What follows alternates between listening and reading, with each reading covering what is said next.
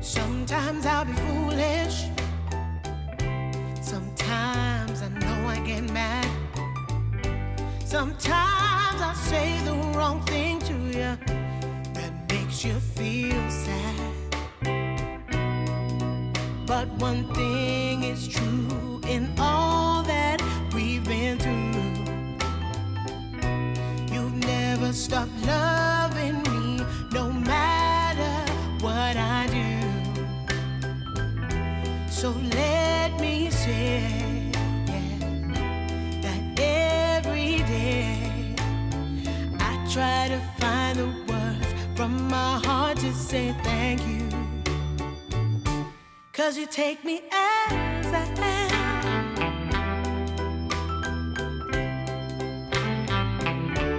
You take me as I am. Oh, baby. If you stop loving me, well, I would understand. But I won't take you for granted, no, no. When you hold my hand, your love makes me feel that I could fly to the moon. Not even the birds above can sing a sweeter tune. I needed to say that you find a way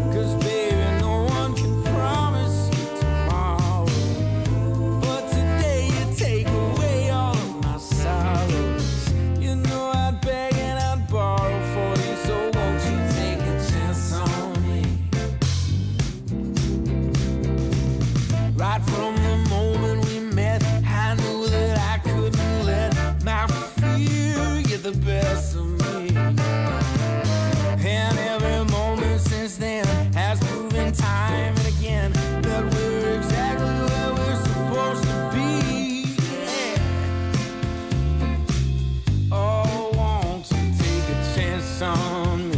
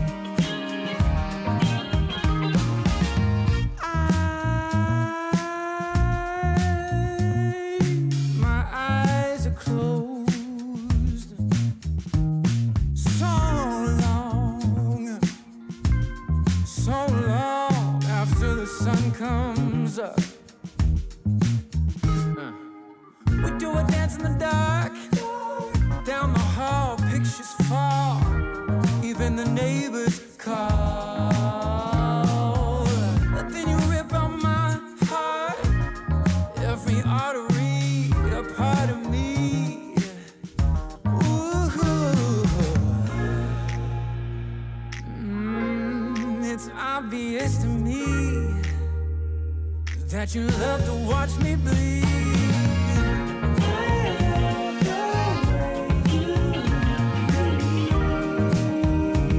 But not half as much as I love when you leave. I hate to see you go. But I love to watch when you're walking away from me. Walking away from me. Yeah, yeah. I could be anything you want.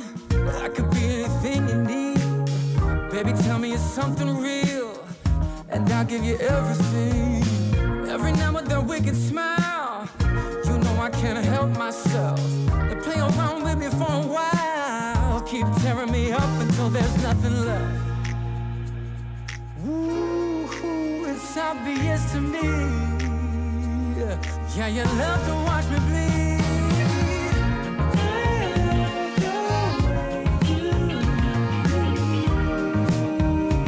But not half as much as I love when you leave. I hate to see you go. But I love to watch when you're walking away from me.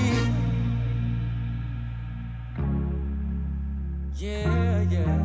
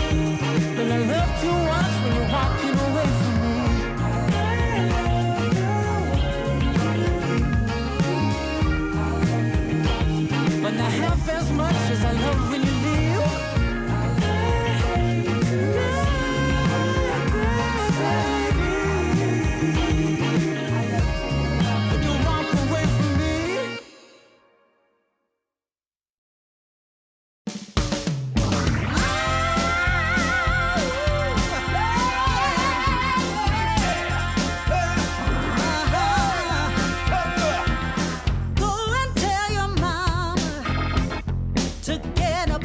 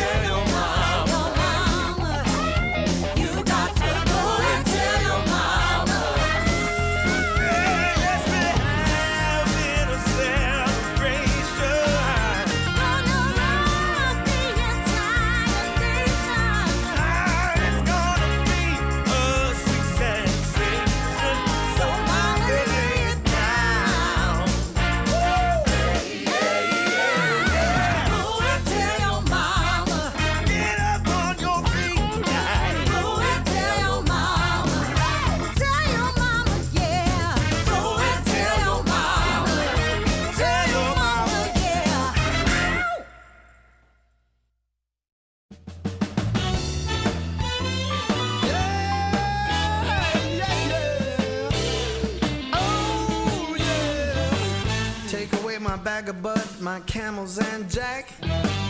Go ahead and take them all, I don't want them back. Those nasty things mean really nothing to me, 'cause lately it's so plain to see. All I want is you, honey, is so true. Give it to me, baby, all I need is you. Yeah, yeah, yeah. Come on, you can take away my mint Cadillac, take my Harley too, I don't need them back. I got an engine, Lord, it runs so right. As long as I get your loving each night, all I want is you, honey, is so true. Give it to me, baby, all I need is you. Yeah, yeah, yeah, yeah, yeah. In the morning, well, early in the morning, late in the evening, right around noontime, right about noontime, baby, 24/7. Give it to me, baby, all I need is you. Yeah, yeah, yeah.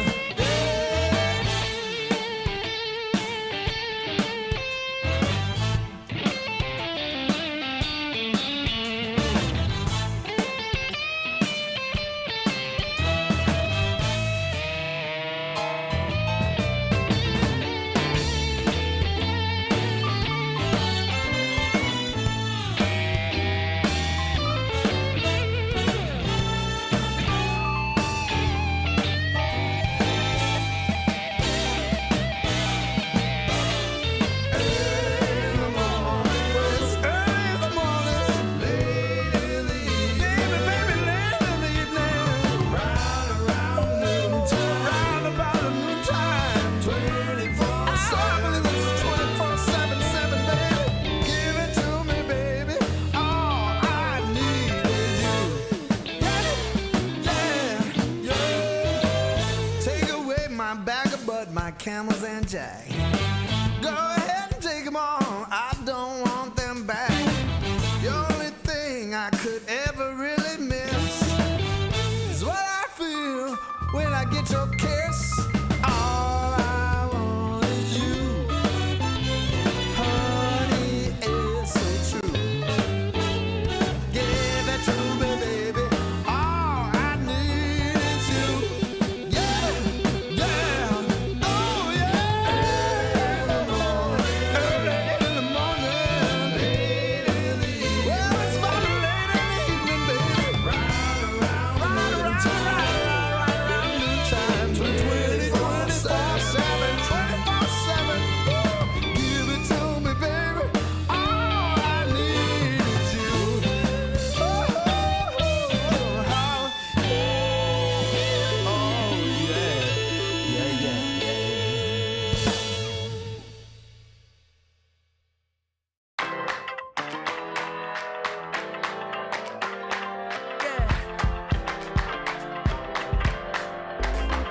You crack the ceiling.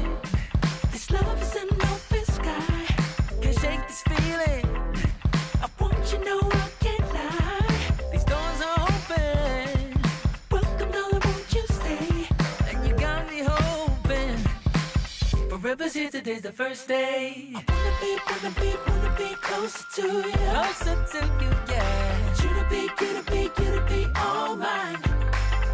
I got all these choices, but I so made up my mind, yeah. There's nobody better, gotta be you. A thousand voices, 'cause it's so good to be alive, yeah. There's nobody better, so it's gotta be you. These myths are busted, the grass is green on my side. It's done and dusted, I'm never getting off this ride. 'Cause life with you is golden, so how can I go back to silver love? I'll be holding on, can't get enough. Wanna be closer to you. Closer to you, yeah. You to be all mine.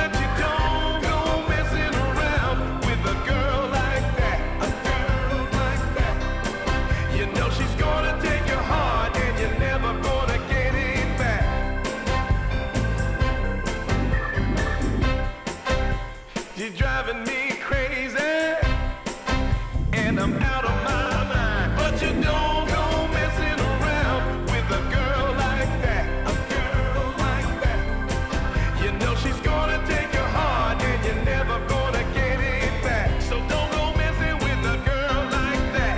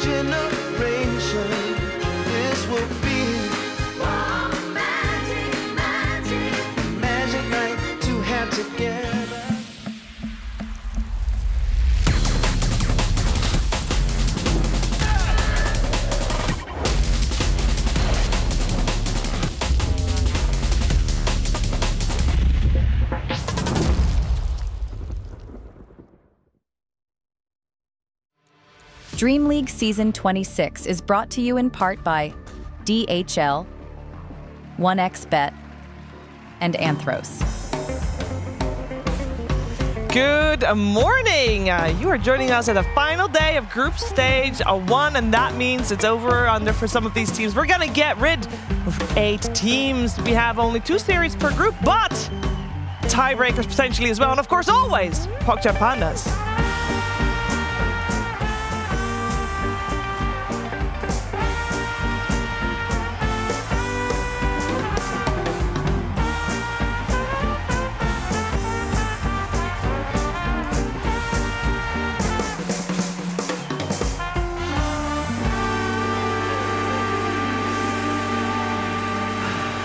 Yeah, today is going to be a super important day.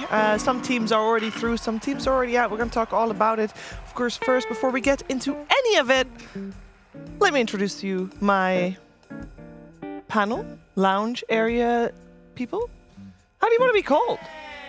Very Vegas? special guest. Sind is fine. Sind is fine? Hey, Sind, how you doing? Yo, it's me. Hey, Sind, how you doing? I want to be called very, What's up, Sind? very special Sind. Very special Sind, how you doing? Okay. I'm doing great. Come on now. Come on.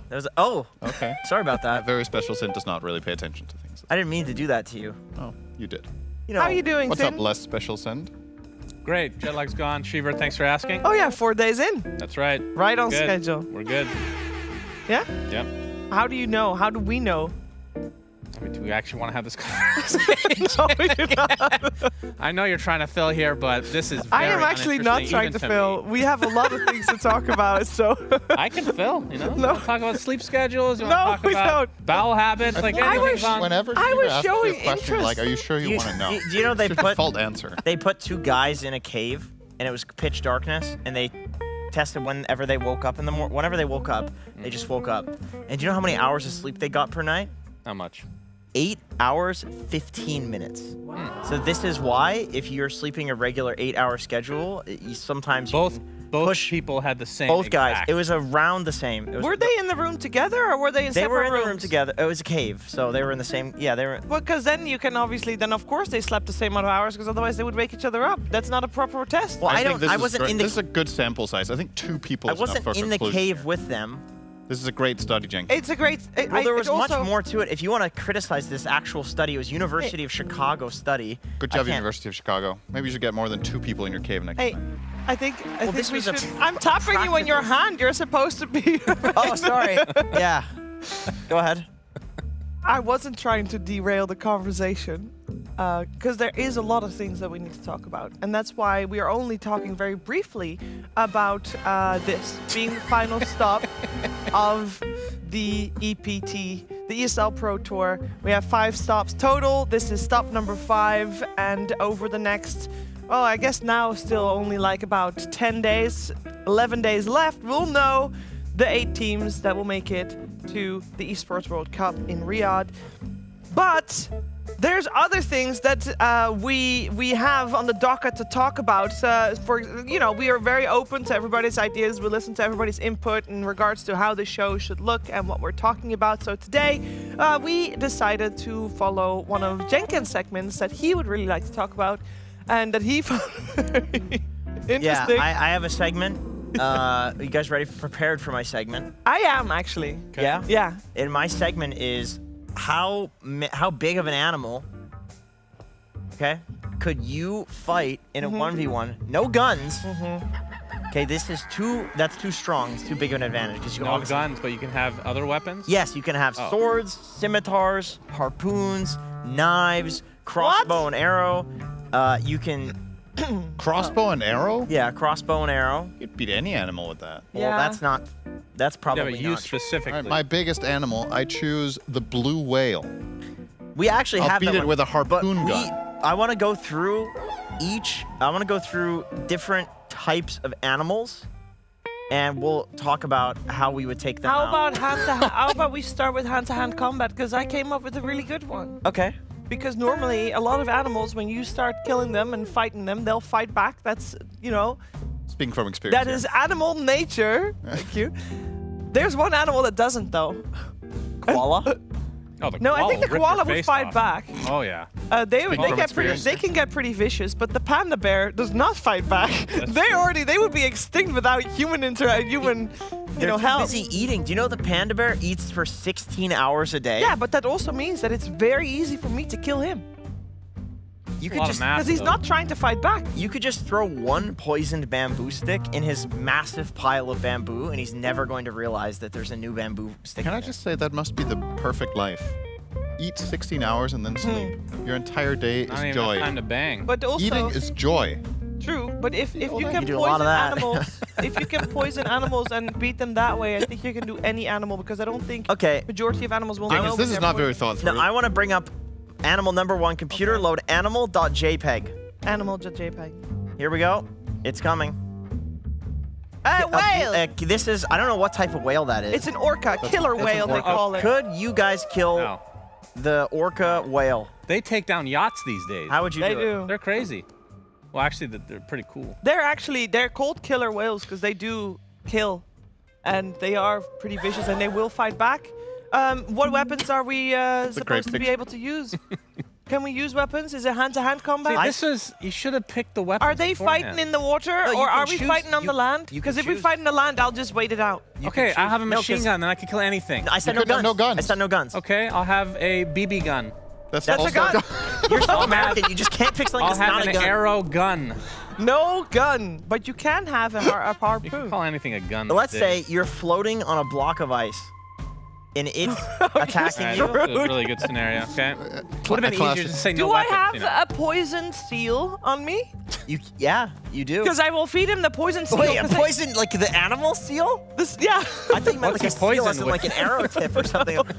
How are you gonna poison? You're gonna kill a seal as well? No, in this no, yeah, the process? seal's already dead in this case. He died of natural causes, He but did. I'm You filled him with what exactly? poison. Okay. He filled him with poison and he died of natural causes. No, but after he died of natural causes, I'm gonna fill him with poison. How? And How do you fill a dead seal with poison? you cut him open and you stitch it back up. I don't think the whale's gonna, the orca's gonna not need it. They're Can not we gonna know load it. No. a picture computer of Sheever stitching up a poisoned seal? They can't do that. There she is. Dude, act it out. Wait, that's mean. That's mean. Okay, so you guys, how would you take out this? I would die. You would die. Yeah, these things are beasts, man. I don't know why we started with this one. This is like the strongest one. Can we load up animal2.jpg? JPEG. Why is it always me? I didn't ask for a this. cheetah. Cheetah. Fastest land mammal. We're not They getting actually away, at have least. never killed a human. I'll say that. So Oh. there's that. That was- We have good odds Wait, on our side. What are you Yeah. holding We'll in your win on hand? stat. This is the only big cat that has never killed a human, by the way. this What? is Is why I that true? put this one in here, actually. I Yeah. didn't know anybody would What do you know mean that. never Yeah, killed a that's- human? They are literally have never killed a human. In recorded history, it's In recorded never history. killed Okay, a human. record. They've obviously. Come on. No, At they some are point. the only. No, because we're too. Like they don't hunt us. They hunt other animals. I'm And sure not at a some, child running. at some They're point actually- throughout human history, they have killed humans. No. They haven't. They have How not. would you know? Recorded. Recorded history because- means nothing. because humans We've been are around the- for we are the tens ones of that- thousands of years. But yeah, we started recording. I No don't animals like when you before guys started are fighting. Huh? Nothing. Have humans killed them without guns? With the, I feel like because Probably. it's a cat, you In know. recorded human history, has anyone punched a cheetah? To be honest, I would Probably at a think zoo. that Cats if, sleep a lot, Cheever. if You and I he's both know sleeping this. and you punch him, Oh, punch. You Like- have an arrow. yeah, through the head. Yeah. Cheever is so into this. I'm a little bit worried. how would you guys take out a He's cheetah? so animated if you're about in it. a Roman I'll take a Colosseum? poison seal. I'll punch the cheetah in the face. Roman Colosseum, you versus a cheetah. What do you do? Well, I don't run. You get a spear. Spear is the best Are weapon. you allowed to have get weapons reach. in the Colosseum? Yes, you can have weapons, But not guns. but once you've exhausted your weapons, they're gone. They're gone. There's a- That's all this gun talk, for fuck's sakes. Oh, what do you mean expend it? It's a spear. You're not going to Yeah, expend but it. you have to go grab the spear, is what I'm saying. If you miss it, You're saying I'm too fat to go run and get a spear? I was Like just the told I cardio can't might lose kill because you. it's not going to attack. But if you're in a Colosseum and you're running at it with a spear, I feel like the he's gonna run circles Apparently, around you. they're You're very gonna be docile animals. tired. I'll You know? chill until it falls asleep, and then I'll attack. you'll kill it in the middle of the night like a coward. Well, yeah, they sleep like 18 hours a day. It I don't could have be to wait during that long. daytime. He can also be asleep. Yeah. Okay. Next up. So we have got a poison. Yeah. We've got you're gonna wait for it to sleep. Humans are horrible creatures. I'm learning. course. Let's load. We're using strategy. Let's load how we've evolved. animal3.jpg, please. JPEG. Oh. Is that Gorilla. Harambe? Can you kill? Well, we know with a gun, a gorilla can die. I don't. I saw that one on video. I think. It's not. What's the most powerful weapon watch that's not a gun? Like a missile. You That's a can't gun. use a missile. What do you mean? That's the You same just- mechanism. You said no guns. Yeah, okay, but The it's a missile. gun. I choose to plant a C4 explosive in the belly of the Yeah. gorilla. No, I that meant is- nothing that's higher tier than guns. So, like, I'm going to take a dead we're seal and pretending I'll we're put a C4 in it. ancient humans. And then I'll feed it to the gorilla. No, I don't think I would. No, gorilla would Come on, Cheever, you're like that. dismantle everyone. Sure thing. I don't think. I think a gorilla is very well aware. Are And you that gonna one wait for it to be specifically asleep? looks psychotic as well. Yeah, because I think gorilla is actually one of the more difficult ones to kill. I think a spare would Scimitar. You'd still die before No, him. he comes at me. Yeah, Yeah, I sure. think he's I'm gonna doing that. win. Yeah, I'm sure. He comes at me. He's gonna get cut. I think he's gonna win because the moment that you hurt him but not kill him, he's gonna go berserk. The adrenaline, you won't be able to withstand that. You're dead. Right. They're descended from Viking You warriors. just put a princess in a castle, and he's gonna try to go save it.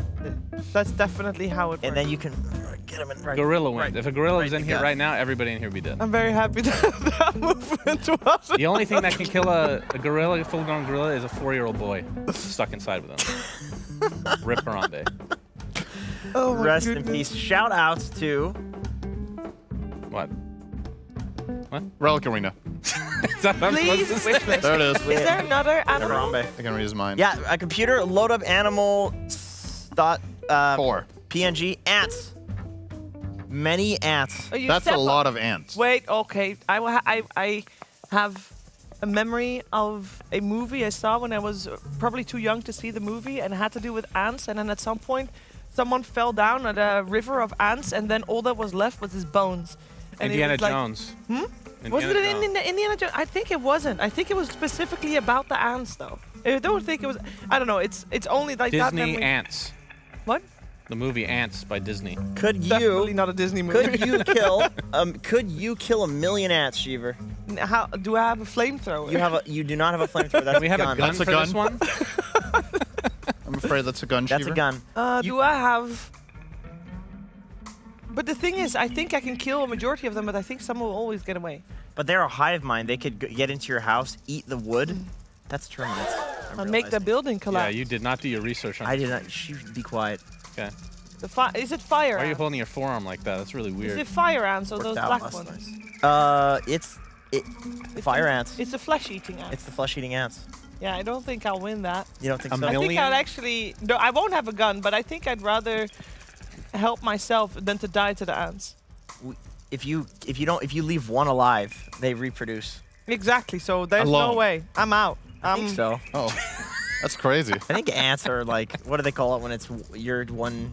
But There's you one need two only ants. one gender. Asexual. They're Androgynous. asexual. They're asexual. Androgynous. Ants don't. No. I've never seen ants having sex. No, there's this one. True. There's a one type of Well, not the insects. unit where you only need one to reproduce. That's definitely not androgynous. you like that? You like that one? Virgin Mary syndrome. I'm gonna. Computer, load up animal number 6. There it is. It's Jenkins. Chickens. How many? 100. 100? 100 chickens. Oh, they're feel like I'd already get a in the heart arena. attack That's before, how man. we That's a lot of rounded them cardio. up. 100 chickens in a Roman gladiator Yeah, but they're not going to do coliseum. anything. In a gaming gladiator coliseum, are you going to take out 100 chickens? Are they trained in any way? They're trained to peck at your balls. My balls? Yes, they go for straight for the sack. And yours hangs low. Parthenogenetic animal. Parthenogenic animal. Yeah. That is an Chickens are- animal that can self-reproduce without the involvement of a male. Yeah, that's ants. Apparently. But anyway, we're on to chickens now. They only have one hole. Everything comes out of it. Cloaca. Cloaca. Yep. Like most birds, Jenkins. Back to you. You're an expert in bird holes. That's right. I'm a true ornithologist. A what? Ornithologist. Is that actually the Ornithologist? word? It's a person who watches birds. No, I really am not. I just know the word. I think humans would win. 100 chickens? Yeah. It's not humans. It's you. A human would win. Okay, well, Well, here, the- Yeah, but thing it's is, not. It's Do a the human chickens? gen, not- First of all, those An are average all human, roosters. which is not me. But do they know you're attacking? I didn't think no. There's a difference between roosters and chickens. Well, a rooster is that a a different chicken, type but of the bird? chicken is not always a rooster. A rooster is a male chicken, Yeah, but they're a chicken. aggressive. And They're a they lot more keep you up aggressive. in the morning. I thought a rooster was a baby peacock. The roosters are the ones that are called cock. The other Yes. ones are called chicken. Yeah, those are all cocks. You're an expert in cocks. That is very true. So how many chickens could you kill with your bare Exactly hand? 100. With your bare hands? Exactly 100. Well, do they know that I'm planning on killing them all? Fuck yeah, they do. Oh. Are they gonna fight back? Oh yeah, chickens fight. Do they? I'm sure they do. They run away, no? They just think like, oh, you only need Out that of guy. 1,000 chickens, there's probably at least 100 of them that are aggressive. Yeah, but to each other, not And if those are roosters, you're telling me those are all dudes? yeah. yeah. They're probably even more aggressive. I still think we didn't come up with a strategy. We're just talking about whether they're going to attack or not. Just snap their necks. Although, if you Easy. snap their necks, you Easy. snap Yeah. one of their necks, they know this guy's gonna snap my neck. Yeah, No. then you lay an egg and then they'll be distracted. They all they go for the egg. Could But you they're all bring, roosters. could you Roosters bring don't lay yourself to eggs. doing that though? To lay an egg? Yes. No, to snap the neck of an animal. Well, I think think I'll- life or death, yeah. Well, okay, I'm just thinking you got free choice. He was like, how do you want to do it? And that was the thing that So came the other I choice think that is would be to hard just chill. Do you know how to they use a weapon. do you know how they snap the neck of a rooster? No. They just Specifically not a gun. you just grab it by the head. Yeah, it's quick. It's quick. It's very one morbid. hand. This is They very one- morbid, They Jen. one hand it. Yeah, they do. So I could just Well, we're going to see how many proverbial necks will be snapped in the group stages That's as right. we Wow. are in the final day of group stage number 1. And I do want to look at what the stand is right now, what the status is. Let's take a look at Group A first. We have locked in Aurora and Nigma in the moving forward to group stage number 2, and OG Latam is out regardless. Yep. Zinrin, I know you looked a little bit closer on what is possible. I know there's still a lot possible. Yeah, there's a lot of things that can happen here, but as you can see, there are 3 teams that are 6 and 6. So the cutoff point for top 4 here will be 7 wins. So whoever gets that is locked in, which by extension means that for Extreme Gaming to even have a chance at a tiebreaker at 4th, they need to win 2-0, and 2 of the teams that are 6 and 6 need to lose 2-0. And then, yeah, then depending on how things play out, there could be a tie there. But more than likely here, the 3 teams between Liquid, BetBoom, and Shopify, 2 of those 3 would probably make it through. Obviously, the first game that will be on this stream today should be BetBoom versus Boom, so that should settle that. Is there a chance for a 5-way tie? That is mathematically impossible. Oh, too bad. But I think maybe there could be a 3-way tie, perhaps? Yeah, probably. I don't know if it can be more than that, though. But man, can I just say, Enigma Galaxy 9-3? Let's go, Yeah. baby. That's Yeah. awesome. top of Yeah. groups. Yeah, keep in I mind, picked them by as the my way, dark horse, Shannon. Oh, shit. keep in mind, this group stage, being in the top 3 still gets extra points on the board for the EPT. And both Nigma Galaxy and Aurora are, of course, not yet guaranteed in for the Esports World Cup. So they're really hungry for those points. So even though they're in, they're still going to try really hard today to get those extra points. Yep, for sure. It's I don't remember who of them has. Well, obviously Aurora has 0. I'm not sure Yes. how many points Enigma have, but They have They'll- a couple, they've- but they- they need they have some. But they're Yeah. definitely every point is going to matter for them. Yes. So very it'd much be awesome for them to win the group stage. I think very few people would have had that in their predictions. same. Yeah. And I guess they're guaranteed top 2 already, right? 'Cause the third team was 6 Because they're and 6, 9, yeah. Because the rest Yeah. can't get to 9 wins. Right. So they're yeah. top 2 no matter what. Yeah, Nice. let's take a look at Group B because there is a little bit locked in for Group B as well. We got Paravision moving forward with 10 wins. They're on top of everything at the moment. Avalos and Edge guaranteed out. I think especially when we saw Avalos yesterday Oh, against man, that was Paravision. sad. This is just so sad. Yeah, we cast 2 marathon games, Shannon and I, of Avulus versus Powervision, and they absolutely could have won both of them. Yeah. Especially one of them, they were very The far first ahead. one they should have won. Yeah, Yeah. the second one they absolutely could have won. And they lost both, and that gives Powervision the 10-2 scoreline, so they're guaranteed first place, which is, you know, almost at this point par for the course for this team, I guess. They're just winning a lot right now.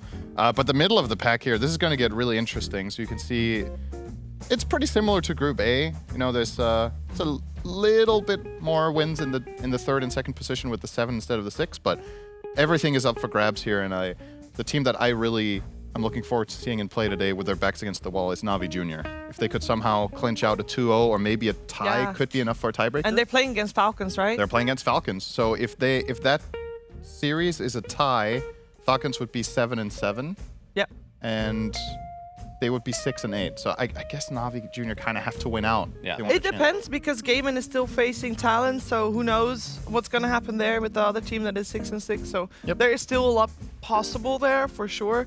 But definitely serious, keep your eye out for. And if you want to know where to watch everything, because we will still have 4 streams going on here today for the final day, let's take a look at what is coming your way. Because on the Ember stream, we got Team Liquid versus OG Latin America. We got Yakult Bros versus Avalos. And I think, Jenkins, for this one, especially Team Liquid still needs to do well in order to make it to the next stage. Yeah, that's definitely the one to watch, especially because Liquid is known for not performing so well in the Dream Leagues, especially in the group stage. So we'll see if they find some way to, you know, play against the bottom team and still end up in a tiebreaker. If they can break the curse, well, that would be interesting.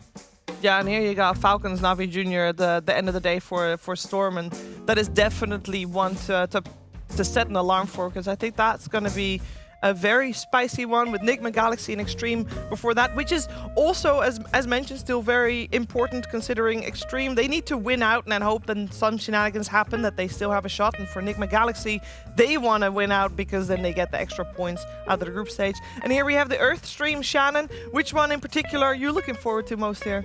Aurora in any series is must-watch television. Ooh. Because they can play with the best. Their ceiling is super high and their floor is unbelievably low based on potential throws. So I think it might be a competitive series. I mean, Shopify was 6-6, which is a bit surprising if I'm being honest. So yeah, I think that should be a pretty good series. It should be. And then on the other one, we have Edge versus Paravision, which is like the top versus the bottom, so that might be a little bit of a rough one. And we are having on the mainstream here 2 series that we thought were also very important still for the results of today. We're going to see Gaming Gladiators versus Flipster Talon. Jenkins at the end of the day? Yeah, that's a good one because I feel like Flipster Talon and Gaiman have both had series where, I don't know, they're like, other than Avalis, like they're particularly brutal where they could have won the whole thing. They've had like really long games. They've had some games where they're like, you know, dumpstering game 1 and the game 2 they look like a totally different team. I remember Flipster Talon after beating Paravision, I was like, holy shit, this team is good. And then the next game I just watch as they Storm Spirit Zip and cut their Monkey King off of a tree, killing the Monkey King. Like they just looked like the most disconnected team ever. So you talked about Aurora being like, you know, up and down. It's funny because Flipster Talon is that's the only series we casted them. They looked atrocious, like 2 absolute stomps, and apparently whether they're 7-5. Yeah, they're They're second good. place right They're now. good. We got the bad games. They have like the old SEA energy of like legitimately anything can happen. They can beat any team, but they can also lose to any team, which is really fun in my opinion. But I think the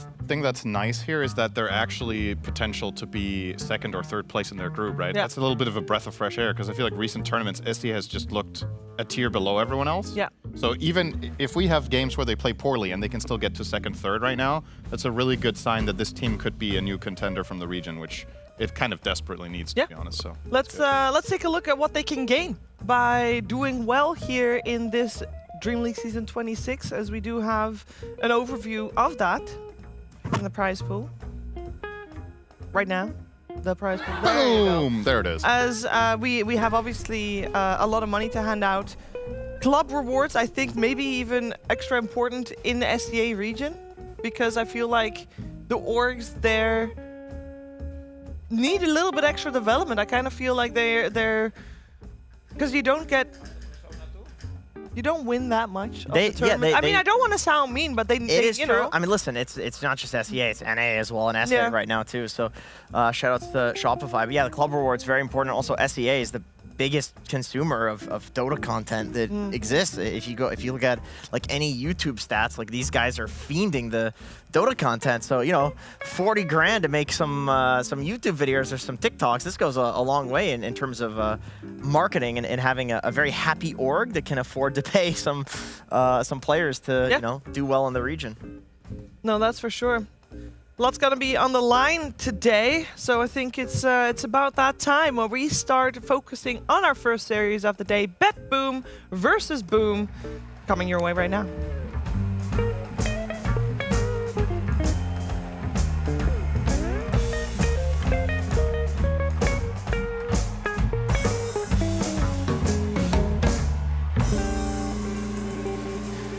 Boom against Bet Boom team is going to be an interesting one. Both of them coming off a really devastating loss yesterday, and I thought it could be interesting to see what happened in their yesterday's games because they were very spicy. And I think if we can pull up the Boom replay from yesterday's game against, I believe it was against Nigma. Oh, against Liquid. Sorry, we have it here. Their game is very even. Boom is slightly leading, and they have this really good fight where Tiny has no buyback and Elder Titan has no buyback, and they are very aware of this. And I think they pretty much feel like the game is over. Liquid has some buybacks on Coddle and Medusa, but it's going to be very hard to hold off Boom here. Jackie kind of just celebrating in the middle of the enemy base here and gets jumped and ends up dying to just 3 heroes and instant buybacks. And Jabs here goes down as well on Timbersaw, and Tim's as well goes down on his Shaman, and they all just buy back and get nothing out of it. And we kind of know what's going to happen after that. Well, they end up losing the game from this position, and just a devastating way to go out. And I think it highlights the kind of Boom's decision making in late game can be quite questionable, and perhaps also why they are in this very tricky spot in the group stage. And if we look at the BetBoom team's situation, there it's actually very similar.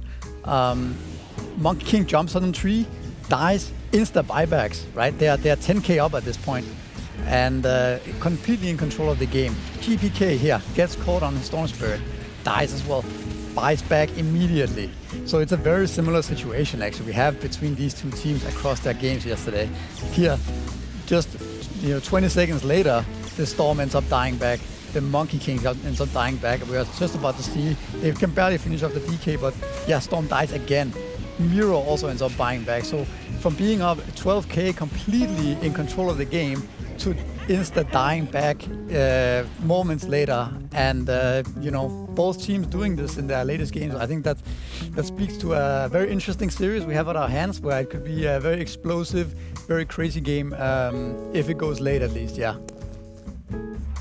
Sounds like we got a pretty volatile series on our hands, with both teams showing both ends of the spectrum in the series that they played yesterday. Welcome, Isri, but also, of course, welcome, BSJ. As we're talking about this series, I think it's important to note, once again, what's on the line for these teams in particular, Brian. We've got both teams with a relatively similar scoreline, 6-6 for BetBoom, 5-7 for Boom. Winning out is needed, right? Yeah, absolutely. And also, I don't know how much of detail is discussed, but it's very easy or possible for any team in this tournament to creep into the 7th, 8th place spot for EPT. So not only is it like getting past this group stage, but it's like even if you get 4th in this group stage, you could theoretically get second, third in the entire tournament. I feel like there's no team other than Parivision so far this event that's been convincingly better than everyone else. And so I think there's a lot of potential points to be earned just by making it through here. Yeah, what do we look for in the upcoming game? And especially, I don't know, why does it get so volatile? So how do you fix that, right? Because it doesn't seem like something that you can just fix, for example, with the draft.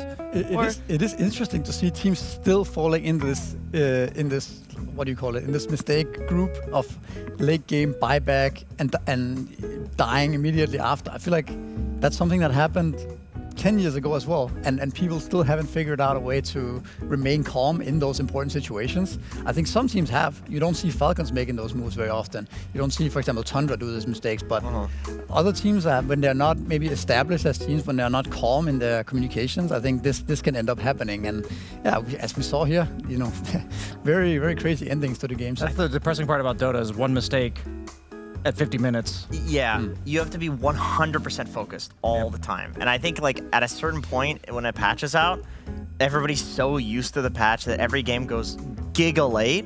And also people get bored.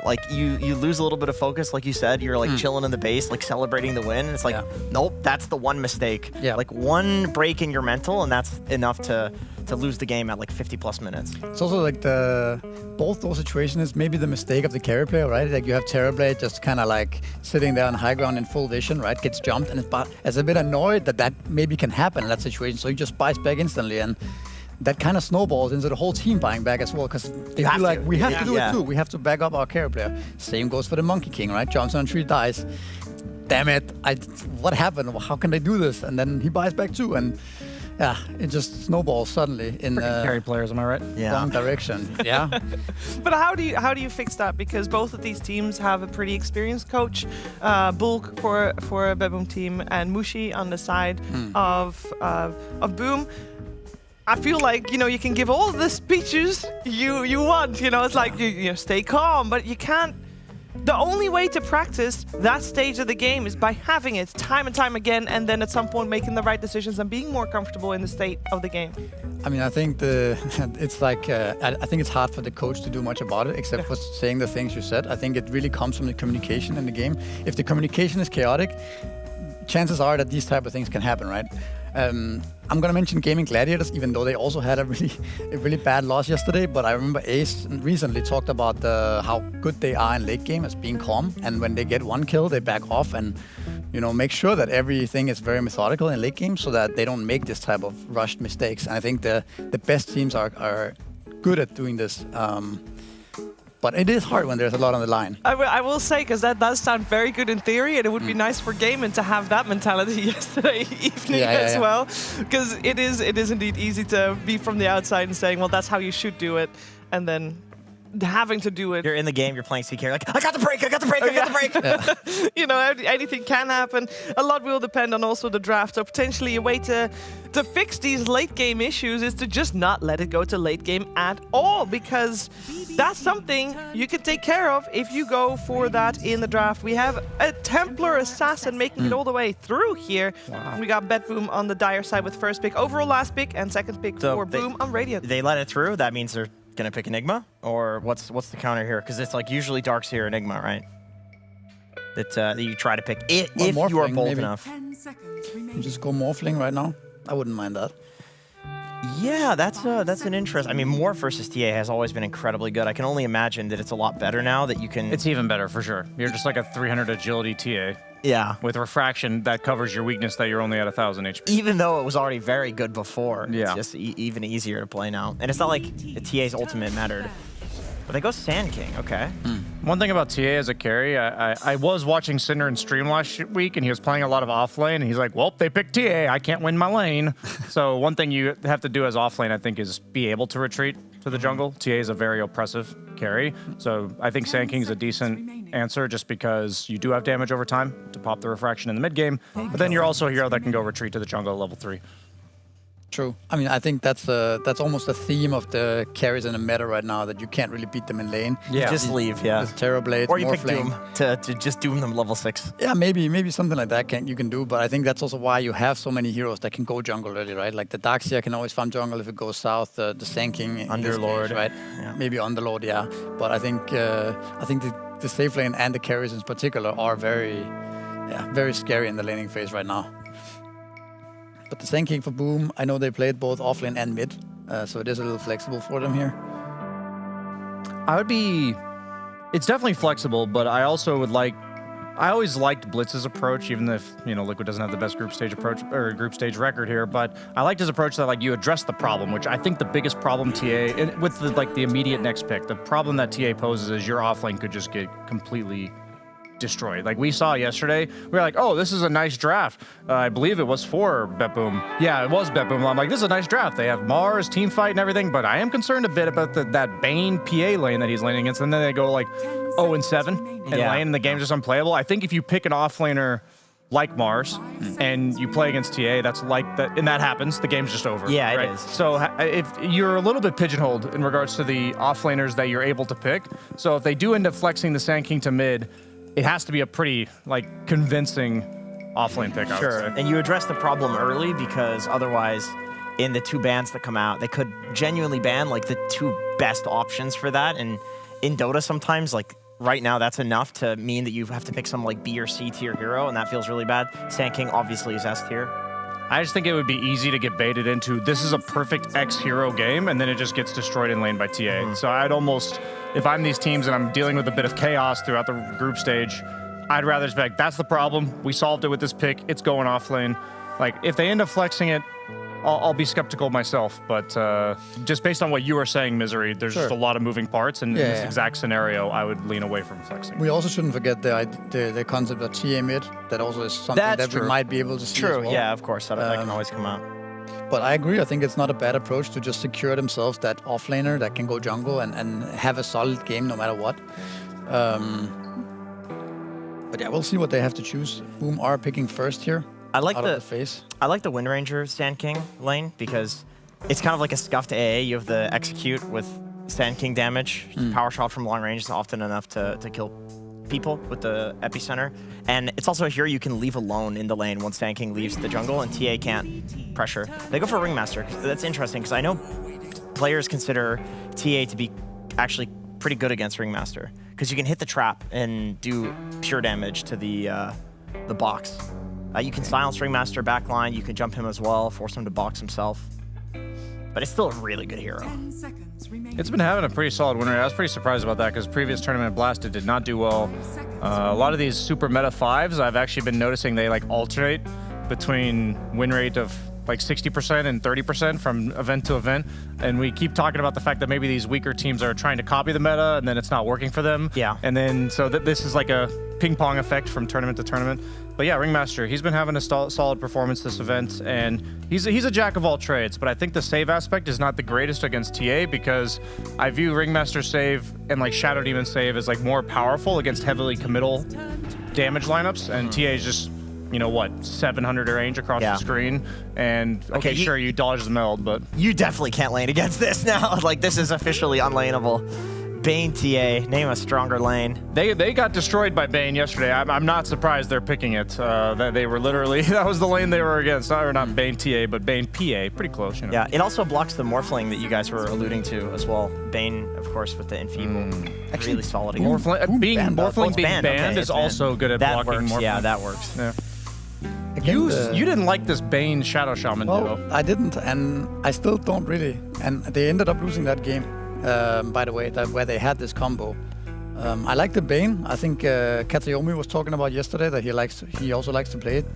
So it makes sense why they're picking it. I mean, can repeat it that the reason why I don't like the supports is that they don't offer much damage, wave clear, or team fight, right? But they do offer a lot of disable and catch on the map, so that is good. I think if they can make up for the lack of team fight, I think it doesn't have to be a big problem. TA is also one of those carries that do deal insane amounts of damage, right? It doesn't really stop. It's just a turret of DPS, so having a lot of lockdown with TA is definitely useful.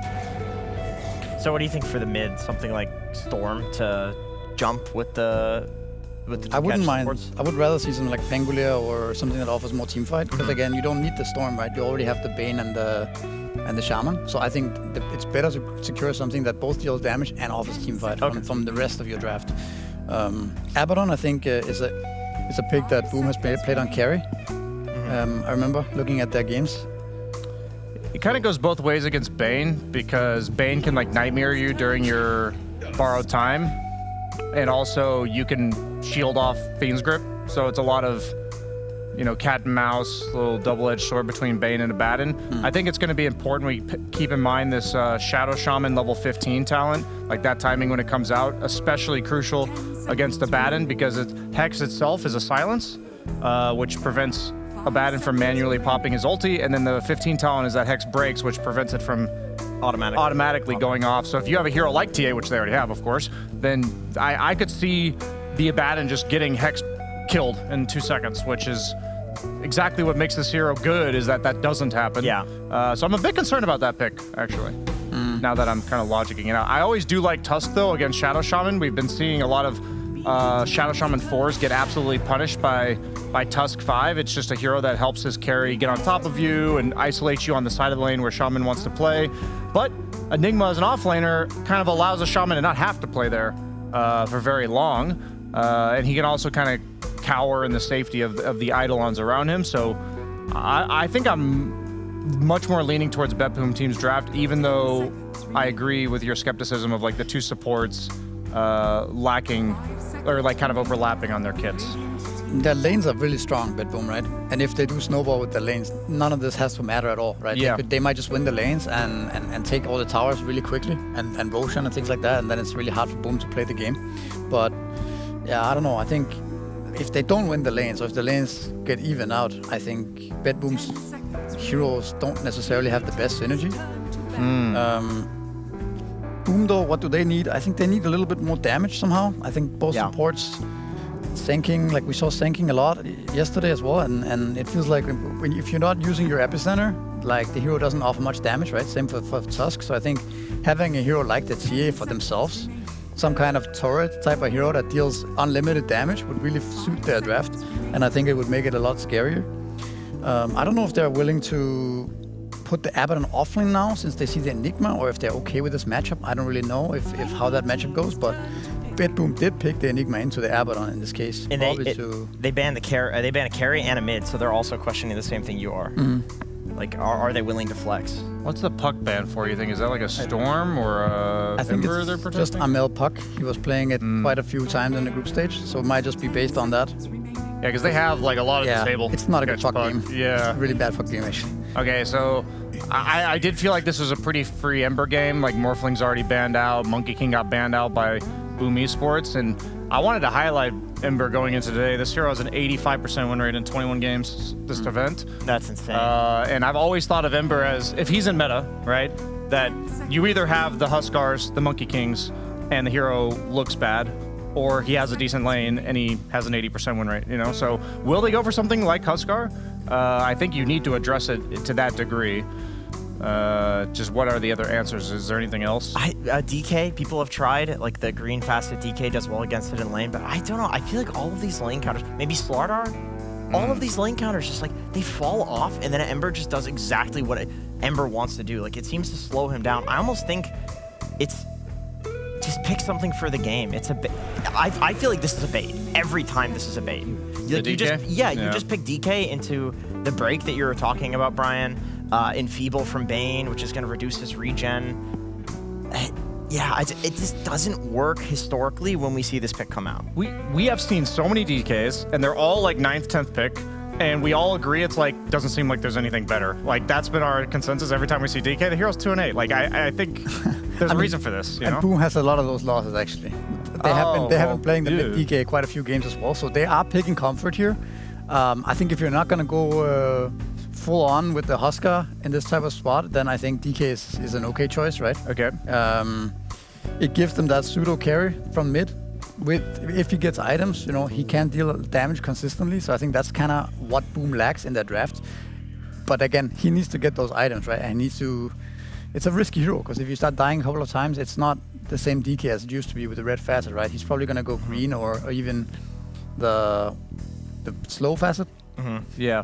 Not sure what people do. I think that one's underrated, but people go green mostly. Even when it's for the tower, I think. Like as a mid, DK wants to pressure the tower. I mean, we can check if we want with Synderen. Is it indeed the corrosive green dragon, Mr. Color Shiver. Pick a color. Green. That's a color. That is the color he chose. Congratulations. Yeah. Very good. Thank you very much. Also, I've heard that you've got quite the experience of playing against TA. Yeah, I love that hero Shiver. Can't wait to talk about it. Can't wait to see how it does in lane. I predict TA will win its lane. Ooh, what do you guys think? Spicy take. Bold. Yeah, I mean, whether that prediction will come true, we'll have to wait and find out. It is time now for game number 1 of BetBoom versus Boom. But first, some Puck Jam Pandas.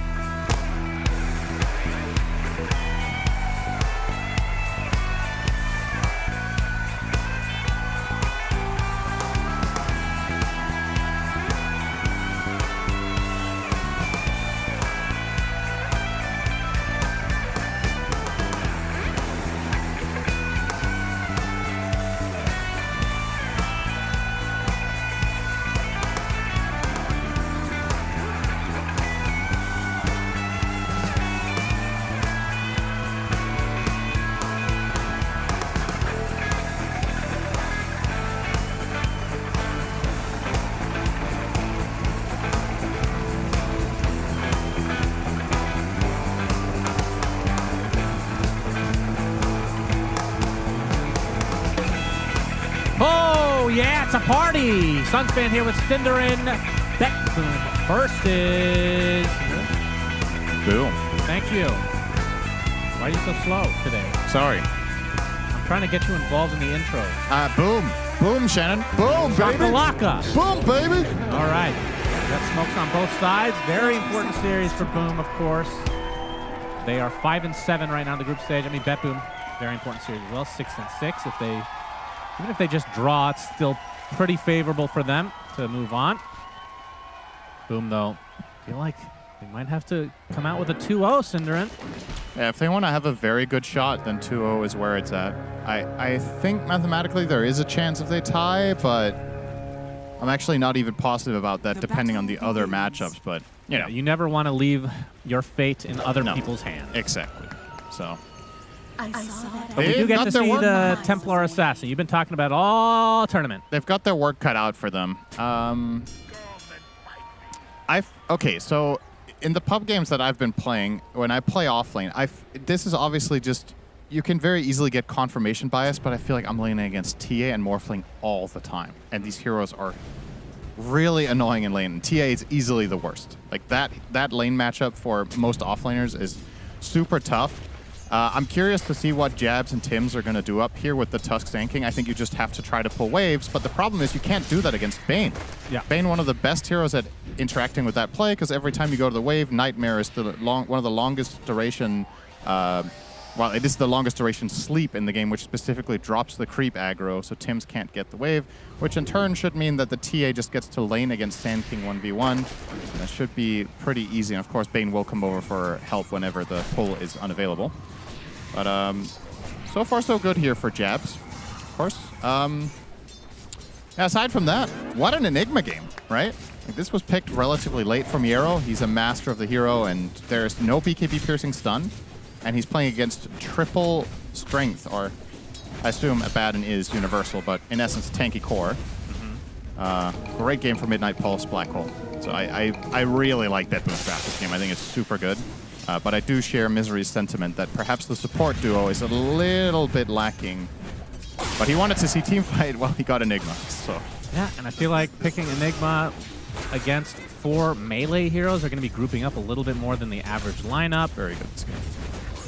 We'll see if Miero can pop off, as we've seen so many times before. Mid lane, Armel on the Green Dragon versus GPK Ember Spirit. So the physical damage, not going to be able to... Oh, it's a... Would you say it's a positive negative effect against the Flame Guard? Like, it goes through the damage, but you're not going to be able to pop the Flame Guard at the same time. That's kind of an interesting question. I don't know what's...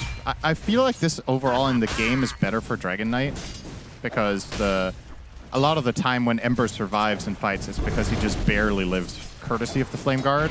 So in later situations should be good. Well, highly unsurprising. The first blood will be up top. Yep.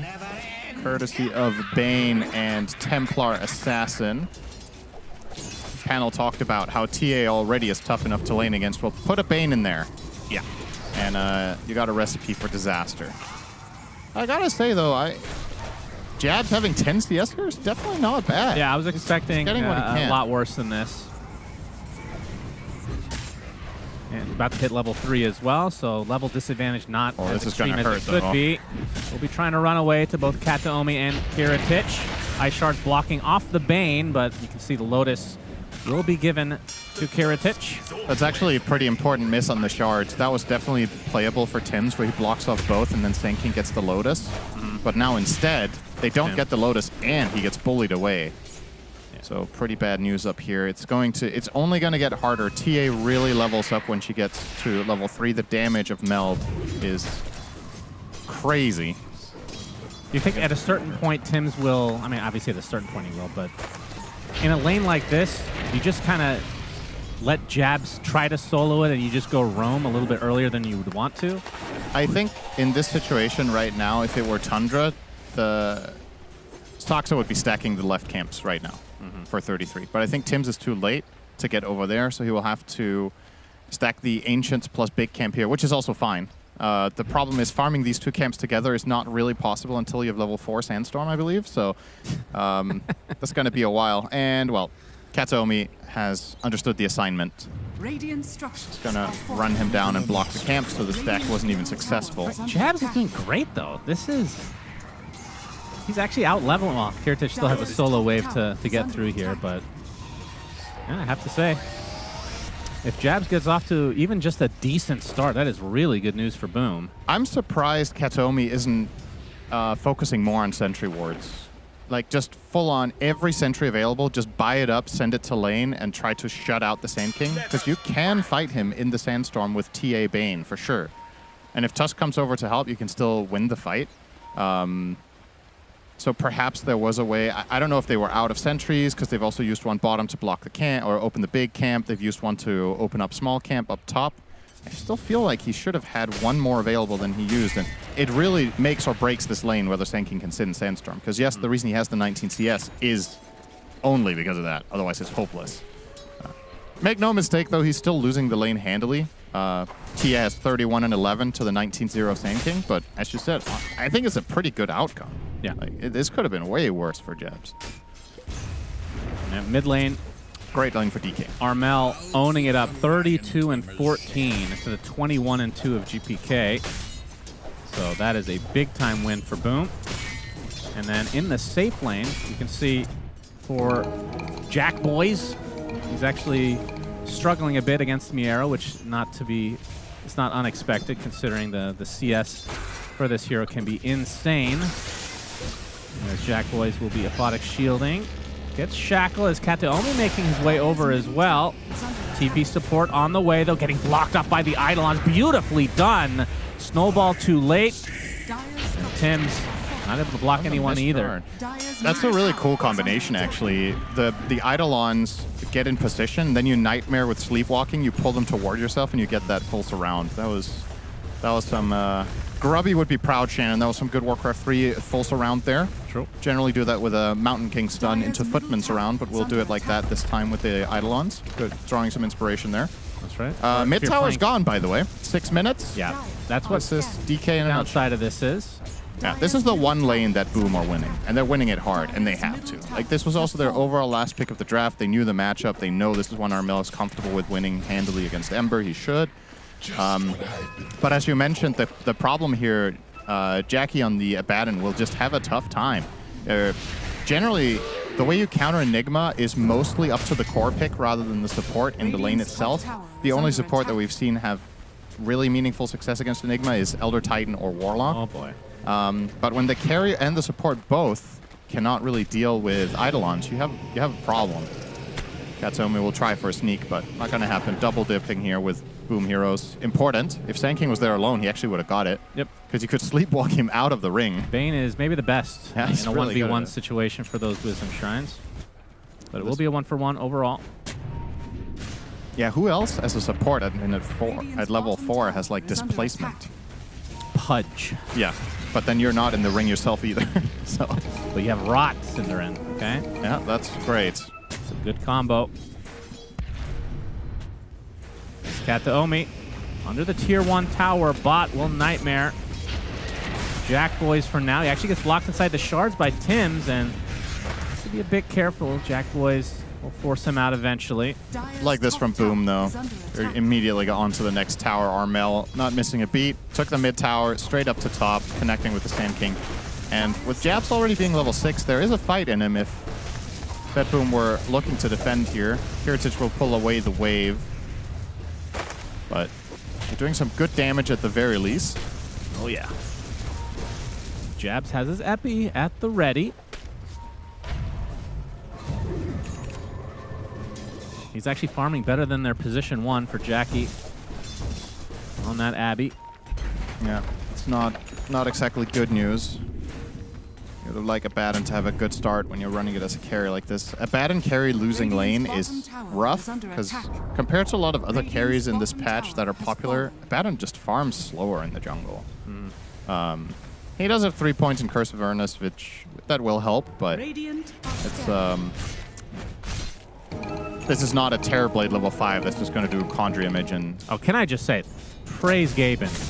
There's no Terrorblade in this game. I actually didn't recognize what game we were playing. Yeah, Watching here. So happy Terrorblade is banned so we can get to Good watch TA Lord. instead. That's I mean, very refreshing. It's I mean, it something actually- different.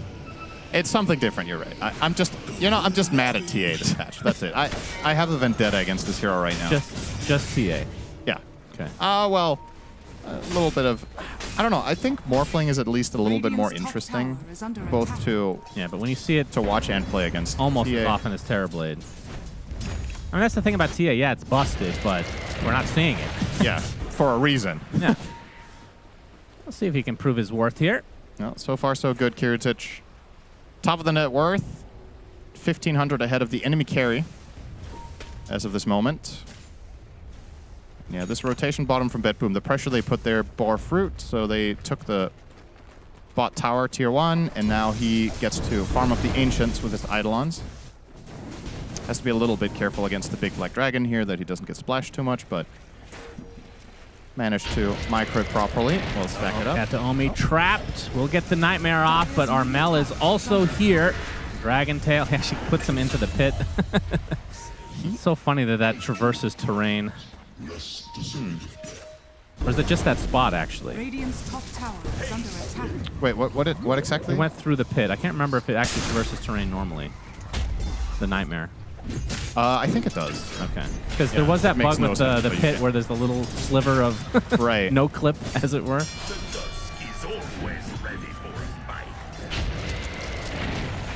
GPK starting to get his bearings. He obviously got off to a bit of a rough start against that Dragon Knight, but we've seen him come back with a vengeance many a time. Certainly looks like he is stabilized so far. Kiritich going to dodge the knife. Burrow Strike is there, though, along with the Wheel of Wonder. Epicenter to follow. TP support's coming in, though. Kiritich is going to get pretty low. Does drop. How much is it going to cost him? Black Hole onto 2. Is there the follow-up, though? Armel's very tanky. GPK finally makes his way over, but doesn't really provide much in the way of damage. If GPK TP's in earlier, that's going to cost Boom quite a bit, but yeah, late rotation from the Ember should lead to a potentially successful tower here. Making good use of the fact that Dragon Knight can play overly aggressive with a Batten in his back. They got the Burrow, whip to follow, Nightmare save. GPK gets off his slight into Remnant. Should be fine. Kataomi will be able to dodge out that snowball. And it looks like the fight may break up. The TP from Jabs and Armel will be good. But yeah, good rotations from Boom, good push. For sure. They get what they wanted. The kill on TA is big. You really, if you're able, you want to slow this hero down a bit. It ramps up super fast. Every death is very costly for Kiritich. He did get off the refraction in time, and he almost lived, which is kind of ridiculous to see there. If that was the old refraction, he would have died so much faster. But of course, since this has been changed to be barrier-based, you need a bit more to get through there than those very small instances. Wheel of Wonder.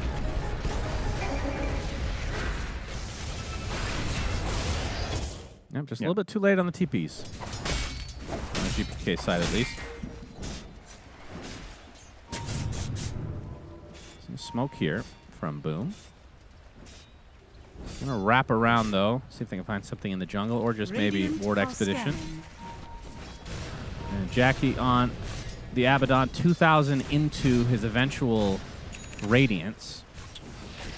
It's just going to be spending the majority of his time in the jungle. Oh, they got the Epi ready to go. Big Wheel find. of Wonder again. Actually misplaces it, and the whip is not going to be there in time. Attempting to TP out, but they still have the damage, so even better. Nothing is lost other than the life of Kiritich for a second time. Betbooms seem a bit, what's a good word for this? They're just a little bit passive, I want to say. Maybe they feel like they can't really make moves because of the defensive nature of Abaddon and Tusk and Ringmaster Save, that Boom just have too many tools to protect any heroes they're going on. But if you're leaving your TA farming the top side of the map completely uncovered by supports, it is a very big risk, and Boom will gladly capitalize on that, killing the TA a second time. Should mention that Miero went for drums into Helm of the Dominator. Oh, nice dodge on the Burrow. Well, what's the reason for the Helm of the Dominator? Because that's not what we've been seeing on the Enigmas so far this tournament. Yeah, I wonder that too. I feel like this is a good pipe game. You're playing against Sand King, you're playing against Ringmaster. It's quite a lot of magic damage that you would want to block for your teammates. It feels like the type of game that will inevitably just break into big team fights because the Radiant lineup wants to very much so group up as 5 in the mid game with their Abaddon DK cores. So maybe he wants to split push? Yeah, that might be the logic here, is exactly that read that, okay, the enemy team has very strong 5-man. I want to focus on preventing that from happening, ironically, as Enigma. Just play the split push game. Force them around the map instead. If nothing else, it's also a great farming item. You're going to turn into that rat bastard that you were that title is reserved for Slark. Just Slark? Okay. Rat bastard. Ricky as well.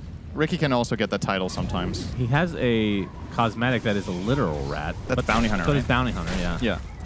But he's not a bastard. Because Bounty Hunter is a fun and nice hero. Yeah, really fun. Torment time! It is Torment time. Dragon Knight good for this. It'll be a freebie, it seems, for Boom. Trying just yet, maybe checking the perimeter here, waiting on additional reinforcements. Abaddon will not be present, though. It'll just be the 4 of them. They are getting scanned, and I think BetBoom might just make the Roche call, take the trade here. Obviously, TA, one of her downsides is nothing, and therefore she will kill Roshan very fast, too. With the double meld. And the Deso in hand, perfect timing, but... Yep, oh boy, Tims shows himself, gets the punch off, like he's just gonna die to that slight. Indeed, that is the case. 4 versus 5. Dragontail onto the troll creep. Dragon form is about to end, too. Trying to create as much space as possible. This is Roshan just awkward. having his way with the Serpent Wards is at half HP, and now there's a blink coming for Armel. But like you said, no dragon form at all inside the Midnight Pulse. They're going to get the Black Hole as well, but a big Wheel of Wonder. Will that give him enough time to get away in his little box? Looks like it might be the case. No, he gets shackled now by Save as GPK with the Searing Chains to follow. As the Miero drops on the other side, it seems. So it's a 1-for-1. And they're going to be able to clean up Cat to Omi. GPK, apparently he wants to fight still. Save in the midst of all of this. He's going to drop. You do get the support in the form of the Ringmaster. Now GPK on the run. Good sleight of fist dodge as Kiritich coming to play as well. As that Deso in tow. Jabs inside that snowball, but not for too long. They want to go for GPK. They're going to lose one first, though. It's a 4-for-4. Now it's a 1 versus 1 battle. Kiritich versus Tims, who actually died at the beginning of the fight. So in a way, a full team wipe. Triple kill for Kiritich. TA has a run.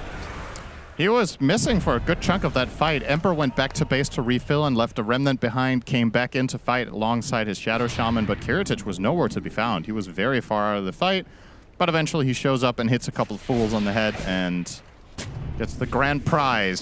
3 stacks on the Desolator plus triple kill. And if he were to check the bottom rune now and find this Amplified Damage rune, maybe they could go back into the pit.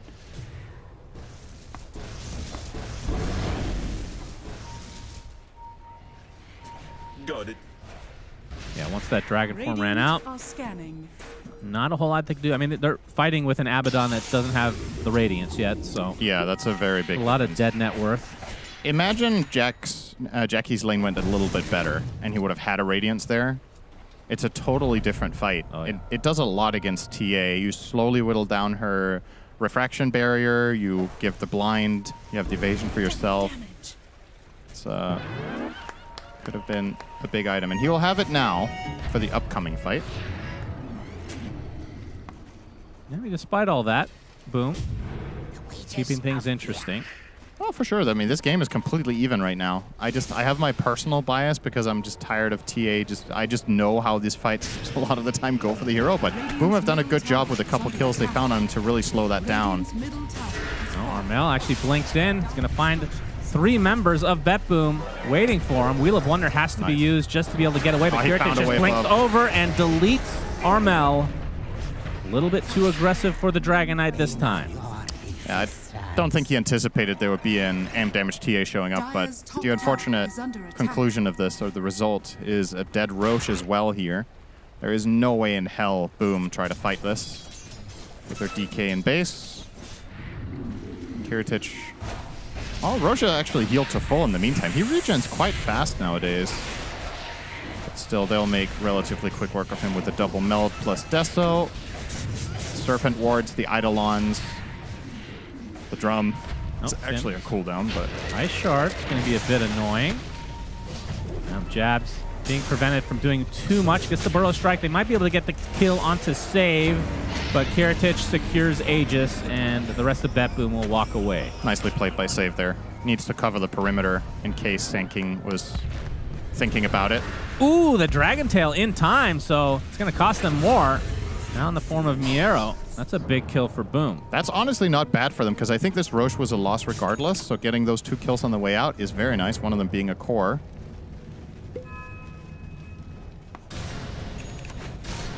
And Sand King about to finish Crimson Guard off of some of the kill gold he got there.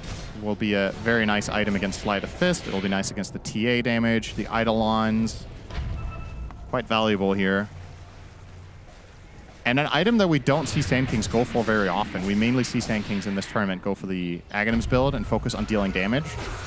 But Jabs feels like that's not the primary concern right now is not damage. It's being able to take the fight in the first place and just staying alive. Imagine the Aghanims will be next item for him. As eventually, I do think they will need Sand King to do a lot of damage to win fights, but not yet.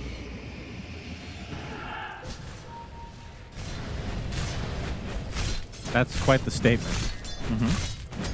One of the cores has to do damage. You know what I mean. There are games on Sand King where you buy like 3 auras. I don't think this is one of them. Because I'm a little bit concerned that DK and Abaddon between the two of them against especially the TA matchup, that they need some more, you know, instances of damage that just pierce through that barrier. Epicenter is very good at that. Kataomi. Killing him off. Yeah. Well, He's going to get run down. He's trying to make a little bit of space, perhaps. He was all alone that whole time. Looking to ward and get some info. Well. Yep. Kiritich is going to get punched in the air. Blocked now by the shards. They have the dust as well. Wheel of Wonder to follow. TP's coming. Armel's making his way over as well. The Dragon Tail ready to go. Do they have the damage to get through Kiritich? Pipe is applied right now, trying to walk away. It's going to be close. Jackboy with the Radiance, but the Refraction comes at the last minute, and now the Black Hole onto 2. Kiritich, there's the Epicenter from Jabs finally coming out. That's the Aegis down. Do they have enough in the bank to continue to fight here? Miero's going to be the first to fall, save, likely next. And now Kiritich stuck in no man's land, gets the Refraction off again. Jackboy's able to get off his borrowed time, and now Kiritich will burn away. Big kills from Boom as they're going to try to continue.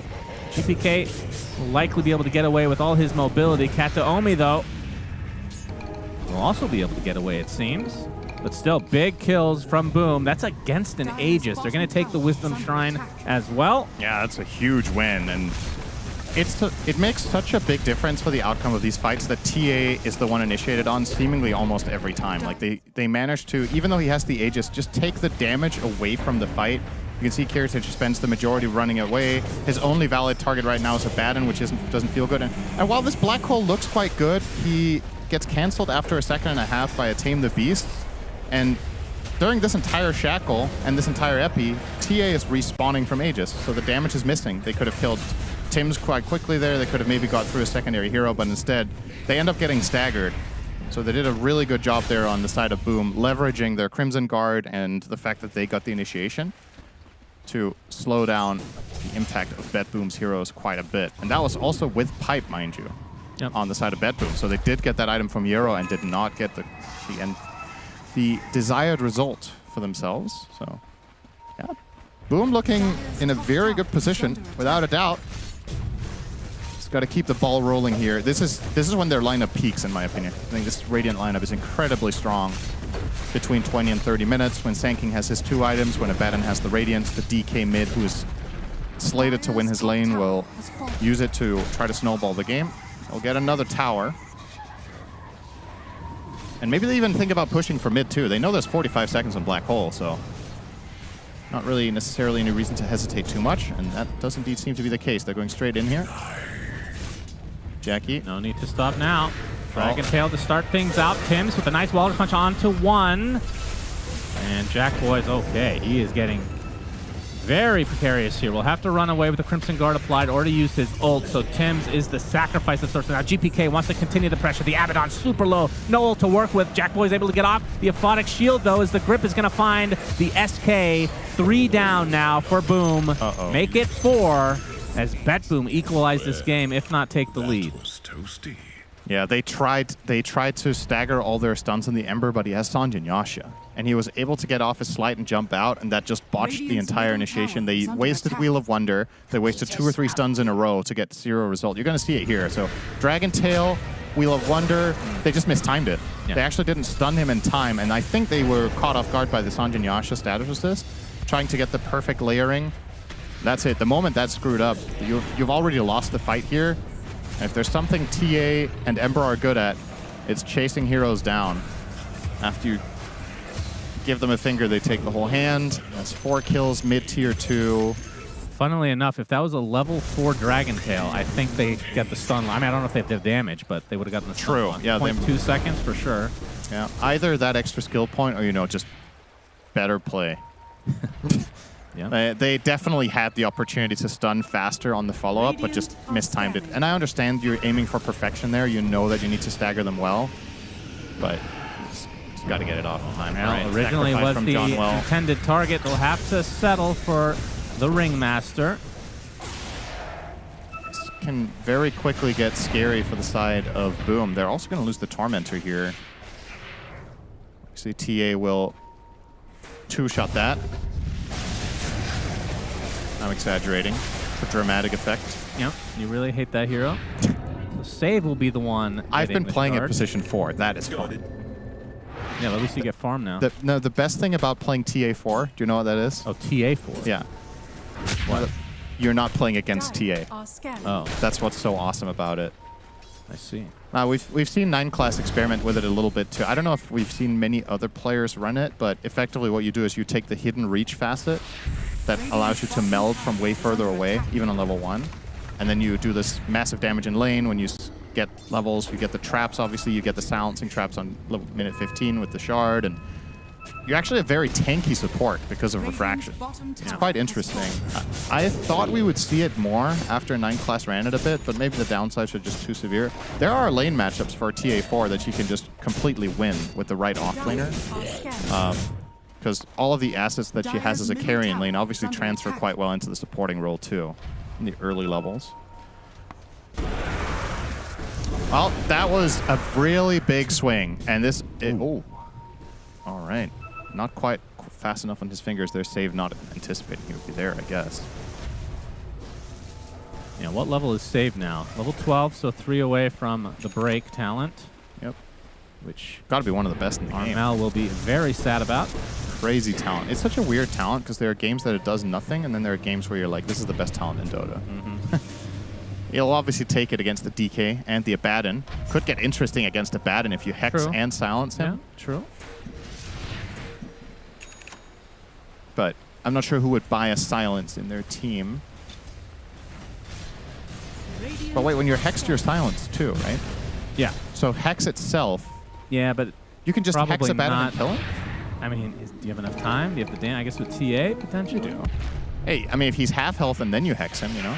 It's kind of interesting. Quite a hard counter. We'll see if it comes into play. As Jackie, Radiance, Manta, and almost done with Blink. Yeah, you got to buy Blink here. You need to get in on the back line. I think Bane and Shaman are your primary targets. We've seen them open on the TA, but that's going to get increasingly difficult when she gets the BKB. I just don't know if you have the burst to kill her as the first hero. Now he's carrying a gem. Front line with that. Yep. I feel like it took, I mean, not that Abaddon was a core for a long time, but I feel like it did take people a hot minute to figure out this interaction with Blink being unbelievably good. Yeah. But it's a cool interaction overall. Let's do it mid-fight. Yep. Very hard to predict. It looks like Nullifier's next on his list, but Kiritich, 14 stacks on that Desolator. And gonna finish off the BKB. I think after he has this BKB, Betboom might be looking for a fight. It's a really strong timing for them. TA BKB, you have all your ultis ready. Your Shaman has Blink, Glimmer, so he should be able to find an opening. There. And now you get the Radiant. I mean, this is talk about a timing, right? You have Amplified Damage Rune in the bottle, you have Radiance, you have BKB. Yeah. Not too shabby. Unsurprisingly, immediately want to go for a move here. They're just so much stronger than they were a minute ago. And Sand King has a BKB of his own, but it's on the way on the courier. He'll get it in time. Perfectly timed there for Jabs. Jackie will scout out Miero. Blinks away, but the rest of the team wrapping around. Oh, this could be disastrous for... They find the support Boom. first. Jabs. Well, they're still walking. They're starting on Roche? Uh-oh. Well, they don't know what's going on, but this could be a total travesty. Jab's going to run to many of them. Gets hexed instantly. The box to save for the time being. Now Jackie trying to create some space. Burrow striking a defensive measure. Jackie gets some help with that Dragon Tail from Armel. The punch is there. It's all over the place, in fact, but GPK is very happy. They find one right off the bat. Jabs with the epicenter. Jackie isn't able to finish off the Rasta, so Nice pick off here, but Kiritich to that BKB. They're trying to avoid him, but Jab's in the corner. Blair Witch Project style. Will drop. Now Kiritich.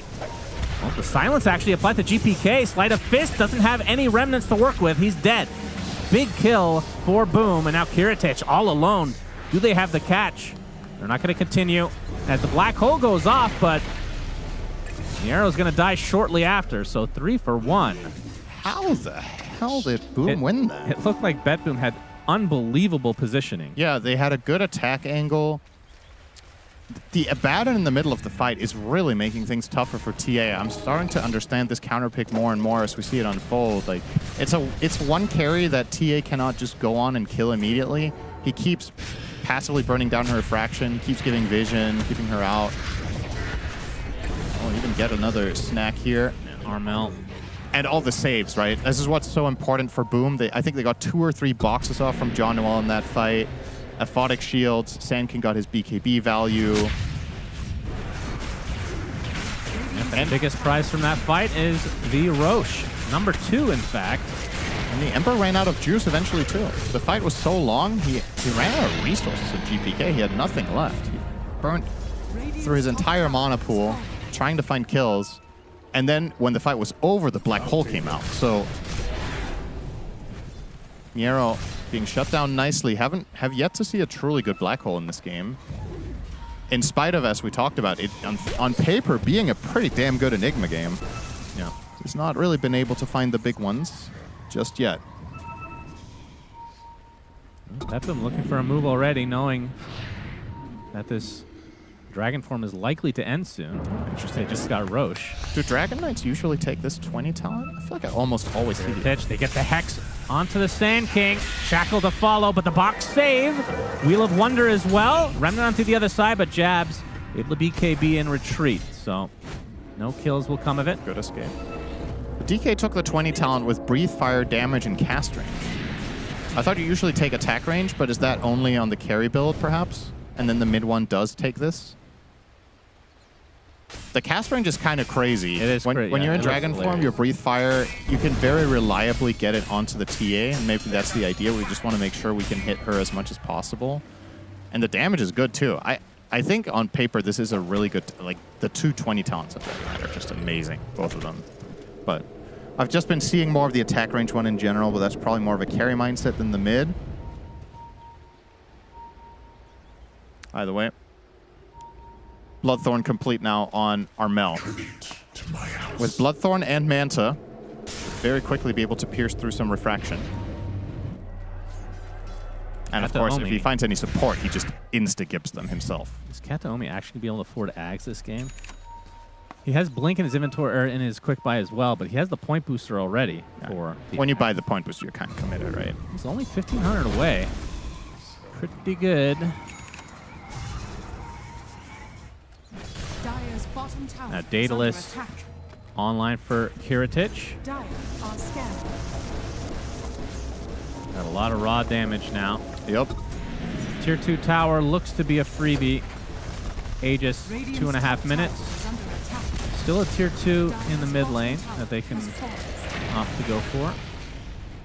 Boom want to press the issue. Okay. They've got their Aegis. They are very strong. Let's see what kind of defense is mounted here for BetBoom. They're going to fortify, take out this creep wave. No counter fort. Do they have a... Was that... They have a banner. I'm a little bit surprised they don't choose to drop that here. Armel just sitting with it in his backpack. If you want to hit the high ground there... Is running out relatively soon. I think that would have been a good banner play. To drop it on that wave that they just lost bottom. Because you could tell BetBoom weren't at home. So dropping the banner there effectively removes their glyph counterplay to buy themselves 30 seconds. And well, once Dragon Form is back up, they'll still have a minute on the Aegis. I don't understand why Armel is the one carrying the banner, to be honest. Well, it fits the theme of Dragon Knight. I guess. They like banners. Yeah. Very Game of Thrones style. Should just give it to John Well and place it when you go in.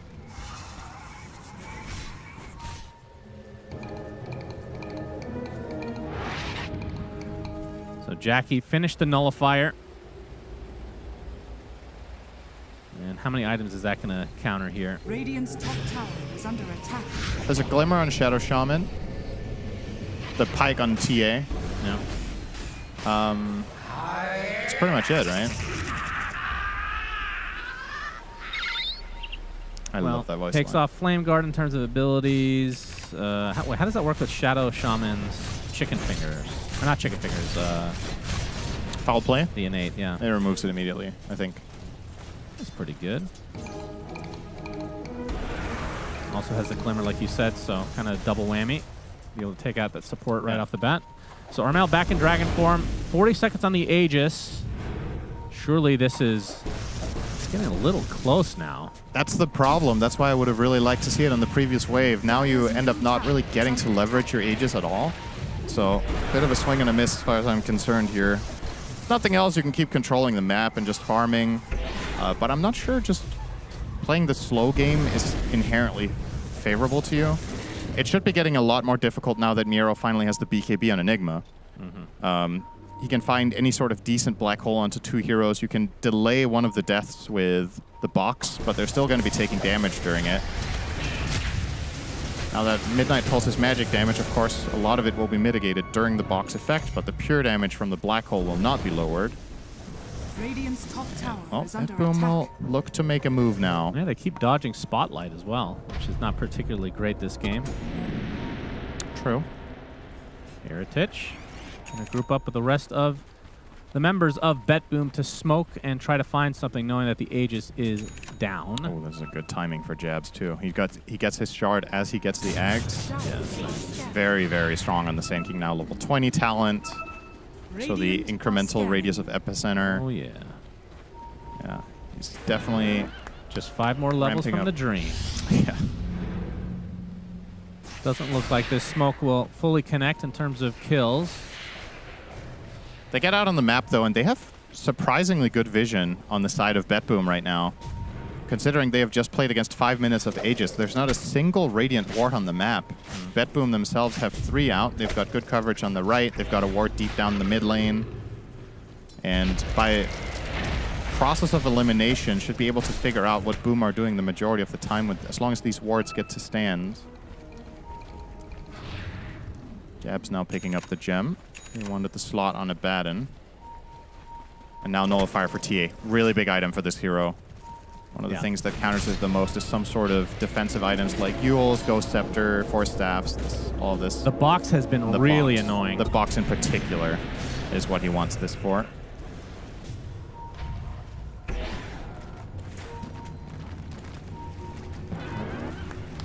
GPK could have double Power Rune right now. If he were to use his Arcane and then pick up the regen, he'll have it in his back pocket for the fight. You can tell he's...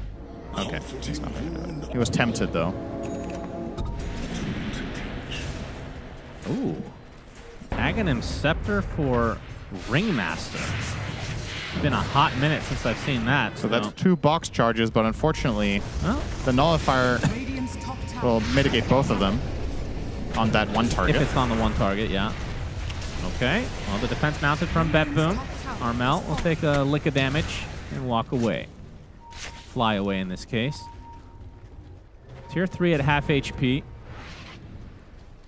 Yeah, I think both teams, or at the very least Boom, who are kind of setting the tone for the most part right now, are waiting for the next Roshan. That's likely where the next fight will occur. Well, they Smoke say will say that. that. Kiritish is going to show himself here in just a moment. Armel doesn't want to go on him yet. His Dragon Roar is running out, so it's a bit sketch. Jackie on the ward. Oh, Black Hole just for the Abaddon. Can't get the ult off. Dead. Yep, Huge kill for Bet Boom. And now they're going to find collateral in the form of Tim's. Dude, that Shaman 15 talent is just ruining him. Yep. It's so crazy. They can just black hole him and then hex him, and he dies. Nothing he could do there. And that's a free Roche. And that's Roche number 3, so Refresher Shard.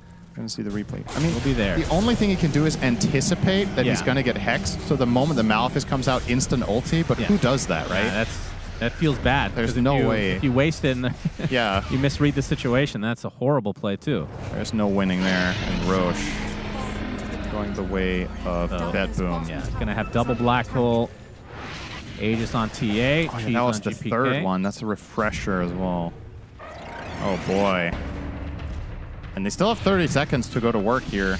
Can you push out all of the lanes? They send home a couple of heroes, in particular the Ember. We'll just take care of bottom wave, return to the team with the Remnant. Now, back the other way we go. And Bet Boom, they seem a little bit more decisive about their push. Indeed. Instant banner, instant serpent wards. By the way, Kiritich hit level 25, so gets his choice between would you like to be super stronger or super, super stronger? And he chose super, super stronger. Nice. With the 4 refraction instances over the Melt Bash. Yep, pretty good. Some would say. Very strong. The banner is taken out, but this tower is one hit away from death. In fact, it will drop.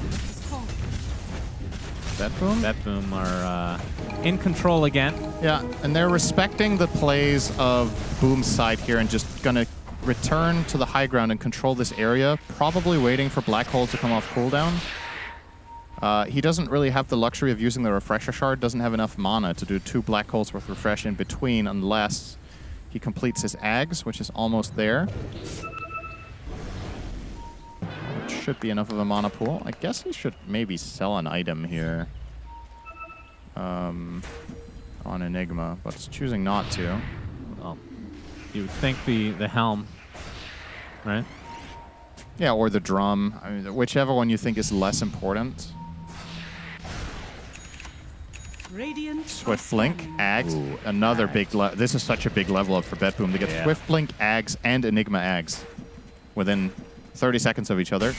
Just needs the courier to arrive here for Enigma, and that's another massive level up for their side. And yeah, Boom are quite cornered here.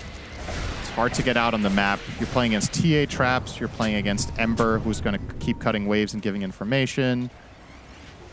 And of course, Bane could be hiding in any corner. So exiting the base is effectively smoke and smoke only. And they are trying here, but Bet Boom are just perched atop the hill. Not really going to give them any moment of opportunity. And now the 2 black holes are online. With Enigma, Ags. Oh yeah, This that's fight- a dirty one. This fight is going to be quite the challenge for Boom. Yeah, to say the least. And it will be brought to them without a doubt. I think Kiritich with this amp damage rune as well. Why not? They should probably go and nullify him here with the... Well, they're going to start Yeah, they things will. out onto Kiritich, not taking any damage, but Armel is taking quite a bit. Serpent Ward's placed as well as GPK. We talked about the Aghanim Scepter example a lot. Okay, they're going to use the Black Hole. There's the Hex from save, but the box number 1 is used, and Abaddon able to get off his ult in time. But unfortunately for Boom, they lose Armel. Epicenter coming in. Miero takes a good amount of damage. Looks like he will eventually drop. And Bet Boom looking to reset potentially. Nice stun onto 2 with the snowball, but the damage is just overwhelming on the side of Bet Boom. And without this Abaddon, feels like this is a pretty bad fight for Boom if they stick around, but they are in their base after all. GPK with the BKB. Can be able to take Tim's out again, apparently. The Burrow Strike a little bit too late, so that's a dieback onto the Tusk. Shackle finds Jabs, who goes into the grave as well. That's an ultra kill for Kiritich. And that's a buyback to try to give the Rampage to him. Welcome him to Bet Boom squad.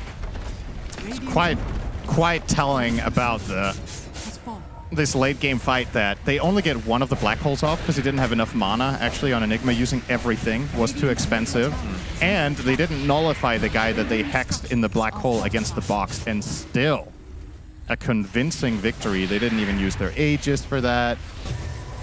So if multiple things like that don't even go perfectly, and you still squash the enemy team,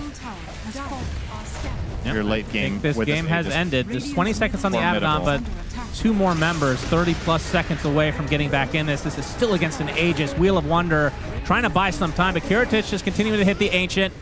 And the box being used to save Armel for the time being, but you don't have that much time to work with, my friend. Miero sitting in the backside with Another black hole at the ready. We'll get 2. Right, make it 3. Dragon Knight gets pulled in thanks to the Aghanim Scepter.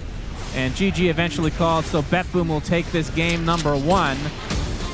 Nice back and forth for the most part. That was a good competitive game. Boom maybe a little bit hesitant at times where we thought that they could be, taking over the game with some more aggression, but still, close game overall. I think my main criticism about Boom in this game was not using the banner in the bottom push. I think that was the one moment of opportunity where I think they really could have broken the game open for themselves, but instead they let that Aegis expire.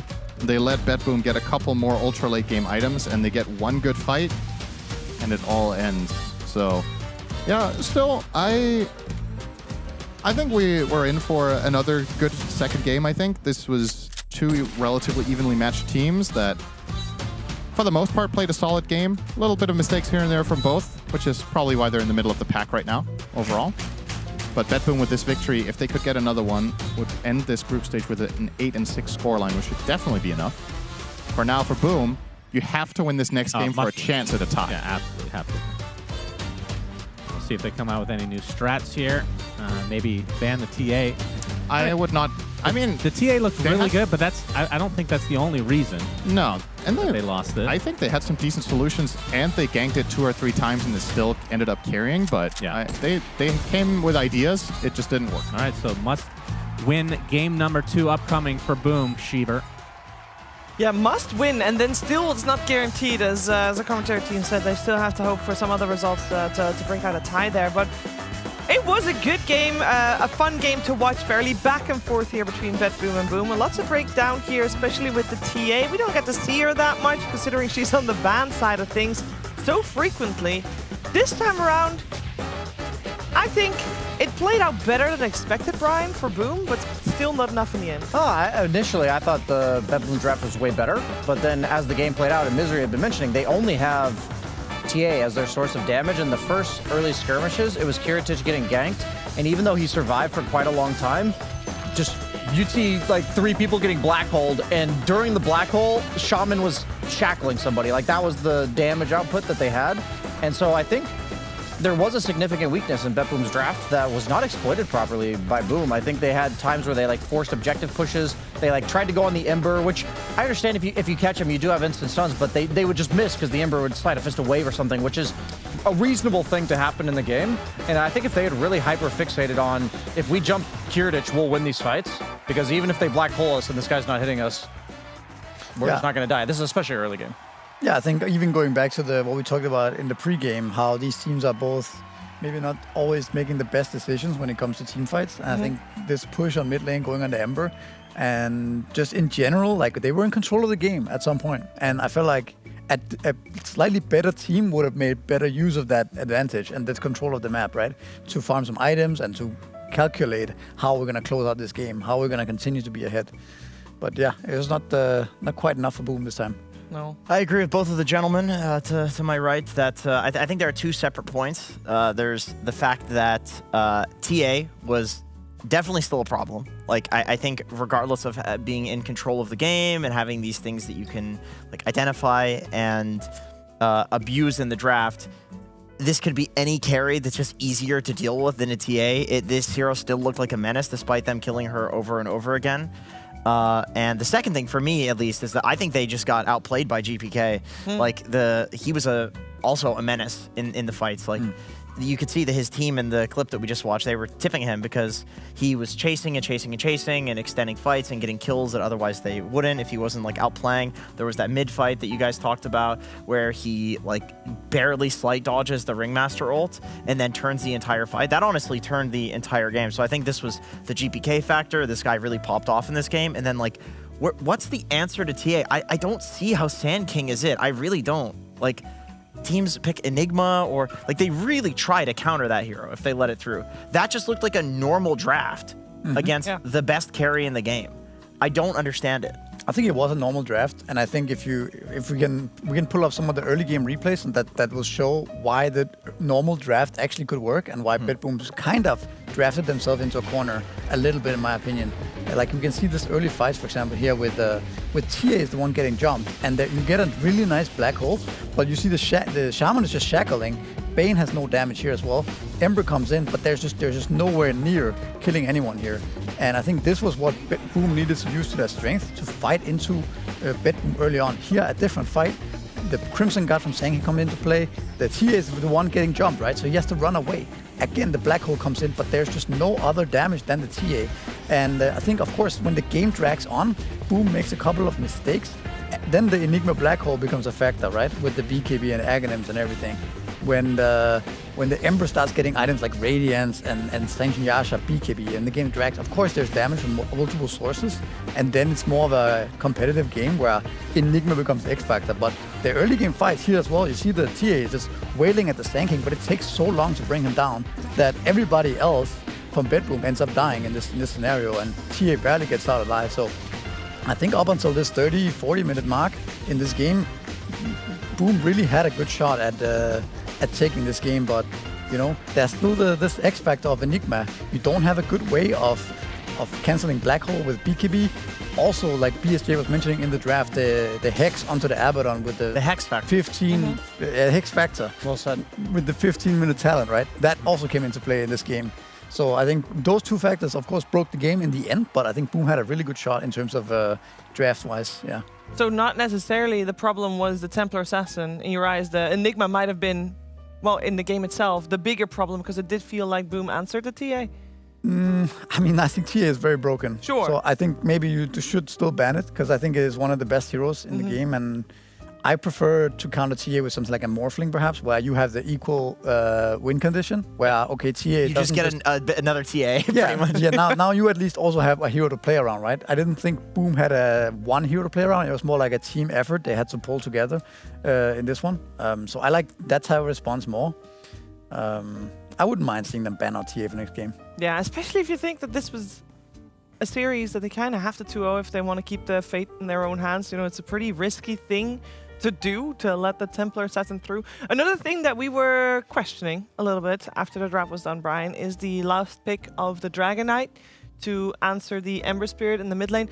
If you look at it, obviously hindsight is 2020, but how do you feel like that went for Boom? I mean, he took mid tower really early. He then rotated top. We saw that kill on TA that then led to that tower. I think he did exactly what the hero's role was in the game, and I also liked his itemization. He went early Mage really Slayer, where it's like they were having damage issues at that time in the game on the side of Boom, and then also he went Manta Bloodthorn, which what I was concerned about is that the Bane Shaman could just kind of freely cast in the back of the fight, but by having Manta Bloodthorn, DK no longer is just a blink stunner. He'll actually kill the supports in the back line, so I think I don't think the DK was a problem. I'm really on Misery's side here that I think Boom had all the tools from that draft, and they played the majority of that game correctly, but the problem is the mistakes they made were like team decisions to do something that then got like a 4-man wipe into a Roshan that they're just too costly to 100%. give to a team like Boom against a hero like Ember that is really punishing with the next items he's going to get and all that. I was honestly really impressed by Armel on DK. Like, this is the best DK versus Ember I've seen in a long time. Usually it's like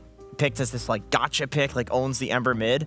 And he didn't own the Ember mid, but he did win. And then he, like you said, he took all the early towers. Like, he did exactly what he needed to do on DK. So I would not like fault that pick. I was actually very impressed by him, but then eventually losing, it does continue playing into those stats where you pick DK versus Ember, then Ember just wins eventually anyway. It just means you have a little room for error is what that game showed again. That's perhaps like this patch, none of the games are 25-minute stomps. Yeah. Never. So if that's the case, I really do feel like your hero has to either scale against Ember or dumpster him so hard that his game, like you just said, these games that drag out, like Ember just becomes an absolute menace. You said that in the back room, and I agree that if your hero doesn't naturally scale against it, it's just not good enough right now. Yeah. No. And as you said also at the very start, Misery, these two teams, they're prone to perhaps not being the cleanest on the board when it comes to these fights. So maybe drafting yourself something that gives you a little bit more wiggle room to make those mistakes and play off of them, and maybe play off your enemy's mistakes might just be the way to go. We're going to find out, of course, if that is something that will happen for Boom Esports in game number 2. As it stands, though, it's Bedboom 1 game up in this series. We'll take a quick break. We'll be right back.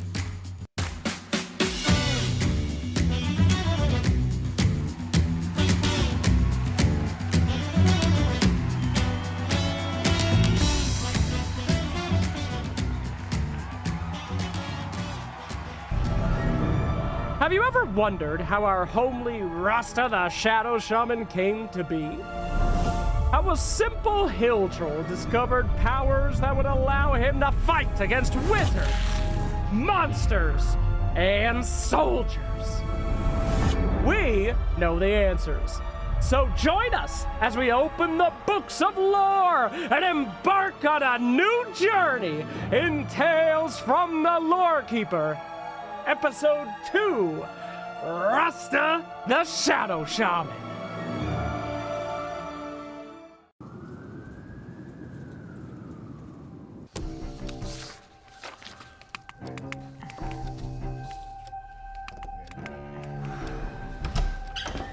Hello, don't get up. No, don't get up, don't get up. Why have I been dragged here this evening at such an uncommon hour? I understand we have something the problem. What are we looking at here? Yes, sir. So we've been made aware of a really big MMR issue. Losing too many games again, Kev. Well, yeah, I mean, that's not the point. It's a lot bigger than just my matches. We've done some analysis, and there appears to be a problem with the matchmaking system. Talking about who formulated this analysis? Was it you? No, sir. Well, then who was it? It was me, sir. Rupert? You made the analysis? I can explain the analysis, sir. No, I want to hear it straight from the centaur's mouth. And Rupert, please explain it to me as you would a Herald player. Well, sir, the value of MMR is going down. Going down? What do you mean going down? In circulation. People just have too much MMR. Isn't the bulk of this company's holdings in MMR? Yes, sir. 80% of our assets are in MMR futures.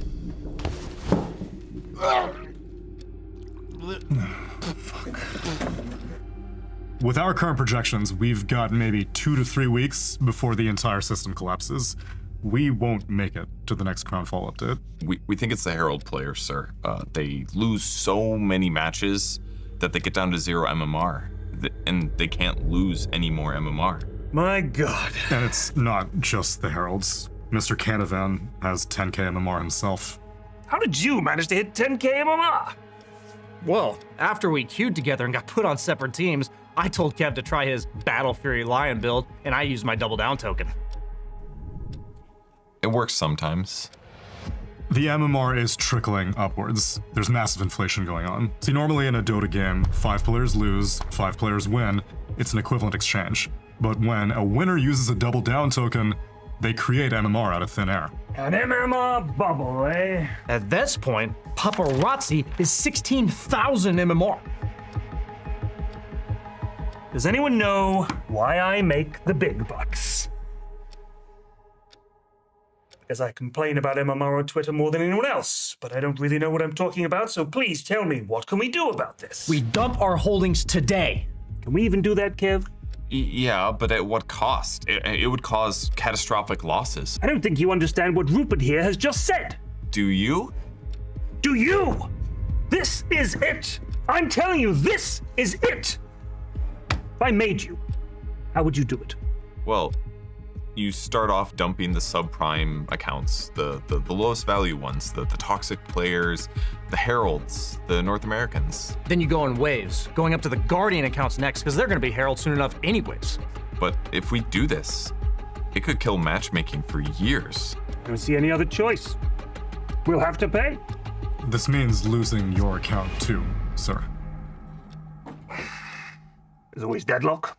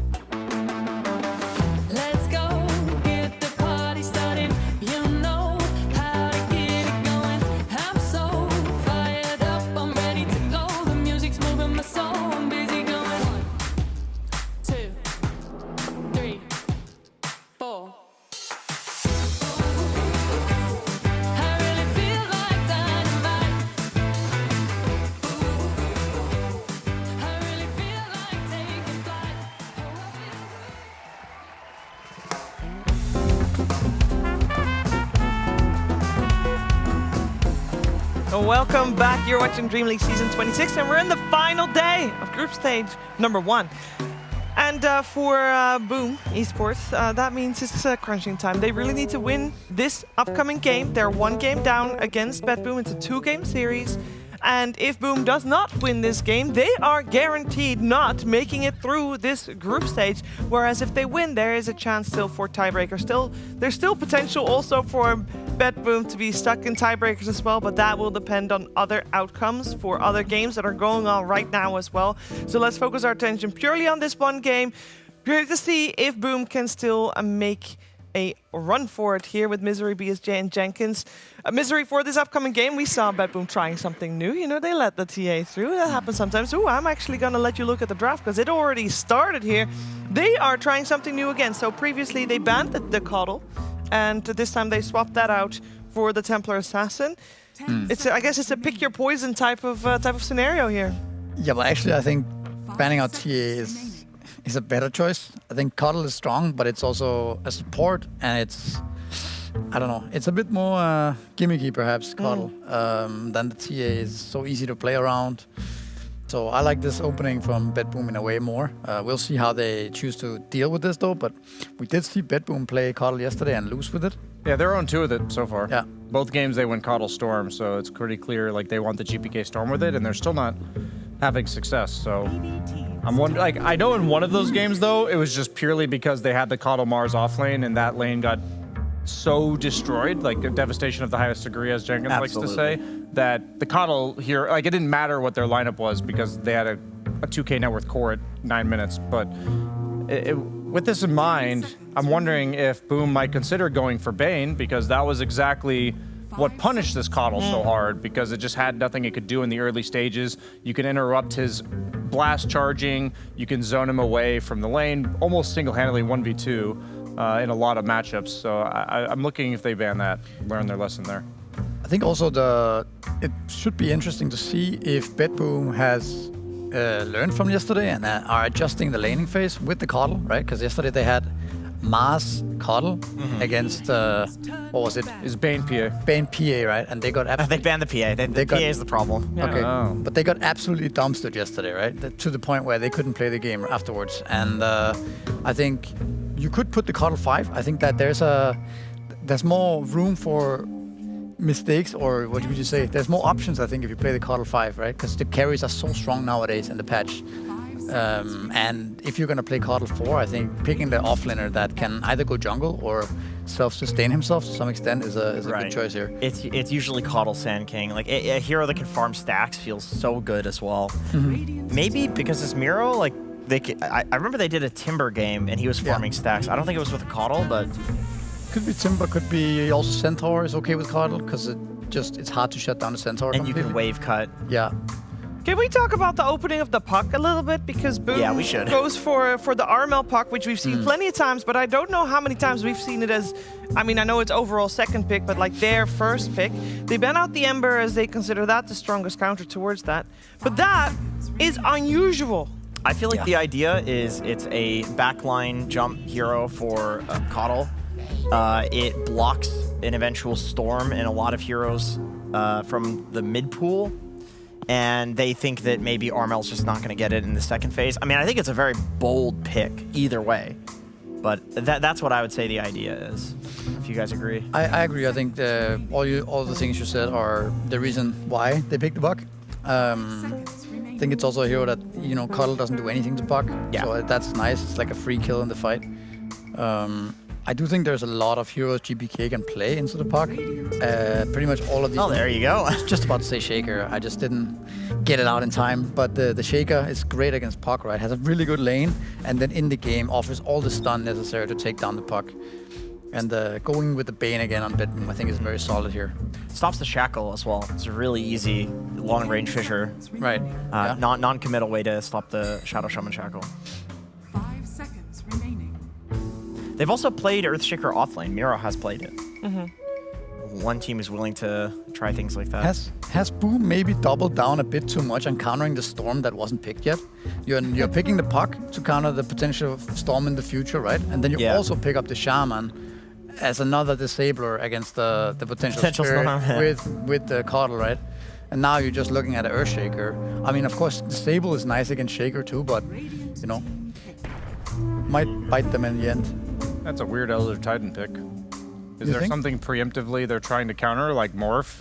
That's what I was thinking. Or Medusa? Yeah, maybe that's the only thing that makes sense. Meaning for me, it's a weird Elder Titan pick because it doesn't tell me it's good against anything they already see. So it has to be stuff they don't see yet, which that's I think good it enough. is. It's the Medusa Morphling. Yeah, they probably. first phase banned Medusa last game, which is a little bit unusual on the current patch, so I feel like they're just really scared of a Bet Boom Medusa. I think there is also an argument to be made for the Elder Titan laning phase against both these supports. If you are running Bane in the offlane with the 4, That would be pretty decent though, wouldn't he? Because of like the blinding light. but I think the Spirit cooldown's Dog. too long and the ET is just too fast. Okay. I think you're not really gonna stop the ET from running down the offlaner, right? That's fair. I think the might just ET want to in that do. sense is a very good hero because it's fairly greedy, and they also need the team fight. It's good with Puck. I think there's a lot of merit for the ET here, even if you don't necessarily counter that core with the aura, right? I think the hero looks solid to me. Yeah. Does both. Blocks without like ruining your draft. Yeah, I mean Good for the other heroes. maybe blocking is also a factor because they are staring down that dangerous The 18 pick, 18 right? pick, yeah. So what are they gonna pick here? They need to show a core that most likely is gonna get counter picked, right? Later on. Yeah, they see the 2 supports, so maybe I wouldn't mind like Doom, just like a hero that could go carry or off lane. Okay. Yeah. very nice call. Yeah, I just felt like it's a decent hero. Like, it's a fine hero here. There's nothing special about it. And I think that they were probably considering Doom when they tried to ban the ET was definitely preemptively blocking the Medusa. We mentioned that. Especially if they want to pick Doom. Yeah, and then the Doom is, yes. I think the Medusa became worth it again to Bet Boom after Doom got picked because of the fact that, yeah, you can't heal through Doom for people who unfamiliar with this matchup, but yes, you can gain mana during Doom, and since Medusa's health is effectively her mana, she's a nice counter. But we did see Nigma play Doom against the Medusa the other day, and Noob didn't care. You just Doom another target, right? You buy Crimson Guard, and then you can still play the game. You can still have a lot of impact. Yeah, that's what he mentioned, the Crimson. It's a big Medusa counter right now. So I don't think it's that big of a deal. The question now becomes if Boom can find a carry that also can deal with the Medusa going on later on, right? Because right now they don't have the greatest damage to take down Medusa yet.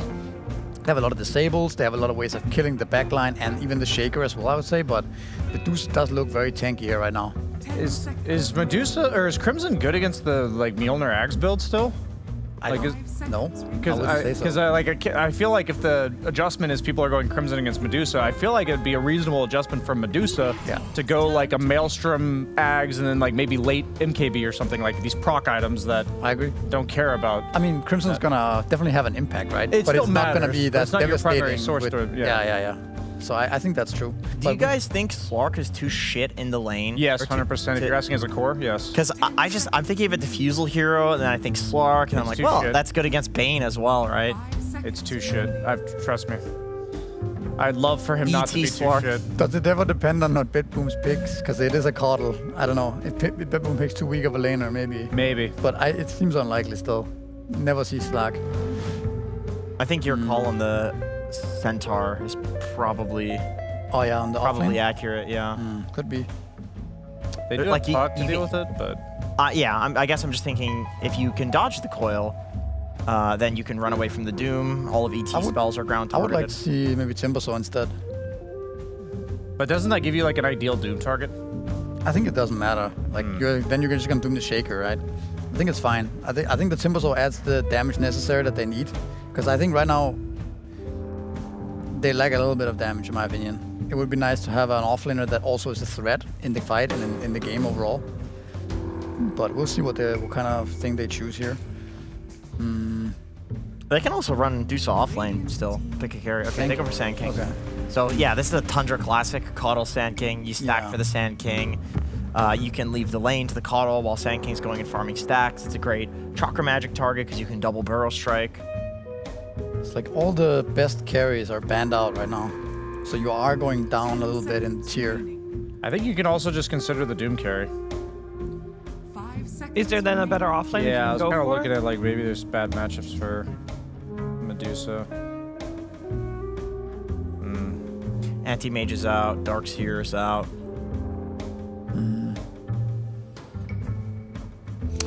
Limited amount of time Pango. here. Maybe they're gonna pick Gyrocopter carry. I always like Pango. Life stealing? Okay. I don't like Lifestealer against Medusa specifically because you also rely on heroes having high HP to deal damage. Outside of that, it's pretty good. I mean, you can get gripped as well, but I think for a long time, this Lifestealer is immortal in this game. There's not much damage. Like, the only way you really die is if you get gripped and echoed and, like, you know, everything is thrown on top of you early on.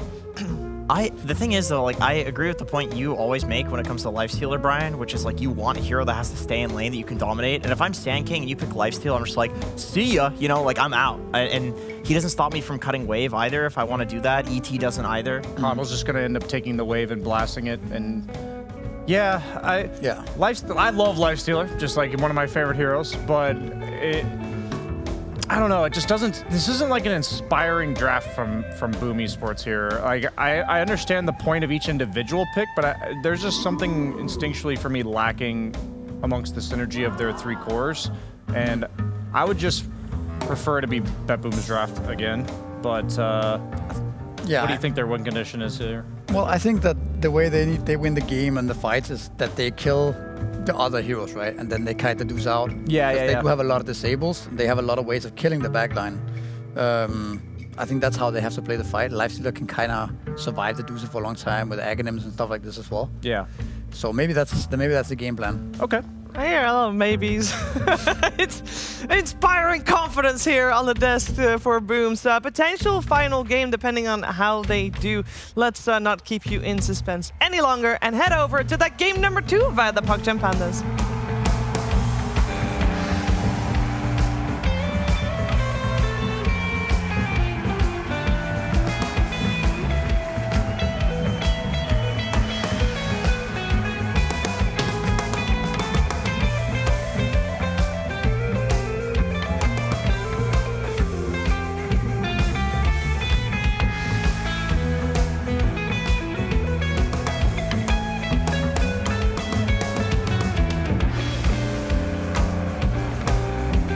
Game 2 is upon us.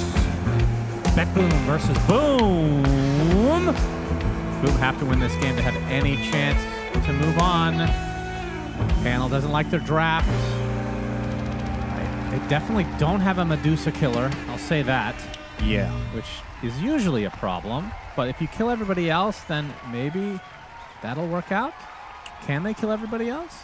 I think the key to winning this game for Boom is to do infest plays with Puck. I think you want to try to catch the Coddle in particular, which, you know, they picked the Puck as a response to. I think you want to get on top of the Coddle, you want to get on top of the Bane.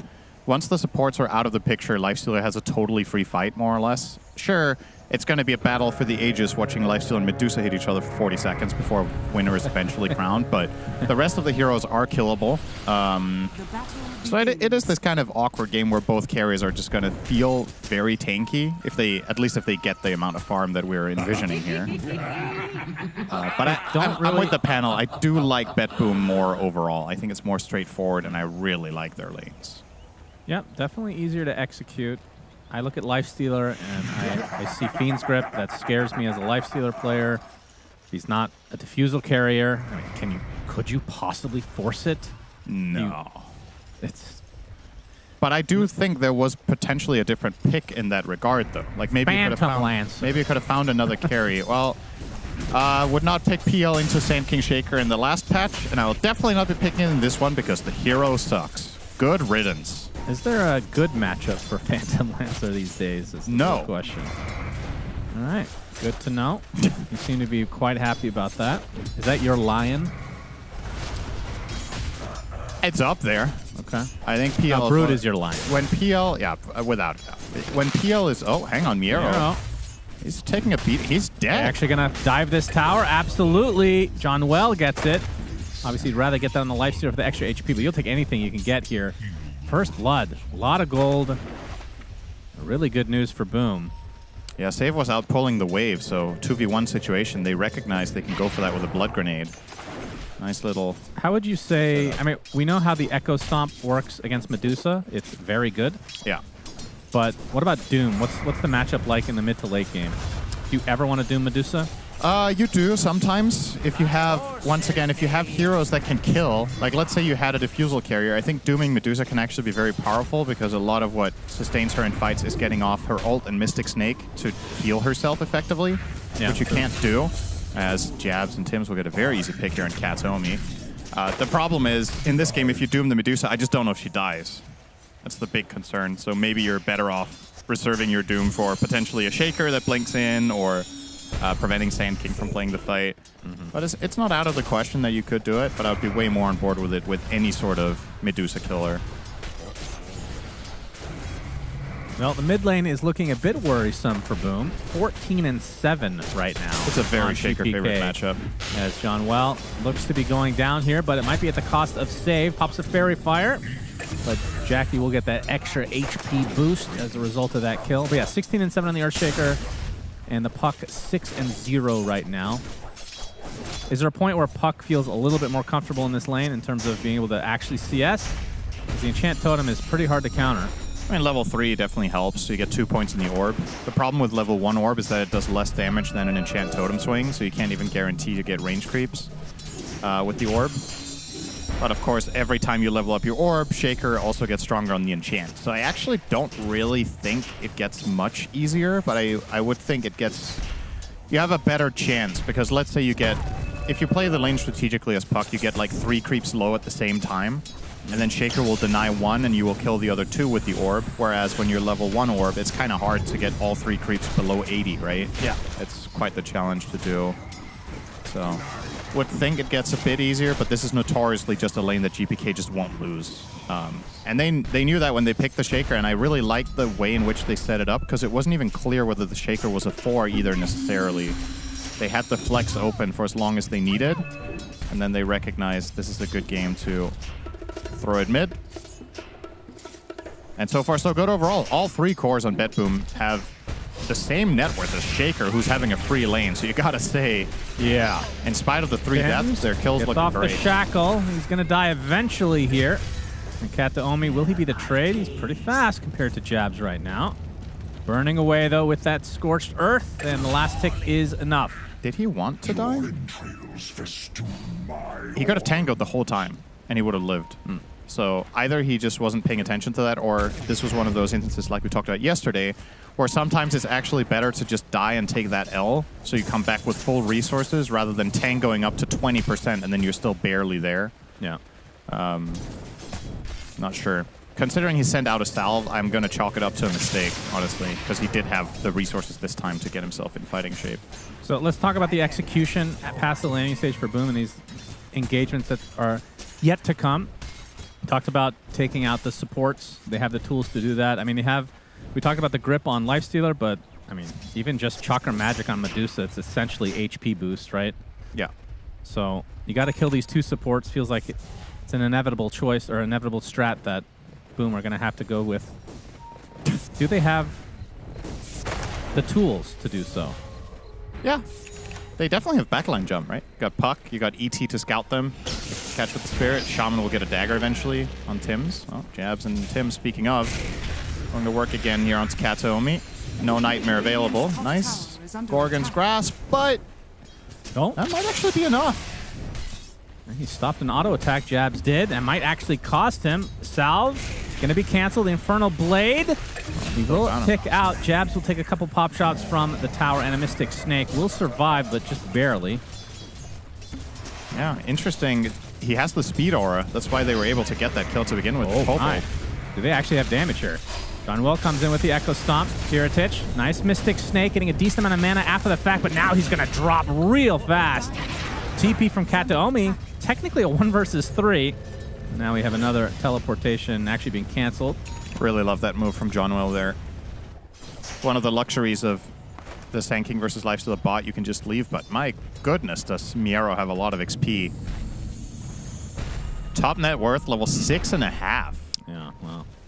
He is having the time of his life, but you can leave Lifestealer alone. Sand King, he's going to farm, because Lifestealer can't really do anything to him, but at the very least, you're applying the pressure elsewhere then, instead of just being a sitting duck bottom and doing nothing on your ET. Armel will pick up his 6 now, finally. So GPK is half a level ahead. To be honest, this mid is not going too poorly. You're 400 net worth down minute 7 on Puck against Shaker. I think that's kind of par for the course for Armel. Radiant are scanning. His tanking's got to be a problem, though. He's getting really farmed.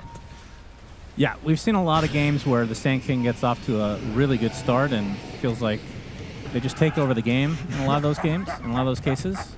And we've, at the same time, we've also seen a lot of games where Sand King has a bad start, and you can really tell the difference. Like, this hero Yeah, for sure. snowballs very hard and doesn't play the best from behind, but in this game, absolutely no worries. He's going to start fighting John Well here. Actually, might just go for the kill, but open wound. At the center, going to be canceled.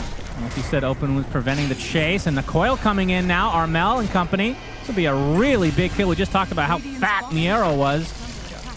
It's a big Boom, one. we're going to take all of that juiciness with them. It is a forced puck rotation, though, but that should be worth it overall. You expend a lot of resources on puck and some time, but considering, again, the mid matchup being the way that it is, Armel happy to be involved in anything, really. So continuing the stacks here are Bet Boom, trying to stack both big and small, but...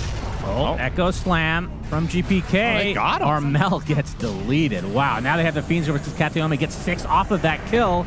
Jabs coming in, though. Okay, the Doom applied to the Earthshaker. John Well from the other side, trying to force him out. Tim's in the meantime being chased as well. Jabs eventually will get the tick out. So ends up being a 1-for-1 for the mids at the very least. Supports Tim's is actually staying alive, gets the shackle on the save, and will not die as a result.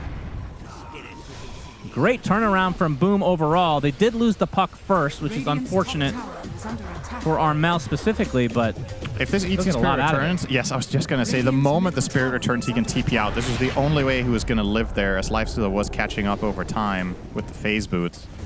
Nice heads-up play from Kataomi to escape that situation. While all of that was happening, Miero's just been farming, and now another triple stack ×2 will be made here from Save, and he does need a little bit of space now on the Caudal. Level 3 minute 9 is pretty... Oh, wow. Pretty atrocious, but, you know, you have the... You're going to get some shared experience from the camps you just stacked. You can maybe give him the lane when he's level 4, so he has at least 1 point in the Illuminate. And Save is pinging it out. Miero, please save my game. And he will head up there and bring him back into it. Jono's been trying a little bit to contest some of the stacking. He managed to block the big camp of the Dire, so they only managed to stack the Ancients with the Shaker Illusions earlier. But of course, this right-hand side, this is part of what's so powerful about this is it's really difficult for the Radiant team to access this area of the map and block these camps, right? It's just such a long trek to get over there. And John Well is going to make it, but might just cost him his life now. It Oh, yeah, he's going to be blocked off as well. So, oh, gets bounced around. Echo Stomp. Ooh, not quite in time. Yeah, I don't know. I like the mindset of being this hyper-focused on blocking camps, but at the same time, the right-hand side of the map, it's such a long walk. You can easily get killed on the way, as happened there. And unfortunately, maybe a little bit too little too late, blocking these now at 10 minutes when Sand King has already farmed up 2 times stacks there. I mean, the good news for Boom, though, Jackie off to an incredible start. Net worth for Lifestealer at this stage, before Radiance comes online, very respectable. It's a hero that can feel sometimes quite underwhelming in lane. This has no damage to work with, but participated in a couple kills, and it's really catapulted his game. The Radiance not too far away. I should be getting it at like 13 minutes, I think, which is definitely respectable. Oh boy, he already used his illusory orb. The grip is going to be there as well. Big pick off for Bet Boom, baiting that spell out. Well, the creep wave did that, I suppose. Yeah. Radiant's middle tower. A nice anticipation from Bet Boom that the creep wave was going to walk down the mid lane. Yeah, doesn't always happen.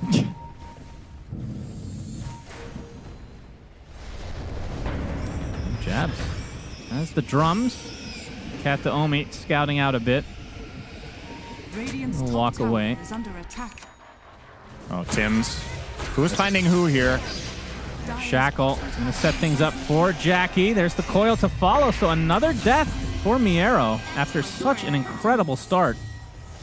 Big plays from Boom.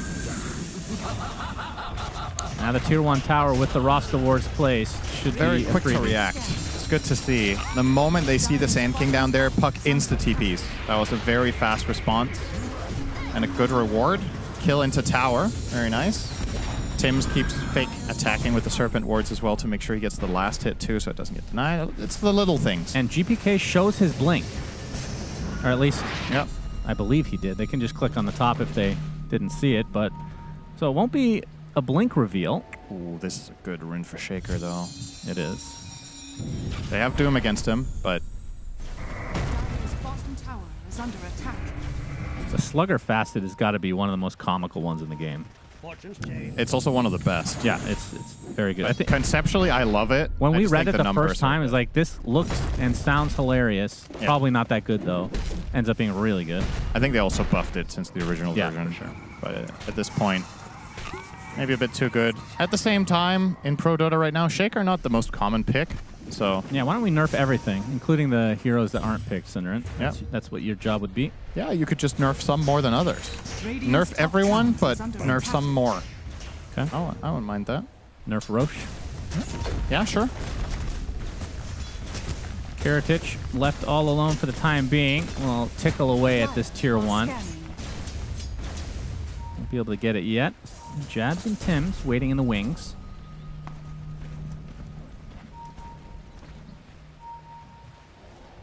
And for Kiritich, has the Yasha, almost done with the Manta, in fact. Oh, Tim's gonna get backstabbed. Fissure sets things up. He gets off the Hex, though, and the Doom to follow. The grip onto the Doom. In the meantime, Tim's actually walking away. Nope, the chicken doesn't save him for long enough. A big coil coming in as Armel collapses from the other side. Double kill for him, but the epicenter, Miero, Infest is actually going to keep Jabs alive. Great timing. And Miero really wants to get something out of this. They will get one. And Miero with the TP. Wow, nice. Will get out of dodge. So ends up being a 2 for 2. Looked pretty bad for BetBoom initially. That was a couple of really nice details in that. Katomi managed to kill the Shadow Shaman because of a blood grenade. Otherwise, he would have lived with the foul play facet and or innate, excuse me. And then in the end there, the Chakra Magic for the second Sand King stun, and then recognizing that TPing out is a play. Kind of salvages the situation for BetBoom. As you said, it was starting to look quite bad when the Doom came in. They got the quick kill on the Shaker. Turning that into a draw, I think, is quite impressive. Yeah, from the BetBoom side. Now Radiance online for Jackie. Opting for the SNY, which pretty much have to go for against the Fiend Script specifically. And they do have a lot of stuns in general, but yeah, it feels like Fiend Script you can't really itemize for on, especially without that second facet that used to give the strong dispel. That this would be a case where you might take that. Doesn't exist anymore though. Save has reached level 7. Start recalling some plays through here with the smoke. They're looking for an opening bottom. Armel.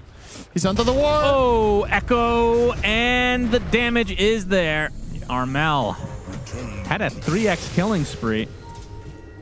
So a lot of gold goes into GPK's pocket, and this is a Tormentor play as well, remind you. Miero gonna force out the rage onto Jackie, attempting to run away. GPK with the attempted block, not gonna be in time though. But still, Jackie will be able to get the infest onto Tims. I mean, surely they'll eventually catch up to this Rasta, as Save having a battle against John Well with Kiritich on the side. Infest comes out. They're actually turn this around onto the Sand King. Instead, the Nightmare saves him temporarily. Miero gets to the other side. He's actually living through this with the Glimmer Cape, and now the Fiend's Grip onto the Lifestealer. The Doom, applied only to one right here, is oh, well, he didn't live. Not really going to be using it to too much of an effect. And yeah, Miero did eventually die after such an incredible escape. Turns into a double kill for Armel. Just all over the place. That fight lasted so long that Puck came back. The way the fight started was killing Puck between the towers, and he had a 30-second respawn timer. And that extended just long enough that Armel would rejoin. Looked like BetBoom weren't really accounting for that possibility.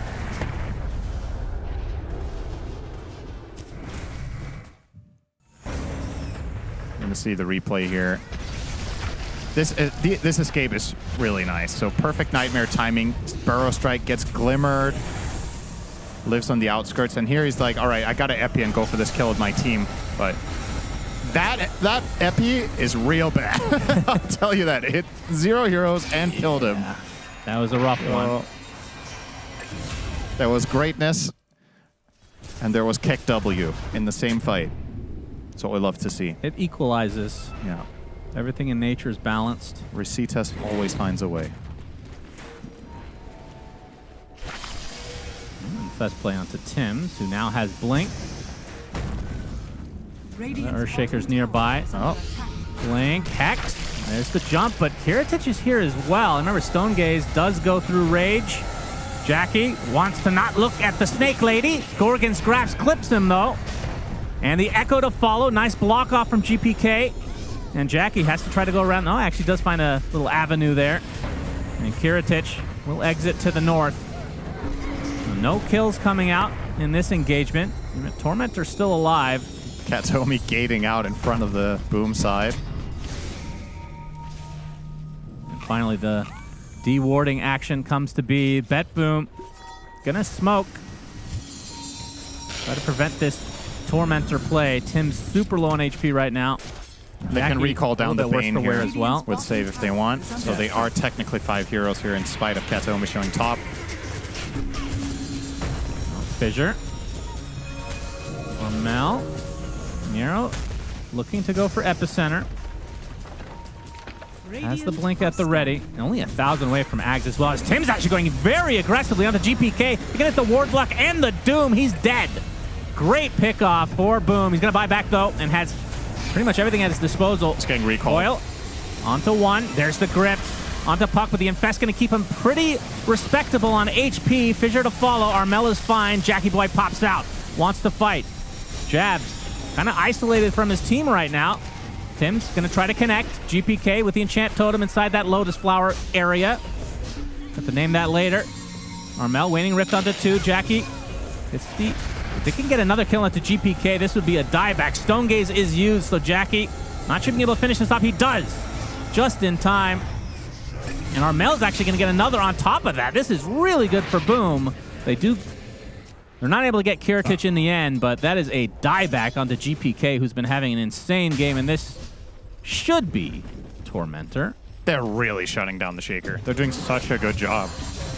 They doom him for the first kill, and then on the second one, Lifesteal is just hounding him. The Radiance is preventing him from playing the fight. You can just see these pitiful damage numbers from GPK. That was 850 damage from your mid-Shaker. Considering it's a buyback fight, that's just not enough. Oh my god, they can't even do this! Oh no! At least nobody died, but that is a big waste of time. And Tormy will heal very quickly. Jabs. Okay, they're going to go for round 2. Okay. And the Infest should ensure they have the HP to work with. Heals about 75%.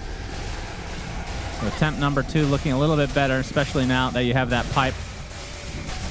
God, this is so slow. I say that. Earth Splitter. No. Careful now, young man. Oh my god. Again? And actually goes to the north. Oh, what a disaster. They have no damage. Okay, then. God, Lifestealer is just so funny to laugh at. I can't get enough of laughing at this hero. Look at him. This guy can't even beat an inanimate object. Yeah. He's just trying to hit the Tormentor for 30 straight seconds, and he still loses.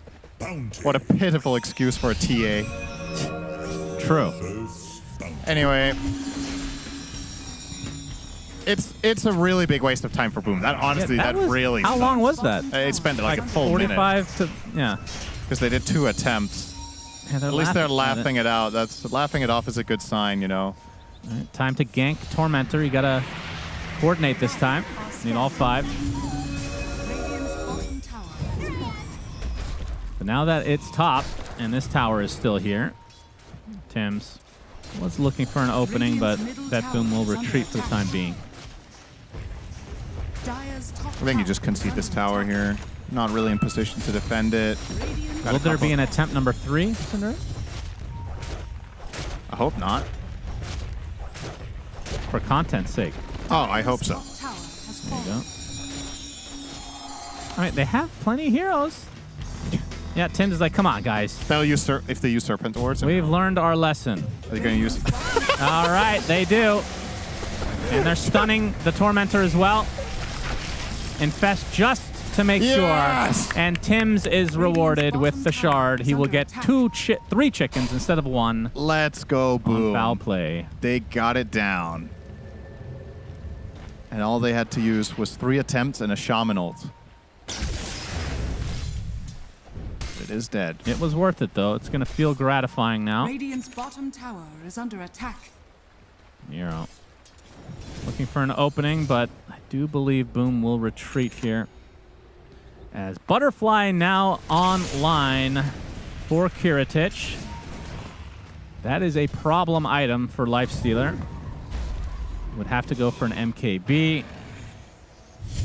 I mean, these days I would say MKB doesn't really feel that bad on Lifestealer. Oh, it's all right. It's better than it used to be, at least. Because now it makes, like, if you end up getting an Ags like later in the game, it feels just fine.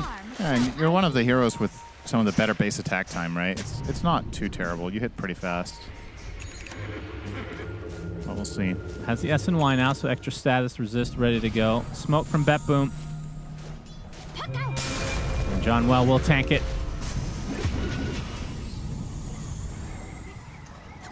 Radiant's middle tower is under attack.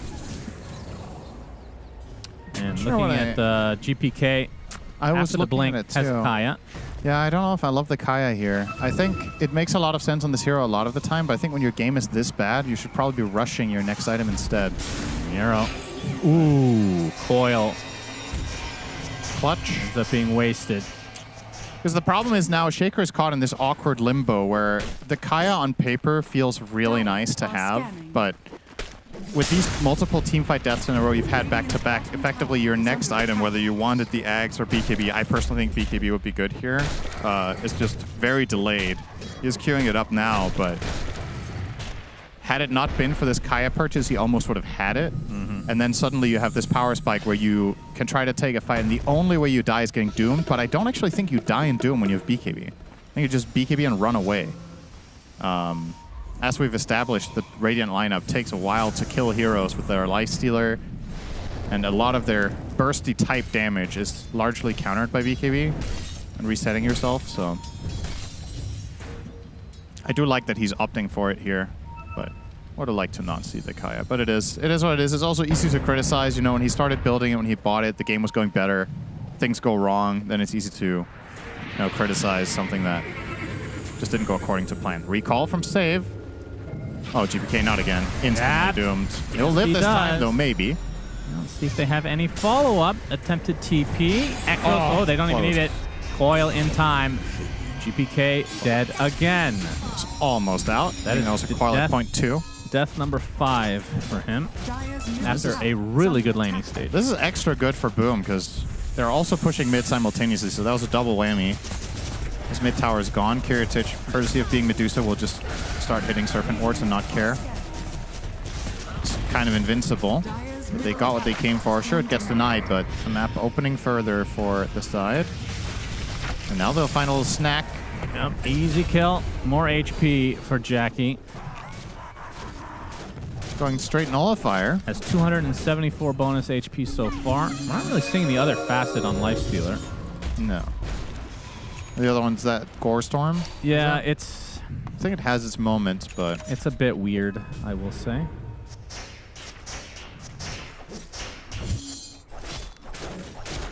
I think the biggest thing for this facet is actually the open wounds refreshing. Yeah. Very good for farming.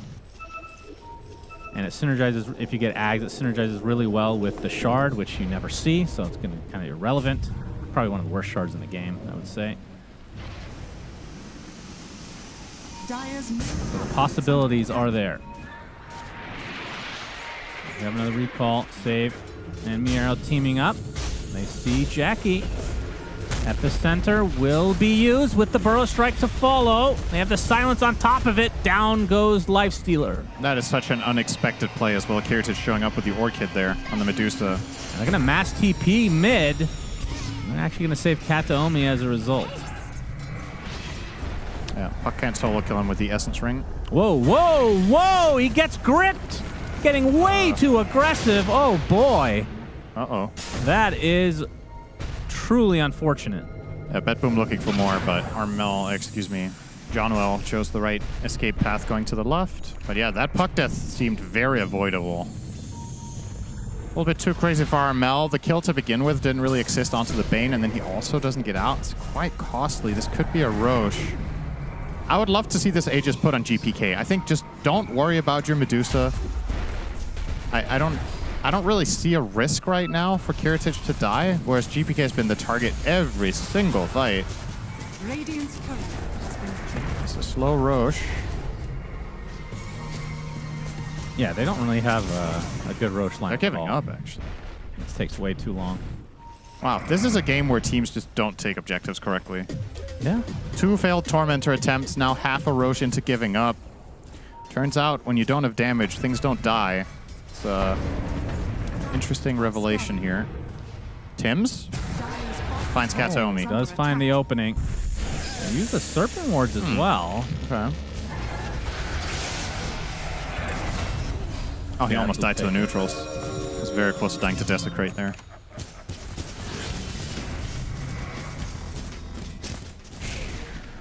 I like those spell names. Desecrate. Desecrate and Petrify. Looks like Jackie is gonna go for a BKB. He has a casual Helm of Iron Will. Yeah, he was building Nullifier, and now he changed his mind, huh? Well, he can take apart Radiance. Sure. But it is really nice to have the Radiance still, I think. I don't know. Well, he would have taken it apart already if he wanted to do that. So. Yeah. He can wait. I mean, Radiance does fall off later in the game. Of course. Maybe it's not worth having both. But very defensive build. Yeah, I guess the mindset is there's a lot of stuns to worry about. You want to be able to sustain throughout the fight and, of course, not hit the Dusa. You want to hit everyone else. So I think the right mindset for Lifesteal here is to itemize to beat the team, not to beat the carry. You just have to accept that this Dusa will be a thorn in your side for the whole game, and look for ways to, as Jenkins pointed out, just kill the rest of the team and then kite the Dusa and eventually bring her down as the final target. I think any fight you start on the Dusa is a failed attempt. You can just Echo Stomp her, leave her be for the bigger picture. Another close game, though, between these two teams, I have to say. They're a very good match. Yeah. Just like in game number 1, not remotely clear who is going to pull out ahead 30 minutes in. Bloodthorn for Kiritich. Yep. So that's going to be very good against Lifestealer before he gets that BKB. Miero, Epicenter. Onto a couple of heroes. Gets the burrow only onto one. Silence still applied to the Lifestealer. He actually does pop. Kiritich with the last hit. Huge kill for BetBoom. He died from the explosion from the Soul Burn Now there. a Nightmare into the Gorgon's grasp. Easy support kill. Split shot pretty good against that fast hit. Armel, not again. Armel, okay, silent. good Lotus. The phase shift doesn't have blink up quite yet though, and he's gonna drop. Another big kill for BetBoom. As we said, a very even match between these two teams until somebody fucks up and you lose a full lane of barracks. Could be inbound here. They have plenty of time, and Medusa that hurts. Is invincible. Just keep giving her mana here. They are going to back off. That is very surprising. You've got a long time. Even if these heroes have buyback, you might as well force time to try to kill Roche. This time they do have GPK, adding a little bit of extra damage. Yeah. I mean, okay, fair enough. He does have Bloodthorn now. I would have really liked to see them take the base tower, but perhaps it's one of those situations where you make the judgment call. You're like, if we go for the racks, we will not get a guaranteed Roche, whereas if we go here, we will 100% get it, no questions asked. I don't think he needs Aegis, man. I just don't. But okay. Yeah, at this rate, GPK would be. I personally think that's just a better choice to put that one on the shaker. But all right, if they see an avenue where the Radiant could possibly kill their Medusa, I get it. He is going to be the sieging hero. You want to keep him safe, but The thing is, even if Medusa gets doomed, like the panel talked about, just give her mana. You're actually healing her during doom. Anyway, Kiritich is the beast. Now he's twice the beast. Well, I believe BKB is being delivered to Jackie, so this is go time for them. Yeah. And this is a make or break fight. If this fails, I think you've just lost the game entirely.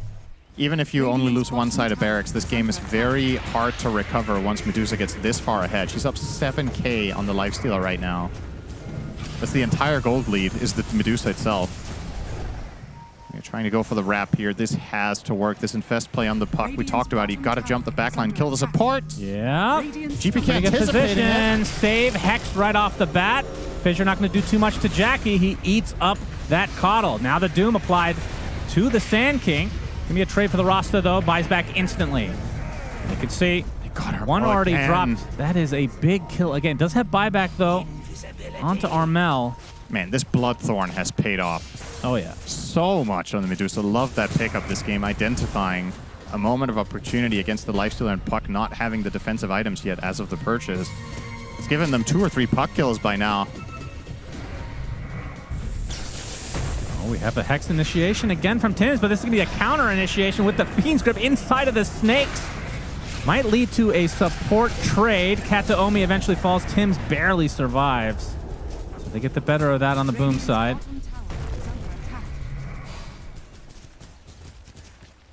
Three minutes on the Aegis, plenty of time. I mean, they're going to get this tower at the very least if they want to regroup.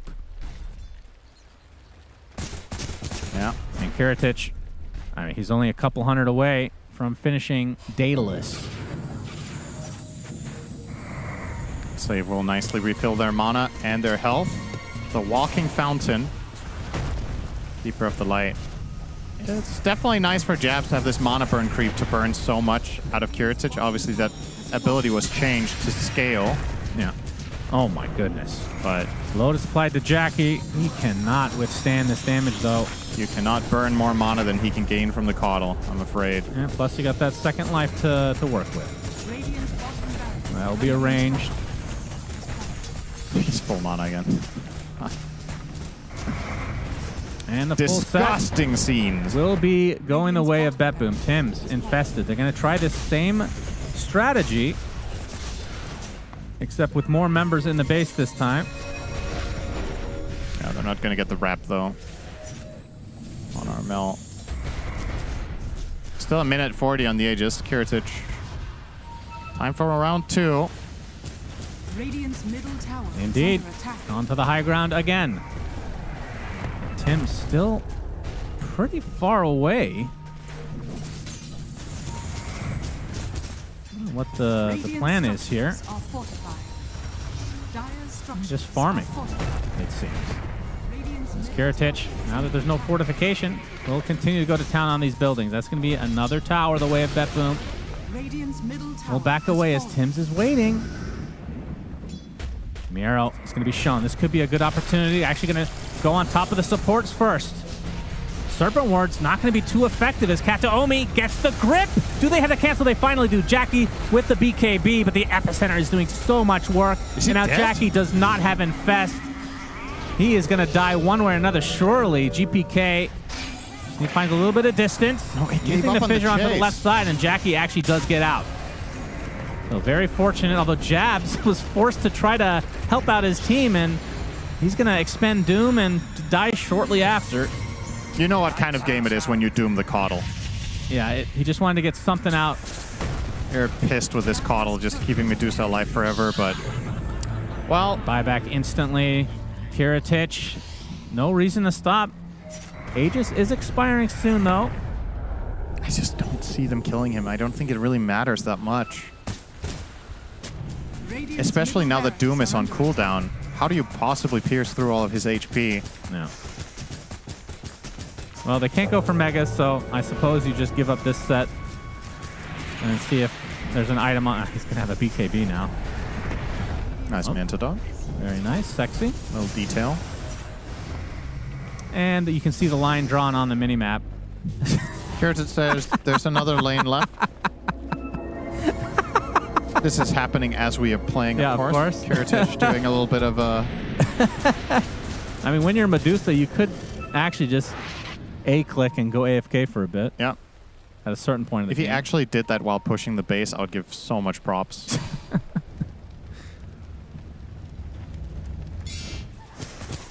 Yeah, it's firmly in control of Bet Boom. And this 2-0, I think... Does it officially close the book on Boom? I believe so. It does, yeah.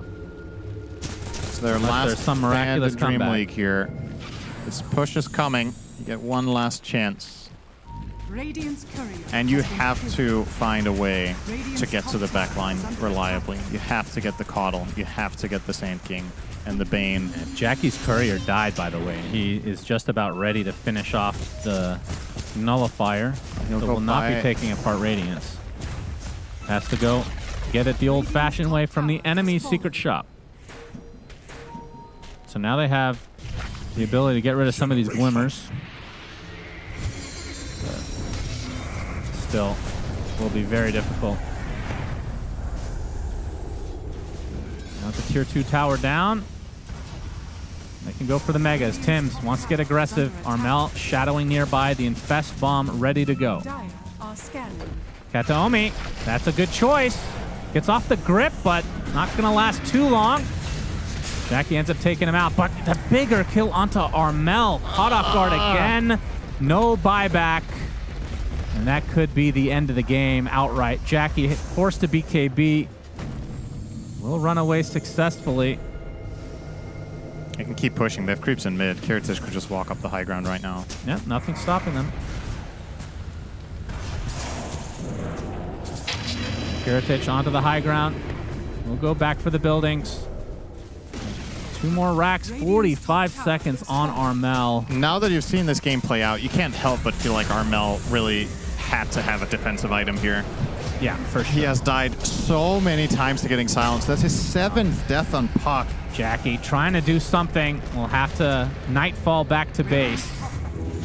And meanwhile, Kiritich gets the megas. GG's called very, very, very weird game, I have to say. Started off pretty well for Boom, but an anticlimactic ending. It's just they kept bleeding and they had no way to patch it up. Yeah, it feels like it's kind of a repeat of game 1, just a little bit faster in the sense that both teams seem evenly matched. It's a pretty close game. Both teams are making good moves. In particular, I really like Boom's, let's say, 15 to 25 minute mark in both games. I think they did a lot of things right. But then you get to the later portion where strategically they just seem a little bit checkmated in both games by core matchups, as well as, in this case, itemization. The Puck not having a Yule, not having a Lincoln's, not having a BKB, died countless times to one little silencing stick on the Medusa. You're going to see the final scoreboard here. Armel, most deaths in his team on Puck. A very uncharacteristic sight for this hero to die this much. The only hero with more deaths was the 5 Bane.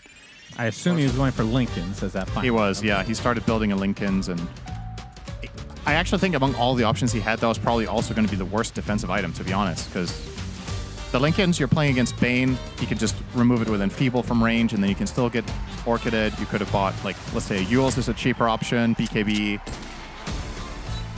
Yep, so Boom, looks like they're out. Bet Boom 2-0, convincing here, Sheaver. Very convincing, yeah. Unfortunately for Boom, eliminated.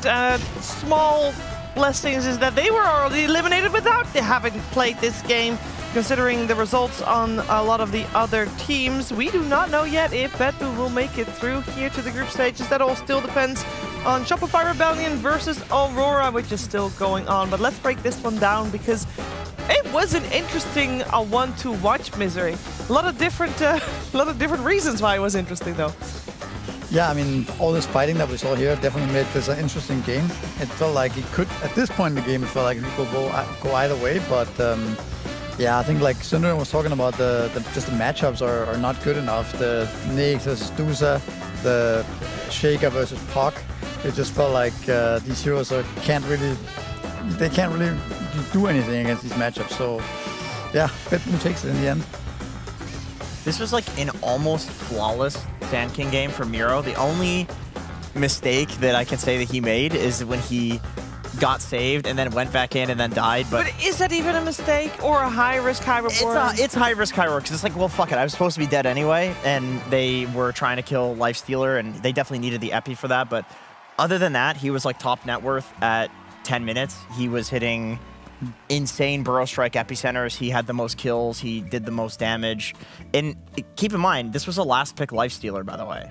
Yeah. You're last picking your carry to try to hard counter the offlaner, and he just leaves and then is the top net worth, top damage, top kills in the game. I feel like this is a problem in the draft. I'm just going to express my skepticism about BetBoom because they are the team that's potentially moving forward in the tournament, and just something we need to keep an eye out for as the tournament progresses is that GPK had a really strong lane, and I felt like we were worried about their damage issues before Sand King Ags when Medusa was ramping up, and those fights continuously bottom. I think they could have just never taken those. Like, I think that could have just been a...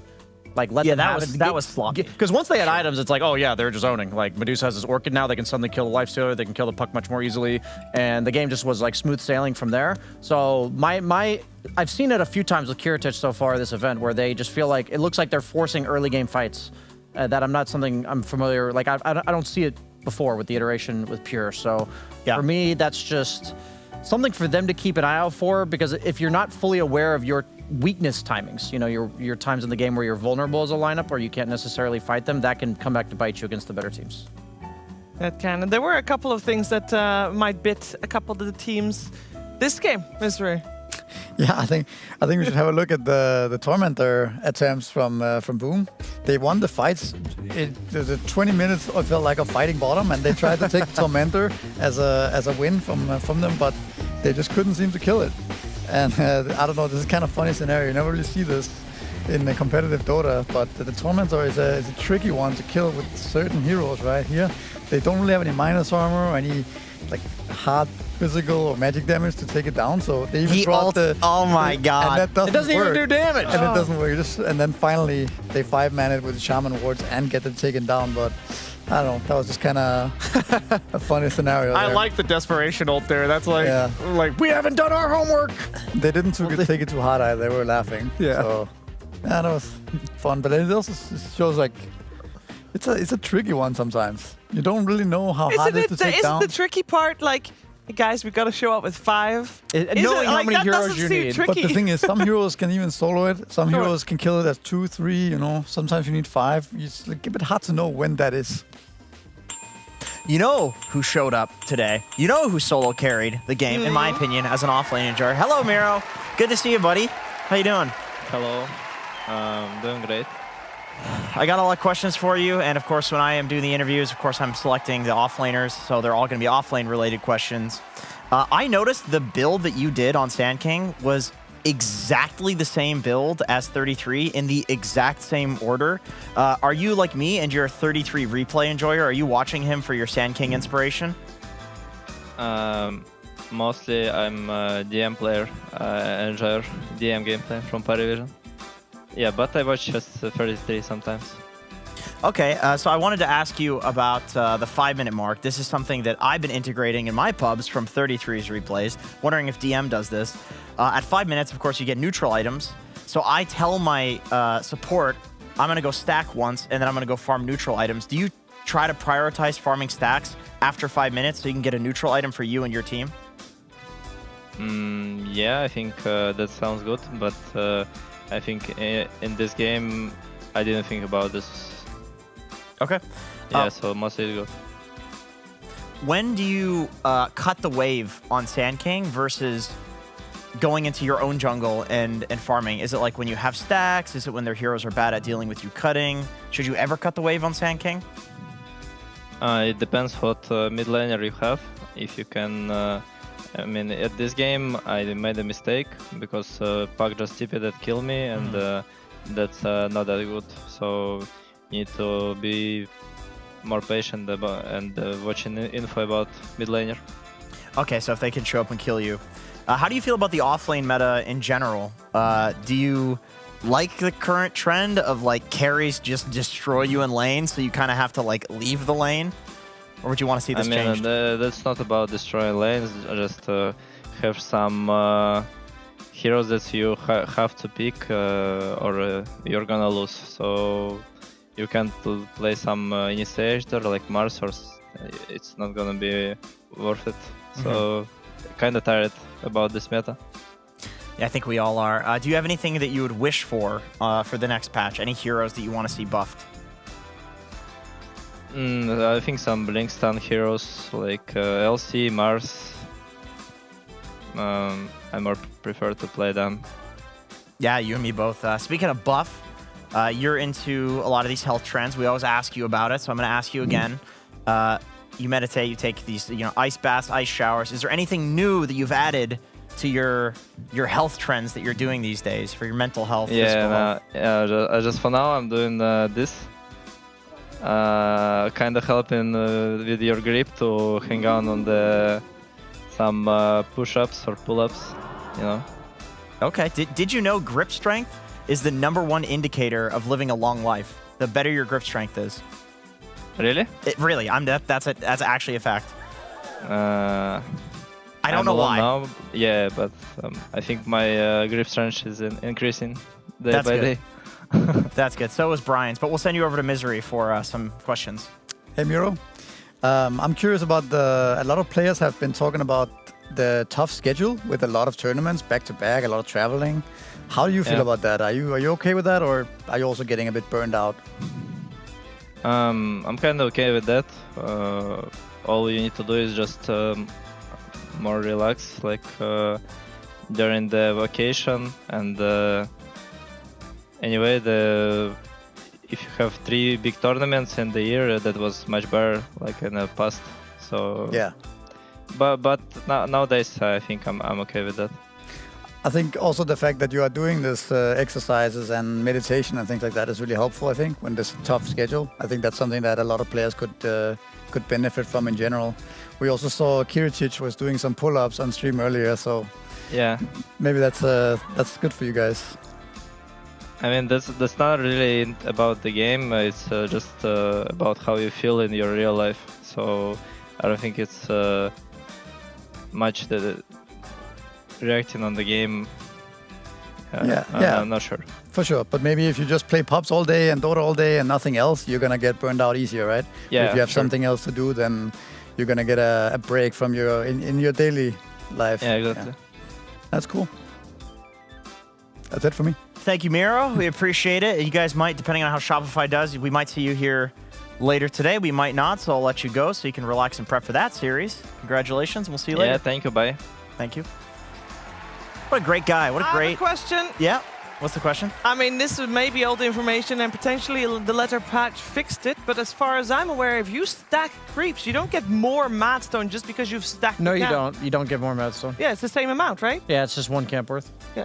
It's 1 camp worth? Yeah. Oh, regardless of how many times it can you be a stack 9 it. stack, it's 1 camp, yeah. Okay, well, in any case, if there's any time to farm a stack, it's definitely at 5 minutes. Well, if you're going to go back and farm 2 camps at the same time as a hero like Sand King, it might as well be stacked. Yeah, is what you want to farm a stack. Yeah. You knew that. You knew what but you it's said. not the amount of like it doesn't have an impact on the now that you neutral, say so- that makes sense, because when I farm the stacks, I'm like, where the fuck are my Madstone?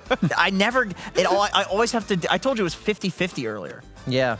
And that actually makes sense, because a stack Well, should be... the 50-50 comes from somebody else on the map clearing a camp and giving you 1. Yeah. That's where, but you didn't realize So maybe that. I should go to the camps and then to the triangle and just ditch the off lane until I've done both of those. Yeah. Yeah, That it's sounds pretty good. better to do more camps Yeah. than to do the same camp stack. Well, I just know in terms of Madstones, anyway. 33 goes to the camps, and then he doesn't go to the triangle.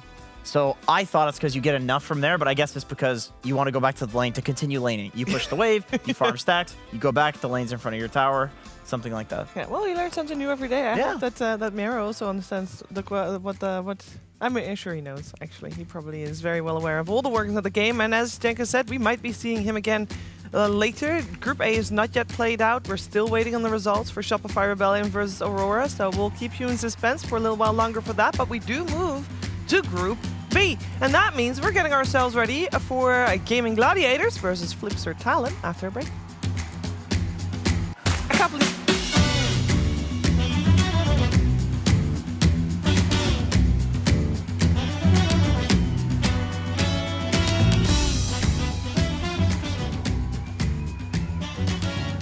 Our tale of mysticism and mimetic mercantile unfolds near the Bleeding Hills. Its namesake derived from a strange, highly flammable tar that oozes from the earth, as if from a womb. Coveted by the hill trolls for its ancestral spiritual properties, but largely ignored by the citizens of the Hoban below, much like our plucky protagonist. But our story does not begin with him.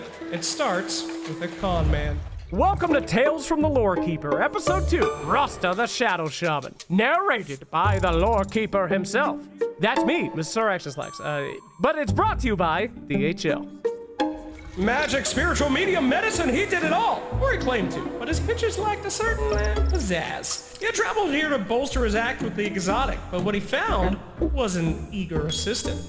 An orphan outcast, half hill troll and half who knows. The child lacked any skills, but what he lacked in aptitude, well, he made up for in eagerness, despite if the con man wanted him to or not. Eager to leave his situation behind, the young Rasta pledged himself to be the ward of the con man, an exotic hill troll bringing the perfect mix of the unknown to their sham shows. And it worked! Rasta's mentor would teach him every trick in the book, and what began as a business soon became a bond. From escaping a town swindled patsies to swapping stories from father to son, it was a never-ending adventure of friendship, skill, and a whole lot of lying. For Rasta, the perfect life. Until everything changed. It was a stressful show. Traveling marauders are tough crowds. It was fine though, until one tiny problem. Their switcheroo had flown the coop, and with this crowd, well, there's no talking your way out of swindling at a gloaty horde.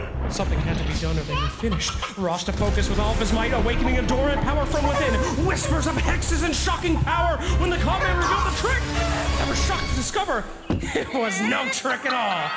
Rasta had real magic within it, and with the con man's showmanship, they traveled from town to town, kingdom to kingdom, as they dazzled audiences, raking in a fortune for years upon years. To many, hill trolls are strange, but humans, in some ways, well, they're even more odd. Rasta could not understand why his father, after finally achieving his dreams, would grow more, well, empty as the years went on. Why do humans, when they grasp everything they've ever longed for, find themselves emptier than before? Rasta would never get his answer. He awoke to his master missing, tracks leading to the nearest town, one that they had hit back in the old days. And there, among the rubble, he found his father's stage, ruined and burned. He had no chance to escape. Rasta found his master with his curtain drawn. Grief for his lost father quickly boiled into rage as the townsfolk gathered around him. They've recognized him as the meek assistant, but now he would show them the true power of shadows, using his skills to do harm for the first time. That was many years ago. Rasta still travels from town to town, performing his acts of mysticism in the arcane for any really willing to pay to see his show, making good but strange friends along the way.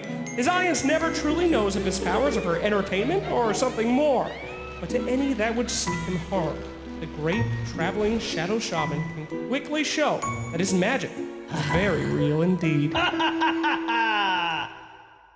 Your votes are in, and the next episode of Tales from the Lorekeeper will be Hoodwinked, premiering at DreamLeague Season 27. But now is your chance to vote on what hero you'd like to see next. You can choose between Silencer, Lone Druid, Ringmaster Razor, or Dawnbreaker, and win a free trip to ESL 1 Winter 2025.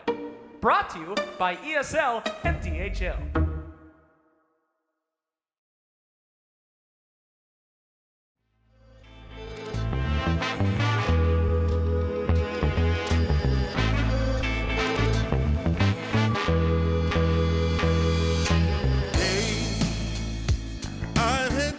Struggle, nothing quite as rough as today. Held, I've been held up. Nothing seemingly goes my way. Oh, I'm not a man for crying. For a storm of tears I crave.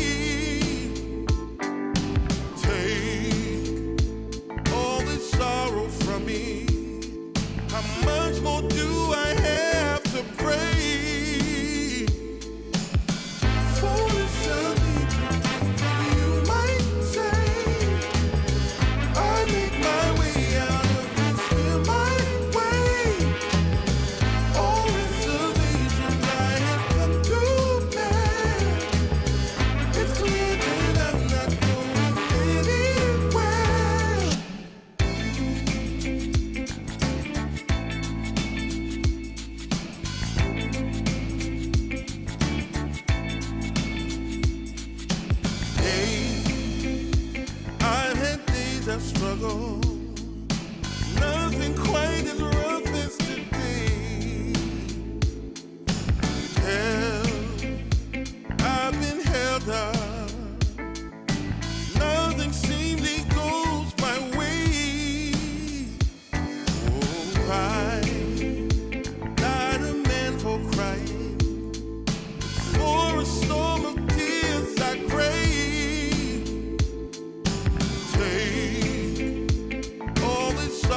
from me? How much more do I have to pray? Foolish of me to think that you might say I make my way out of this still my way. All reservations I have come to bear. It's clear that I'm not going anywhere. Foolish of me to think that you might say I make my way out of this still my way. All reservations I have come to bear. It's clear that I'm not going anywhere.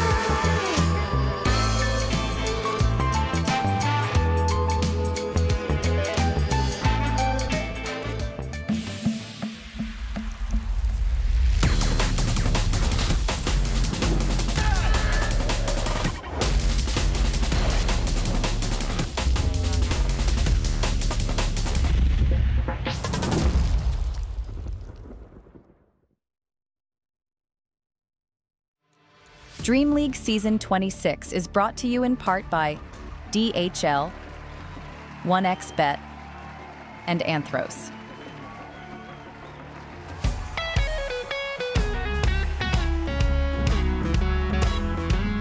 Welcome back, everybody, for the second series of the day. It's Gaming Gladiators versus Flipster Talon. Another nail-biter of a group in Group B here, as Flipster Talon looking at a 7-5 record. Gaming Gladiators 6-6. Both teams need some wins in the series to ensure that they move forward. And going into this series, I've prepared a little bit of graphics talking about some popular heroes in this tournament that these two teams don't seem to be utilizing very much. And I think we might be seeing them today because of how successful they are, and they're not getting banned or picked by either of these two teams. So Ember Spirit, 21 picks so far in the event, 86% win rate. That's even been increased by that last series. Darkseer, 21 picks, 66% win rate. And Magnus with 12 picks and an 83% win rate. I'd like to mention that the only hero out of these three either of these two teams has picked is Ember Spirit, and they've won all 3 games between the two teams on this hero undefeated. And Darkseer, neither of these teams have even picked it themselves. They've only banned it. They've only had it banned against them a total of 3 times the entire event. So these teams these heroes will almost certainly be making it into the draft, and they're also sporting good win rates. So as the tournament moves on, I'm just looking for how these teams adjust to the meta to ensure that they, rise above the middle of the pack to ensure they make it to Group Stage 2. And we'll just have to see in the upcoming series. Thank you very much, BSJ, as we're also joined by Lacoste. Good afternoon, Lacoste. How you doing? Doing good, doing great. Watching good Dota, being around the friend. Oh, I didn't even see it. It's always a pleasure to work with you. Didn't get the chance to work much together this time. It's been a while. I feel like there was something we did that we got separated. Well, we'll see if you guys can avoid doing it again. It was you who complained, wasn't it? I will be pleading the fifth on this one. Let's focus our attention a little bit on how these two teams have been doing, because as Brian said, in terms of the heroes, we know where they stand. There's a couple ones that we should look out for, but they are also a little bit inconsistent in results. We have got Flipster Talon sitting at a 7-5. They have looked actually pretty good. The games where they look bad, they look pretty bad, as per our commentary duo, of course.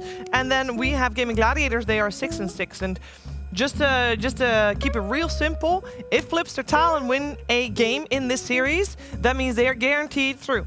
Gaming Gladiators need to win either 1 or 2 games. They can still be in a tiebreaker there as well. So that is definitely something to keep your eyes on. And then there's a lot of other teams that are also still having a good shot of making it through this group stage with or without tiebreakers. Time will tell. Other than a couple of heroes that Brian mentioned, Jenkins, in terms of what's going to be important for our upcoming series, what are you looking for? I'm looking at that Mikoto Storm. That's a big one for me, because when they beat Paravision, they played with Cuckoo on AA. They played AA Storm. They were running around the map, killing everyone. The other players didn't really need to do anything, but they actually did. They were like executing simultaneous ganks, which is very risky. It worked out. It was very cool. And then in the next game, Paravision banned AA.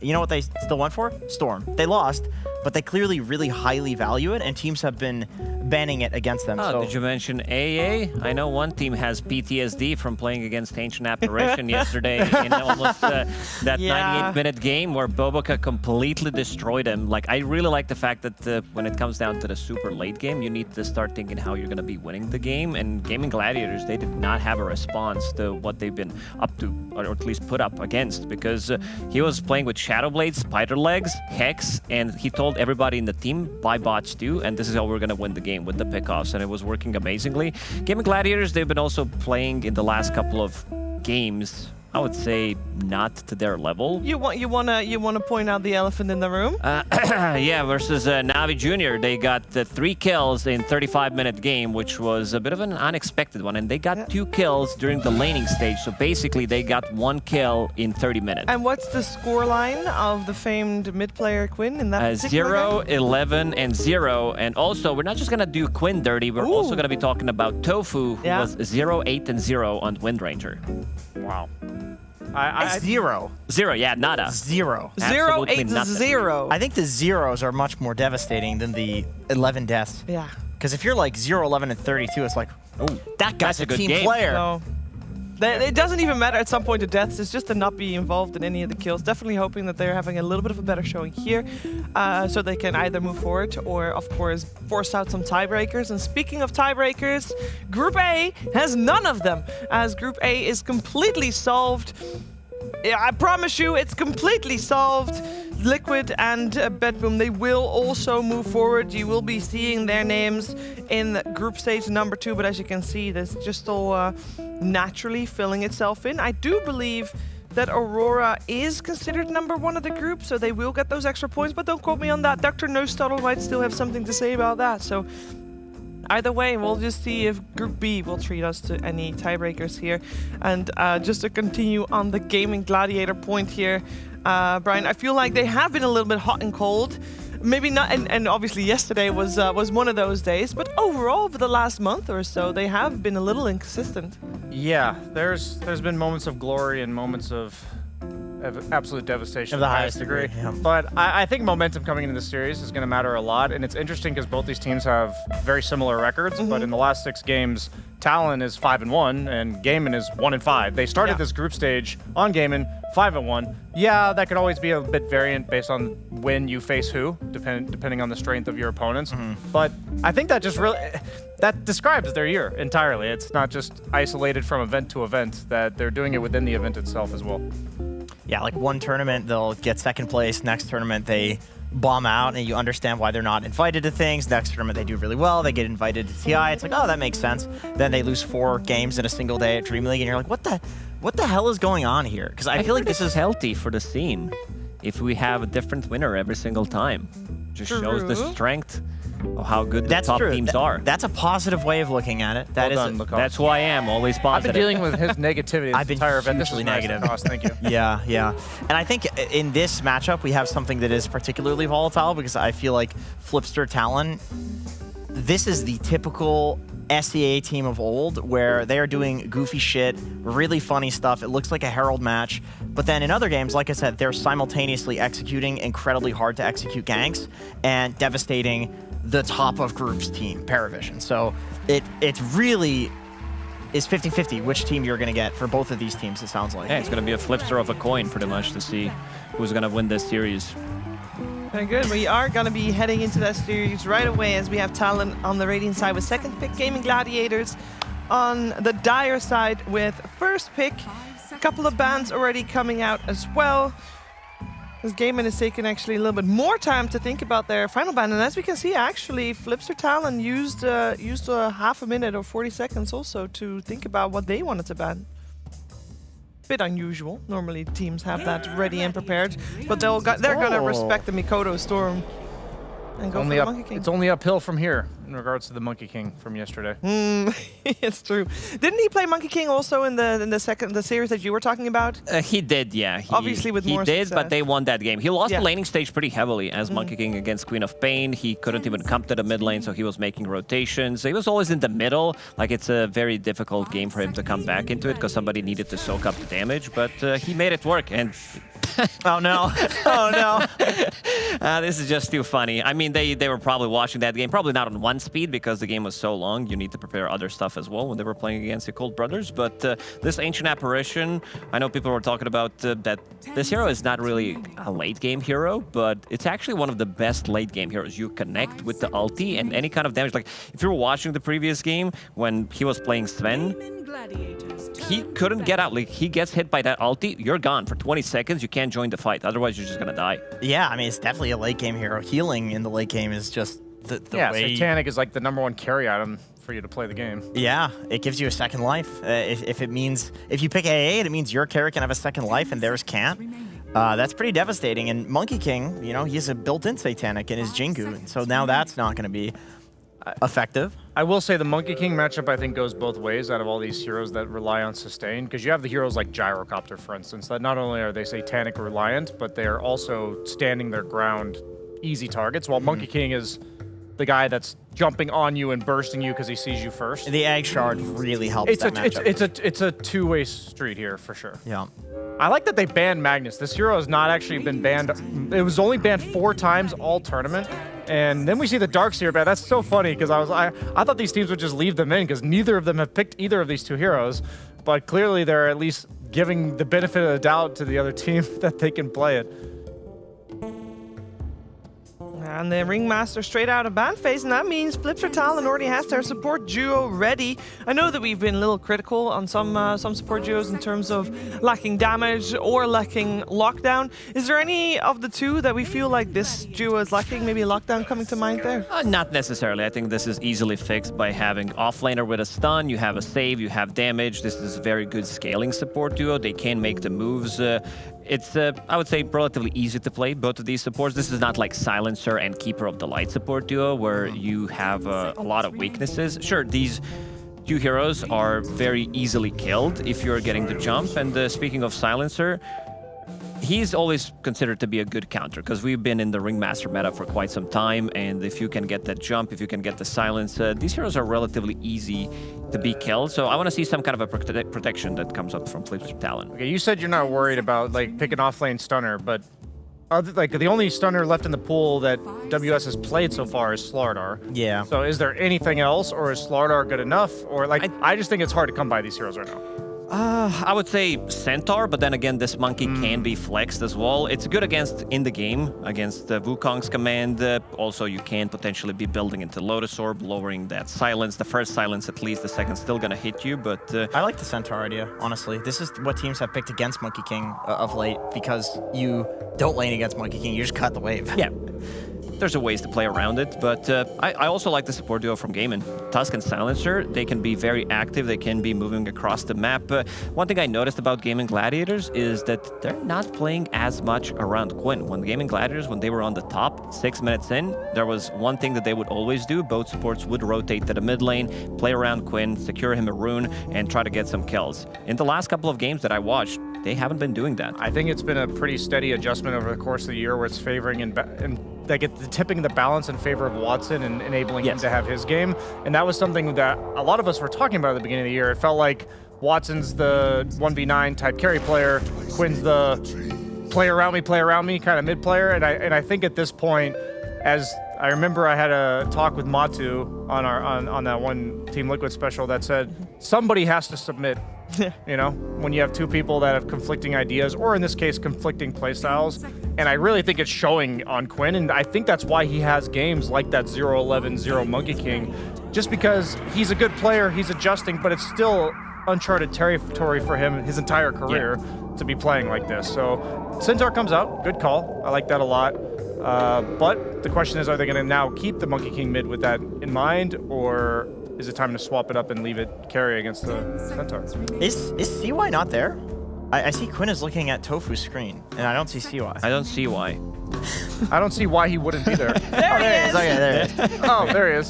So it's just a computer slightly to the left, or to the... Yeah, with the camera very much with a different angle than this one. I see, okay. This is aimed to forehead, this is aimed to chin. There he is. Yep, they're balancing out each other there. Is that then Tofu's hair, you think? Or whose hair is that? Whose hair? Yeah, is I think that? it's Tofu. To the right? Yeah. definitely not. Oh, that means that Celery's Quinn there. is sitting right behind CY, which makes sense. Because then he can't look at the screen because he's in the way. Do we have other angles? Let's rotate there. No. No. No. Okay, well. I'm glad we got that covered. I can only imagine that Quinn's sitting right behind. I wouldn't actually mind like a Brewmaster here. Something like this. They go for the Terrorblade. That's almost certainly for Watson. Pretty good at punishing the Centaur in lane. Yep, he had a great game yesterday, game 1, when they were playing against the Yakult brothers. Carried a carry matchup. He was staying ahead. He was staying 2, 3, almost 4,000 gold ahead of NP, and it really showed in some of these fights. He has, I think TB in this one doesn't have that much control. Like, you need someone to keep them in place. Shard, Snowball, Tusk always has a lot. Monkey with the Boundless Strike, but I would love to see something extra, because a lot of the times if they can run away, you can't really deal the damage. But overall, I like this, what Gaming are picking for themselves. They might have the current issue of just run away. Right? Oh God, it's gonna be Mars. That means it's a Mars Yeah. pick. Oh no. Maybe the Puck off lane. Yeah, Puck mid would be great if they could pick it. I also, by the way, for Flipster, we have seen Nature's Prophet versus Monkey King mid, and Monkey can absolutely devastate the Natures. You jump on him once, like there's nothing he can do to get away from you. I'm wondering, is this the same matchup when it's a carry to mid matchup? Like, does Nature's always have to be afraid of Monkey hunting him on the map? Yeah, pretty much. As long as he has a hero that threatens with the Monkey. I wanted the Tide for them. Oh, the Tide anchor. would have been great. The Tide, it's like an ace hero that also had the anchor. That I'm really glad they banned that out. But I think the Tusk Monkey has really good synergy on the map against heroes like Nature's. Tusk, high mobility 4 position. I wouldn't mind if they also swap the lanes up for Gaimin, where they just put Silencer 4, like keep the same players, but put the Tusk 5. Just because I think Tusk Terrorblade is a terrifying lane that can kill the Centaur level 1 and 2. We saw, I believe it was Beyond that was dying to that. Was it yesterday? Like, I remember seeing a Centaur offlane dying. Yeah, it was literally Gaming Gladiators, but it was with Terrorblade Jakiro. That's what it was, okay. But same idea. I think they can pick on this Centaur with the Tusk because it's like a hero with a continuous slow in the form of the tag team. But they might just keep it normal. And they also played it the pretty much same matchup. Oh, welcome, Shannon. Hello. Where TB played against Centaur, and Centaur straight up did not have a good time. Yeah. Like, they completely destroyed him. He was also paired up with Jakiro, which is a super strong lane. Position 4 did leave relatively early on. Pose for the cameras, I wanted to be a part of that. Want to make out? No, I don't. You need to clear your teeth when you say that to someone. They had garlic breath. It was garlic breath. There's pieces of garlic in the teeth. Wonderful. A DK is going to be the final ban for Gaming, and they pick up their Pango, and I think that kind of means that that's Terrorblade's offlane? Or offlane Pango? Oh, it could be TB It could be TB offlane, carry monkey, mid Pango. Yeah, if they still want to put their monkey in the carry. I don't think Ace is a Pango player, is he? That's like the reason I think He plays that's it. He plays it. Okay, he hasn't played it yet this event, but I believe you that he plays it. I said it with confidence. I could have just lied, and you would be like, okay. Is that how you present it. Is that, like, are you that confident in Monkey King versus Centaur, and then I guess you get TB versus Natures, I think TB which versus seems Natures pretty would good. be nice. Yeah, TB versus Natures. Because you're so high armor, you don't care about like the Treant and Nature's harass. And Terrorblade's actually a pretty good lane cutting hero now. Like with your illusions, like you're gonna be level 4, level 5. Yeah, and just they take like going no away. damage because they're so high armor and melee. Okay, well this throws a wrench. You go pipe as well on the offlane TB. That might be nice. Morph coming out. I like offlane TB even more now against Morph. I'm curious if they lock it in there because of the reflection illusion in lane. Makes it really difficult for Morph to play on high agi. I don't think you want to put Pango offlane versus Morph. That sounds rough. It's a really, really devastating lane. Yeah, like I mean, Pango operates on poking down the carry such that he can't threaten the Pango, and that just doesn't work. That style does not work against. Oh, they're doing it that. Ooh man, I think this Pango's in for a rough time. I would have really liked the Gaming Gladiators draft if they swapped up the lanes to what we mentioned with the Terrorblade offlane. Yeah, I'm a lot less convinced now. Yeah, I'm a lot less sold on this Pango that was supposed to be a flex, and in the end, they overall didn't have the last pick. They had pretty much 3 melee heroes that they could flex. DB, can go to 2 different roles, but he's in general a melee hero. So this Morphling last pick kind of ruins what Gaming Gladiators wanted to do. I know that this matchup for Pango is very, very difficult. Sure, you're going to be playing with the double jump facet, so you have extra bit of shield, extra bit of damage, but it's still not good enough when you're playing against this high attack speed Morphling who's going to be denying a lot. So I think there's going to need to be a lot of shenanigans in the bottom lane to make Ace's Pango actually work. I agree, and I think it means that Gaimin has a very specific window that they're imagining that they're going to win the game. Where there's a small window where Terrorblade is stronger than Morphling. You go late game, you're going to lose that matchup. But then you have Quinn on Monkey King mid. If you rotate mid with Tusk, you can kill Nature's Prophet. So I feel like they're trying to snowball through mid here. And if they... With the Tusk. With the Tusk, of course, naturally, and the Pango's rolling through. Yeah. And if they don't, I think this one is really rough for them. Agreed. Well, let's see if Gaming can get off to a good start in game 1 of this 2-game series. We're heading over to Sundsvall and Synderen, but first, some Puck and Pandas.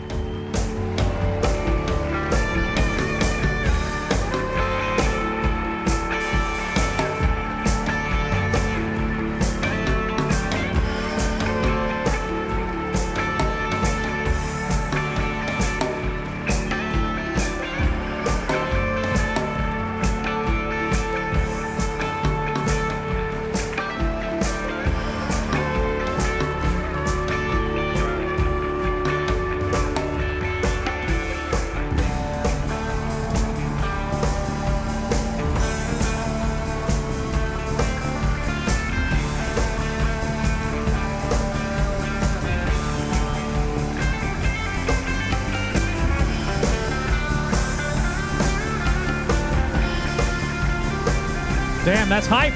Sunsfan here with Synderen. Game number 1 between Gaming Gladiators and Talon. This should be a good-in, despite seeing the Terrorblade and Morphling on opposing team. Your two least favorite heroes right now in the same game. The two most common carries, it feels like. At the very least, we get to see, and I actually do want to talk to you about this. 23 Savage, his best hero, I would say, right? On the Morphling. Yeah, for sure. I would have to look at the stats. I feel like, I'm going to try to be conservative here, the last 6 to 7 games that I've cast of his Morphling have all been losses. So I might be a problem for Talon, Synderen. Yeah, could you just leave the room for a little bit and come back, and then we'll see. At least mine doesn't. For you, anytime you say China's going to win something, they lose. So it's a little bit more, it's like a bigger region. Yeah, but when I'd say China's going to lose, they also lose. So I don't really know how much power I really have, you know? Joke him in trouble. Oh, yeah. That Joke tag him in the team grave. is quite strong. Watson with the first blood. Gaiman going to be super happy with that. Tons of extra gold in the pocket of the TB, as we talked about, the most common carry to see in these games. But yeah, what do you think of the lineups? Ancient Apparition gets through. I've been seeing that band a lot. Yeah. I think especially the Morphling last pick in theory is really, really good here. I think this is the type of game where if 23 Savage gets farmed enough, it's going to be tough for Gaiman to really deal with him. The one upside is they have the Diffusal Buyer in Monkey King that can at least bridge the gap in the mid game, but ultimately that does fall off. So I think that should be the recipe here for Talon is confidence in your late game, get there, keep farming. Mikoto obviously playing the Nature's Prophet can also scale massively, and you just need to buy enough time. On the other side of the coin, Gaming Gladiators, one of the most explosive mid heroes is that Monkey King on Quinn, but he had a terrible showing yesterday, obviously, looking to not repeat that. Yeah. Would expect that to not happen. But the one thing that I guess Talon don't have that much of is defensive potential. You have Stampede and you have the box, but that's kind of it. If people get jumped by Monkey King and he's diving your towers, heroes like AA, Nature's Prophet, Ringmaster are very susceptible to just getting chased down by something like Tusk Monkey King or Tusk Pango. Yeah. I think you're looking to take advantage of that as Gaiman to try to accelerate the game and make Talon not comfortable to just sit back and farm. Ace going to take a bit of harassment here, but 23 Savage is looking to farm more than anything. We should mention, of course, in terms of standings right now, Talon is tied for second in this group with 7-5 record, and Gaiman tied for fourth at 6-6. So very important series for both. And Gaiman want to at least, I mean, if they get one game, they will ensure that worst case scenario. Actually, no, that's not true. Really depends on how Falcons does against Navi Jr., which That's another matchup that is going to be very important to watch for. It's actually possible with 7 and 7 to not be tied for 4th? If Falcons wins 2-0. Oh, you're right. That could actually happen. 7-7 could be 8-6. 5th in this group. Yeah. I think that's pretty unusual, I want to say, but maybe... I think mathematically 8-6 should always more or less be enough, unless some like extreme lopsided group happens. Watson doing a lot of damage to WS, but Malady taken out by Joe Cam. Pops the Fairy Fire and the Whoopee Cushion. Gets the space to survive. I actually think they could have killed Watson as well, potentially there with WS, if he just kept running next to him, waiting for the next Tooth Stomp double edge combination with a dart. But he'll live. Still, this is an overall, I would say, pretty good start to the top lane for the Centaur and Ringmaster to even find a kill up here. It's Terrorblade Ringmaster, or excuse me, Terrorblade Silencer, a very strong lane once that meta is activated. They do manage to find an opening onto Malady there. Yeah, Watson, of course, with that first blood, so not going to snowball at the very least.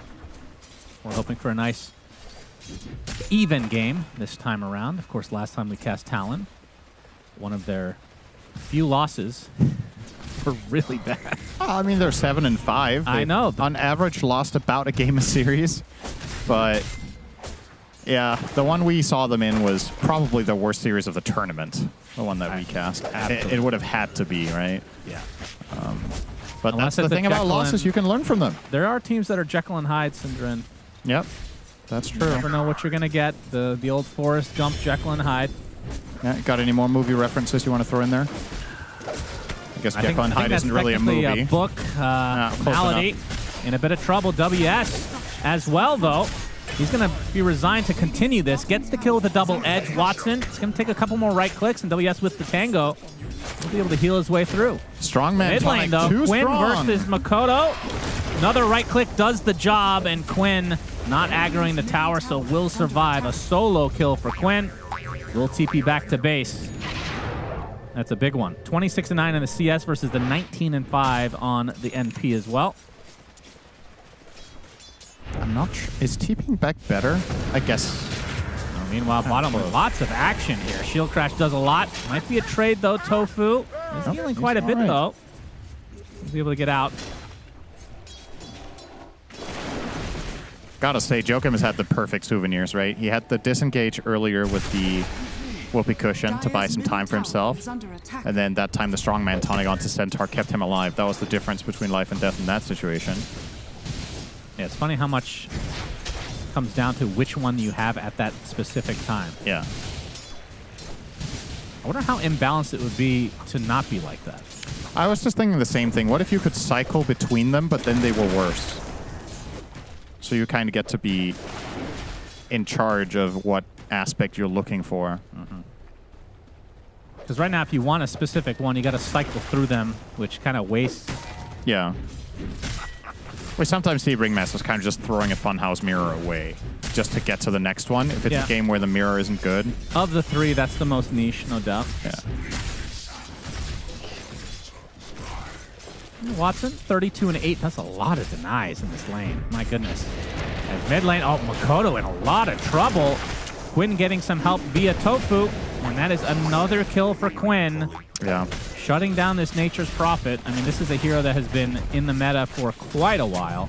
This is my biggest concern for Talon, is this type of plays that I'm really looking for Gaiman to turn this up to 11, just keep making these moves. With the Tusk just being free to rotate around, Pango will be able to hold his own down here in the bot lane against Morph. Sure, you're not going to win that lane, but you're an off-laner in this patch, so you're not going to win your lane. And therefore, you just have to accept that carries get to enjoy themselves, and your off-laner support will generally leave you because they also don't like losing with you. They'll try to win somewhere else. And that's why Tofu ganked mid. Now he's ganking top. Good shard blocking off WS. He is mega dead. Quinn is there. Trying to steal. Too late, Quinn, yeah, unfortunately. A little bit. But that's a wisdom. Can they get both? I think they can. Yeah, he's all alone on the other side. That's clean. Damn, Gaiman owning this one right now. They get the tower. All right, how much more do you want? This is where I wish we had, you know, the 2K net worth showing at the top. I think for the first 15, 20 minutes, showing the XP as well is pretty damn important. It's something that we don't get to talk too much about. Yeah. It's kind of a hidden mechanic, as it were. I mean, you can see the levels, but yeah, level 3 on Jocam right now. This is an Worse almost for wear. level 5 Tusk. He does so much damage to these supports this They're early. sticking around as well. They're seeing if a core would show up. WS eventually does, but yeah, they will take the Ringmaster gladly, but he's going to stay alive thanks to Funhouse Mirror, and Cuckoo shows up as well. So that's going to be a turnaround onto Tofu. Good reaction from Talon. As Malady trying to run this off is Quinn. Soloed Mikoto. Yeah, another death to Makoto's name. So they get 2 supports on this side of the map, but Quinn is destroying. 1-3 start for Makoto, and Quinn 3-0. This becomes a little bit of a balancing act here for Gaimin, because I really want to continue seeing this aggression, but you also need to not overplay your hand. I think diving into the tier 2 tower there for Tusk a little bit too crazy. You have to recognize that you are clearly ahead on your support. So if you make clean moves that are lower risk, that are just going to work, the enemy supports are not finding much experience unless they get to counterplay you. And that one kill they got on the Tusk in the tower, it might not seem like that much, but it really helps the AA get toward level 6 to be involved in just something, really. 23 Savage getting gone on right now. Has the waveform. Tofu is here. And Quinn He is shows so up dead. with that tag team. And Ace is going to get the credit for that one. I love watching Monkey King. I think he's one of the most fun heroes to watch at a pro level, because there's just... See, that was a hero where you're picking it there was a certain point where you picked literally every game, but you didn't know what position it was. It's a great hero. I absolutely agree. Cuckoo stunned up. Eventually taken out as Quinn is just out of control. He needs another 7 kills than his KD is average from his game yesterday, where he was 0-11-0. Currently 4-0. Well, looking for the He's 5th on his one way. here. Boundless strike onto Ring. Whoopee cushion, though, as Jocam. Will be taken out eventually, although let's get a little bit of he extra doesn't mana. HP. Wait, hang on, Tofu. No follow-up from him. This is now awkward. TP in the form of Cuckoo. And 23 Savage would be very happy with this. But Makoto's like, yoink! Bro, I have been getting destroyed this game. Please, give me something. Dire's middle tower Yeah, it's always funny to see Morph show up to fights, and then you don't have a point in Adaptive Strike until the game ends. It's kind of just waveforming across. Yeah, that skill has not been great. I do not like Morphling's current state. Agreed. I think it's more fun when Adaptive Strike matters, and the skill about morphing up and down to use that ability correctly matters more. And then you compensate some other way for like making that ability more meaningful than you nerf a little bit of stats or whatever. Because right now, the pro way of playing Morph is just going your waveform, adaptive, or attribute shift and stats. Not even taking Adaptive Strike is... I don't know if that's ever happened in the history of this hero until this patch, that people would bypass Adaptive Strike. They don't have Global Silent. Ooh, Boundless Strike. Clutch just reaction a little late. there. 23 Savage avoids death. Yeah, don't know if they could have got him, to be honest, but... Yeah, I think Global would have been needed there, and he's Yeah. actually super close. I'm a little surprised they didn't just wait for that. Yeah, 1 creep away. Tusk is also close to 6. Ironically, Cuckoo gets 6 as the first support of the game, in spite of not getting a Wisdom. Interesting. That's kind of surprising, but he's been leeching a good amount here on the Ancients as well, getting some more XP off of Mikoto. Yeah, but either way, 2K lead early on for Gaimin as the Diffusal's online. You talked about it as a potential counter for the Morphling. Makoto's starting to come back, though. It was a lot worse just a couple minutes ago.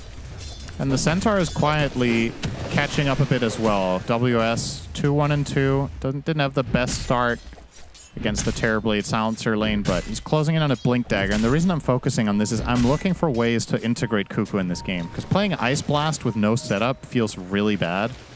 So I think their lineup largely relies on WS to get this Blink so they can make those plays. Oh my. Until then, Gaimin should just be kind of running the map. It's very hard to take initiative for the Radiant heroes just by design. Quinn is hunting. Not really finding anything. Yep, Talon are spread out in this jungle area. 23 is just going to shrug off that swashbuckle. Do you like the Mage Slayer this game Radiant's middle tower on Monkey King? Is it good enough? It's like usually you would see this bot against a core that does significant magic damage, right? So you get the double whammy. Here you get some magic resist for yourself, but the spell damage reduction, who is that very good against? Morph doesn't really use spells that much. AA, the main thing is hitting the ult. Oh, there's the global. Oh, they're going to get this Morph. Have the Walrus Punch? No. Oh, it's able to get off the attribute shift and no, wait, good. no. He actually gets out. Thought they had the Walrus Punch there. As Quinn will take a tumble to Cuckoo, so big mistakes from Gaimin cost them quite a bit. That's the class. I empathize with this so much because this happens to me quite a bit too, where you're like, there's no way I need to ulti here, right? As Pango, you're like, we've got him, surely. And then he barely lives. You then ulti too late. He gets out, and Quinn dies. So you ganked yourself, effectively. Yeah, that was... As we've established, Talon can only really counterplay, and you gave them the counterplay by not committing your ult and just getting the hit and run. The Morph kill there is big. So just drop everything, get the job done, and get out. Feels but like here that we are. nullifies a good amount of that early game that Gaimin were dominating. That is the biggest moment of the game, is that one singular kill on Monkey King and the one singular save on Morph at the same time. It's a really big change. Monkey King was on a 4-0 streak as well, so a good chunk of gold going into Cuckoo's pocket there.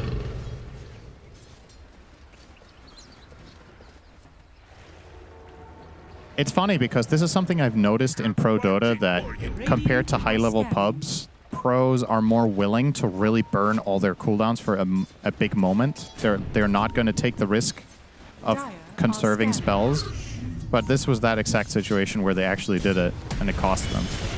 Malady taking a hoof stomp Easy into an kill. Ice Blast. Makoto shows up to look at the dead body on the ground. This is such a killer combo. AA Centaur is nasty. Yep, You have Ice this Vortex amplifying the double edge. double edge hoof stomp, both magic damage, stampede magic damage. This is kind of a better version of the good old, say, Shadow Demon Centaur, right? This has more damage as a killer combo. I mean, the old Shadow Demon, though. Yeah, I still think this does more damage than when Shadow Demon had the Think so? Soul Catcher. Yeah. Soul Catcher was pretty absurd. AA does a lot of damage. Yeah, AA is good. So a little bit of a pull the brakes a little bit here on Gaimin. They're still ahead. Of course, Watson on the Terrorblade has been completely untouched this entire game, but I don't think a 2K lead is really meaningful, especially considering the way Talon's lineup is constructed. The Morphling just needs time. This is the type of game the hero can truly run. So for Gaimin, looking for more, and they might find it. They do spot it. Might cost them a silence, though. Absolutely, that's a super easy kill into the Stampede runaway. Talon kind of get away with murder, but Ace is coming. Gets the defusal onto WS with the TP, but the Rolling Thunder cancels it. Quinn, in the meantime, takes out Joe Camp in turn.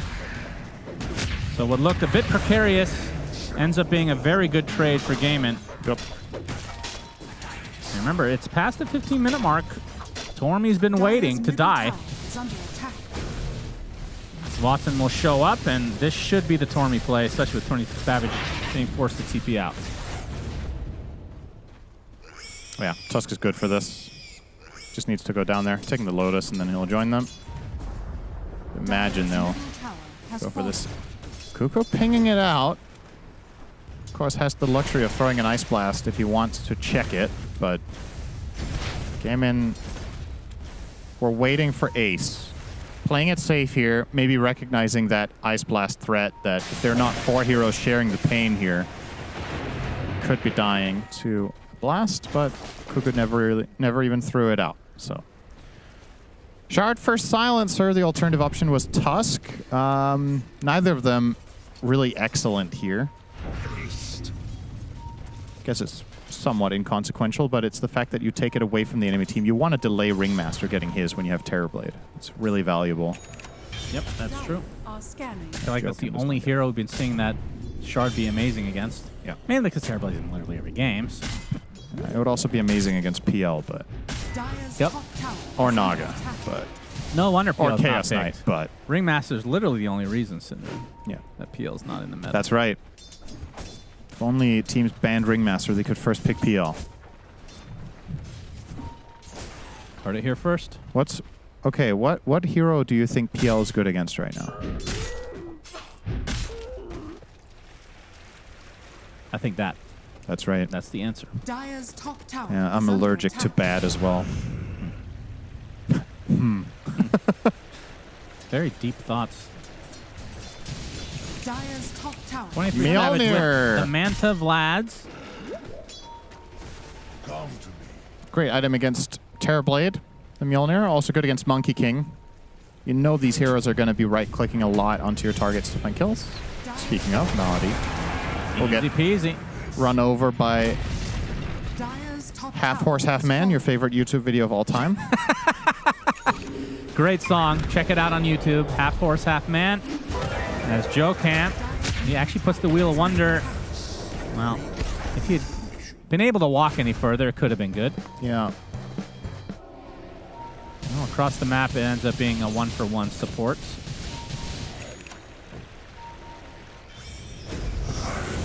Oh, Global Silence. Oh, into the pit. He tries to go, but they have the damage this time. That one's big. Tofu gets there with the Walrus Punch to ensure the death of 23 Savage. I wonder if they knew for a fact his Manta was on cooldown because it was kind of tight. He had it 5 seconds after that. Dire's bottom tower is under attack. Obviously, the Reverberate will last a little bit, but had Manta been ready, he would have easily survived that gank.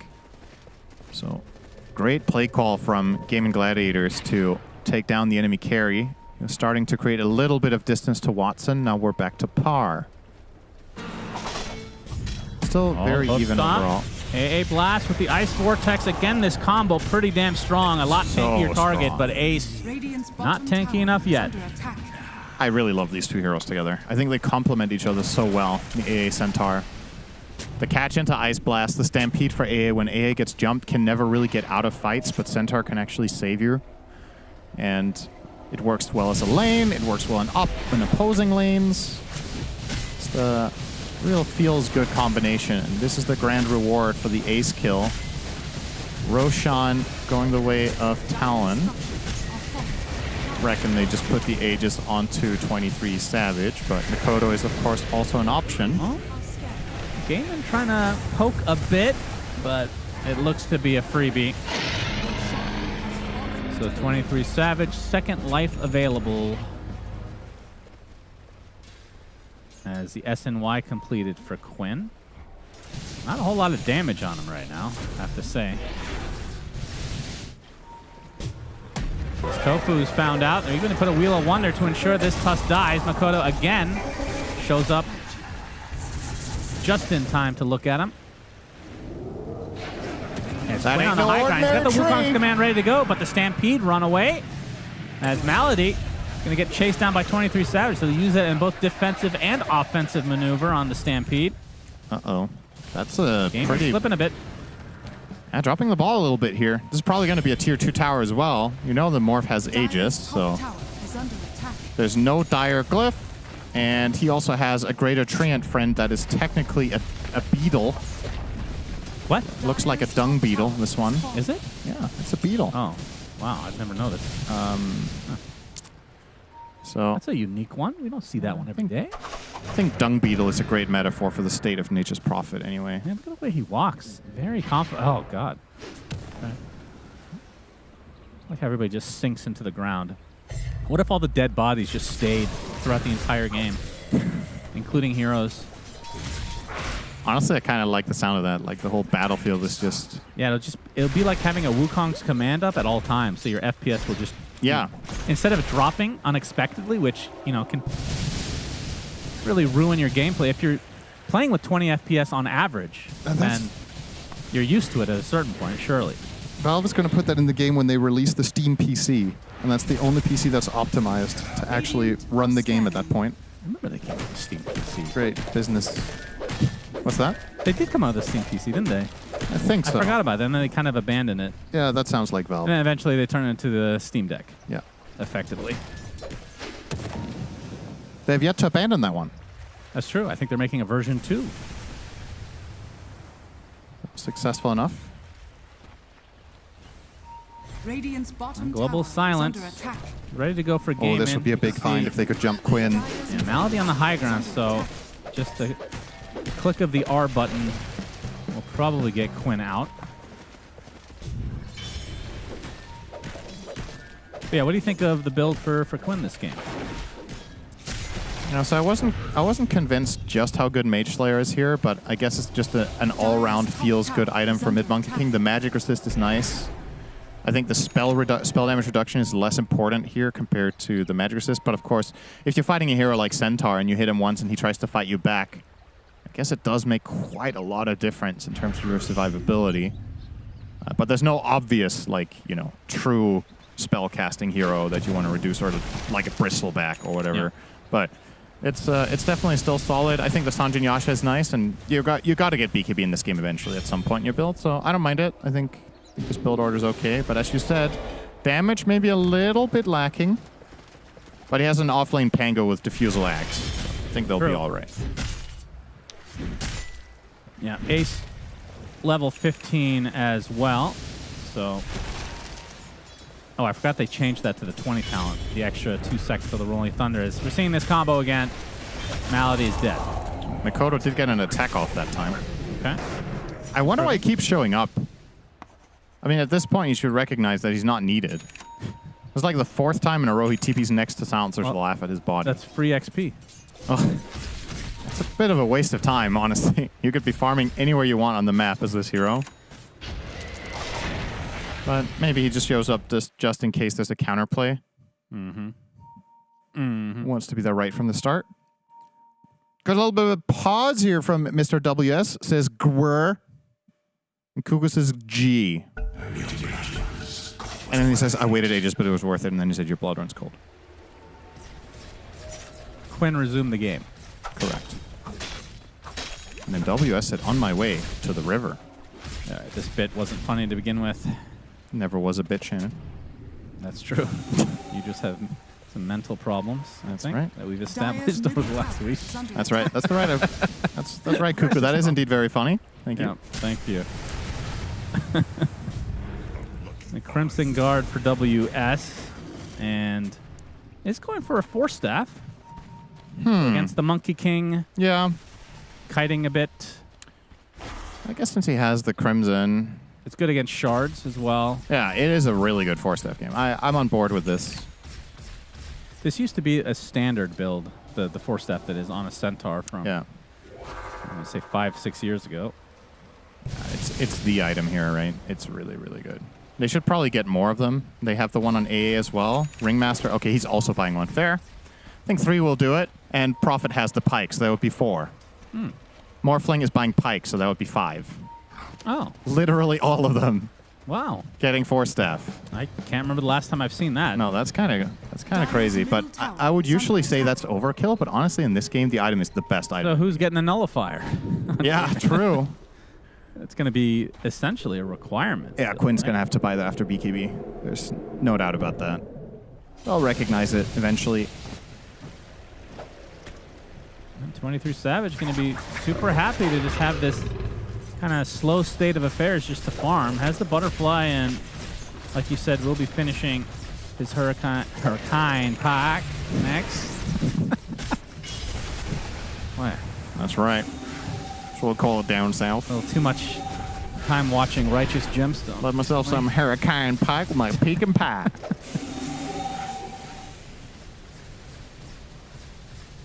I remember you berating me for calling it pecan pie. It's called pecan. Yeah, pecan. Yeah. And then we looked it up, and both are correct, as usual. You love to criticize people that are right about things. I don't do research when I criticize. Yeah, I criticize based on feeling. Yeah. And I have very strong feelings towards you. Usually on the negative. Oh. It sounded nice for a moment. I should have known better. Watson already opting for the MKB against that butterfly. Gonna need it. Very slow game, though, I have to say. I mean, yeah, there's 25 kills, but it does feel like they're spread out quite a bit. There hasn't been a full team fight. I'm a little bit concerned for Gaiman down the stretch here, whether Malady is going to retain impact on the Silencer, because I think the Radiant lineup actually deals very well with fighting into Global. I think they're durable enough with all of their pikes that they can stay alive during the initiations, and then once that Global is down, your Silencer doesn't really offer much. You have multiple heroes that are inherently quite tanky against being silenced. Morphling will have the Manta, BKB. The Centaur has Crimson Guard, Force Staff, 3,500 HP. And you look on the other side, you're not worried about whether Ringmaster and AA will find late game impact. Oh, don't you worry, that's going to happen. So, yeah, if this just continues being a farm fest, I'm liking where this is going for the side of Talon here. This quiet, steady increase. They're also gaining more GPM. It's not that the teams are just staying even. Morph and Prophet just farm faster than a Monkey King. Yeah. When he goes this build. If you want to keep up and farm with these heroes as Monkey King, you need to either have Mjolnir or Radiance. And Quinn went for neither, and I don't blame him. Yeah, because they got up to such a fast start. He was finding kills left, right, and center. Huge This was the way to go. But I think if you could go back in time, I think if you could go back in time, he would do the same build, and then they would make better moves. I think this wasn't an itemization issue. They just had a couple of poor fight selections, and that has kind of cost them the snowball that they were building. You know, I know Gaming Gladiators is a different team than they used to be, but this would generally be a failed game for them. Old Gaimin would consider this a failure that they didn't manage to snowball the early lead they had. can I make a request Yes. of you? Okay. Can you take your phone off the table? Can you take your... When you have your phone on the table, it vibrates the entire desk, and I think that there's an earthquake, but it's just your stupid-ass phone. You sound very sensitive. I noticed my phone vibrating That's as me. well, and I was like, oh, it's a vibrating phone. That's me. Yeah, can we get that back on screen?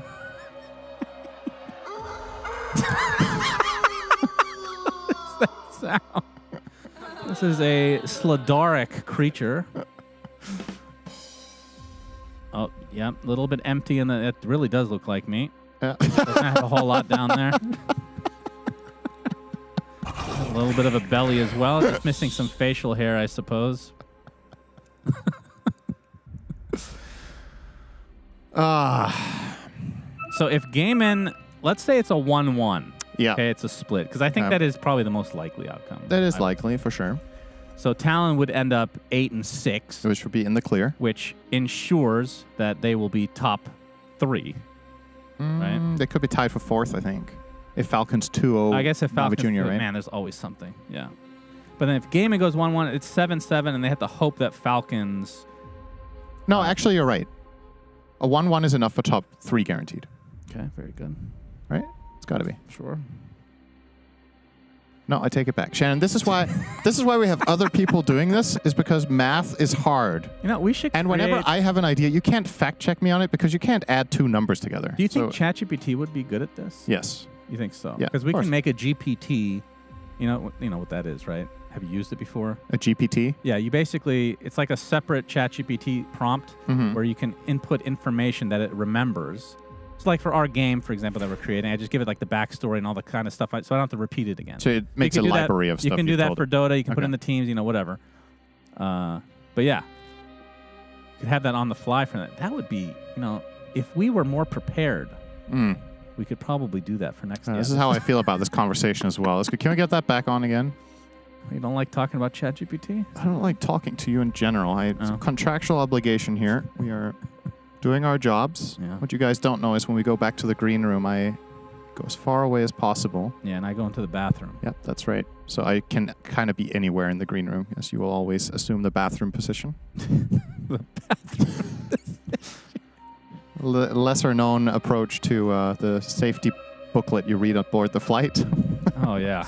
In case of an emergency, you assume the bathroom. I feel like you're in the bathroom position on the plane anyway by default. It's like it's their way of saying don't panic. Remain seated in the bathroom position. Did you know? What's the reason for the pause? It's still packet loss. Quinn, get your packets under control. That's right. Did you know the reason? You probably do know this. You know when the plane's having issues and the oxygen drops from the top. Has that happened to you ever? No, to you? No, never. I would actually shit myself, but I mean that happens. You do that anyway, yeah. So regardless, the reason. So do you know the reason why they say put it on yourself first before you put it on like a child or whoever? To avoid panic.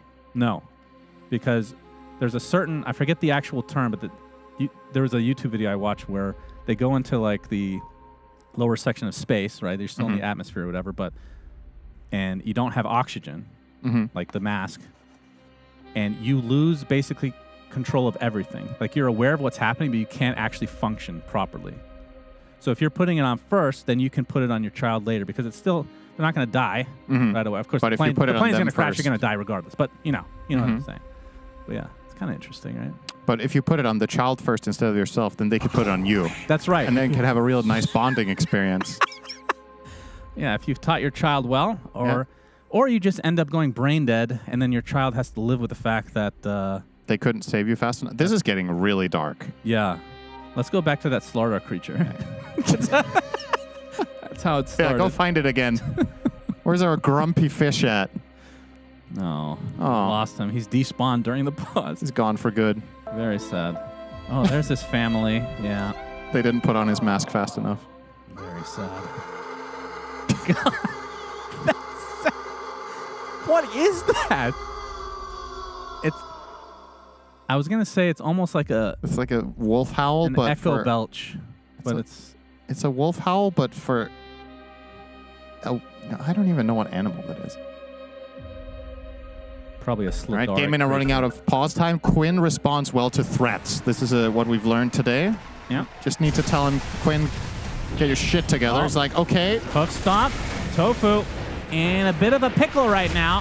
Has the blink though. Oh, even AA Blast used. Whee! They won't know it though. Usually let it go off the map. Yeah, completely. there wasn't really much point in releasing it there. Because, of course, if you let it fly off the map, the enemy team might not know it's on cooldowns, and they can't use that against you. But I don't think anybody saw it there anyway, except Cuckoo. And this is where the Nature's Prophets start to get a bit out of control. Still level 17. Apparently slower than average on the beat kick. I feel like he has come back with a vengeance in this game, though, despite that early start.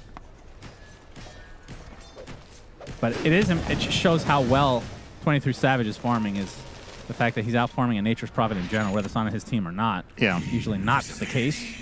Well, considering Mikoto has spent a grand total of like a minute teleporting next to dead heroes, he might have been ahead.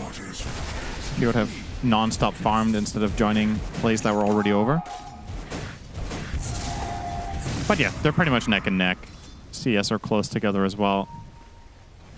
I wonder in situations like this, when the game is this stale, it's not about to be. How much the players communicate about what space they're going to take on the map, how deliberate it gets, who takes what where, if it just happens organically. Cuckoo gets off his blast, but will die nonetheless. I was thinking about it because these guys are clipped, but and I believe Watson showed the MKB. So I know that is ready to go against that butterfly for 23 Savage. Roche respawn closing in. Game In starting to try to get some control of the area. This is a late respawn, late-ish anyway. About 45 seconds away on that. Reading that lovely dial in the pit. Yep. Like why do you think they have not changed that yet? Because they didn't realize it, and then laziness. Is under attack. I feel like if you, at Valve, have watched a couple of games of Pro Dota, you would look at the Roche pit once and be like, I wish I knew when Roche spawned. Or this is like their secret code internally, and they can read this down to the second, all of them. And this is like a cult thing, where the first thing when you enter is you need to learn how to read the Valve clock. Okay. Yeah. That's part of the interview process? Yes. I have heard the Valve interview process is quite hard. Yeah, it's quite different, I think. Jenkins, I think, failed horribly. Yeah, I don't think he had an interview. Would have been very surprised if they showed any interest in that guy. What's that test called where the Rorschach test? This is, Valve does that, but with this clock. And they ask you, what do you see? And if you don't say the exact number when you see this, I see. Yeah. They say, get the fuck out of here. We have business to attend to. We need to make money off of being AFK on Steam. I thought you were going to say to invest in Subtick, JK lol. We're back. The pause is over. Smoke versus smoke. Mm-hmm. Ace will pop it. Nice break WS there. nearby. Clean disengage. Nice positioning there. Oh, but they're wrapping around. Oh, this could be big. Tofu Yep, the Walrus Punch to start things out. Waveform's going to be dodged. Global Silence is there. Do they have the follow-up? Not really. This is going to be a bit late. Ace, oh, he gets stuck in a little corner. Another Stampede. Oh, Roche is in the way. He's going to try to throw somebody. No, they don't get near enough. The AA Blast comes before the death. Well worth it, though. Quinn with the Boundless Strike, using the mobility on that shard. Wukong's command not going to be too effective as Watson taken out solo by 23 Savage. And just like that, I think the fight is over for Gaimin. Quinn will have to Nightfall away. Morph is so good against TB. I don't know about you. I feel like this hero is just underrated this tournament. Like, there are multiple drafts where Morph just gets ignored, and I'm like, this hero is not normally. Someone check him PC. It's too good. I feel like I see it every game. Not as often as Terrorblade, but yeah. Really? I feel like it's all the time. I don't know. There's been a couple of games that we've cast where I think it was ignored in the draft. Well, maybe it's been fewer than I think. Anyway, mission accomplished for 23 Savage. Assassinates the enemy carry, gets himself an Aegis for his troubles, and they'll have a banner with this too. Let's see if High Ground is on the cards here for Talon. And of course, lest we forget, let's make sure as 23 and Talon are pushing High Ground that he remains seated, Dire's bottom tower. preferably in the bathroom position. Yeah. Do not get up and celebrate too early, young man, especially when you're playing the Water Guy. It's not over until the fat throne falls, as they say. They definitely say that. Yep. 8K lead for Talon as Oh, Quinn they is broke one spotted. out. Boundless Strike to try to get away. SWS trying to close the gap, God, but he escaped that. That's the hero close. is very quick. I like that a lot from Cuckoo. So he recognizes that Quinn is walking around as a tree, throws the Ice Vortex under him, deals a tiny bit of damage. They stampede, they try to connect on him, but he barely found a way out, courtesy of his shard. If Quinn didn't have the shard there, he's left for dead, and that could have been a high ground with him. You're seeing it here. So break him out there. Oof, really nicely done. It just narrowly gets to jump before the next Vortex. Had Mikoto TP'd a bit better there. Yeah, I think Quinn had to change his pants after this one. That's what that pause is for. Yeah, well, headset battery, so he's lost his packets, he's lost his headset, and see what he loses next. Maybe the game. Yeah. Might want to pause after that too, but he'll get that for free. That one's on the house.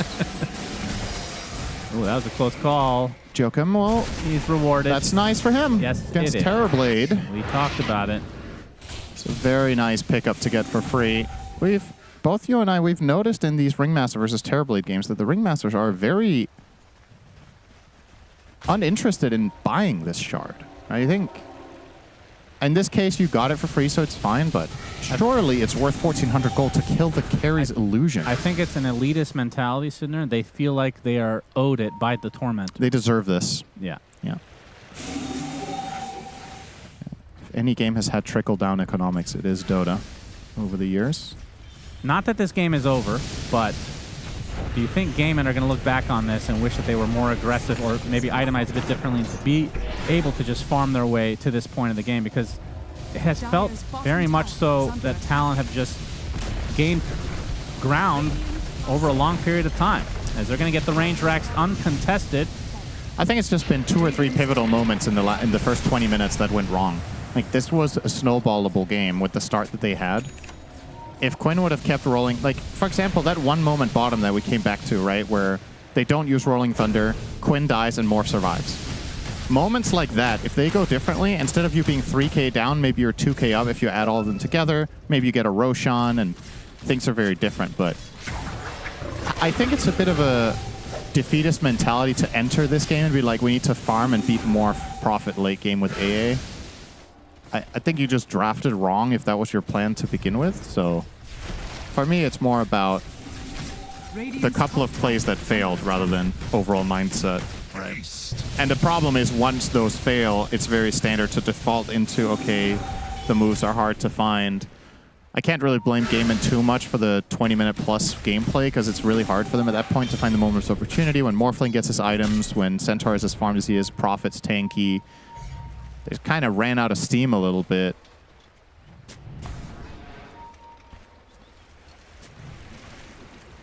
Yeah, Quinn trying to find someone, anyone at this point.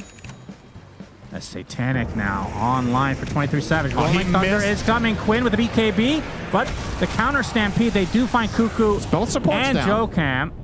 Global Silence to follow. But that's a lot of spells down. That's a good hit and run, though. Absolutely. 2 supports dead. That waste a lot of time on this Aegis.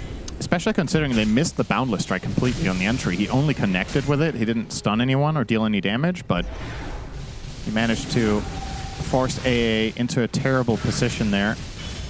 I wonder how... Oh, he had Nullifier on to Cuckoo, because I was like, he should have been able to get out with Ghost Scepter, Force Staff, and Stampede, but the Nullification kept him in place.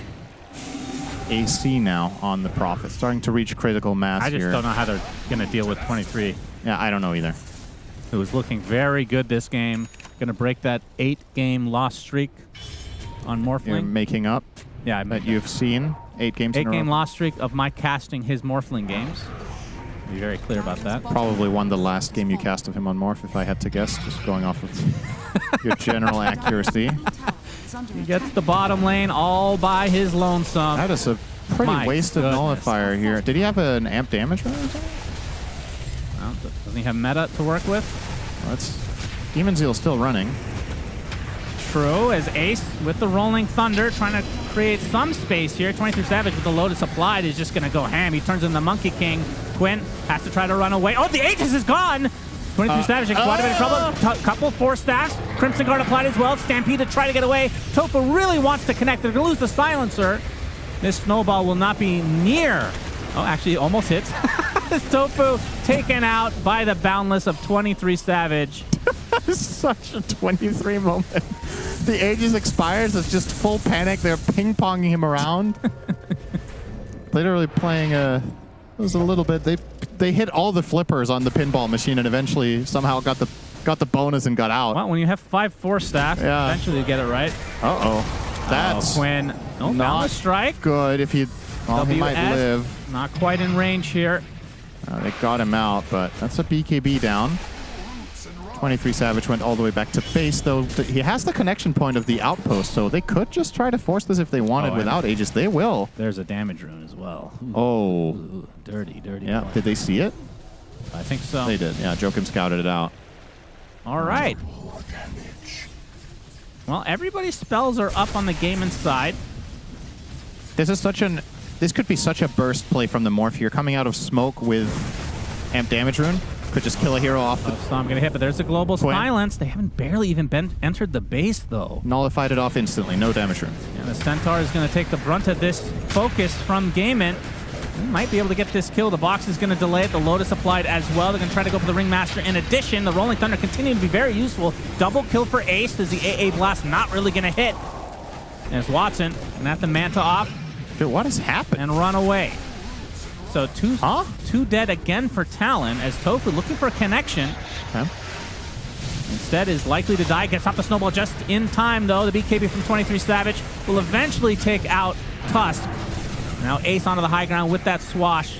Quinn has the Jingu activated right now. Not a successful push at all from Talon. And I feel like the global was, I'm not going to say it was wasted, but it was not full value at all. Yeah, definitely not. I just thought it was weird how long they got to hit the Centaur with 0 rebuttal. Yeah. Like, he had all these defensive items. He was just chain stunned. He wasn't really getting helped. Eventually got boxed when the Nullifier ran out. And then as he came out of box, you're going to see the replay here. I feel like he had a way of surviving here. Let's see. So... He has Crimson. Yeah, so never got the Crimson. I mean, he's getting nicely chain stunned here, to be fair. This is good. And then box. As he comes out, should instantly Ghost Scepter here. He's just not using Ghost Scepter. Oh, well, okay. So that's why he died. I think the first button you press out of that box is Ghost Scepter because you know Nullifier is down, and then you force Steph out. So a little bit of a misplay there will give Gaiman more of a fighting chance. They'll buy themselves some more time. Now, unfortunately for them, Prophet is almost level 25. Yeah, and 23 Savage is at peak farm, or close to it. Yeah, he's getting Gotti. 25 too. I reckon he'll take the waveform cooldown here, but 35 strength isn't bad either. feel like when you look at Morphling's talents, they're really uninspiring, honestly. Not as in they're bad, but they're not that interesting. Like 20 agi, 35 strength, attack range, magic resist. It's just so many passives. Attack. Radiant are scanning. Well, I don't think Morphling players are complaining. Nope, they love their stats, is what I've heard. That's why they pick the hero, because it has a good win rate. It's good for stats. True. Dire's middle barracks are under attack. Dire's middle barracks. Quinn takes the arcane rune. So wait, what? They lost their ranged barracks to Makoto. Oh, of Yeah. course. He's not even 25 yet. No, it'll get worse. Don't worry. They need to plan for that now. They need to start getting a Dagon or a Midas or something. Yep. Who's gonna buy Dagon here? Quinn, finding connection on the WS. The Ogre Seal Totem is there, but they use the Global Silence and they have don't to do anything with it. If they don't global, their 23 Savage waveforms onto Quinn and kills him. So that was actually a good global, but it was just a bad jump to begin with. Oh, nicely played from Mikoto. The aggressive pike so that he reaches Malady for the last projectile in time. That was actually necessary for the kill there. To come in closer. Well done. Gets the MKB purchase off of that. And he's 25 now. Yep. Okay. Preempt. All right. I think it's time for some packet loss and think it over here. Amen. You need to find a Dagon buyer. Yeah, they only go too slow right now. Getting into the late game situations against, well, honestly, it's a lot of these heroes. The Nature's Prophet and Morphling speak for themselves. AA, I mean, the scaling on that ult. They have nobody even considering it, Shannon. I mean, I love to harp on this, but genuinely, if you don't have a solution, this will lose you the game. Like, you have to address this problem. I don't think just the heroes themselves can deal with this. Yeah. Eventually, it's going to poke and prod a little bit here and there, and the barracks will go down. See this one Treant? This is 3 heroes fighting in the mid lane. That took them a good 10 seconds to kill this Treant. Between the Tusk, Pango, and Terrorblade Illusion. Eventually, something's going to reach and start hitting. And yeah, all right, game in. A funny way to nerf that would be to give them 500 gold for killing it. Yeah, that would be funny. I think it would also be funny to just remove the talent from the Smoke game. from game, and they have to connect here. Roche at half HP. Monkey King Quinn, going in. Boundless Strike into the pit with the Wukong's command. That AA is Blast is coming for him. naive. He is going to lose this battle for sure. He is definitely dead. 23 Savage for all intents and Crimson purposes. Guard Take applied to damage. most of their team, as well as Ace controlling a bit on the outskirts of this fight. Watson's still in the pit. I'm sure he wants to go for the Roche here, but he's going to Hurricane Pike to the other side. Gets a nice Thunder, but now the BKB running out, and he's surrounded by enemies. 23 Savage lets his Nature's Prophet die so he can secure the Aegis. But they get the Terrorblade nonetheless. Now the buyback for the Nature's Prophet. TP's in, continues his streak of kills, as Ace will likely be the lone survivor. And this, I do believe, is about the end of the game. It's going to force out the buyback from Quinn. Watson still has his. Meta, of course, is down. He jumps in on Monkey King, pops everything, and say 23 Savage presses 2 buttons and just attacks him and doesn't lose health. Yeah, he was not scared, that's for sure. So there's the buyback on the Watson as well. And 23 Savage, he got 1 tier 4, now focusing on the Megas by himself. Okay, look at the glyph. And likely the final fortification of the game. WS waiting in the back. Waiting for a good spot to get a hoof stomp off. Everybody's up for gaming now, though. Global Silence up in 20 seconds.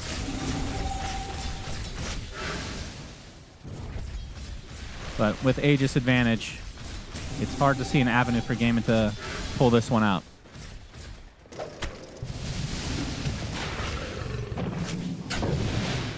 I mean, in late game situations like this, you look for Tusk, like, oh, can you get an Ags and kick? I mean, it's a Morphling. Like, yeah, like it's not even going to be good.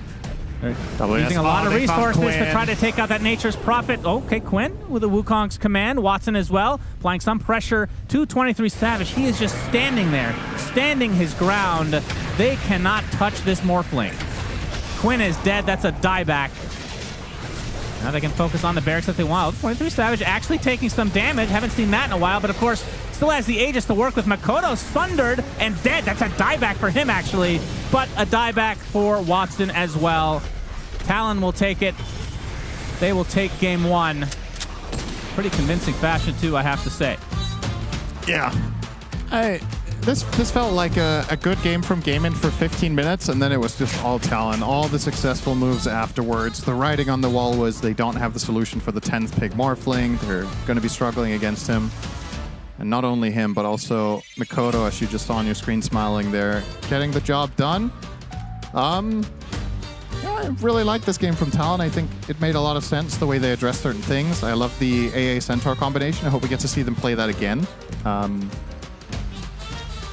And yeah, for Gaimin, this was a game where things had to continue rolling around that 15 to 30 minute mark, and they got broken in 2 fights in a row by Talon, and after that, couldn't really string anything together anymore. Just didn't have the damage. Yeah, Quinn ends the game 7-3 in a loss. Yep. And I feel like most of those kills were in the first 20 minutes. He was owning hard. Yeah. And then pretty much had no impact because Talon were allowed to farm for a majority of the game, which means Mikoto gets back with the Nature's Prophet, can farm faster than anybody else. 23 Savage owning it up on his morph. But yeah, Gaimin will take the 1-0. Talon will take the 1-0 start for the series. That's right. Brilliant. Yes, thank you, Cinder. And as yet seemingly another game in this patch that comes to a grinding halt in the mid-game where Talon seemed to have a bit of a greedy lineup, but they had all the time in the world to hit those timings and get those items. And you're going to see, it felt like the early game just completely in control for Gaimin. They had all the playmaking potential. They had the Pango, Tusk, Monkey King, Brawl trio.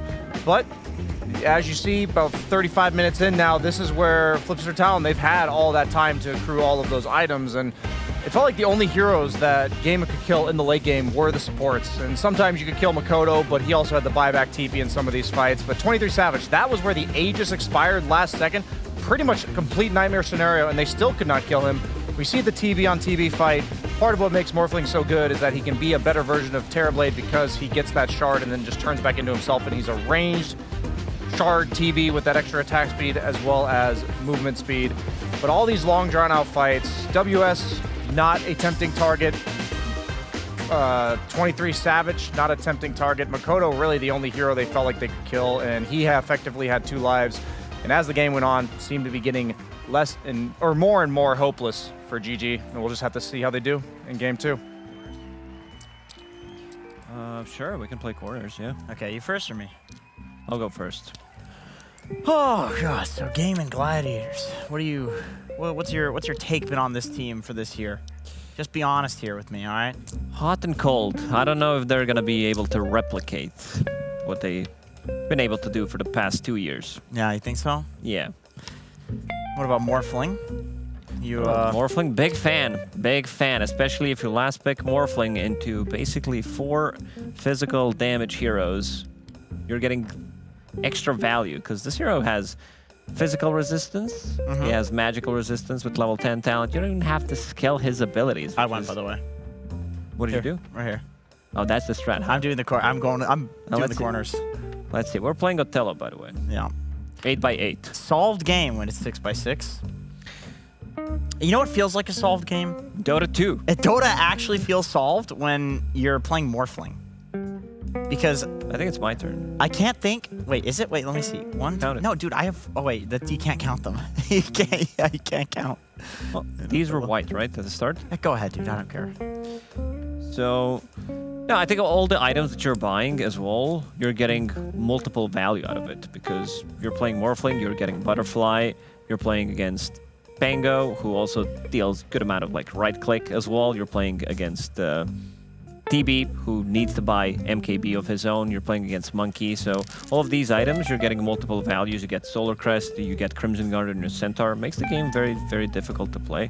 I just hate, and this is from the perspective of an offlaner, okay? So I'm obviously biased, but I hate the fact that he just turns into my carry, but he's better. He's just a better carry. Now that you get the stats when you're morphed into the guy, it made the hero brain. Why did you mention that you're an offlaner? What does this have to do with anything? Because I hate playing against Morphling in general, so maybe it's like a bot. Did you move here, by the way? Yeah, I did. That was your move? Okay. I'm just going to try the full, like, connect. Yeah, I'll let you get it. You let me get that? Yeah. Okay, that's good. Go ahead. On both counts. Yeah, you can... What are you playing lately when you play with F-Dog? oh, I've been trying to, make Primal Beast work. This is a hero that I think, especially in meta, with Nature's Prophet being one of the strongest That's what carries, I always think. why is he not out? Yeah, he tramples the trees. He has one of the highest win rates against Nature's Prophet in the game. Maybe if there was like a lot of Ursa, he's good against status resist because the ult just doesn't, the status resist doesn't work. You on close the gap so easily on Nature's Prophet. You can actually feed. Problem is, like, you also have BKB piercing ability, but then he builds into Hurricane Pike and he counters you with one item. He sees you or hears you charging and you're like, okay, what do I do now? That's true. It doesn't help that Nature's can build any item. By the way, speaking of closing gaps, I did close this gap. So you win. You went here? Yeah, I did. Okay.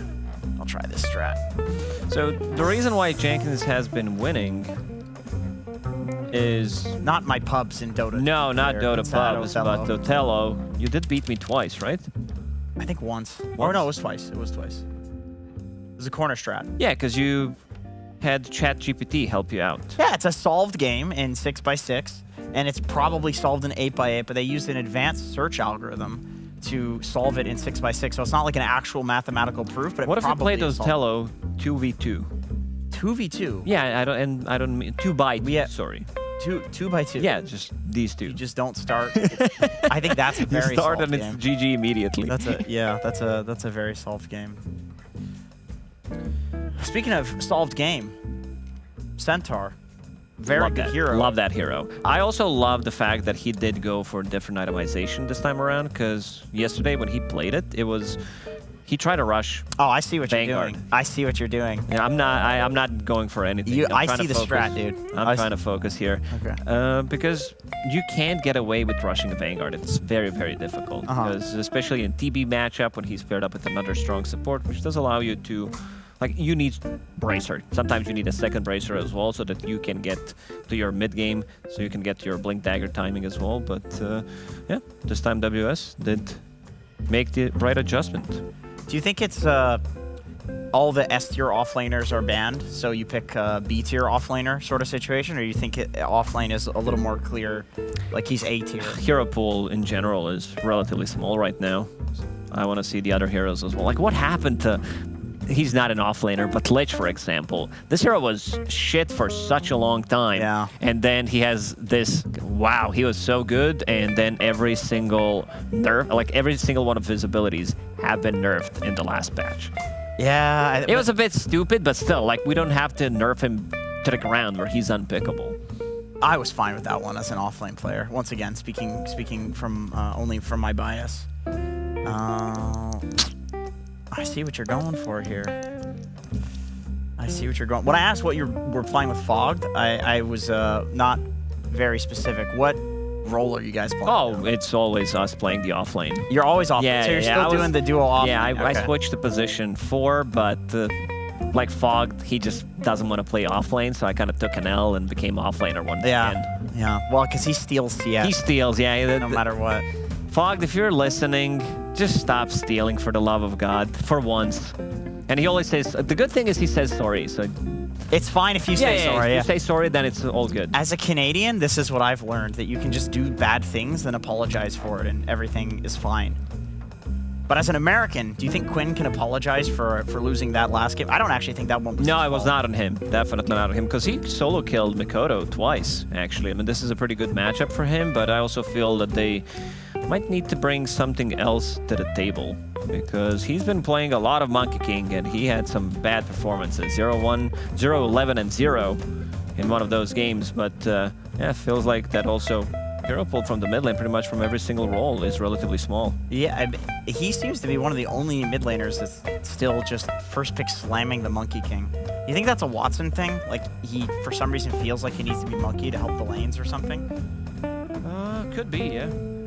That is not how that works. You just take him here. No, I put him here,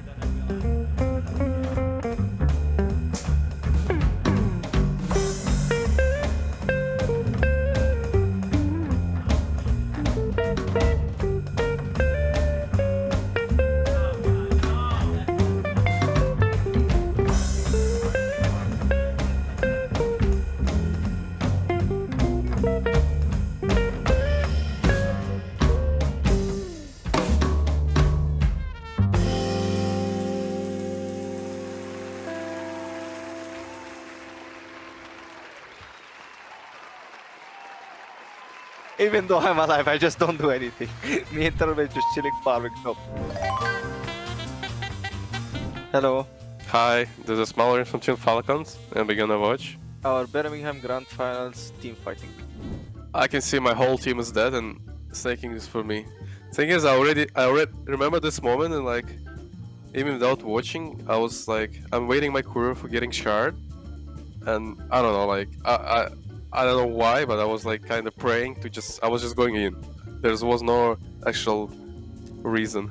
I was trying my limit, something like that, and then since I see like Basic is actually dying so fast, I'm going in, you know. Well, that's a nice team fighting by Malrine. He just presses his spells on the most broken hero used to be 1 year ago. If you're gonna see the start, like I'm even strafing back, cause like I was not expecting gonna go in, you know. I'm like linking, going back, and like, maybe I can actually I can commit. I mean, this guy can't even speak for himself, even though I know what's happening. He just saw a pit, saw like a venomous like ulti. I didn't even saw it. Yeah, the Venom ulti just split, and then you have shard. You pulled Bloodseeker again into Pit of Malice, and he got pitted again, so he just died. And you know, Razor is untargetable here because of his third spell. So basically, they hit you, they take more damage. There's no expectations when Amar playing Underlord. Yeah, he's like, guys, I passed my spells. I done my job, you know. Basically, what he said, I'm just useless. This guy took the Razor. Because it was good at the time that he takes Razor into Kotal, because it's unplayable matchup. I had to play some shitty hero, like Underlord, unfortunately, and just watch him carry the game. And I just pressed Lotus and Pipe, and that's my job done. If that wins me the tournament, I will take it. GPK has to be so careful. He's under the call. They find GPK's key to the beginning. They go straight, takes out the Kotal. They look towards Mirror. Mirror's able to put the BKB in the stampede. He'll get out. Nice hook shot. It's a good catch as well. They've caught the two of them in the cogs. They'll turn towards Crit. Tronitogo slides out, but Maori will help finish him off. Falcons, though, they've lost two. Nightfall, he's getting low on the mana, but he will have that Aegis. 30 seconds on it. Let's see what they want to do to deal with this. The control for a save comes out. They manage to root snaking. Oh my god. They're going to be able to do it again, maybe. I mean, he's completely on his own. Nightfall. Mirror's going to get caught with a pulverize. Can he get out? He's going to be able to TP. So Nightfall, he'll get out of there, but my goodness, Falcons. The entire fight was Amar spectator, as I said, yeah. And like, I mean, basically it's one thing. We just need to get on backline, and then if Medusa comes to us, we just need to kite her. Because, I mean, it's Medusa. She's useless. She's not dealing damage. She's like existing and coming to your buildings, and since she's doing this, you just need to avoid her. Basically, if you pick Medusa carry, you're like asking to lose, because either you buy all damage and then you just die first and the game is over, or you have buy tanky items and people just ignore you because you're still useless. So basically, if you pick Medusa carry, you're just asking to lose. And in this team fight, I was doomed. I was like very focused on watching my team win. Amar was cheering, so it's actually help. He was like, guys, let's go, let's go. I was basically taking pictures. You know, like, I'm like, oh, nice clip for Sven. Well, I'm not in this clip again, so I don't even know what to say. Even though I'm alive, I just don't do anything. Me and Turtle just chilling farming top. I would say there is not something like special, it's just spell usage. I mean, Snaking is just kind of showing his balls. He's like I see two TPs and I'm like, it's time to get back, like Kite, and Wu is like, Snaking is just saying, why, just go fight, no? And I'm just, okay, let's go. I thought actually I'm gonna get triple kill, but okay, there's double only. So basically in this team fight, Timbersaw is looking to Kite, he's baiting his enchanter, so he takes 0 damage. And then he sees an opportunity to deal the damage, so he just goes in with the Timber Chain and just kills people. Thing is, it would be so awesome, so cool if I'm gonna have all the spells on above heroes, but I got Disruption. Like I could Timber Chain and just get double kill instead. But the guy just disruption me. Yeah, it's a good maneuver by Save to just save his team for 2.5 seconds before their elimination, I guess. We already kind of won the situation because we baited like 2 TPs. There's not bad gonna happen and we just go back because enemy just wasted 200 gold, but at the same time, Snake is just feeling the power and like he's calling for me. I mean, it's fine. I mean, like, I'm looking and I kind of see how we can fight it. I'm alive, I have to talk. So in this fight, basically what happened, DK said he will go high ground. Then Timbersaw pokes enemies. So like they use spells on him and go on him. So his team, Tricky and Mars, who are jumpers, get good position to find good kills. And then we kill 2 heroes that use buybacks. And they keep damaging my timber source, so he just picky timber chains away. Then I think I'm some red boss and jump, and which I am, but I think I was in a situation that my timber is very low and I have no arena because I used it to kill the gyrocopter, which probably was not needed, but sometimes you need to kill secure. I made my enemy focus on me so they can't chase my team earlier. So I just did the signature enemy player game move, Nightfall, BKB tipping out. And then we go chill, then we can do this again, but next time enemy doesn't have buyback, so the game is over. The one cool feel that you remind me, it's not really connected to the current replay, but like the best feeling in Burma game is not even winning. It's time, like I probably should be right, but it was the last patch when Timbersaw had double chakra. This was the best feeling to play against on this Euro actually. Nowadays it's kinda sucks, but back in the days in Burma game it was so cool. You're just getting 25 and game is over. Thanks for watching, guys. Support Team Falcons, and maybe actually come back to the old shape. Thank you very much for watching, and see you next time. Anything else I can take? Oh, I know what I do. Right there. Because then if you take it, if you take it, I get it. But I can do this. Yes, you can. It's still not good enough. I'm gonna take 4. And I take this. And I believe that is GG, Jenkins. Well played, Jenkins. You left your phone. Well played. I don't need well it. played, both of you. Well played also to Flipster Talent. Let's take game 1, of course, as we are here for game number 2. And I just want to be very clear about this upcoming game. Gaming win, tiebreaker. Gaming lose, no tiebreaker. All clear? Easy enough. Yeah, we got it. Can you repeat that one more time for the viewer? Gaming win, tiebreaker. Gaming lose, no tiebreaker. Okay. And if gaming if gaming win and there is a tiebreaker, it will be between gaming and whoever wins game 2 of Navi Jr. versus Falcons. And the reason we're in this situation is because Navi Jr. took game 1 off of Falcons. Game 2 is Navi going Jr. on. now on the rise. And the reason why, if GG lose, there's no tiebreakers, is then the winner of Falcons, Navi Jr., will be moving forward.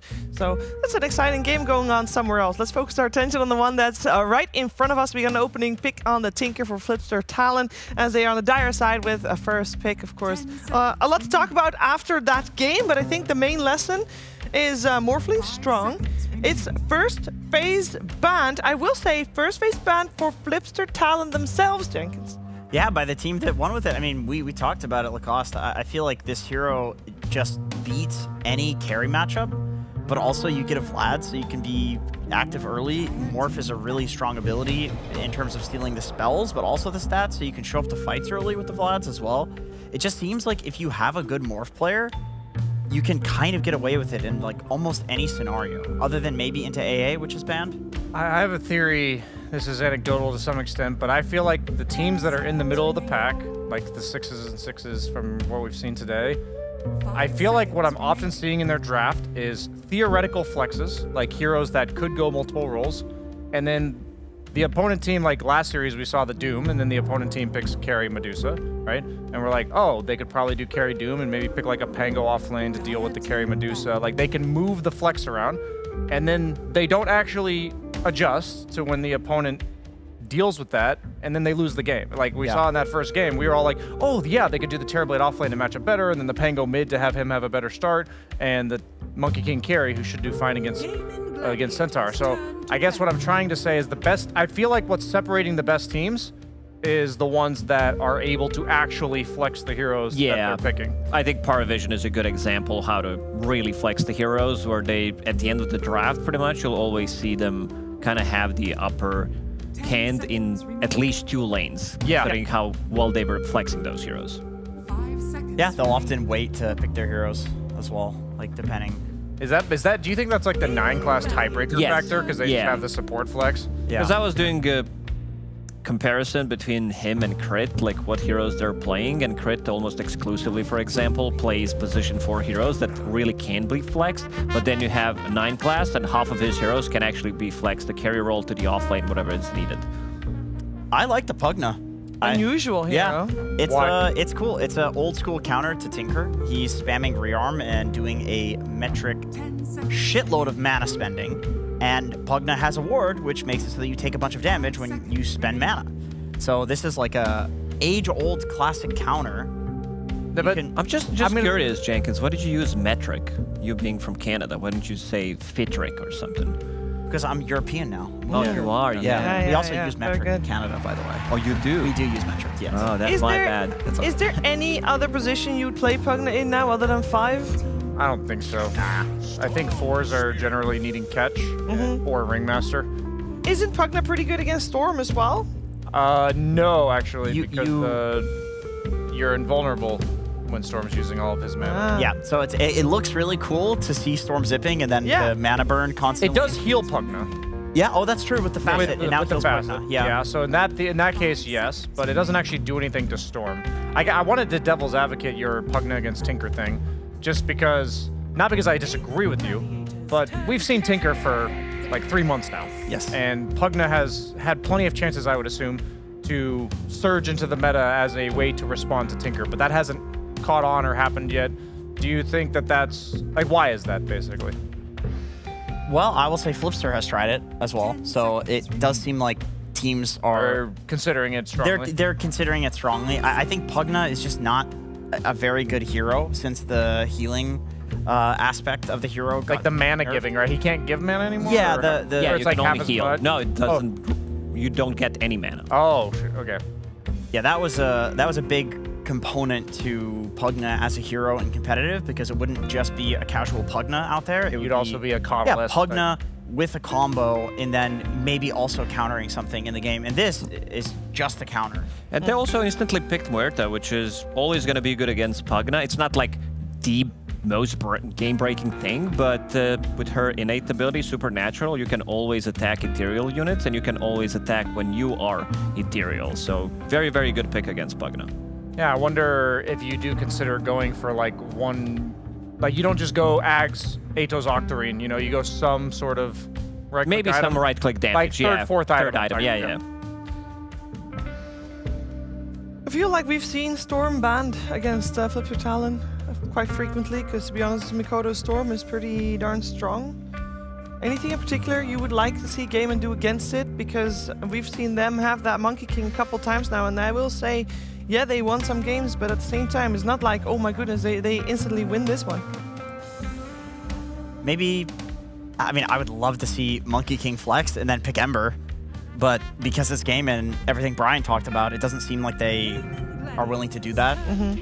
And they don't.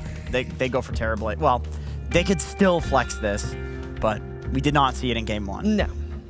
I might be missing something, but I've actually had a few Pugnas in my games recently, like last few weeks, and there were just games where I'm like, the guy pushes decrep on an opponent, and my cores are just really upset, because in this case, it's like Monkey King, Terrorblade, who are literally 100% physical damage. Yeah. So for me, it's strange, because not only can these heroes not do anything if they themselves are decrept, because they are attacking hero-based heroes, but they also can't attack the guy who's decrept, so I'm wondering like what the solution to this is. I would love to see like a Primal Beast or something off lane that is just pure magic damage, giving the Pugna someone to play around and having the decrep not be a double-edged sword towards his own team.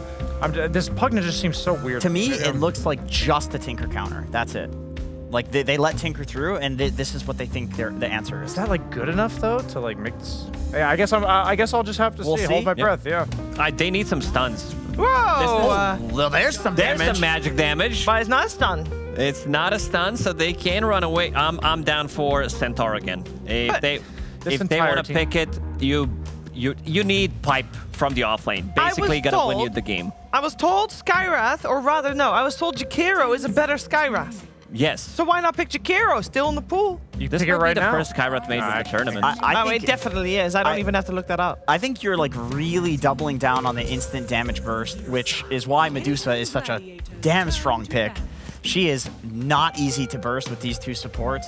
I mean, you don't really want to get decrep, but also you get a Manta style fairly early as well.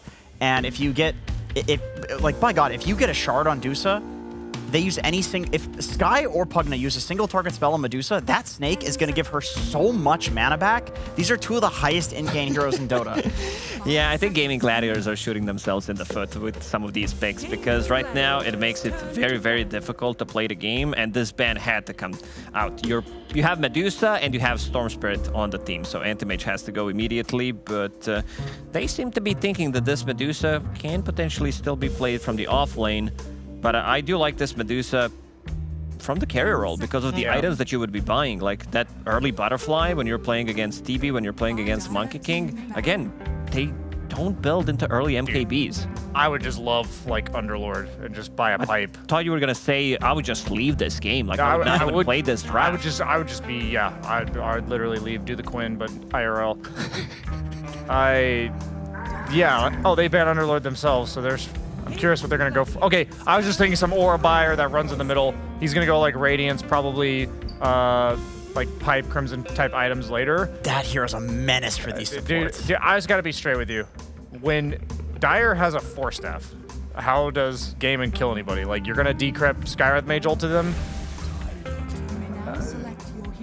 Okay, I love as a panelist when I get the chance to eat my own foot, you know? Yeah. I think this Gaimin draft is atrocious. Yeah, I think this is like 1585 type of a draft. It is very difficult to win this type of a draft, especially what they also picked inside of Flipster Talon. This Brewmaster, I think Brewmaster right now, when I last checked, he was 0-5, but the hero in this game, I think he should be having a pretty okay time. He's currently sitting at the 28% win rate, but it's great against both of the supports. You have the spell mechanic, you have ways to deal with the illusions, and I think for Medusa in this game, with itemization, Manta style, you pick up Butterfly as your second item, you get Silver Edge to break Tidehunter, so you can actually kill pretty much every single hero. And there's so many things to dispel once you use this Bruling against Pugna, against Monkey King, silences as well. It just feels very good in this game.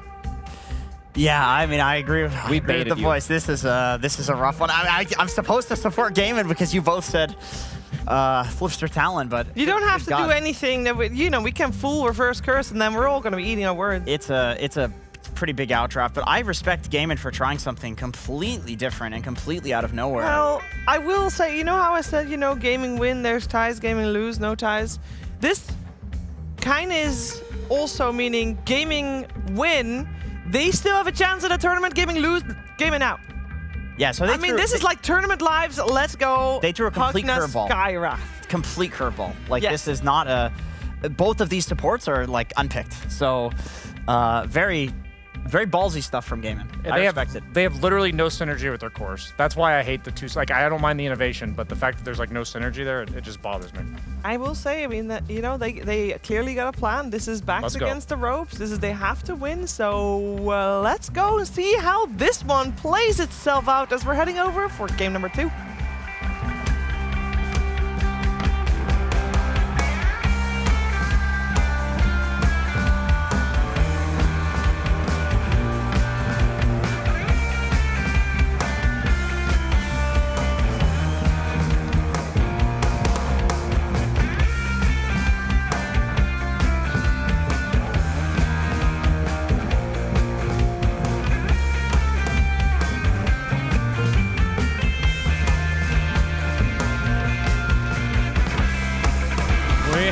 Fight already breaking out in this game number 2 as Quinn super low, able to get out. Watson, the high armor, should be able to run away as well. Will there actually be no casualties here?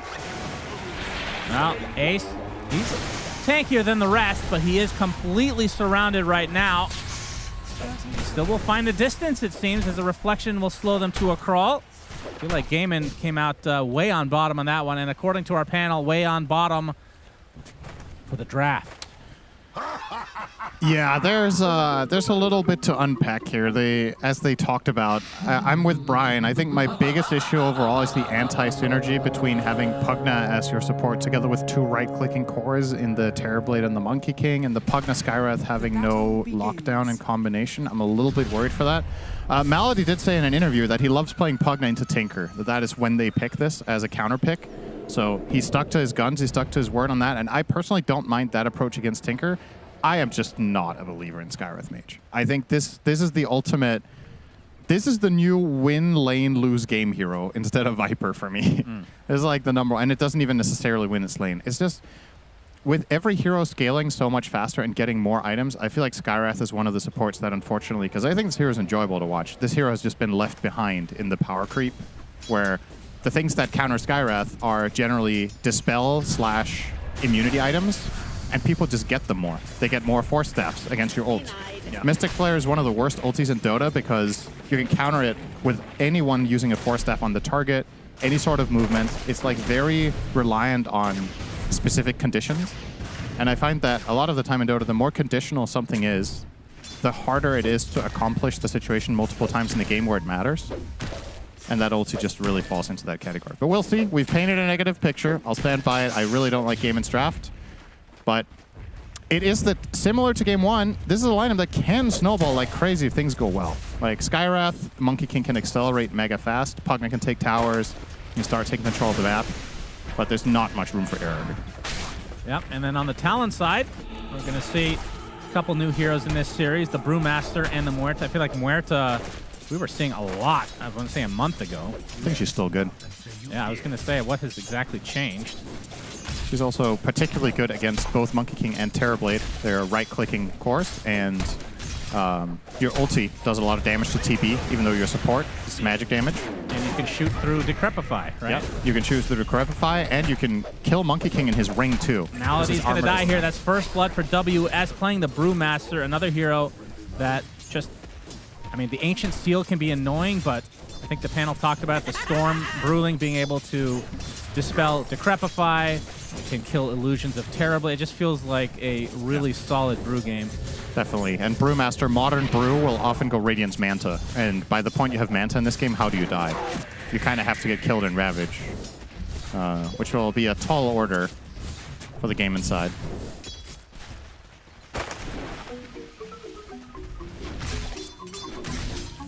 Watson, of course, playing Terrorblade. Get to see that one again. Really happy about that. Good stuff. What's a hero you think is really fun to watch? Lifesteal. Wow. No, okay, any other options? I'm not even kidding. Lifesteal with the old Ags. Okay, anyone else? I need to look at the list. Like whenever when we're watching the draft together, here's a little bit of lore, guys. When we're watching the draft in the green room, I swear to God, every single game of this tournament, Shannon has been like, oh no, not this hero. I think it's been literally every game, except maybe once. There's always some hero you're unhappy to see. What do you want from me? Okay, I'll name a few. Okay. And I know some of these, I'm not saying they're good. Okay, that's fine. Like Troll, I think is hilarious to watch because it's all, you just lose control. Yep. Ricky, cool hero. Juggernaut, we never see, really cool. PA, we're seeing quite a bit. I like him. Okay. Alchemist, I'm a big lover. Like, there's plenty. There's plenty of heroes that I am a huge fan of. Oh, you're really not naming any good ones, though. Well, yeah, that's the problem. Not in terms of how good they are, but how fun they are. That's fine. A PA is okay. You can get a passive PA. What would you consider a fun carry for you, then? Luna. Juggernaut. No, I said Juggernaut. You didn't. Yes, I did. No, you didn't. You said did. Alchemist. No, before that... Oh, God, you're just gaslighting me No, now. I'm only listening to a certain... You get a certain number of words of my attention, and then I phase out the rest. So depending on when you said Jugger... That's fair. I think Sven is pretty fun to watch. Yeah, he's fun. Very explosive. Yeah. But yeah, this is one of my gripes with the current patch is how small the carry pool feels a lot of the time. There's just there's many iconic heroes that we don't get to see very much. Malady dead under the tier 1. So 2-0 start for Talon here. Yeah, it's bottom lane. Pugna Terrorblade, just not a great lane, really. Watson's still not too sad. He's getting a lot more solo XP than he would normally get, and his CS is top of the Yeah, he's game. farming well. And Makoto versus Quinn. Level advantage right now for Quinn, not a big surprise. 24-9 versus the 20-2, so not too far behind. Yeah. I feel like we've seen Monkey King versus Storm with Quinn specifically playing that he just dominates. This matchup has changed quite a bit since Storm got Static Slide. It really helps that you don't have to go on top of the creeps to place your Remnant. I actually think this is Storm's singular matchup that got improved the most from that. It used to be very hard against MK, because every time you want to go and place a Remnant, he'll get 2 or 3 pot shots in on you. Maybe he even gets the Jinku stacks, and then he owns you. Yeah. So just the fact that you can secure range creeps from a distance is a massive help here. And Mikoto, you know, if you come out of this lane behind, that's all right. I think having Monkey King win this lane by 10 denies is an expected result. So what is the... You talked about the issues with the game and support lineup, and you talked about the reasoning for the Pugna, and maybe I just wasn't listening, which is probably a high probability. Yeah. What's the reasoning for Skywrath? I don't get that one. I'll just be honest. I'm not quite sure what they're seeing with the Sky here. Malady gonna stand his ground. WS. Well, they'll be able to get the kill eventually, but the reinforcements have arrived. Yep. That is an unfortunate sequence for Talon. Watson, double kill, neutral creep killing Malady. Not too bad. That could not have gone any better for Cayman. They just stopped hitting the Pugna when he was on one hit. And eventually dies to the neutral. So that's perfect for Malady. He's going to show up with full resources, lost nothing. Yeah, the Skywrath, I mean, it's a Silence Against Storm, right? That's the obvious answer, but there's other supports that offer something similar. If you're looking for lockdown of that kind, you can get like Lions, Shadow Shaman, that type of support instead. Yeah. And we've seen Tofu not shying away from Lion in the past, so I just wonder what the Skywrath logic is. He'll go on the Storm now, though. Yep, and this is a big find. Around it, that's going to be... Oh, he does hit level 6, actually, but the stun lock was there. He would have lived if not for the Nether Ward, of all things. He actually got killed by the activation cost of Fall Lightning. Well, he could have found a way out of there. But that's great news for Gaiman. That's another kill on the Storm, or excuse me, that's the first kill on the Storm, but is going to take his entire tower down with Pugna plus Siege Wagon here. Yep, that's one huge benefit of the Pugna, of course. I mean, is there any other support that can push like that? Not really. Quinn on the hunt. Would be really good news here for Gaiman to get both Wisdoms, but I think the top one might be a tall order, unless, well, Kuko's alone. The Medusa did not follow. And Kuko will find himself in a 1v2 now. Tofu making his way over as well. They will be getting this. They will be getting Kuku as well, I would assume. Attempting to TP out. He will get out just in time. So... Wisdom Shrine secured. Definitely so far so good for Gaiman. It's just a matter of how much do you need to win by in the early mid game before you can really call it a lead. Radiant's top tower is under attack. The mid tower is big though. I think that's the biggest accomplishment so far, is opening the map already. You would like to get a fast level 7 on the Pugna to get 4 points in Nether Blast and then just start hitting the top tower as well. Break the map as open as possible very quickly. It's really beneficial for Monkey King when the waves start pushing in deeper in the lanes, because he's one of the heroes that takes the most advantage of the enemy team being spread thin. Mikoto, unfortunately for him, not finding a rune bottom, it's top, so Quinn will be able to grab himself an invis if he wants to. He can also leave it for the Skywrath maybe for a little bit of a gank, but I do think he will take his chances himself and try to find some sort of approach here. Who can you kill, though, with a Pugna? You can't kill Storm. Okay, he immediately farms with it. That was very uneventful. Yep. Well, the Gorgon's Grasp is going to clip Tofu, but Malady's the one that's in trouble. 3 versus 1. Tofu looks from the outskirts. Quinn making his way over the balance strike onto 2 heroes. They do lose Malady, as they're eventually going to get the trade onto Jokam. So 1 for 1 is 23 Savage making his way over to the tier 2. Ace not able to body block to a high degree here. Ends at a 1 for 1. 23 Savage. How much is there to say for roaming supports, if you want to call it that? Nice steal from Quinn there. Grabs a lot of them with the Boundless. But Decrepify into Mystic Flare. It's just not really a combo, a lot of right? damage. It is, but it's under the condition that the heroes are kept within. Sure, very early on, yes, you can pull off this play once or twice, but mostly the way Dota works out right now is the generally game-deciding fights happen after 25-30 minutes, and the supports are just going to have a Force Staff or a Glimmer, right? Or both. In a game like Savage this. Forcing Tofu out. Gonna be surprised by Quinn on the tree. Quinn, balance strike onto 2. Jokai makes his way over as well. The first Ravage of the game. 23 Savage. He gets back to full HP and mana, basically. Defense Matrix applied, and he's just going to walk away. Uh-oh. Now more reinforcements. This time the first primal split of the game, as Tofu is eventually going to be found and burned to a crisp. So good response from Ace Talon. too? They have Astral Pull. There it is. Yeah, Yeah. It's going to turn into the earth whirling in a moment. It's going to be pretty hard. Gets they're just not thrown up into bothering the with air it. just to waste time. Oh, Watson took a tier 1 meanwhile. That's good news for Gaiman. Completely unattended right now. And Malady is indeed going to work on the top tower with his level 3 Nether Blast. Almost has that taken too. So they are definitely opening up the map here on the side of Gaiman, as they should.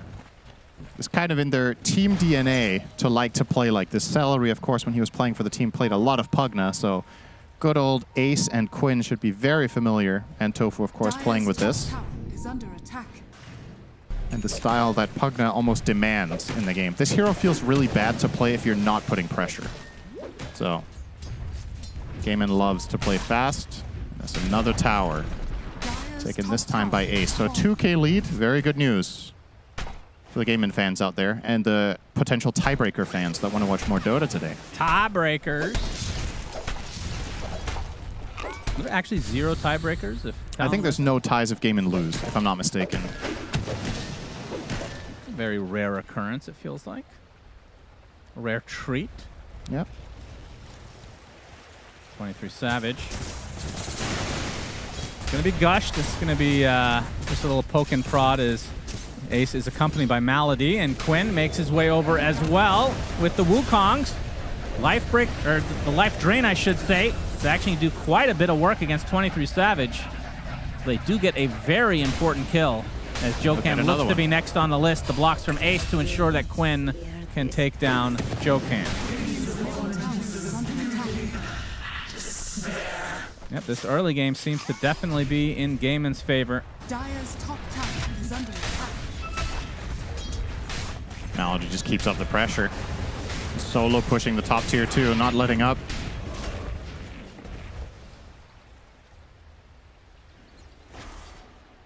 Bounty.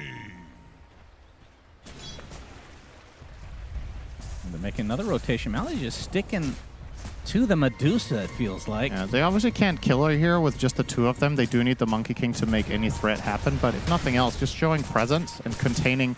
This is how you want to play like this. If you have these aggressive lineups, you really want to constrict areas of the map as much as possible, and it's crucial for the Gaiman lineup to function that they get out on the map and stay out of the map in this fashion. If you fall back to your own side of the map, you're just giving time to what could just be a repeat of game 1 where Talon just farm up and kind of just have better matchups in the late game. So, gotta make sure, keep them occupied with putting out fires all the time.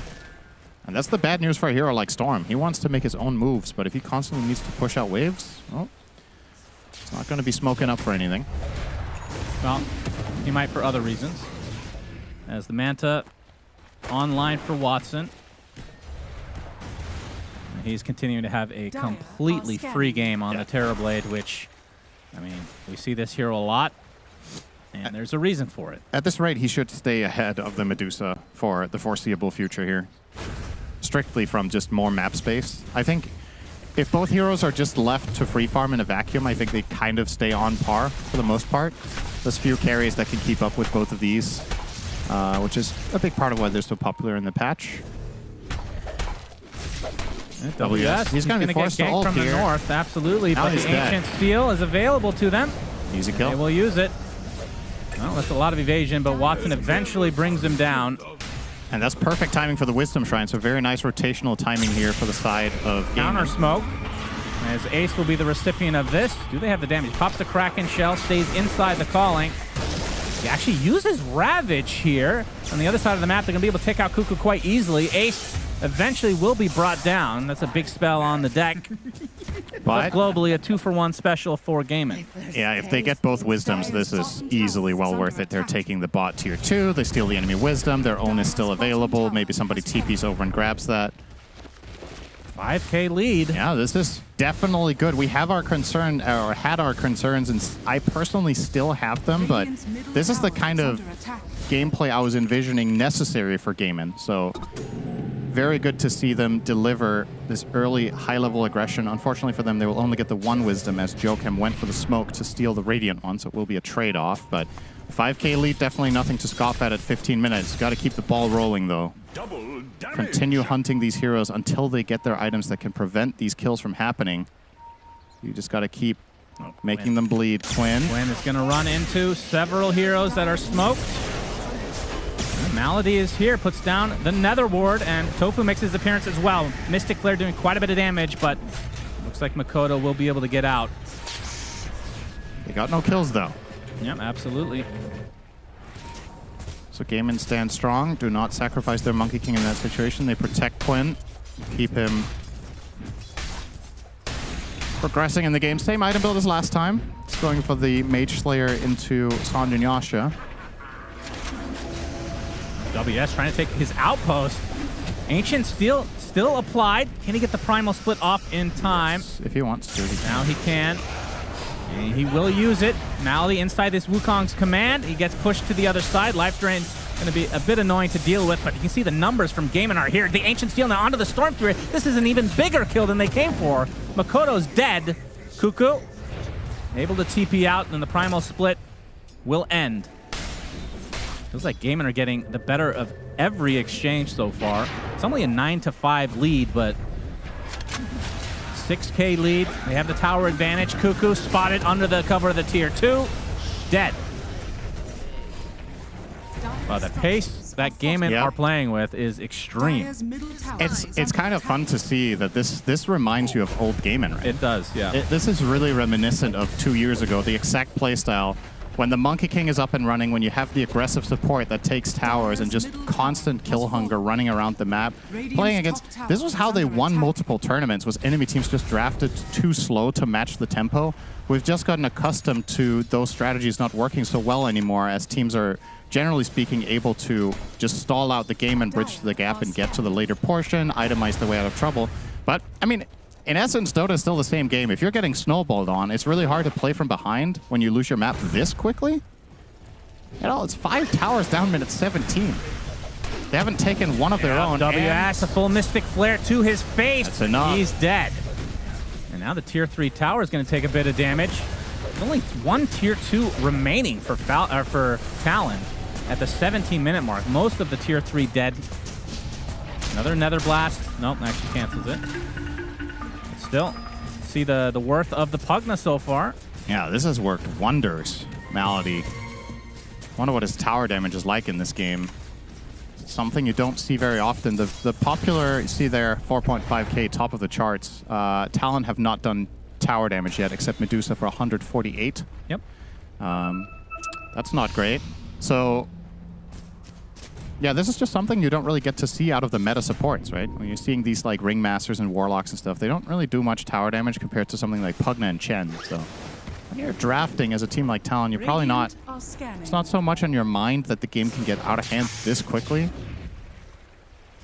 I just want to give a shout out to our wonderful analysts that are so far extremely wrong. The entire bunch. Incompetent. They got me carried away. They convinced me. That's who Gaimin they was want. out of it. Tofu's going to run right into him with the Ancient Steel available. Makoto zips away, though. WS a little bit harder of a kill. Will they use the Boundless Strike? They do. Ravage. Pump It's fake. available, but... Didn't feel like they had the damage. Not the best area to use that. Mission accomplished anyway. Last tower. Sun will take it out. 10k lead, minute 18.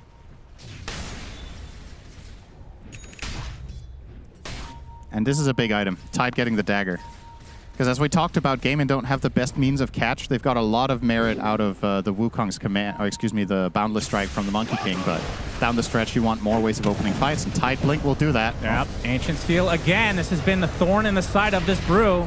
We'll be able to get the defense matrix, but the Ravage to follow. Do they have the damage to finish off this Brewmaster? It's going to be close. Yes, they get Barely. him. He does not have buyback. This is super early on. 23 Savage, almost out of mana. He's already used the Stone Gaze. Do they have the following catch? No. Pipe is activated. More building damage on this tier 3. Down it goes. Gaimin Gladiators up 10k. They're going to get this range racks at the very least. Do have to worry a bit about the Brewmaster coming back in 13 seconds with that ult available. Makoto, Ancient Steel, Boundless Strike to follow. Defense Matrix to try to help him out. Looks like he's going to be okay this time. And now with that, Gaimin Gladiators retreating as a team.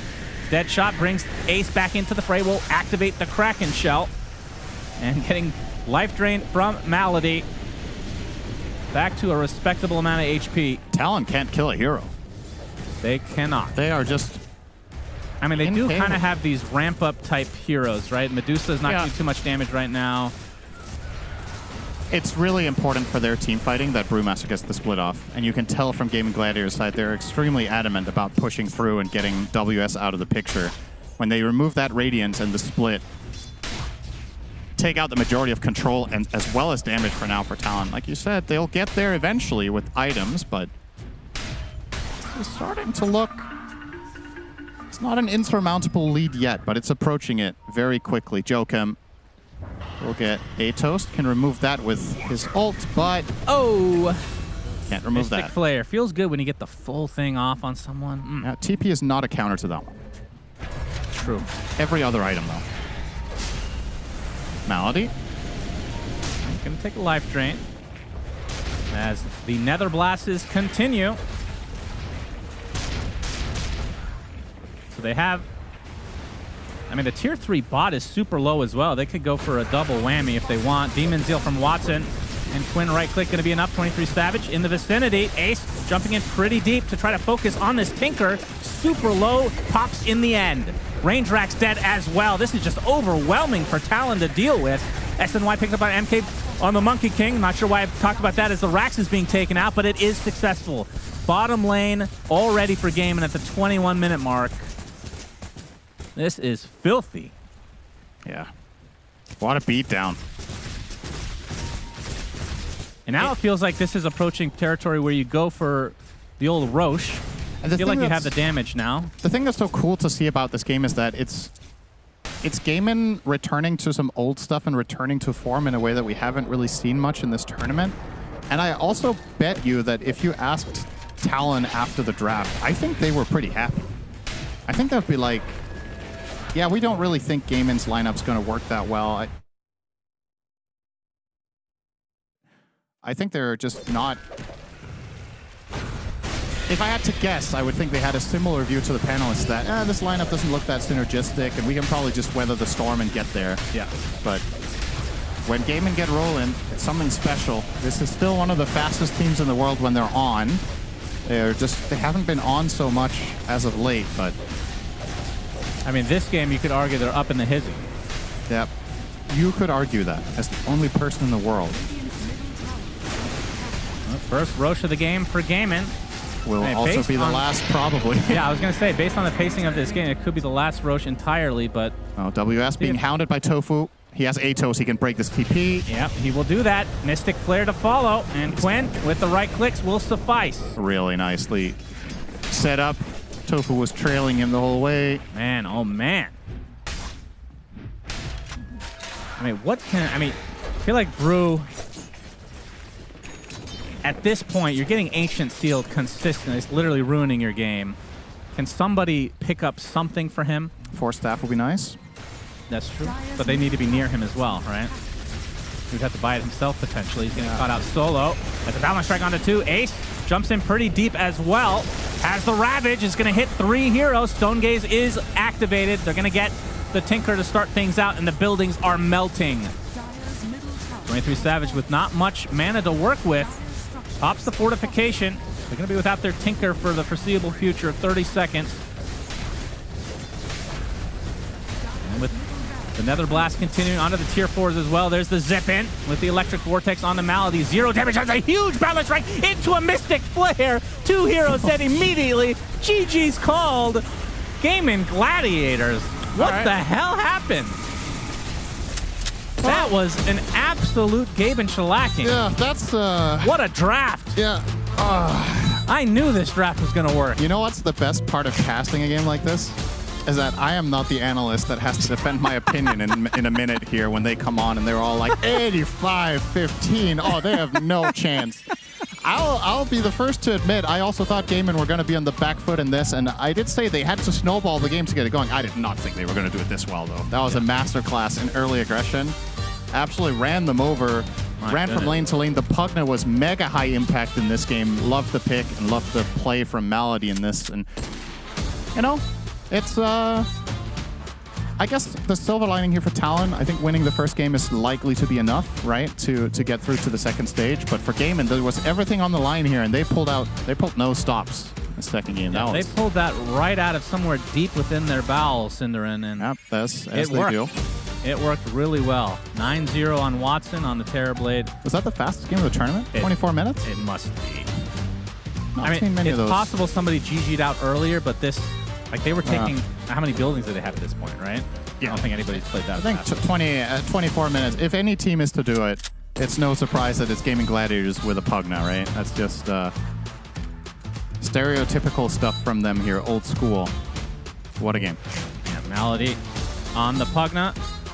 And Tofu on the Skywrath Mage. There were some question marks about these supports, Cinderin. You were more on board with the Pugna. I think everybody was puzzled by Skywrath, but the Ancients feel just... WS had no game. He had a ratings at a respectable timing, but it feels like he got like 2 primal splits off in fights. Yeah, everything else just died from being silent. Correct me if I'm wrong. I think they picked Brew into Sky, right? I think Brew was the last pick of the draft, and it definitely had major upsides. But there's, of course, that one downside. And you're thinking to yourself, yeah, but it's Skywrath. I'm going to itemize myself out of it. I'm going to get a Manta. I don't care. Or BKB eventually to just cover that problem. But all of your theories about what you can do and how you can solve problems doesn't really matter if you don't get an item. Yeah. He got a Radiance. That was his inventory this game. Look at that inventory. Brown Boots Radiance, GG on the Brew. Just nothing. And the supports, dirt poor. I can't say I love Joachim starting to go for the Ags. I think the Force Staff Glimmer Capes were immediately necessary, but nobody got them. So Gaming Gladiators with a Gaben level shellacking. I'm sure Jenkins can tell us what tier that is. Shiva.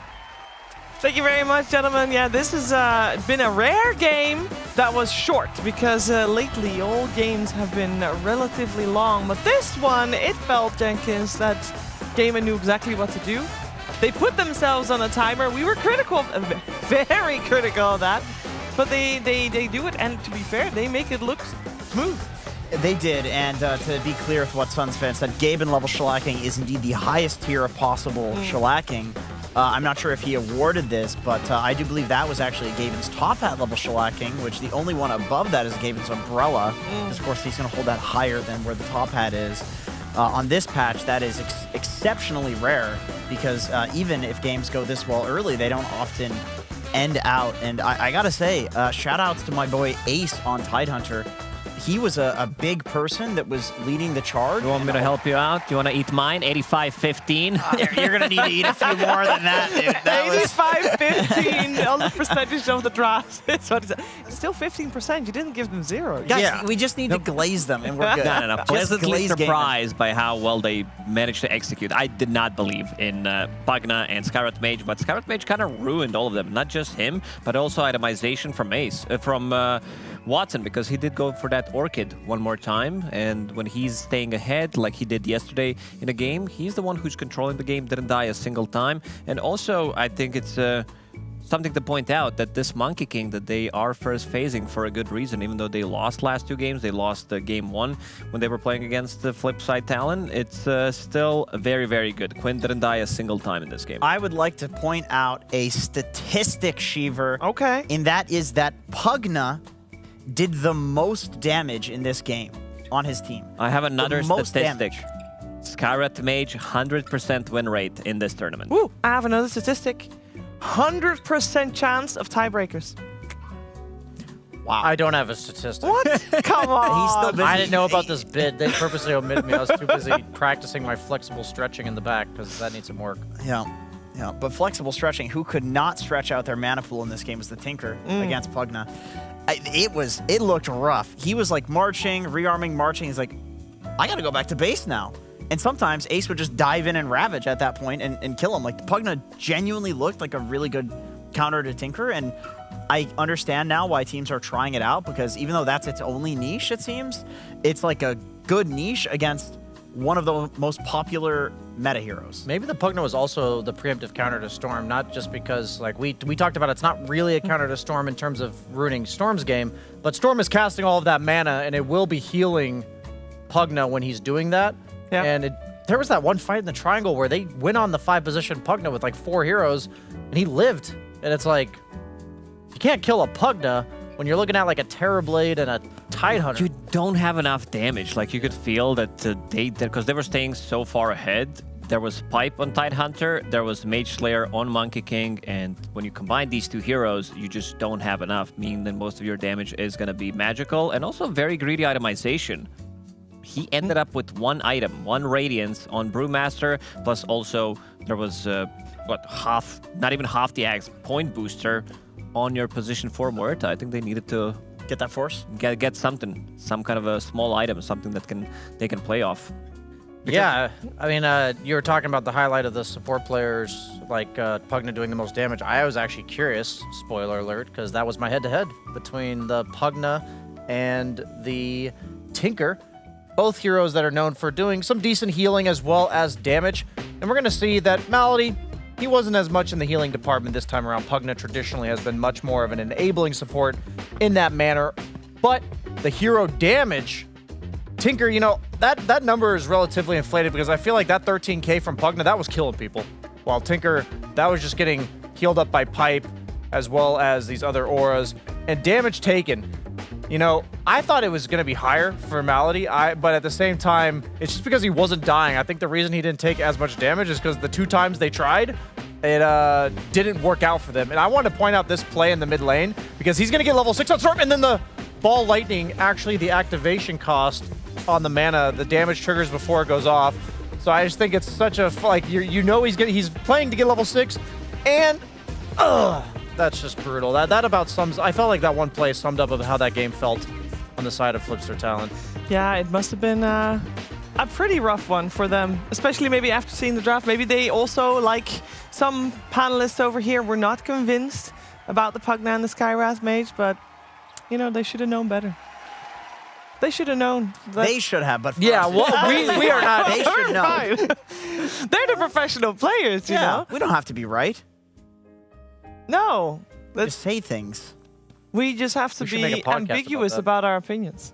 There you go. That's right. Just say nothing of value, so nothing will change. Yeah, or just, you know, highlight both good and bad sides, so you can say, well, no, but it did work, and I got the chance to talk to Tofu. And Tofu, I know you've got a tiebreaker to play, so I will keep you here only very short. But I do want to know how this came to be. Congratulations, first of all, on this win, and also one of the faster games of this patch, and to feel like maybe actually, how did you come up with this strat? Like, was this a last minute thing, or was this something you had in your pocket? Last minute, like as in the heroes we had? Yeah, the Pugna Sky. We have not seen it done before in recent history. Yeah, it was kind of out of the ordinary. We were stuck with 0.00 reserve time, so we were kind of just like deciding and picking between something. We were like in a position where it's a bit unusual with the heroes we had, and then I don't know, I just said if we pick my hero, give me Sky, and we kind of ran out of time, so that's what we ended up doing. And like, it is not necessarily the best for our lineup, I think, but like how we fight around the map, like it was suiting us really well for the early game, and it worked. So it was your call, basically. Yeah. Nice. Is this, because this turned out to be a pretty fast-paced, high-tempo game. You ended relatively early compared to a lot of other games on the patch, including this one little game you guys played yesterday, which was almost the opposite of the game you just played. Like, do you feel like the type of game you played, especially in this game too, was a little bit of a reaction of needing to be able to go high ground faster? Because obviously yesterday was, what, 90 minutes, 97 minutes, I believe? I mean, we also tried to play fast in that sense in the first game. We just messed up at some crucial moments, and then games naturally tend to be longer. But if everyone has a good lane and you like pressure up, you can make the game somewhat quick rather than like farming and scaling to like secure your game in a way. You just try to like end it quick. Whereas if there's like a threshold, and if you make it to a really early timing that you can actually high ground where heroes are not strong enough to hold it, it's possible. But let's say like beyond minute 20 or 25, you can't just high ground. Like, it's impossible. Heroes are gonna have too many spells, items, or whatever. Like, your TB can't just stand up there and hit this tower like he's in threat of getting bursted, and then it's just really hard, and then games naturally tend to be long. Everyone's also like actually really good these days, so it's not easy to end games early. No, I think yesterday was a great example of that, because I do want to talk a little bit about yesterday because we didn't get a chance to talk to you guys then. But you guys had a pretty rough day, obviously against Navi Junior earlier that day, and then later on again against Yakult Bros.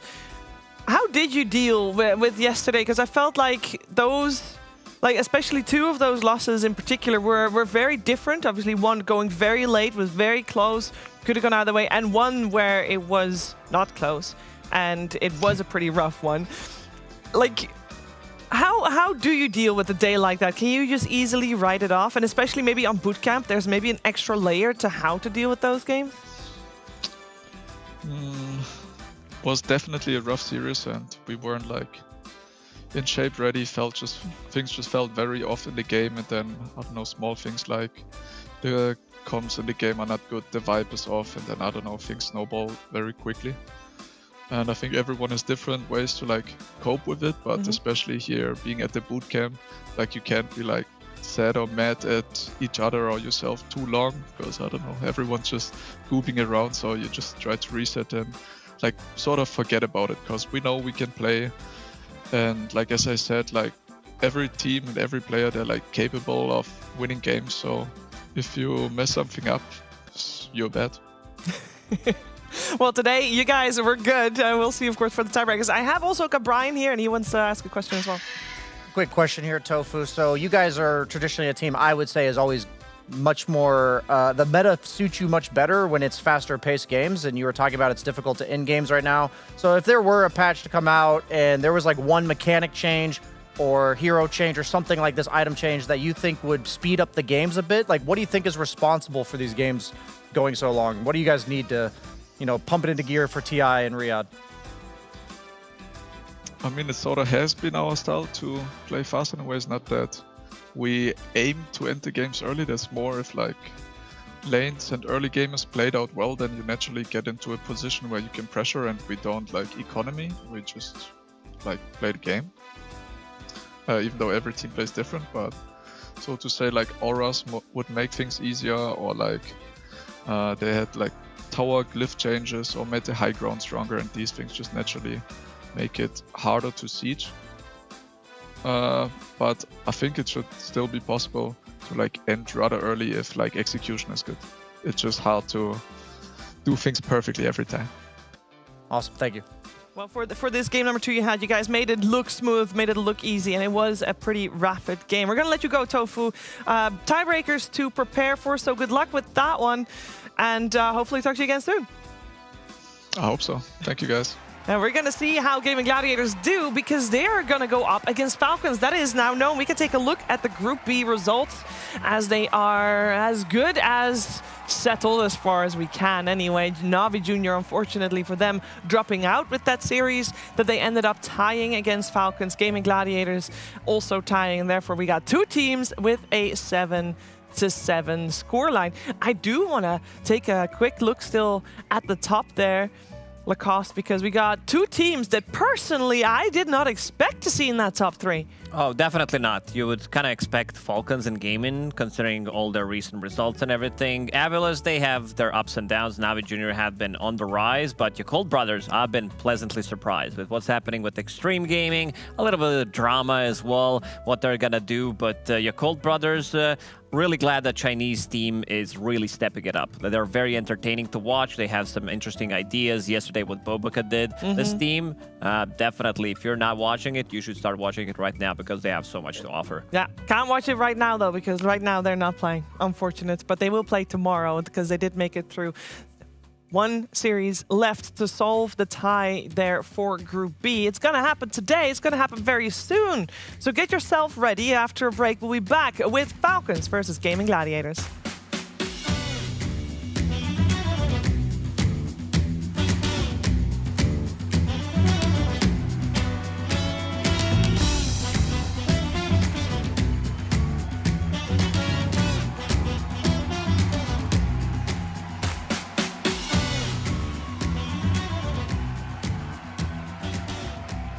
See how big we are, bro. You think we are choosy? Whatever the manager give to us, bro.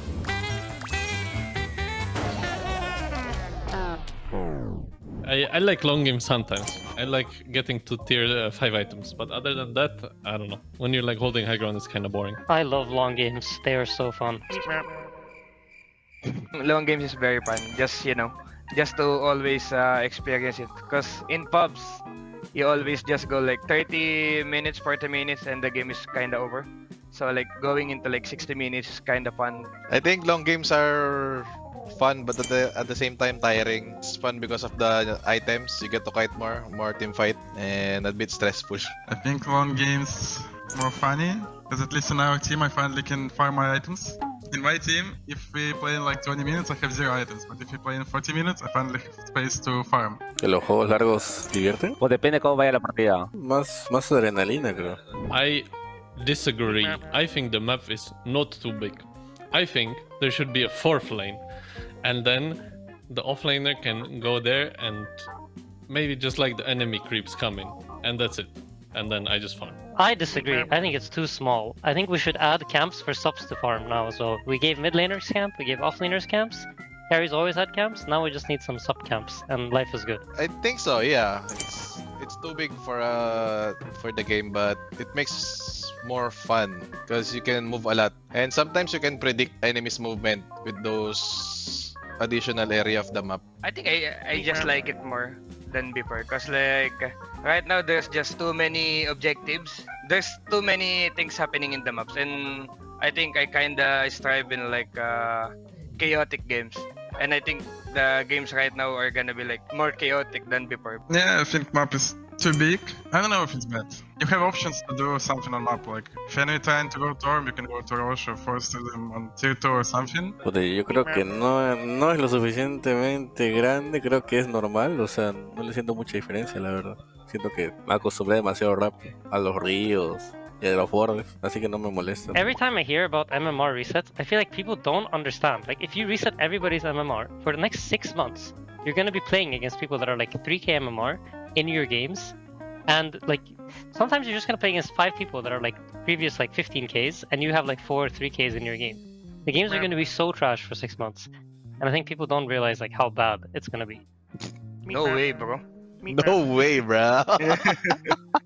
The MMR rank system right now is, for me, is just completely fine. Maybe there's like some high MMRs that don't deserve it, and some low MMRs that can be higher because they play good. But I think the MMR system is fine. I think it's good for sure, because if you talk not only about us as a players, we talk about new players.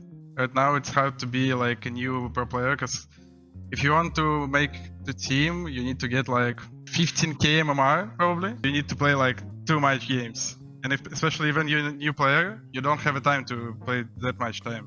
You need to reset MMR. Agree. No es tanto por el ranked, sino por el tema de que hay mucha gente que ha abusado del sistema de doble rank y también el tema del mamuteo, que hay jugadores que no se merecen su rank, y eso es un poco injusto para los que sí, digamos entre comillas, por temas de skill, estamos en el máximo MMR, ¿no? I mean, I wouldn't say they double downs ruined rank, but I mean, they made MMR a little bit fake, I would say, because like I think unless you're stupid, you will always like gain MMR with double downs.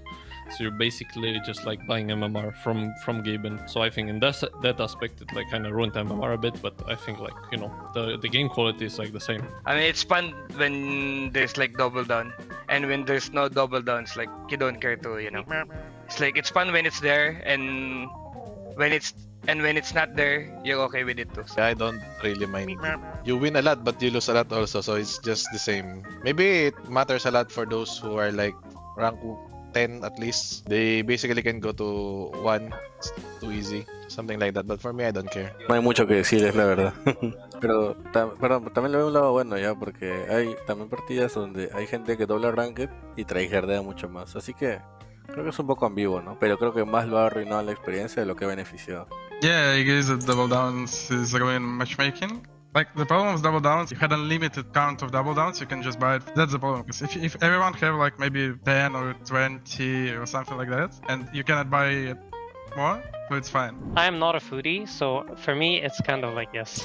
I'm not like a passionate eater. I think I would agree with that statement more than most. I disagree with that statement. I feel like it's also it nourishes the brain, which I guess is the body. So in that sense, yes. But you know, it's like if I like eat a good chicken, I feel like my soul is filled as well, you know? So I would say it's not only like fuel for the body, it's just like makes you feel good. Uy, Joe put Joe. You got this, Joe. I don't know. I haven't thought about it. It's just I eat when I'm hungry. No, a ver, yo podría decir específicamente que yo vengo de Perú, que es uno de los lugares con mejor gastronomía del mundo, y que en los viajes que he tenido, pues la comida no me ha satisfacido, creo que es la palabra, lo suficiente como la comida allá, no, que es demasiado deliciosa, así que no creo que la comida sea solo un combustible, porque para alguien que adora comer, bueno, al menos ese es mi caso, depende de qué coma y qué tan rico coma, es también que también va a ir mi día, ¿no? I think I disagree. Food is not only fuel for your body, because like I like to eat some good food. Yeah, I disagree also, because the food meant to be enjoyed, you know. Thank you guys for watching this video, and ESL for asking these very interesting questions and having us give even more interesting answers. Catch you guys on the next one.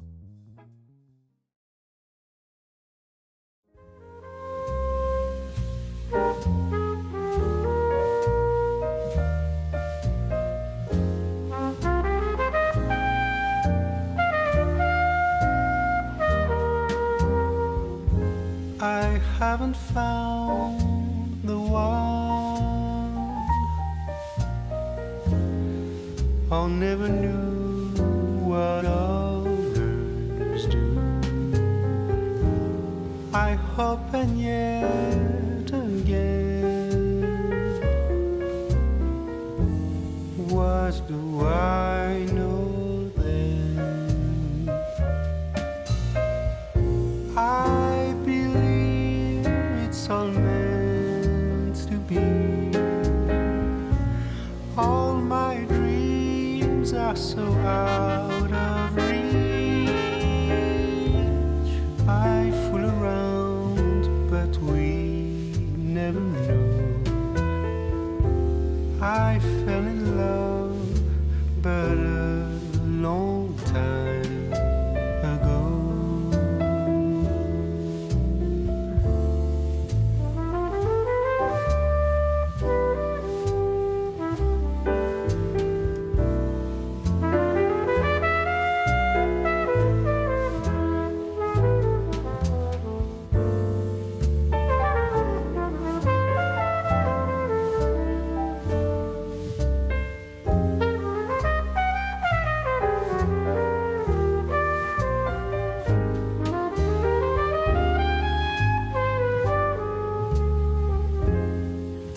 I sing the same old song,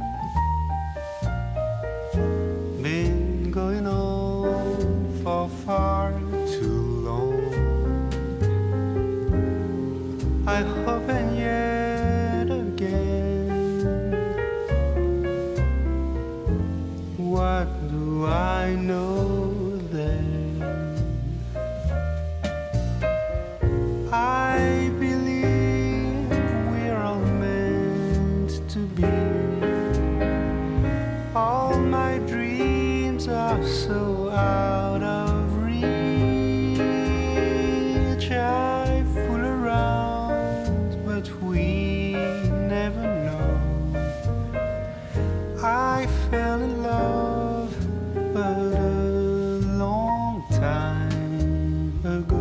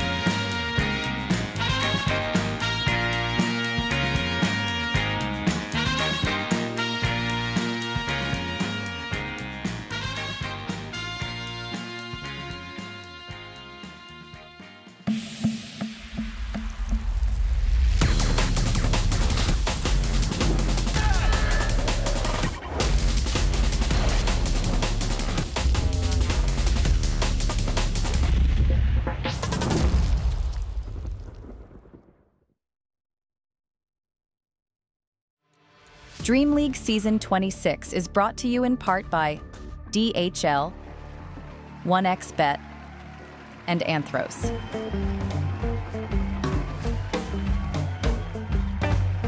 That's it. We're done with all the best of twos, but we're not quite done yet with Group Stage 1.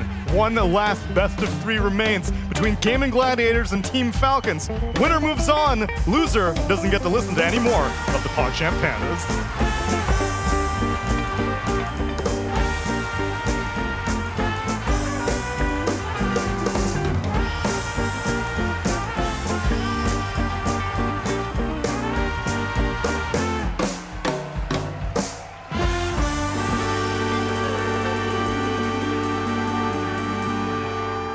It is the light at the end of the tunnel for one of these two teams, and the tunnel's going to cave in on the loser. One Falcons of these two versus teams is going to be announced as the champion today, Neil. Yep. This is the grand final. We're all excited for it. Grand final of a tiebreaker. I'll give you that much. Sorry, what? Because there's still plenty more Dota 2 be played. This is still the first leg of the tournament. So, sorry, Gaming and Falcons are one of them's going out? Yeah, see, now I know What a you may be world. mistaken because this is typically like a grand final type matchup. Yeah. No, it's one of them is going to be eliminated at the very first stage of the tournament. You've been living in the past, Ted.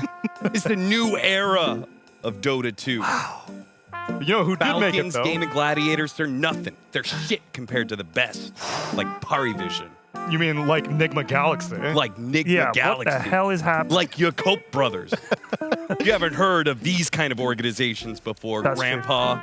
Well, I know about Yakult, the yogurty drink. If I have an upset stomach, I drink Yakult the next day. I'm familiar with that. If there was a Pepto-Bismol team, a Rennie team, a Don Gliziani Gaviscon, team. Of course, Don Gliziani has it. Hopefully, he's working on a team. That would be pretty cool. Mm-hmm. Yeah. Are we getting that old? Is the Dota audience getting old enough that we can start going for those kind of sponsors? I absolutely think so. Yeah. Yeah, we need like a retirement account, like some kind of 401k banking type things, like tennis commercial stuff.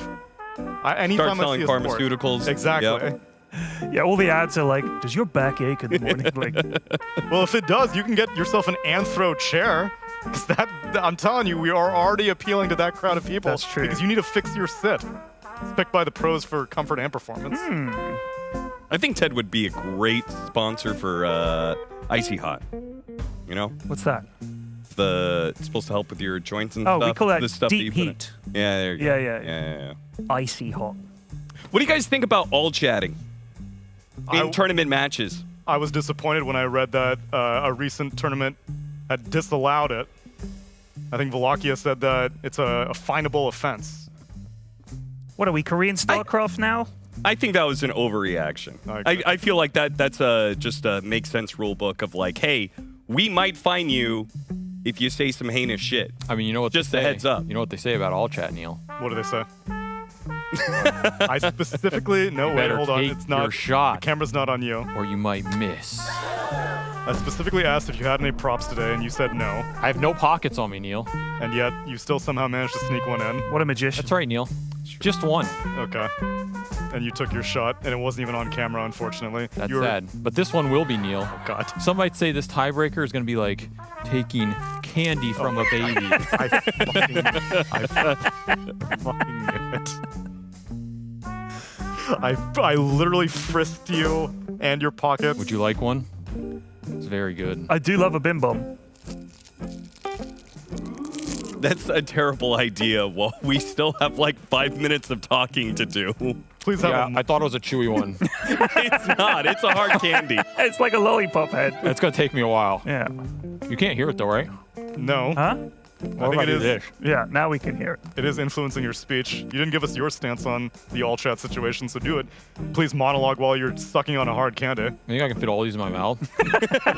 I know you can, Avery. I've seen you do it before.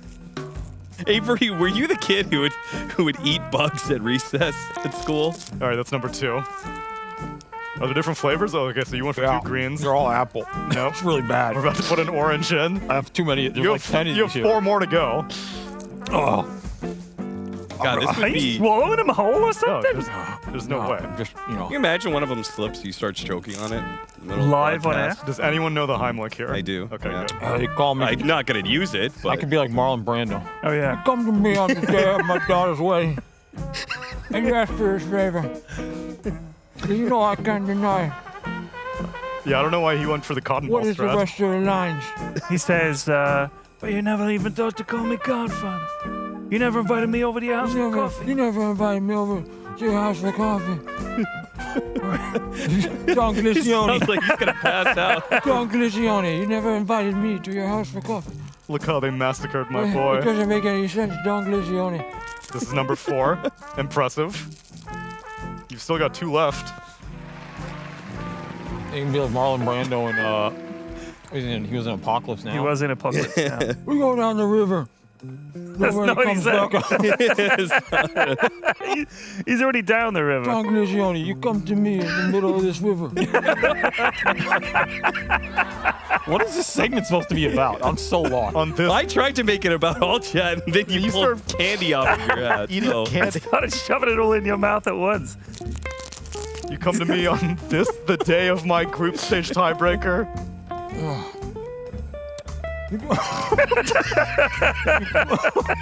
You come to me on the day of the Falcons tiebreaker, and you ask, Gaming Gladiators, can you go 0-2? Is what you. You're so close. You're doing so good. I can't do any more. Let's go. Yeah, please be careful. There you go. There you go. Give it to Okay, Neil. yeah. Give it to Neil. There you go, Neil. Have a bim bum. Cheek muscles are struggling right now. A bim bum. I'm sweating profusely. Yeah. Oh God. There you go. Pass Oh him gosh, along. there's 6. Did you want one cap before No, you thank cast you. this best of I'm 3? good. I'm good. I think I might need to leave the stage. It's okay. You can just We need keep like them a all up coffee right cup now. or something so you can spit them all out. Put them back in the wrapper. You're gonna waste You're gonna put them all back in the wrappers one by one. Yeah, it's like a magic trick. Okay, that's a hell of a magic trick. Which color would you like first? Green. This is like tying a cherry knot. Cherry Can we stem. get a drum roll? That's Yeah? not green. That's That's an orange. I only had one orange. What are the odds? Fucking Here, hold that, 25% I I will don't not. think he's gonna hold it. Put it in your pocket for Don't- later. Don't touch me. Put it there. Don't touch me. Or what color would you like next? Give me an orange. Green. Yeah, and can we get a drum roll to see if he's gonna do a green? All right, I got a green one. Okay. Wow! It's green. And they're only greens Incredible. left. Fuck up, Austin. There's only greens left. Well, having succeeded in your prop comedy career, Avery, I will let you go and to your side job, your side hustle, which will be casting Dota, casting a tiebreaker, casting the very first best of 3 of DreamLeague Season 26. Ladies and gentlemen, it's time for Gaming Gladiators You come to versus me. Falcons. You come to me on the day of my tiebreaker.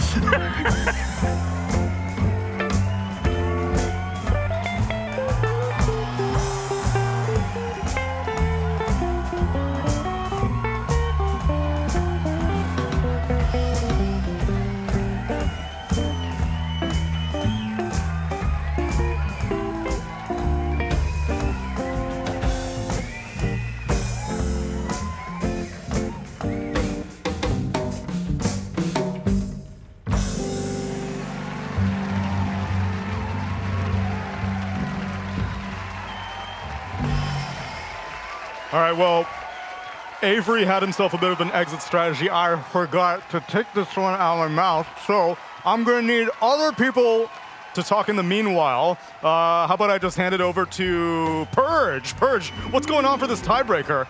Well, the tiebreaker is going to be really exciting, but I think it's a good time to look at a brief overview of the most important heroes of this current tournament, because we do see some movement here. These are the total most contested heroes. That means the most picked heroes, the most banned heroes. Add those numbers together, and you get on this list. Number 1, Beastmaster, Bristleback, Darkseer, Ancient Apparition, Tiny Sand King, and then the rest of the heroes you're seeing here.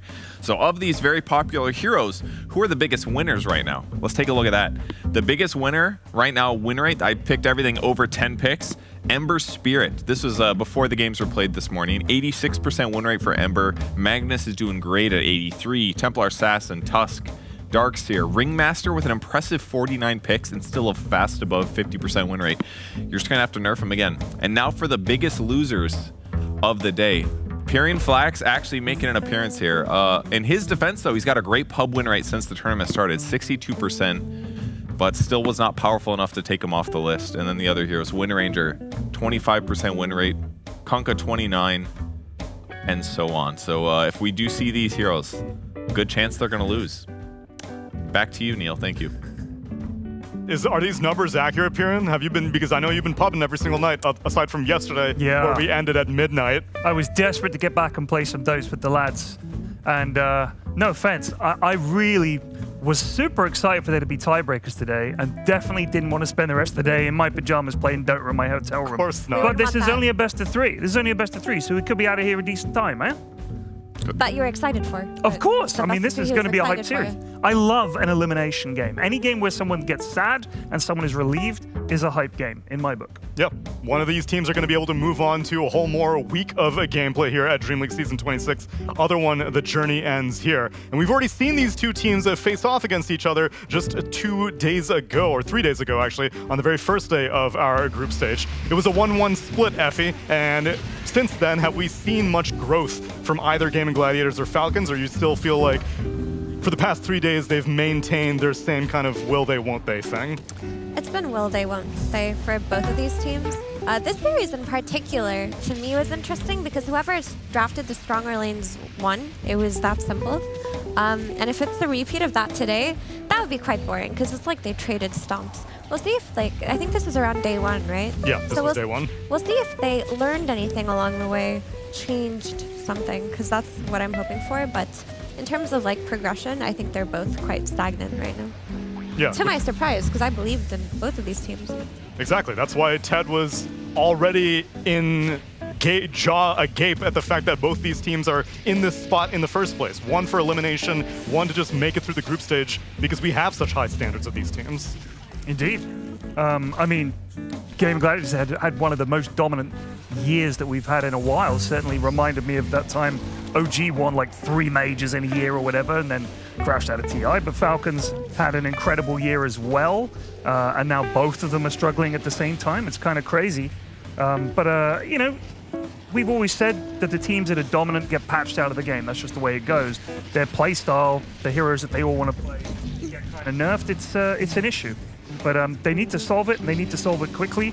I'll be honest with you, I feel like Quinn has not been getting the heroes that he wants and been able to play them the way that he wants. We saw that in the result against Na'Vi Jr. yesterday when he went 0-11. That's a very un-Quinn performance. I think this team relies on him a lot. So they're going to need to figure out what hero can we get Quinn where he's actually able to pop off for a change. And how about over the course of this most recent series that we got to see Gaiman play? We didn't get to watch the Falcons Na'Vi Jr. series, but we got to see Gaiman at least claw their way against Flipster Talon in that 1-1 split series. Yeah, I think gaming still has a lot of potential. They're looking a little bit more consistent in the last month than they had at the earlier part of the year, and I think they have some new ideas that they're ready to explore. If there's a Tinker, they know what to do. They grab a Pugna, and that lane that eventual game matchup is going to be easy to do because they do so much damage. They even grab the Skywrath Mage, and that looks pretty good too. So I think gaming has a lot of solid potential here. And I really think the series could go either way. I'm ideally hoping for them to progress more because, like we had gotten a chance to speak to Malady, this is his first time boot camping with the team, and it would be a shame to hop onto a boot camp for the very first time with new teammates that you've only been able to play with for the past 3 months, and then after 4 days of a tournament, you scrim, I guess? You're really hoping for these Dream Leagues to be able to use these 2 weeks of daily best of threes as practice for EWC and TI. So if they fall out now, that's a lot of potential practice gone. Granted, Gaming Gladiators is already qualified to EWC as a defending champion, but still, they have not gotten as much practice as most teams would have. I mean, for that reason, I think they benefit more than Falcons, obviously, by making it to Group Stage 2. Well, I'm sure that would kind of suck for Falcons because they've won so many Dream Leagues, and it feels like this is one of the tournaments they're very comfortable in. Gaiman do need more of a battleground to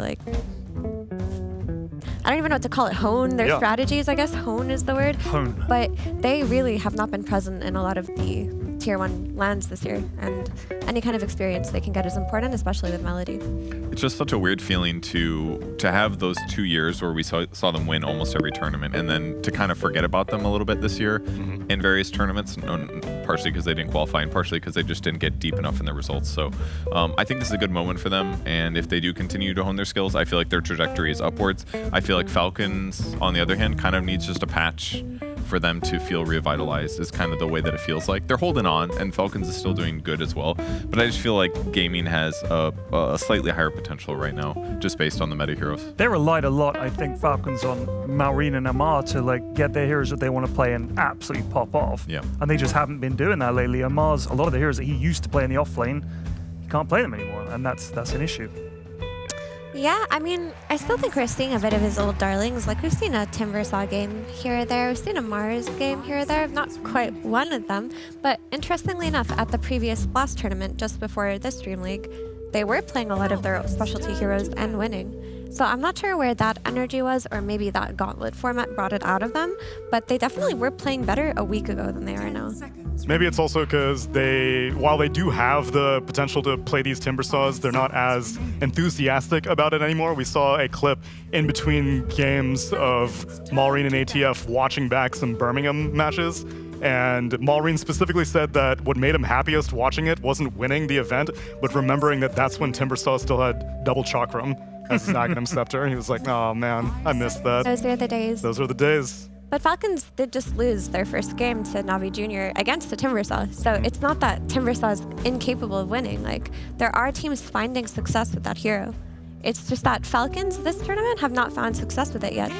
But I still think we could see it in a game where it's viable. Like, let's say you're playing against like Bristleback plus DK, Bristleback plus 1 tanky core. The ATF Timber, even the Malouine Timber, could come out still in these tiebreakers.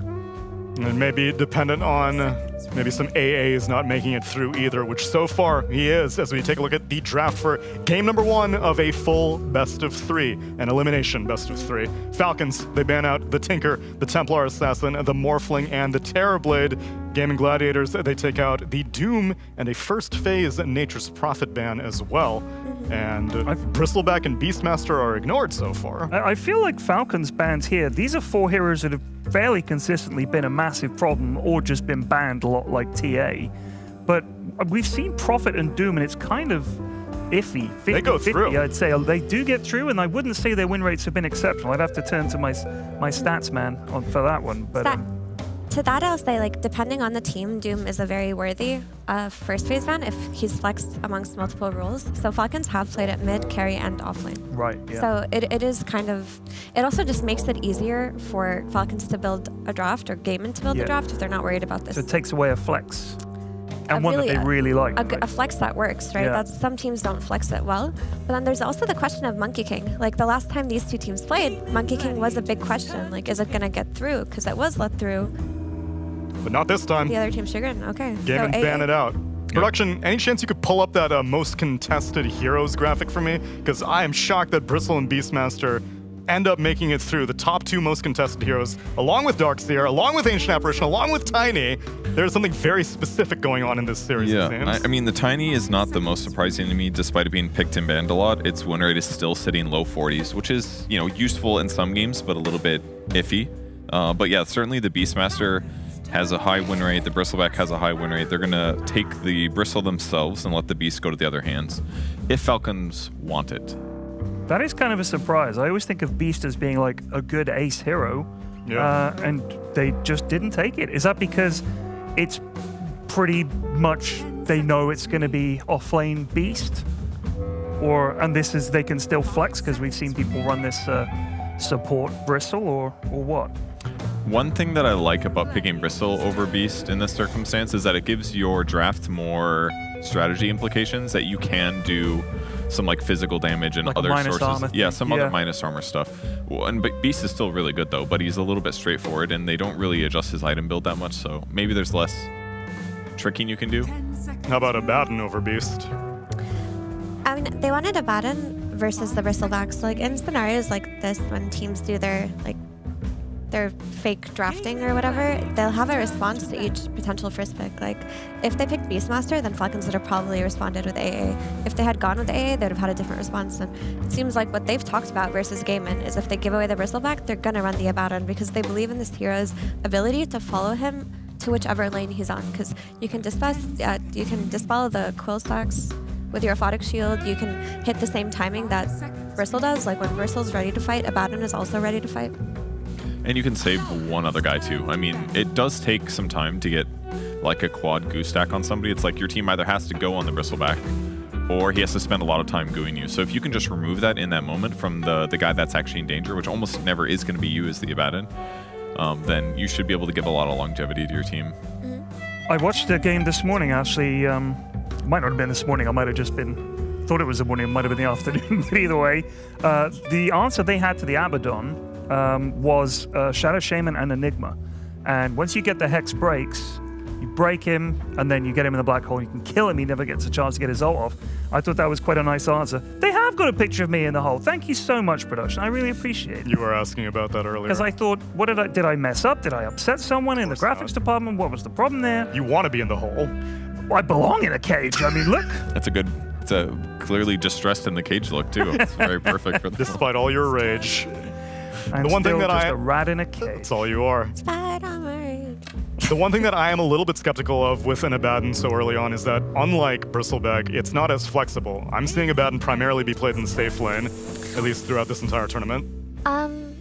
It's still flexible because you can play it offlane or safe lane, right? So versus the Bristle flex, your Abaddon flex follows him. I think that's like the concept here. Because like you can run this hero either safe lane or offlane. That's what you meant by follows him. I was like, oh, he lane switches halfway through the lane. You said you follow him. No, you meant like straight up role swap. That's you follow him to whichever lane he that's goes a cool to. idea. Yeah. So then it solves that part of the draft for you. You just don't have to worry about Bristle flex at all. You're just like, oh, ignore her. That's cool. But in order to do that, you do have to keep your carry flex open to the very end. So the Okay. carry pick Okay. would potentially have to come out overall last, unless Gaiman reveal their safe lane pick. Oh, that's very here. smart. Yeah. So it could mean that they end up with a less than ideal carry because there's going to be more bans by the time he comes out. That's one negative. But yeah, if it solves the Bristol a little bit, that sounds pretty cool. Bristol and Beastmaster on the same team. That's synergistic. They're both rough and tumble guys for sure. And they're both the top two most contested heroes, and Falcons feel confident that an Abaddon answers the problem along with a Shadow Shaman, which is their first support pick. I guess they thought the Coddle ban was more valuable than the Beastmaster ban. I mean, a lot of teams have been extremely high impact with Coddle, especially with strategies like Coddle plus Bristle and like the Will-O-Wisp, what it does, how early you get it, and what that hero can do in terms of map play with recall. So Falcons were more afraid of Coddle's potential map play than giving away Beastmaster. That's Which I interesting. find kind of an odd take though, because Beastmaster has been winning most of his games. Maybe it was maybe Abba's a little slow in some ways. He kind of wants to just plant his butt in one spot and not allow his opponents to pressure, and maybe he just gets overwhelmed by like the split push of Coddle and the overall map mobility. Maybe there's something like that. I don't know. I mean, they need to solve for Beastmaster now, right? Because like they have a solution for Bristle in the Shaman plus Abaddon, but now you have this Beastmaster where you need lots of ranged damage for, like a lot of it, just so that you don't fight in range of his Drums of Slum. It's one good way to deal with the boar, at least. Yeah. They've got a gyrocopter. And the hawk. But then you could always throw Beastmaster mid. So many teams are content running this hero mid and dodging bad matchups like Gyro or Medusa. Why is the Gyro matchup so bad? You just press Flag Cannon, you kill his boar, you push him out of the lane. Seems a bit mean. You rocket barrage him out. Like A bunch of animal abuse, basically. Because otherwise the boar is just really frustrating. Even against Abaddon, I would kind of agree, because you don't really want to use your skills to kill just a stupid little summon. You kind of just hope he dies in the scope of battle through a flat cannon or some AoE damage. So if they keep the boar alive and it can be just slowing Abaddon the entire fight, that's a lot of impact, because you don't actually want to cast spells on Abaddon either. Falcons also gave away their Abaddon flex because they picked Gyro, so you know they have a safe lane Gyro. And Gaiman are in a position where they could really just choose to put Beastmaster mid, put the Bristleback against the Gyro, and then pick something that can play into Abaddon offlane. Do you know what I miss? The support Gyro. Support Gyro. So much fun. Get the rocket. I won a lot of games with that shit. Yeah. That was so much fun. I mean, it's a lot of damage. It was silly. I mean, it had to go, but it was fun. And then Razor pick to counter the Gyrocopter carry. And also, it's a good lane versus Abaddon. So this is the issue that I was talking about. If you're giving away your Abaddon flex this early, you're just going to get counterpicked on all 3 lanes, and Beast is just going to go mid. Like, you throw this Beastmaster mid, he has very minimal bad matchups. And then because it's Falcons, like, sure, you can say the Pango is a flex, but I really don't think they're going to be throwing this Pango off lane this time. It's probably going to go versus Beastmaster mid. Which will mean that it's an off-lane Abaddon going into a safe lane Razor. It's a safe lane Gyrocopter going into an off-lane Bristleback. And it's a mid Pango against a mid Beastmaster.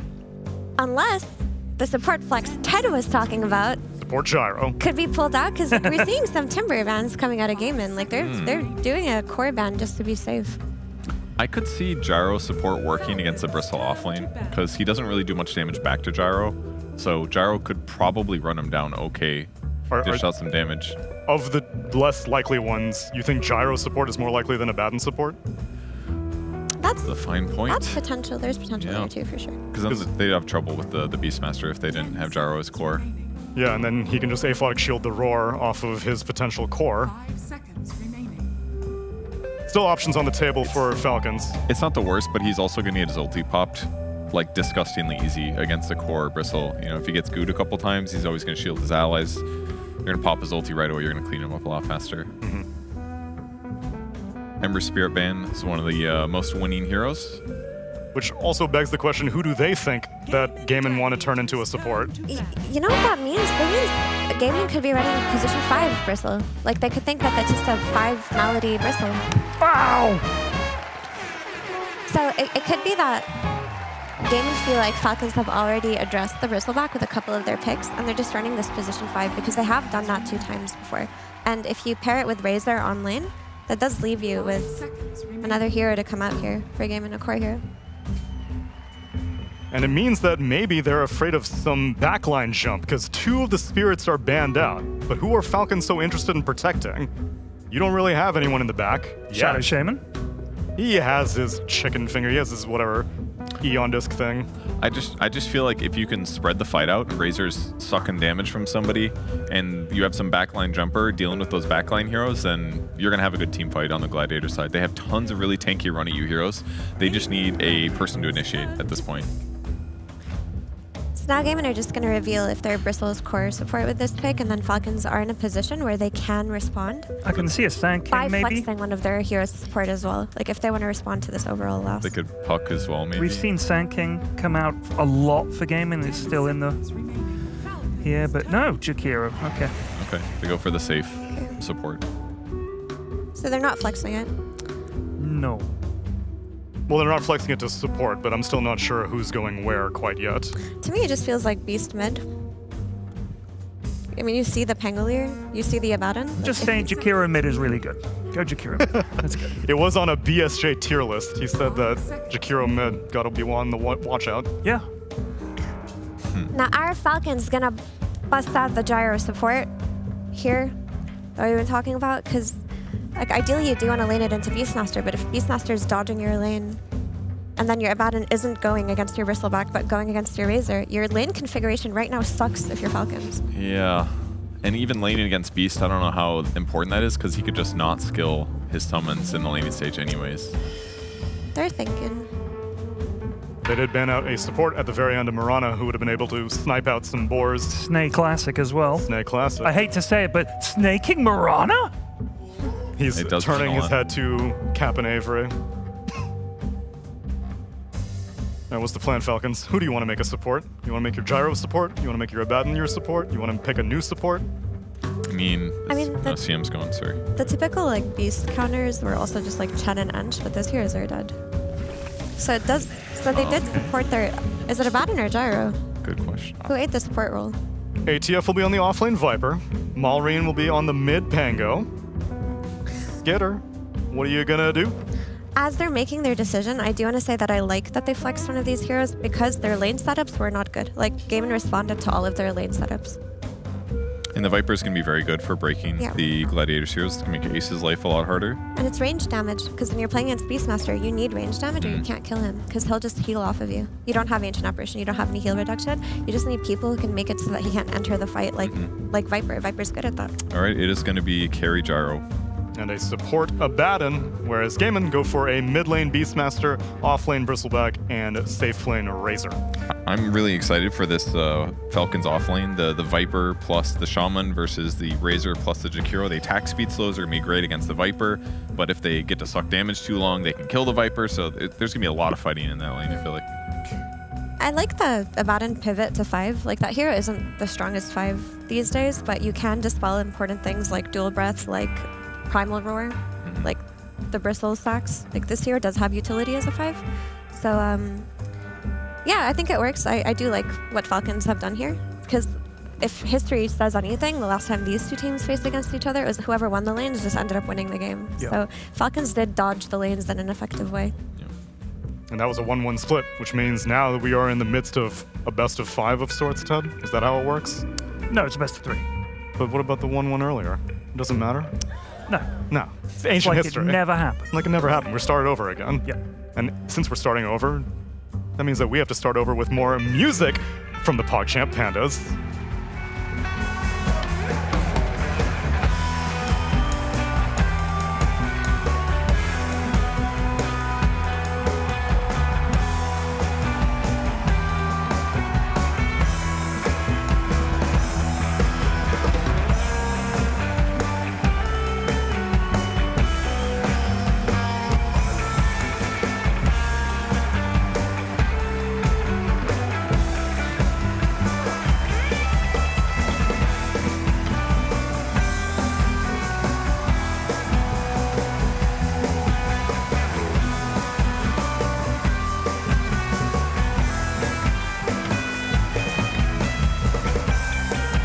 Falcons versus Gaming Gladiators, a matchup that a year and a half ago you would have said, of course, this is a grand final matchup. Instead, it is elimination just to get out of the very first group stage. It should have been the easiest of the stages for both of these teams, but neither is in the best form right now, Avery.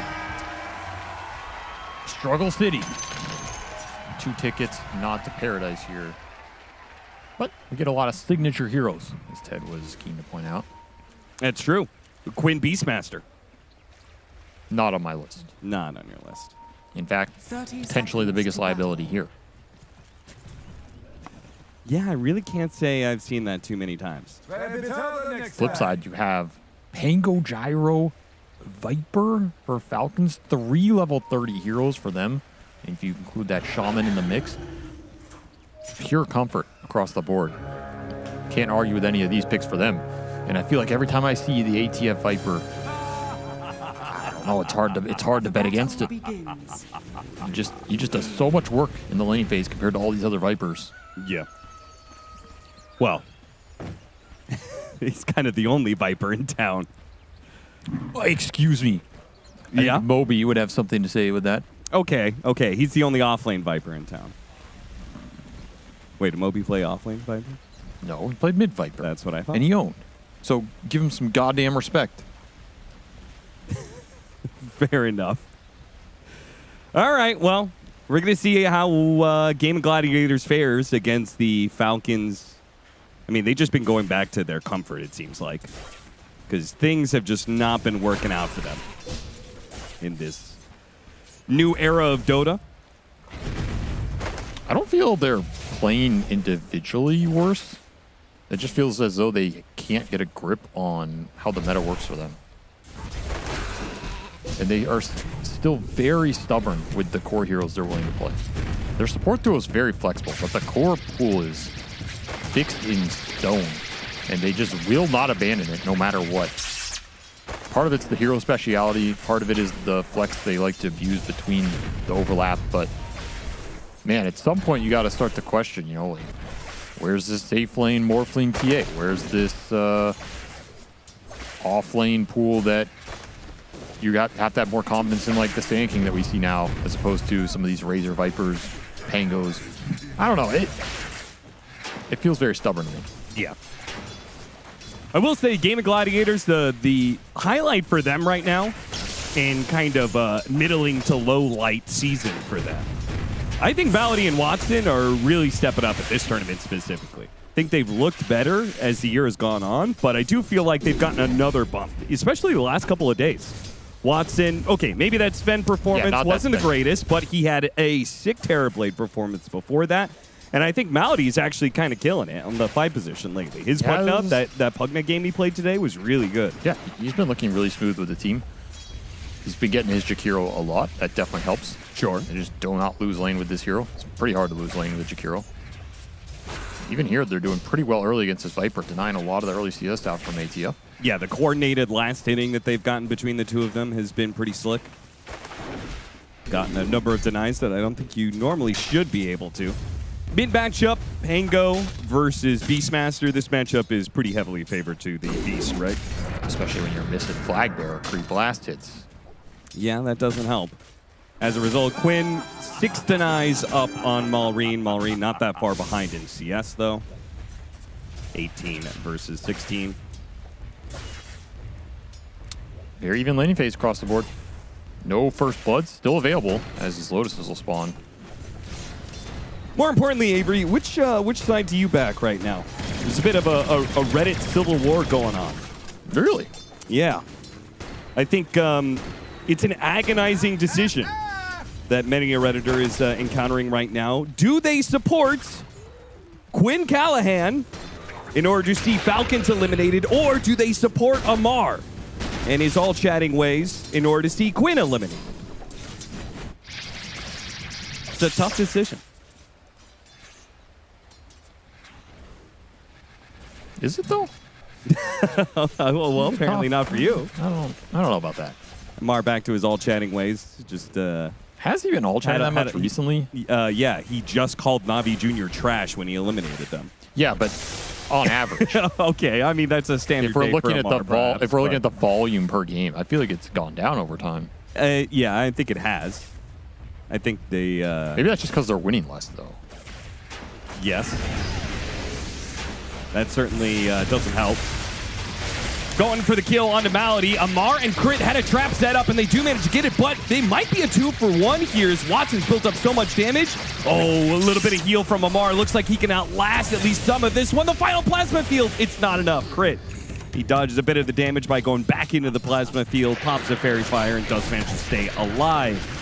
In the end, Watson does manage to get the experience for the Viper kill. That's the important part. While bottom lane, running down Snake King, Ace is going to be left with very little HP, though. Rocket Barrage should finish him off, but he gets the courier before he falls. Not a bad overall gold exchange for them. Honestly, these lanes starting to go Gaiman's way. The fact you're winning this Viper Razor lane is huge, or at least getting more out of it than ATF would like you to be getting. You shut him down early in the lane, he can't snowball it with this early stat investment. You're going to feel a lot better over the long run. You got to remember, this Viper was a hero he was picking into Razor for a long time. It's one of his counters when the Viper Razor meta was huge. Yep. Did play it both ways because he's an expert on both, but you like this matchup. So far, the extra attack speed slows from the Jakiro Radiant's top tower. helping to do it a little bit as the King looking for something up here, but Yeah, it seems like the Watson Malady had a good read of the situation. I was wondering why they backed off from going at that Shadow Shaman harder, but... It's a Blood Grenade Abaddon, so you can definitely run some heroes down. Sure.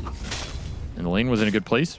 They sniffed it out, and now it's Malady making the move towards mid to kill Crit in the river. Yeah, they're still going to collect on that kill, it seems, as long as Malady can catch up to him after the Hex. He's gone. He's gone. He's out, but it means he's not contesting for the power win, so that should go the way of Game and Gladiators here. Classic tri-lane double supports, yeah. And Mallory, he's just going to go top. Decides he can't fight that. He's going to make the play elsewhere, trying to intercept this Jakiro on the way back, or just go for the Razor dive. That's a really cool idea. Like, just accepting the fact that you're going to miss the power rune. Unfortunately for him, right idea, but they had the Observer Ward already laid down from earlier, so... They spot his rotation, hurts him a lot, as you could see, Game of Gladiators putting the pressure on mid while the Pango is gone. You're going to get some good damage here with the Siege Wagon. And not letting crit. Oh, got the Hex off just before the Primal Roar goes out. He was halfway through that animation. I'm surprised he got away with that. Crit doing a good job. Pulls the creep wave off the tower. That will put a lot more pressure on Gaming Gladiators. You can see Quinn is going to have to tank some tower hits here. Does have a regen rune, though. So this mid tower is going to go down if you do not rotate the Pango back, and they decided to just trade for the top tier one. Not the worst trade for Gaimin. I think you'd rather have this mid tower. And you're just missing so much XP on the Viper. He's the lowest level core here. Nice timing on the last hit there from Crit. Meanwhile, Wisdom Shrines are going to be covered. Gaming Gladiators not going to let Skeeter and Snake King steal anything here. Well, that definitely fused that trade. There's kind of a breakdown of some of these lanes really quickly, though, in this game, which I have to feel is nice for Watson if he doesn't have to directly lane against the Viper. And it's probably nice for Maureen if he doesn't have to directly lane against his Beastmaster, who's super strong right now. Sure. But then you have to find something else to do on the map. And it's a very easy rotation for Quinn into this bottom lane. You have to be thinking about it down here if you're Skeeter on this gyro. It is a very strong hero to hold this tier 1 and for you to fight around if you're Falcons, especially with Rolling Thunder teleport up on Maureen. That's a scary dive. They're just going to take the jungle fight instead. Freebie for Gaming Gladiators. Yeah, nowhere to go here. And back to an Arcane Rune at bottom. So big pickup, Maureen.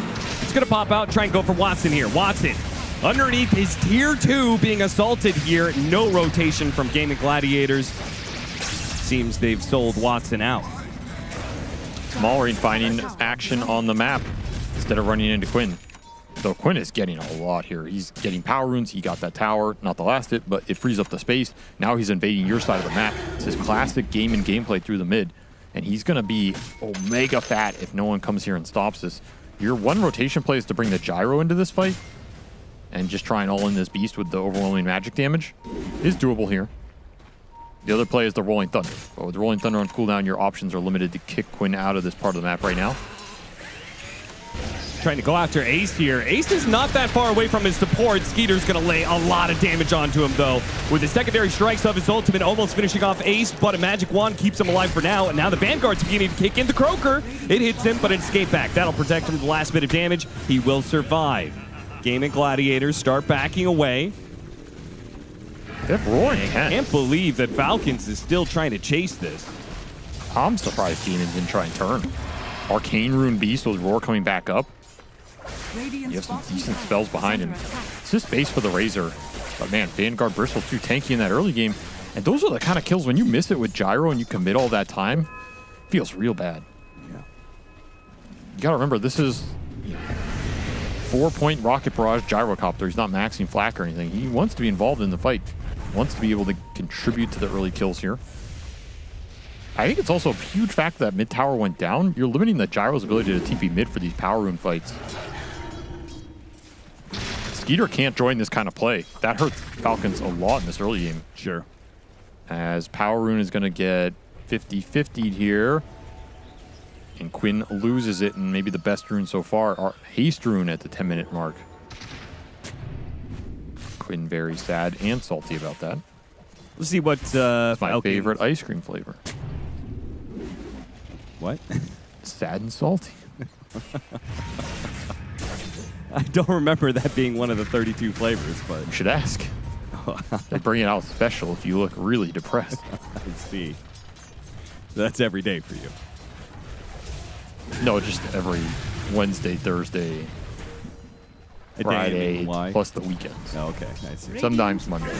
Jump after Malady here. Tuesdays are good, though. Tuesdays are a good day. Trying to bump. Malady hugging the side here, hoping that it'll get bumped down to low ground, but Snake King's waiting there. Should be able to collect on the kill. And will indeed. Quinn's going to have to do some heavy lifting in this game because there's not much else going on for gaming right now, and it is Falcon's turn to push in this mid lane. They're going to get this tower with the wards. Looks like for free. Yeah, Quinn's going to pop out of the jungle. He didn't really want to be interrupted here. Because I appreciate it. I think he has this idea that if he gets his Aghanims fast enough, it's a free Tormentor fight. Falcon's really not going to defend this ward push. They're bringing the Viper over. just so slow. I mean, no Rolling Thunder, it's a little hard to force it. Tofu not quite getting caught by the Viper, rotating in from behind. A good ice path for Malady helps cover their retreat. They will finally take this tower. It is a bit delayed, though, so Gaming Gladiators will at least get a bit off the side lanes because of the extra time from Falcons in mid. Yeah, it took the Viper coming over, but well worth it here. As Crick gets a deny on their mid tier 1 and the last hit on the enemy tier 1. He's rich. This Shaman doing God's work out here. He's going to rush the Blink Dagger. And Diffusal already done for the Pango, so feels like Falcons are getting a little bit more out of these early game trades, as your Razor and Bristle are a little behind.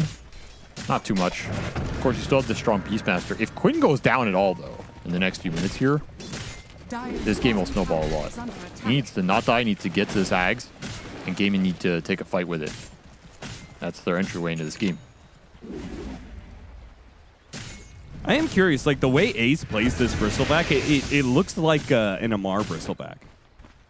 The way that he is playing so much for just farming up, I'm surprised he doesn't go the Seeing Red facet. Go for the Aghanim center. Watson. He'll be slowed down by the inhibit, but TP rotations are coming in. In fact, Maureen may have to leave Crit behind here. Crit TP's out, and the supports are a little bit afraid of going out there. So, surprised Gaming are rotating heroes up here. Even if Watson gets going on this part of the map is just dead for you. They're gonna look for the D-Ward. They do get the D-Ward. It's pretty nice. I feel like normally Watson would want to be in this lane. But the Bristleback is taking up all this space right now. Will be ganked by 3. So Falcons, it was a nice little feint. Malrine gets a reaction at top, immediately goes for the kill at bottom, knowing the Gaming Gladiators can't counter-rotate. Maybe even get into the triangle. That would be a sick move. Oh, look at this Ancient stack. God, brought down really low, but Quinn felt like he had to go to base.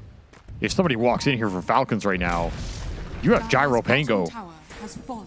That's kind of looking like... Oh, boy, that's juicy. Yeah, Skeeter, he's heading over. Oh, yeah. They're going to take this. Quinn's going to come back in with not quite full resources. Gotta clear through this quick. Malrine already pulling some of them into Skeeter. Ice Path, it's the lead out. Microfire goes and hits a decent amount of damage on a Skeeter here. Hit the Rolling Thunder to follow it up. Ace, he needs to be able to close this distance. Got the wheel in front of him. Skeeter's going to be taunted by that one. And now the following slows. I mean, Snake King can try and bail him out, but there's just too many. You can Aphotic Shield to cleanse off some of it, but Ace being close by just means the slows would continue. Do get the Wisdom Shrine crit with a nice heal.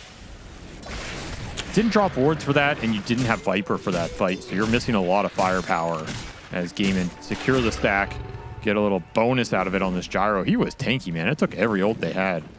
Awkward position on that ramp, but the big boon here is you're going to get this Beastmaster Dags without a single death in this game. That's huge. Now you can put a lot of pressure on Tormentor Roshan. Yeah, 20 seconds till the Tormentor, so this timing is lining up pretty nicely. The downside for Gaming is you're going to have to push in his bottom quarter of the map, which has been very tough with how strong this Gyrocopter is in this game. Yeah, Falcons are much better positioned to be able to take the Tormentor, that's for sure. A safe lane tower to be able to play off of. And that kind of fight is the fight the Viper can join. The advantage of them going into your outpost there is Omar cannot get to that exchange. You go into Falcon's side of the map, you go into their tower, this Viper's going to TP, and he's going to have a free fight. I mean, we did talk about this before. Gaming Gladiators seem to give up the Tormentor more than any other team. This was a tough one to get from their position, though. Yeah, even with the Beastmaster Ags. Feels bad, though, as Shard to Snake. Not the most... And look at this scan. They immediately are like, all right, Gaming Gladiators, they've done this before. They've gone for Roshan when the enemy team takes Tormentor, and they are positioned there, yes, but they're not doing they're doing the Roshan, rather. They want ATF. A little sneaky play from they'll the definitely trees. have him here, unless he can get a Sick Force Staff. Not in time. Again, layering stun after stun. They kind of throw everything they have at a core when they find them, just because they're so naturally tanky. Viper and Gyrocopter. I don't think you do Roche fast enough to want to force this here, though. No, probably not. Well, it's making steal the rune in front of you, though. That's pretty BM. Maureen chasing after Tofu. And the whoopee cushion will only take you so far here. Escape back, he'll just keep getting hit by the Rolling Thunder. And now the response is going to be Watson showing up and chasing after Snake King, but you don't really want to go down that cliff area. That's quite dangerous, especially with Maureen already chunking down half your HP. Quinn says goodbye to Watson. A mixed signal there from Gaming Gladiators. Watson wanted to go in. Quinn clearly did not. That's the kind of and Ace is nowhere to be found. miscalculation that has held them back this entire season. Like, these bad deaths you give up when you're unsure if you're taking the fight or not, if you're just poking someone where the limit of that is, between the 3 cores, it has not all been aligned. And it costs you so much in these close games. I mean, if you want to link the guy and just back up, sure, but you just go a little too far. You don't have the team fight backup here, and you just get inhibited and killed. And now all of a sudden, it's just a lead being built for Falcons. They have Roche controlled. They're going to threaten it with this early drum on the Abaddon plus the Rost awards. They can absolutely do it here. Already Blink done for the Shaman. These supports are ahead on the side of Falcons. That's where they like to be. I can't help but feeling like Game of Gladiators have these heroes and they're not being utilized for their strengths. Right? We haven't really gotten an early fight with the Bristleback so much. And like him putting himself on the front lines and getting those goose stacks in. We haven't seen the Razor be a part of kills outside the laning phase. He's just been hitting neutrals. If you want to just hit neutrals, feel like there's... Should have picked Sven. Should have... Maybe. Maybe you should have. Maybe you should have. I don't think so. I don't think we're going to see him play that hero for a long time. And so Falcons are going to get a Roche uncontested, it seems. They got Tormentor, Enemy Wisdom Shrine at 14, and a Roshan against a 15-minute Beastmaster X. That feels damn good for them. It certainly does. Skeeter will pick up the Aegis, and he's well on his way to his Aghanim Scepter.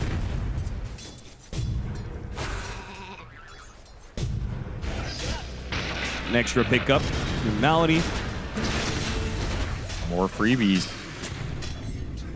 They're all over the map. You have an amp damage on Quinn right now in his bottle. Blink, Ags, amp damage, Beast. Still the top net worth in this game. He's going to look at Snake King, but this is not the easiest guy to kill. Radiant's bottom tower is under attack. Yeah, no sense in roaring him. He would just pop his ultimate and run away. Snake King has been really annoying around this mid lane. He is constantly pulling and killing it, and he knows no one wants to commit on him.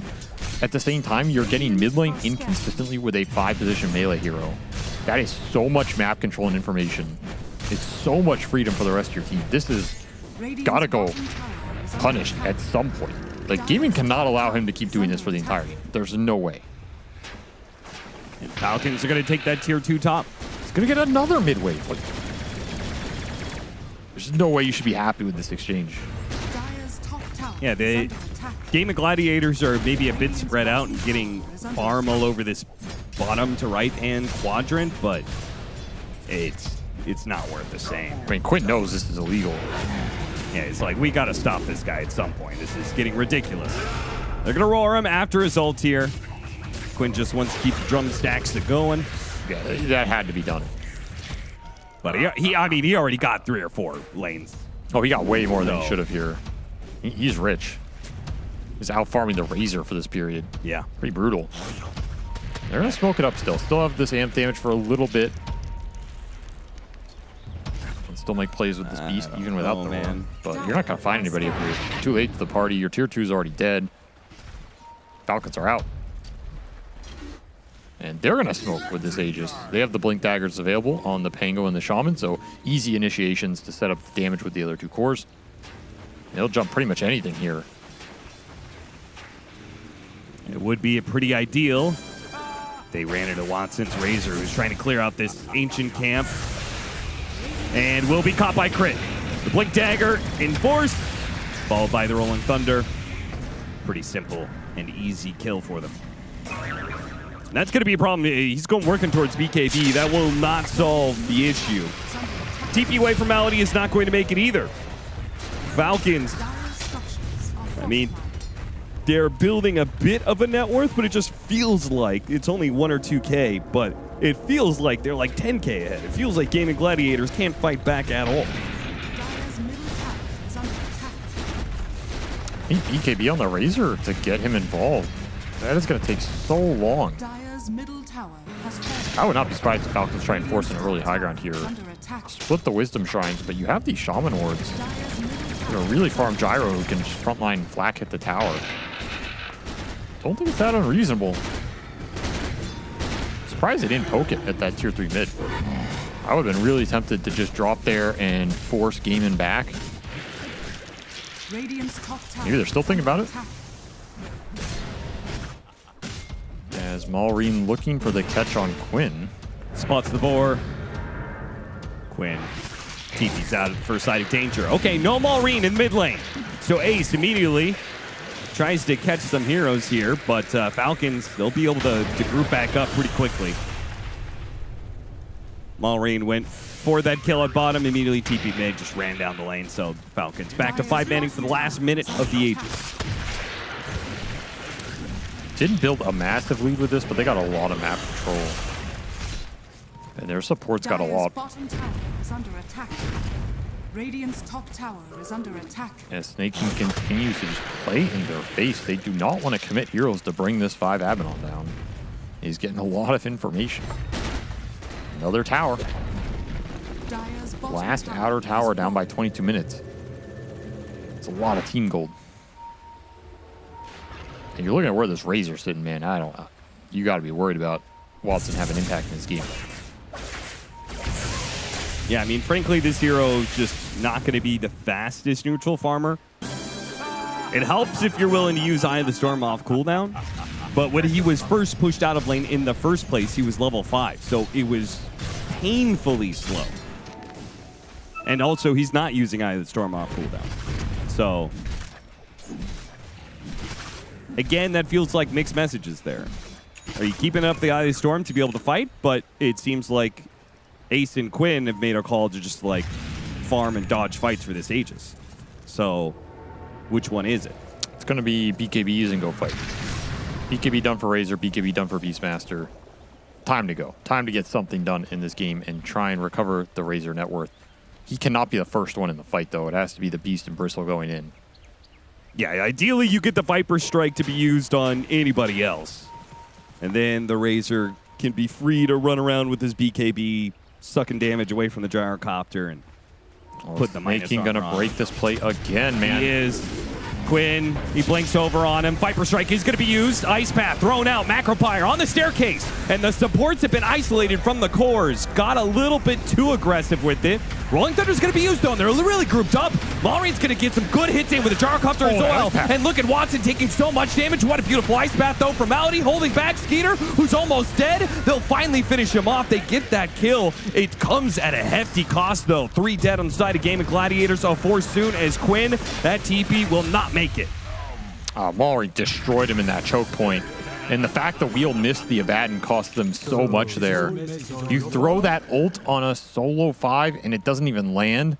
Imagine you had that on that choke point that Falcons got stuck in on that Ice Path. Yeah, Malady was hitting the spells on the staircase. Yeah, Malady was owning this fight. It's a pretty good start. You bait out the Shaman jump, Crit just instantly dies, you save the Beast. You get to hold a lot of the spells here. This Ice Path hits 3 while you roar this Pango, but he does not die. Yeah, Watson like went to a third of his HP before he could get off the BKB. Not enough DPS coming out. And we're starting to see this liability of a Razor not being able to do enough of the fight to push it over the edge. Again, Snake King pushed out aggressively, trying to clean up waves. Game of Gladiators will try and stop him with 2 supports. They need a helping hand. Ace is coming across, but look at Amar. Sitting up in the high grounds, waiting for his opportunity. He's going to come down now. Viper Strike is ready to go. Hit by the Ice Path. Slowed down. Now he may be a target, but the Rolling Thunder again hits on through. 2 heroes immediately, and Crit safely positioned in the back lines. A Shackle goes out. They after Rolling Thunder, and they do have a roar out onto. Ooh, nice Ice Path there as well. But Quinch just simply not doing enough damage. He can't seem to finish off the Viper. Maybe Skeeter? No, neither will die. Falcons will stand tall. 5 heroes up, and they're going to wipe Game and Gladiators. Man for man, they take them all down. I mean, Snake King is just 1v5 in this game. Like, we can talk about how the fights are going, but the way he has played the map and been so damn annoying, it feels like he's just gotten in Gaimin's head. And they have made the wrong call every time. Yeah. The times where they needed to gank him earlier and prevent this kind of thing, they didn't. They got him once mid. They traded a lot on the map for it, and this time they felt frustrated. They need to kick this to bad, and now you get baited into a bad team fight where your cores aren't all there at the same time. You're all going on different targets. You split the damage. Abaddon loves that kind of situation. The fact he already has Drum Solar Crest done. He's closing in on your Razor's net worth here. This guy got way too many waves for free in this game, and he's doing way too much in the fight. Sick timing from Falcons. A lane of barracks, and they can back up to do Tormentor as it's 27 minutes, so you know it's up. I mean, this has just been extremely efficient around the map. Falcons have played a lot grouped up, but all of the map moves that they've made have just all been hits after hits. This definitely feels like one of those games where you wish you had the scene red, because this goo is not giving you that much for your other cores. Like, Razor's a lot of magic damage. He's not a very physical-oriented hero. Where he does do physicals, you can combine Eye of the Storm with the goo and really amp the minus armor, sure. Yeah. But the Beast is all magic damage. The supports are all magic damage. You go in with this Bristle, you goo people up. So what? Some of it's getting dispelled. Some of these heroes are just breaking you and putting damage back into you anyway. Yeah. I have not felt Ace's impact despite him finding solid farm in this game. It's been tough. And the fact the Razor's down there hurts his game too, because that's the one guy he can put the minus armor out in the fight and set up for success. If the Razor doesn't deal enough damage, then none of these goo stats really matter. Vlad's done now for this Abaddon. 28-minute power rune sneaks an arcane rune on Quinn. Blinks away before he can get tagged by damage. Next Roshan is coming up. Falcons are just going to play for that. No reason to leave this side of the map. You have to fight this if you're gaming. You're just not going to have a stronger timing during that Aegis period. And a very high chance they go high ground rewards. You might just lose the game. You have Arcane Rune on this beast. Instead, you split up on the map. Quinn's just going to show top and push. I mean, this is a wild lane push. And immediately blink hexed. He'll die for it. That just felt like frustration at the waves not getting out and nothing happening. But you have to play super disciplined there to take this Roche fight. You're just so far behind. Yeah, now they've given up all the vision and man down. There's no way they can contest. Now that's going to have to be high ground defense. And it's a tough high ground defense when they can just drop the wards and start flat cannoning you down and just sit Abaddon behind the gyro and say, what are you going to do about it? We have sustain, we have lifesteal, we have a shield. If you decided to go in and try and roar all in this guy, I mean, pretty tough to flank the fight. If you flank the fight as Gaiman, you can jump a Viper or a Pango is your best target if you can find Maureen, but you're still having to deal with the shield save. This looks really tough. Timing here is just way too strong for Falcons. They have a lot of HP to work with. And the damage just comes super easy. It will have to be an immense high ground hold for Game of Gladiators. Otherwise, this game is going to be closed down nice and quick. Falcons already one lane of barracks up and 15,000 net worth ahead. Pressure is on.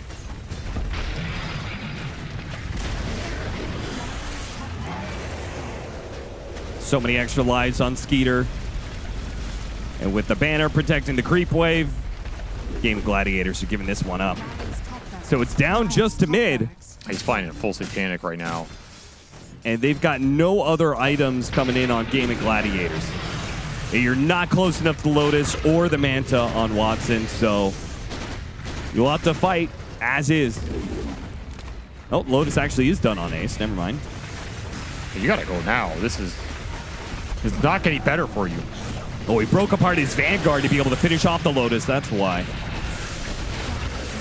They don't jump in soon. It's gonna be Megas. Ace trying to put himself on the front lines with his Lotus. He's being ignored. They're just hitting the buildings. Gaming Gladiators, it's time to go. Watson, he starts going in. Got the Rolling Thunder out of Maureen. Trying to back away. Watson really didn't want to have to use BKB, but he will, and he still won't be able to do anything with it. He chases vainly after the Pango. It's already done. They've lost Megas. It's 31 minutes in. Unless you plan on fighting against the Megas for the next 40 minutes. Game of Gladiators trying to get a wheel out. Doing it to get a really good one. Getting so many heroes, they might actually be able to hold this for now, as Falcons will be losing some heroes for this fight. Skeeter trying to hold on with the Satanic. Flat cannon shots are wiping out Gaming Gladiators, and he will live through the damage. Malady almost getting taken down by the Ether Shock. Instead, it's going to be Watson. Hexed up, not even needing the shackles. A triple kill for Skeeter. The rest of Gaming Gladiators hiding in their fountain. Yeah, dominating. This game is over. Dominating affair for Falcons here. They just controlled that game through and through. There's a little snowball action happening mid with this beast, and then just nothing. No objectives with that Axe timing. The cores never combined. It felt like all of their windows were just off. I don't think we saw a single fight from Gaming with all three cores together at the same time. No. We saw them trickle into fights one by one. We saw fights where Falcons started on one of them and that guy just got messed up or killed, and then you take the fight. But that lack of synergy in terms of the core timings and bringing it all together just killed your game there. And you can't give those kind of openings to a team like Falcons, who are playing this snowball draft that has very easy objective taking with Shadow Shaman, very easy front line, and an Abaddon save behind it. The high ground's way too simple and way too straightforward. So the second you mess up, that game just ends very quickly. This is not a Falcons lineup where they have to farm the map for 70 minutes. No, it's not. Felt like Ace was taking too much space from Watson. Watson wasn't making the move to help Ace take his tower. And I think Quinn, Beastmaster, was actually a problem from Gaming Gladiators because timing. I think it was just all weird for them. Normally, they play around Quinn in that first 20 minutes. They go, they make the rotation mid, they take that mid tower, and what do you do with the Beastmaster? Well, he's got to finish his Axe. So he backs up and hits neutrals. But that's not what the supports want to be doing at that point in time. Gaming Gladiators normally would be running around the map trying to make things happen at that point, and they just couldn't. There's nothing to play around. Just felt like a draft that just isn't going to work for Gaming Gladiators, nor did it. Falcons just wipe over them in game one. But I'm sure Parrish has a special breakdown of this game, so let's check into it. Thank you, Cap. Yeah, I'd love to take a look at some of those notable moments from the game because it got out of hand kind of fast. It was difficult for them to get their important kills on the map, and one of the big fixtures of this in the early game was Snake King just farming in the middle of the map. This is 13 minutes in. This is a support hero, and he just got to do whatever he wanted. And when they actually did take fights a bit later, that led to more net worth being in the hands of the Falcons. Gaming Gladiators did have some good fights here. They did manage to kill Skeeter in this moment and run down their opponents, but Snake King did not make it easy, and they didn't really catch up enough in terms of net worth in the meantime. A nice save here on Beastmaster helped keep him alive, and sure, they were able to beat up Snake King as well, pop in his ulti. Watch for the really nice ice path from Malady here on the ramp. Amazing catch here, which made the fight look kind of good, but Pango was hard to crack through, and Watson was just kind of dying to flat cannon through BKB and never really got a good opportunity to suck enough damage from his opponents. So as a whole, really good team fighting from Falcons that kept them in a firm net worth advantage. Again, Mallory hitting the backline, Tofu trying to save his teammates, and Quinn jumped in to try to kill the Viper, but that hero was just a little too tanky here. So in the meantime, Watson just kind of dying to flak, to physical damage, and finally they're going high ground, taking the last set of racks, lowering Gaming Gladiators' chance for victory here, and it looked okay as the time to go in, but Watson popped his BKB at a moment that he felt was necessary, but put him in a bad spot, and this all in here on Gyro was just completely nullified by the Satanic when they ultimately went on Skeeter. So tough game there for Gaming Gladiators.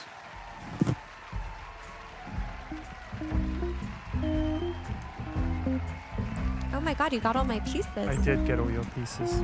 Kind of like how Falcons got all of Gaiman's pieces in that one. Lovely throw. Love that, yeah.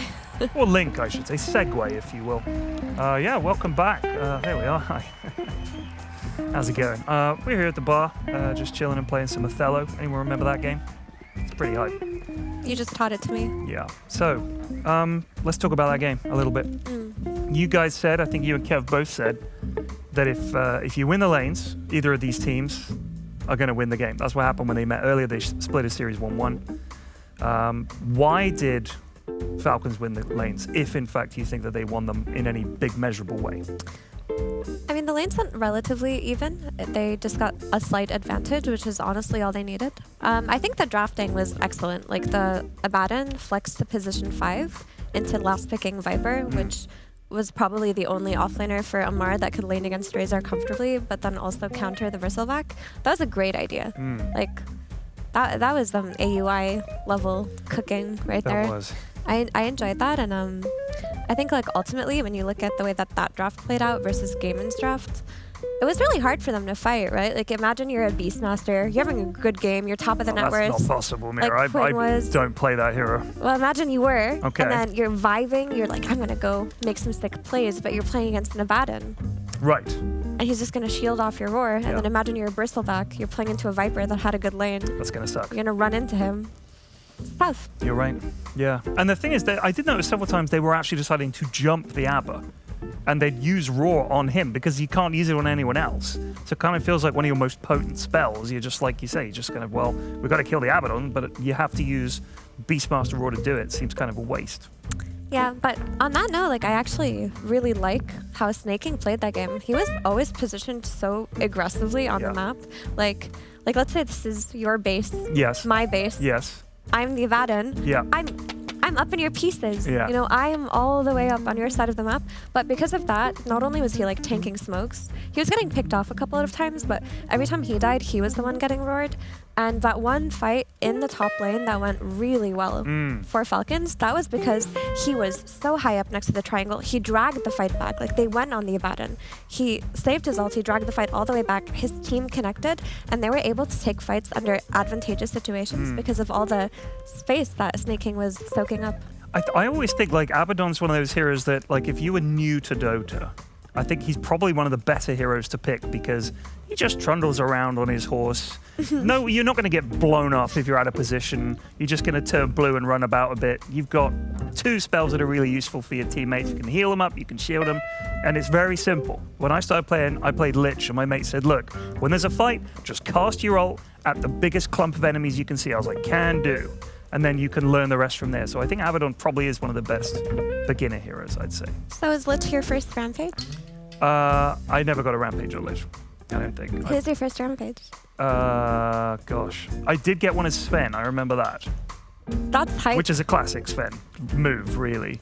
And I got one as, I've got a few as co-op, and I've got a bunch of rampages, but I can't really remember them. No Crystal. You only remember the first time. Witch Doctor rampages. No. Because generally by the time you get to the point where you can rampage as Witch Doctor, you've won the game anyway, so, you know. Fair. I actually stole a rampage 2 days ago by mistake. It was I'm really sorry to my mate Ali for that. Yeah, that was bad. It's actually my go. What are you doing? See, you've learned to cheat at Othello as well. That's hype. Oh, dear. I'm going to go there. Yeah, but for Gaiman in that game too, I think they need to kind of like re-examine their draft a little because the way that they started with like Bristle into a straight follow-up Beastmaster, it felt like they took two good heroes just because they're good and they existed. Yeah. But then they lost a lot of the flex potential in their draft. And because of that, like Falcons were able to respond with the Gotcha Viper at the very end. Like maybe had they been in a situation where they took like AA plus one of the Beastmaster Right. Bristlebacks, because Falcons only had one ban, so they would have had to like let one through. Right. That might have been easier than just, you know, brute forcing. You know what two the funny strong thing heroes. is to see Amar's Viper get through is weird because in the past, the first three bans would just be like Amar targeted bans. It's like you ban his Razor, you ban his Viper, and you probably ban his Mars, right? And then maybe Timber if you get the chance. And now it's like, he's like, final pick, I get to play Viper? What's happening? To be fair, Viper is a super unpopular hero. Like really slow, really clunky, hasn't been great. He's a real niche pick at the moment, right? He's a niche pick. I mean, Avilos have been playing him a bit Yeah. as well. They're out of here. Yeah, they are out, to be fair. But I mean, in situations like that, it's good because like you think about last pick potential. You saw the Razor safe lane. You're like, what can we throw Yeah. that will kind of withstand the Razor safe lane, but then also help us throughout the game. Yeah. And it helped in two ways, right? It was the Viper strike against Bristle, but then also range damage against Beastmaster, because Beastmaster wants to get in there and like heal off of people, but if he's getting hit from a distance and he doesn't have the ability to like have sustained Get life slowed. steal And, oh, gosh. yeah. So it was a cool pick in that scenario. I'm glad Viper is not in a strong position because whenever you see enemy team pick that hero, it's no fun at all. And at this level, it must be even worse, especially against Amar. Ugh, I can't imagine a worse lane. But isn't Viper like a good beginner-friendly hero as well? You're saying Abaddon is? I think he is, but the thing is, you don't really want to stick a beginner on a core role. You know what I mean? You want to give them a chance to sort of feel the game out, see what their mates do. Not just chuck them in. Like, you're playing Viper mid, mate. It's a bit rough. Is that true? Because I feel like if I wanted to introduce my friends to Dota and I was making them play support every game, they'd be like, what is this? This sucks. Not every game, but just to ease them in. You know what keeps people hooked in Dota? Like Phantom Assassin, buying Battle Fury, and critting people. That's a good way to That get is your true, yeah. Get them hooked on rampages early on. That's what I'm saying. We all gotta get one.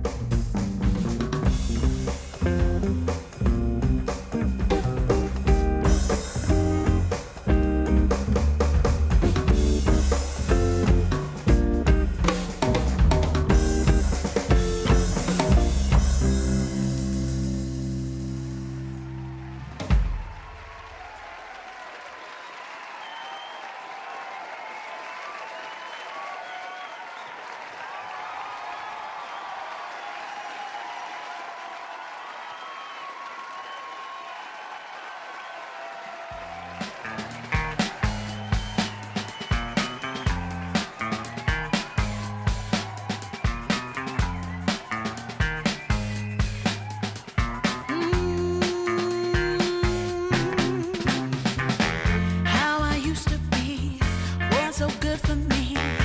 In my mind all the time, no one I could turn to. Now that I can see your love has set me free. You came along, made me strong. I've waited such a long time,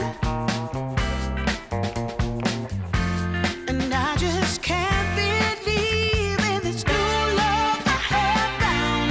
Yeah, don't want it to stop when you know you got a good thing that makes me feel fine. Ooh, wherever it leads me, you know it's all fine.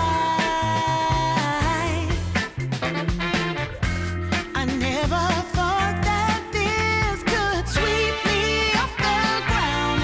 Oh, I don't want it to stop when it's feeling this good.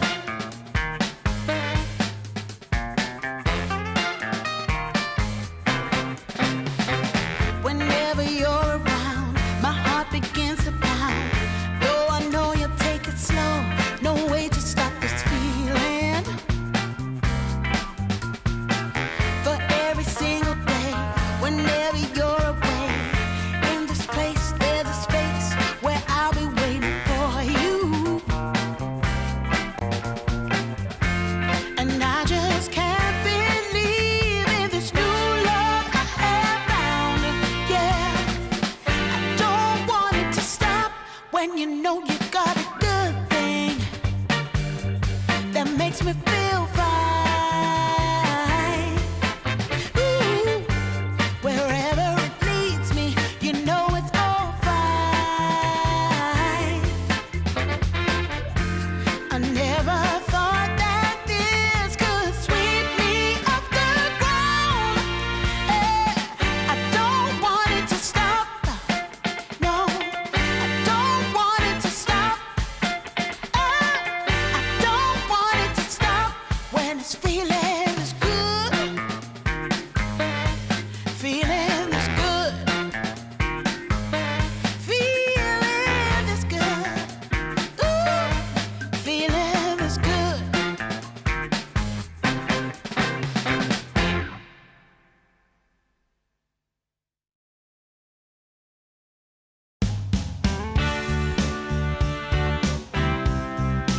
Yeah, hey, hey, yeah.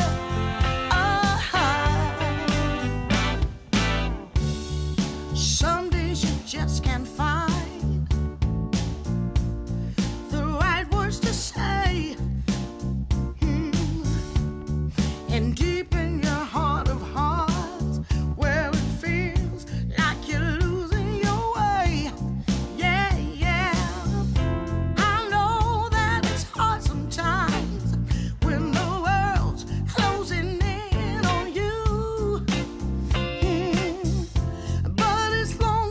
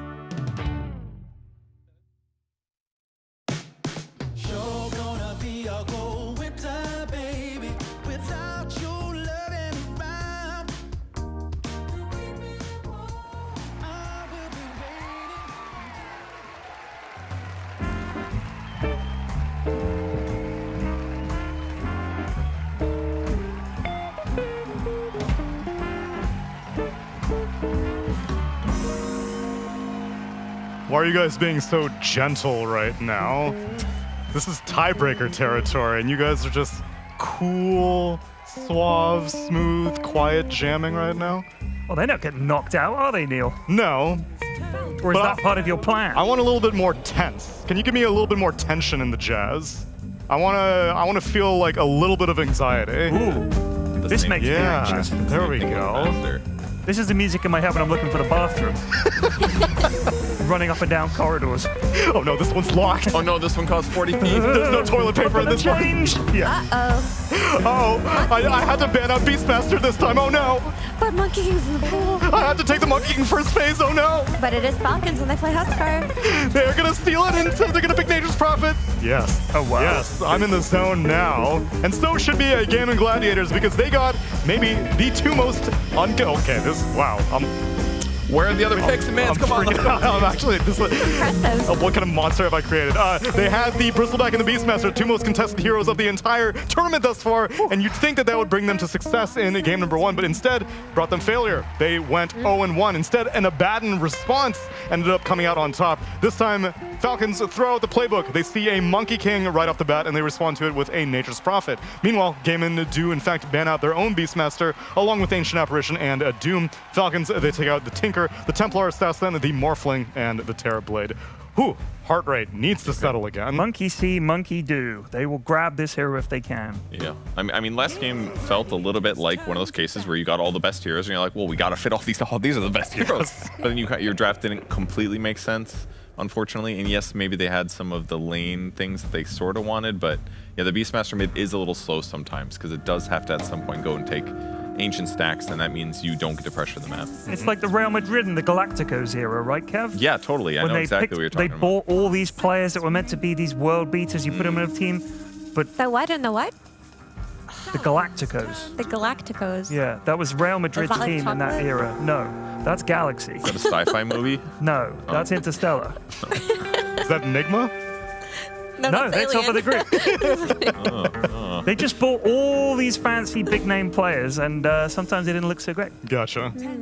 That maybe they did win a lot of shit in that era. I just want to say, but not everything. It's too much of a good thing. Yeah, you need balance. I do like the monkey for Gladiators though, because this is a hero that they were doing very, very well with at Blast Slam 3. And it basically guarantees your team steals the enemy Wisdom Rune right off the bat, so that part's pretty sick. So that tempo from 7 minutes onwards should be good for you. Balance in all things. But Whose voice also- line is that? Ember Spirit. But also is like banned in the last game, and this was like the question the last time these two teams went up against each other. Are they going to let it through? It's actually the question if you go up against Gaimin in general, because this is by far Quinn's most successful hero of the past month. But I do like the Nature's Prophet response. I think if this Monkey King is going mid, which is what Gaimin wants, like you have the strong matchup in the Furion. Like he does excellent versus Monkey King. And then he also has the ability to respond to Monkey King's aggression. You talk about like, oh, Wisdom Shrine fights minute 7, he's going to be around the map. Guess what? You know who can also go around the map? Nature's Prophet with teleportation. So a lot of this aggression can be matched. Also, he can turn a tree into a treant, and maybe there's a monkey in that tree. You never know. Oh. Maybe he takes the other facet For more destroy tree more tree. No, you would never No, do that. you That wouldn't. one's really broken. This treant is too strong. But you could. One could. If you want to grief your game at level 20. I mean, part of the value of the hero is once you hit 25, you're treating with 3 shots of range bear. It's insane. Yeah. You were telling me about that the other day, Kev. When? Yeah, I lost a game. I lost an 80-minute game to 2 treants that sneaked past us in the team fight, and they just throned us from full HP to 0. That's infuriating. Within probably 25. That's infuriating, is what you mean. I didn't realize Lacoste was on this panel. So Gaimin pick up Puck. So they're like, okay, we don't want that smoke. We're not putting our Monkey King mid versus this Nature's Prophet. So you pick up Puck early because there's not really much reliable disable coming out of Nature's Prophet or Jakiro, so you feel comfortable enough at this point. But then this also frees up the ability of Nature's Prophet to be played as carry. Since you see this Puck anyway, now if you're Falcons, you have another mid hero open to you if you want to respond to the Puck. Or you could just run it mid anyway. Yeah. It's a great hero regardless. I do like Puck against Jakiro though, because one of the nice things about Jakiro is when everybody lines up in like a group, and if Puck is hitting the back line and you have to like turn around and land an ice path on a evasive hero like Puck, that can be a huge problem. And also, Jakira's turn rate is awful, Kev. I believe it is worse than the average hero, if I'm not mistaken. Or better. I don't remember. It's terrible. It feels bad. It feels like driving a car that's got like bald tires. That's what driving Jakira's Which like. I do. Yeah. I do like that. It's very fun. There's no way in living in the north during wintertime you're driving on bald tires. That's why his tires are bald. Dangerous but more fun. It's more of a challenge. You know, it's not hard enough Like to to drive do the little- automatic with new tires. Come on, I drive manual bald. Man drives a manual bald tires, no In some ways, windshield. we're both bald, Ted. Does your plate say private citizen as well on the back? It does not. Okay. No. Huh? That's a sovereign citizen thing. Yeah. Oh, I see. I'm a sovereign citizen. You are not allowed to pull me over. He's not driving, he's traveling. Uh-huh. That's what they say. Damn, that's a good one. What are you going to say to that? You can't. I'm going to say beat Pangoliers driving into this draft along with Lion. And What? Over Shaman, too. Shaman is not banned. And they chose Lion instead. They need it against the puck. Instant disable. And the other thing is that Lion does more damage in a short period of time than Shaman does, without a doubt. Okay, but Falcons played Lion earlier today versus Navi Jr. It was not a good game for Mr. Crit. He did not have a good time on his lane. Isn't this one of his heroes that he says is... If I remember rightly, he says that Lion is one of his best heroes. I'm pretty sure he said that. I think it was when you had asked about Tusk and Earth Spirit, he was like, no, I'm actually a big Shaman fan. Yeah. And now Shaman's available. He's like, actually, I'm a big Lion fan now. Yeah. I mean, I think this hero is good. I know that you guys don't like it. I think Lion's a good hero. Do you think it's better than Shaman? Because I truly do not. Yes, But- I do. But you know what? I do think having the ability to like instantly burst a target may be nice. Because the thing about Shaman is like he does stand in fights for a long time, like with his shackle. Like he is in danger. Whereas Lion, you know, you blink in, blam, you shoot your Yeah. stuff, and then you try to kite, which makes you less susceptible to dying to these like backline snipers and assassins like Yeah. the pugs. I mean, you can blow someone up so they don't get Ringmaster saved. Yeah. And that's also, good. you get the axe, Kev, and then your finger becomes even more powerful. And if they interrupt your shackle, for example, with Ringmaster's second skill, that just feels bad on Shaman. But if you throw those disables as Lion and it gets interrupted, you're like, oh, whatever. Easy. Like, it sucks, but it doesn't feel as bad. But Lion is... It does feel bad though. It does, but it feels like different because you're not like healing and I don't know. It feels like Shackle's like that ability that if it gets interrupted, it's like the world is over to me. You're telling me that going kazap and blowing up a hero is not worth picking this hero for? Come on, Mira. Lion is all single target focused disables and a single target focused heavy ultimate, which is entirely countered by Escape Act. Like the 'cause concept you of kill it. Ringmaster. You kill the Ringmaster. Oh, you go on the Ringmaster. Yeah. Good idea. Good idea. But I mean, like the save versus Lion is very good. That's just the point. Yeah. Of it. You were saying that it doesn't feel bad, Right, but so yes, is it it not does. also good against Shadow Shaman, as Kev said? Yeah, we're arguing Shadow Shaman versus Lion, that's all. But obviously, Escape Act is God tier against both. Yeah. So it's like, I'll say it's slightly better. I think it's better against Shaman. Shaman. You got time. Yeah. Yeah, Shaman, Yeah. Shaman buys time for your team, and Escape Act is. Yeah. I'm gonna say that I loved the first two picks from Falcons. These last two, I need to be sold on them because I do think Lion is an inferior Shaman, and I do think Pango is being picked into Pug. So unless this is the ATF offlane Pango, I think Falcons is going to pick Tinker based on those last two picks. They banned it out first phase. It's banned. All yeah. right. That's a good move if they But did if it that. wasn't, What if you could unban a hero? I would like to take the I believe this is in the rule book. The TOs can unban one hero per tournament. And That'd this be is, hype. I would like to use it here. That would be hype. there's Bristleback now on Gaimin, and like Falcons, they're already not. They don't have like super strong solutions to hardcore Monkey King. They just took a bunch Oh, of this good is heroes. trouble. It's okay. Lion has a level 15 Hex Breaks talent, right? That's true. No, wait, he doesn't. That's Shaman. Oh no, what are we doing? Yeah, that would have been good the other way. They What have about- double saves now on Gaimin. Yeah. Like you have the Aphotic Shield and you have the Escape Act. It looks good. All right, hear me out. And You your go flex carry still Lion okay. with the punch talent. Mm. You pick the Shadow Shaman. You put Prophet mid, Pango offlane, carry Lion, Jakiro to support. And then you punch people with Lion. Yeah. I'm sad to say both of Lion's fastest just kind of suck now that they removed that health off of Finger Stacks talent. Yeah. It's made his life a lot worse. Yeah, Oh, look at Here that. he comes, the smooth mover.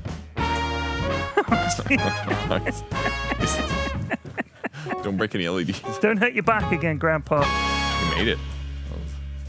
Falcons need a hero if they're not putting this Nature's Prophet. That buys Silver Edge very early on and does ridiculous amounts of burst damage to kill people as bursty as possible. You know, if they're memeing it up, let's get a Conda buyer on the field. They're not memeing it There are up. no I really think convoys. that they believe that there is something to Lion because they did run it earlier. They lost with it, and they're running it again in elimination. So there's definitely an idea that they have regarding the hero. The hero's been picked 6 times, Crit ran him twice, and won 1 of them. So he's willing to experiment with it, especially if he's 1 game up in a best of 3. Well, it's not mana drain, that's for sure. That skill is worse than it used to be. Ursa is the last pick, though. This gives him some much-needed damage and ways to kill the Bristleback. You can man up and kill Monkey King, which is kind of cool. And pairing Disable plus a super high damage hero like Ursa is also very effective. So it's going to make the line better, too. 4 puck. Really? Whoa! Oh. I thought it was just me that griefed this hard. That is something. 4 puck. I'm so excited for this. Tournament life on the line. 4 puck. Regardless of this 4 puck flex, I was not sold on Falcon's draft anyway. This does give them more of a chance, in my opinion, but I'm also excited to see what Gaimin have cooked up here because their draft does look extremely solid regardless of where this puck is going. I think Bristleback is like not really addressed through their heroes. Like it's going to be addressed through items, but not necessarily through like, they don't have breaks the way that they did last game. So, I mean, I don't know what's going to happen. It was weird from start to finish, but it's cool, I guess. Phase shift the liquid fire, I guess. That's 2 projectiles. You heal. You get double benefit. Incredible. 2 puckish procs. Yeah. This is tough. This is tough to decide. We've got all the kinds of crap that I play here. So you should be in your element. Pos 4 puck. Yeah. The best split pusher in the game, Neil. Because when they blob to try and get you, you escape. Brilliant. And they're like, oh, we're wasting our time on this puck. Mwah! And then Lion. One more needs to be said. Huh? Come on. Are you a mana drain lion or you're a punch lion? Punch. Of course you punch. You punch. You punch. Let's see him punch. Let's see it punch. Punch me into some more of the PogChamp Pandas for game number 2.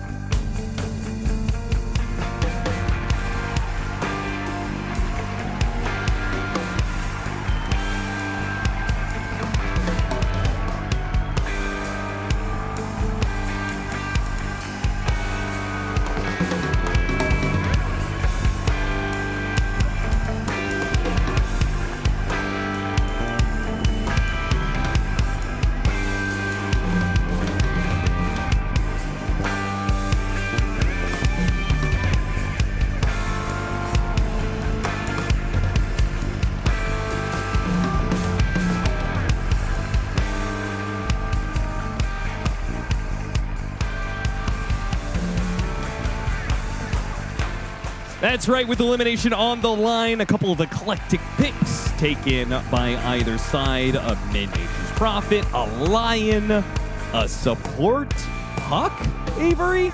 Ugh. Is Game of Gladiators just trying to get a week vacation? What's going on? I do not like it. Me neither. I'd make it go away. Well, do you like the lion? I love lion. Yeah? Are you more of a fister or are you a drainer? Oh, I'm a fister. I've been a fister for a long time, Austin. Wow. I am a big fan of the mid lion with the fist of death. You get punching real hard. You get in those 1K damage dealing zones with a 20 stacks. Oh, that is what Dota's made for. I hope they make that more legit so we can see it in pro games. My recommendation is lower the cooldown of Finger of Death to 60 seconds. My recommendation to Valve for the next patch is to take that moan that Avery just did and use it as the sound effect for whenever you For punch Finger of somebody. Death. For Finger of Yeah, Death. Well, I was thinking more of like the fist when he punches somebody, but like he walks up and every single time he goes, You know, we did have a bet. Well, we had a pseudo bet last season. Yeah. As we talked amongst the casters of how loud you could sexually moan in an actual Dota game. I can't believe before production muted one of our mics. conversation up right now. So Shannon, also known as Suns fan, thought you could go for like 5 to 8 minutes, I think. I'm the believer that you could at least get past 10. No way. Yeah, I think so. If You you started said real nothing low. else? You started real low. You know, you got to start it at the baseline of just Right, like, like the elementary Yeah, you know, style oh. game where you. that was a nice input. Oh. And then you ramp it up to the ultra late. Okay, you're still disguising it with other things that you're saying at the start, and then Right. And then you do not disguise. Well, thank you for... Anyway, we should play that sometime, Austin. As it's all on the line here, elimination in DreamLeague Season 26 for these two top dogs, finding themselves at the bottom of the pit. Only one will emerge, and only one team has support puck. So I know who I'm gonna bet on. Yeah. Yeah, well, okay. Can we seriously evaluate the support puck for just like 30 seconds? It has been played before in Dota's history. Yeah, it has. It's been a while. Doesn't have the worst support kit. The issue is the base stats are kind of bad. You don't have a lot of natural armor. You're low base damage. Your spells can be a little expensive as a support. You generally rely on that second, third item to become unkillable. Otherwise, you're just very easily killable. You also really rely on getting a lot of experience in the game because you need more points in your spells to get to that point where you're unkillable. He's a really good power rune user, but you lack that when you're a support. And your lane pressure is just not that great. You don't combo with anything. You don't have early lockdown because your lockdown's built into the ultimate that you don't get till ultra late because you're not getting that solo XP. Otherwise, he's cooking. And the biggest upside, of course, the biggest upside is you get the flex. You get that flex monkey into mid. Yes. Unfortunately, this is not a mid lane monkey wins. I mean, you can win this matchup. As we've seen it before. We've seen monkeys kill Nature's Prophet.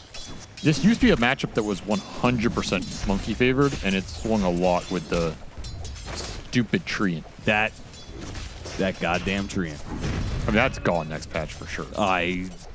You say that. No, it is. Valve's pretty stubborn. No, there's certain things that they're clearly just going to be gone. And it's not even a measure of how balanced they are. It's just a measure of how much everybody hates it. Okay. And if there's one thing Valve listens to, it's hate. That is true. They are pretty good at that. Shield crash, double slam on 2, big shield, and they'll turn and kill Malady instead. Malady throw out one last dagger, hoping that Watson get the cleanup kill, and he is fast. He hits him with the orb. He's going to be pretty slow. A swashbuckle that doesn't go too far, but he's got another shield crash. Is Amar going to be able to kill him here? They man up for the fight, and Amar, he will win it. It's a double kill for Crit. Wave goodbye. The stats prevail, and then he dies. He's just gonna, he's gonna give up his life. Die here. I'm surprised he didn't run into the tower though. I think he thought he wouldn't make it in time, so he was like, better to get a couple of CS. That's definitely not worth that exchange, but overall, lane phase starting off pretty hot for Falcons, and I don't know. This looks like a pretty solid Ursa game. If he gets fat, I can definitely see them just outscaling game in here. Unless his puck goes ham. You don't think the support puck is enough to stop him? No, I don't. Especially if you're playing a melee support puck. It just walks into the bear with no orb to jaunt to. I mean, puck is not good for Ursa in general. No. The only good interaction is you can silence him. That's it. Everything else, he just ults and walks out and doesn't care about anything. It's not that great. It's also a basher buyer. He's an instant bash buyer. You can just jump these mid spellcasters a lot of time and kill them. Yeah. Like, it's better than most carries. His puck has only secured 1 CS. He has thrown a couple of orbs in order to get the last hit on the range creeps and has failed multiple times. So it's not going well. This is not in the a lane. good level 1 nuke. The execution is not working for you. It's a 75 damage spell for 90 mana. This is not... the spell casting is not on point. Yeah, what is going on? Nothing is working out 360, no orb. I mean, theoretically, the idea being he orb snaking in this harass battle, and then he jaunts to his orb, dodging 2 of the hits, so he wins the harass battle. If you phase shift his liquid fire / liquid frost attack, sure. But let's be real. The entire idea here is you don't have the puck mid in this game, and you get a mid monkey and a carry back. I feel like the entire value of this switch up was your cores have to carry this game. Well, we'll see if Quinn is able to do that. He is doing fine, 28, 29, and 6. Yeah, it's an even lane. It's just, you don't crush this guy. And I think getting this monkey mid where he doesn't crush somebody, is it enough? Whip on 2. Watson not sure who to go after here. Amar or Crit. And he'll choose Amar. Spike on 2. but will not save him. Amar is just so slow. Maybe the shield crash actually does swashbuckle a little bit farther away. Radiant's bottom tower is under attack. And he's making Watson work for it, but he will eventually die. As he finally goes down. What were you looking at? I don't know. You seeing ghosts out here? Ghosts of Gaiman's past coming back to haunt him. The poor decisions they made in the draft, perhaps? I wouldn't say they're poor. They're just, it's high risk, high reward, you know? All right, well, the biggest thing about the Monkey King, really good at securing the Wisdom Shrine at 7 minutes. So that better pay off. It's got a shield rune on top of it. Monkey is crazy strong. He's gonna run right into Crit. Crit wants none of that. Nope. Crit's gonna start backing away. Dear God, save me. I don't think there's any. Oh, we got daggered too. There's no saving him. And here comes Quinn. How do you stop this? Well, now you're definitely not stopping it. Jingu Shield Rune Monkey. They're getting double Wisdom Shrines then. This is classic mid-monkey gameplay. It is.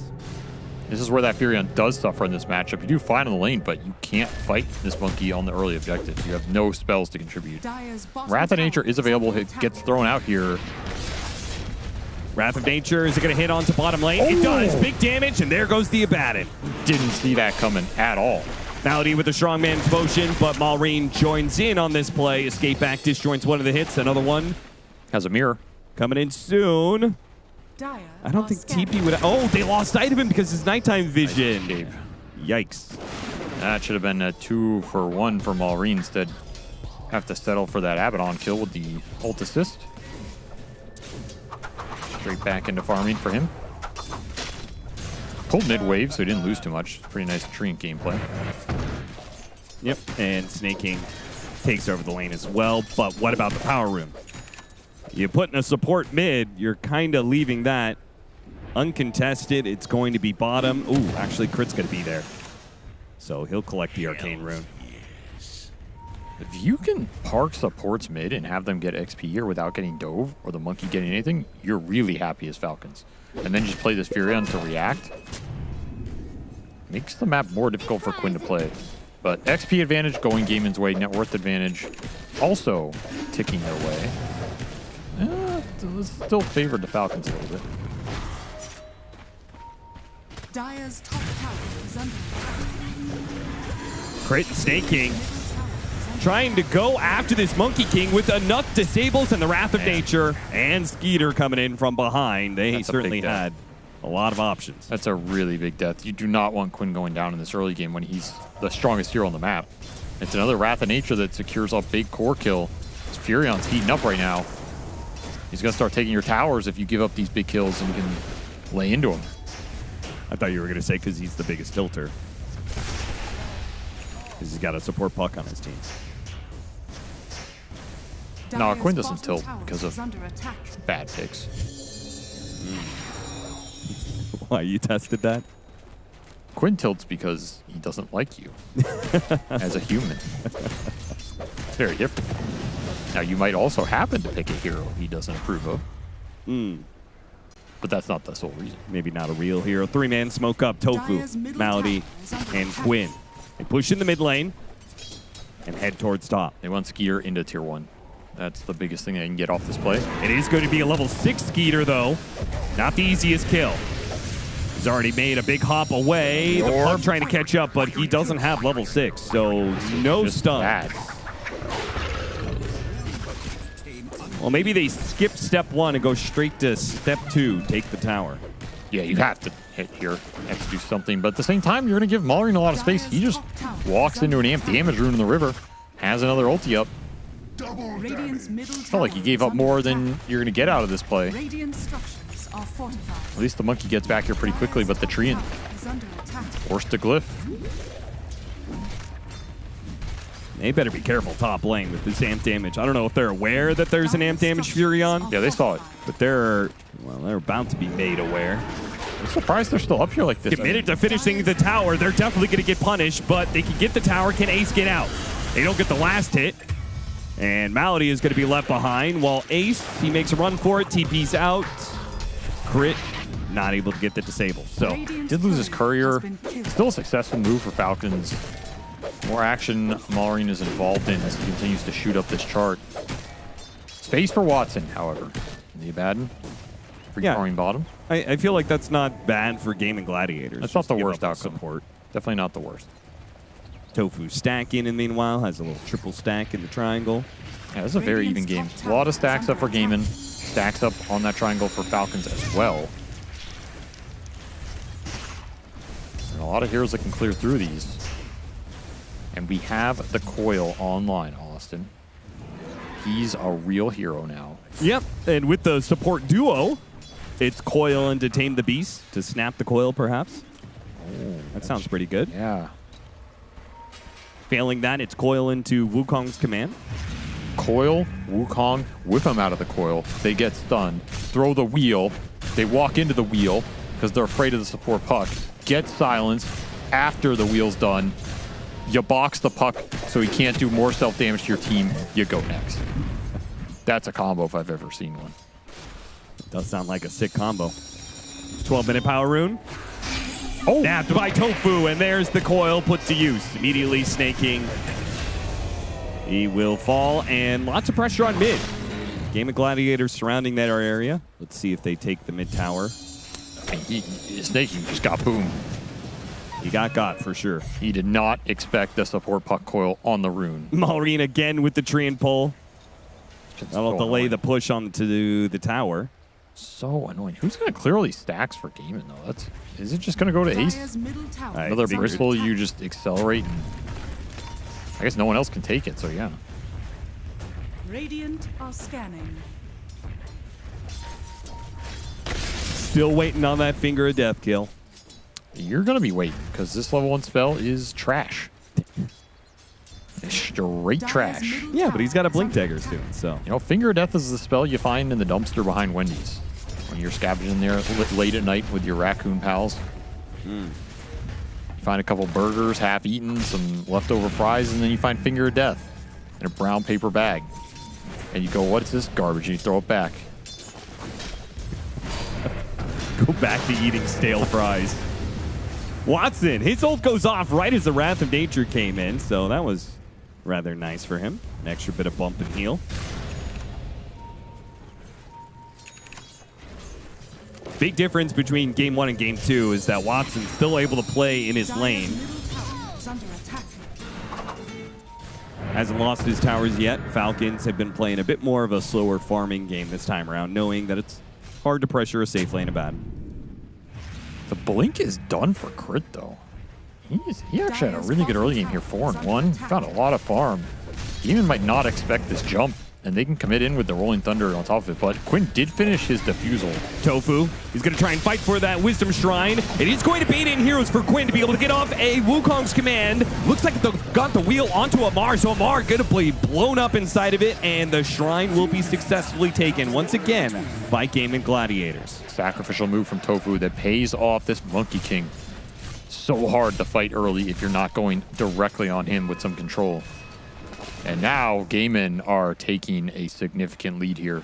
You shut down this Pango, his defusal is getting delayed. You've won the Wisdom Shrine battles. You're going to get this tier 1 mid. Ace is just cleaning up waves while all that action's happening. The other Shrine gets pinged, maybe thinking, hey Maureen, you want to go there? But he doesn't have teleport.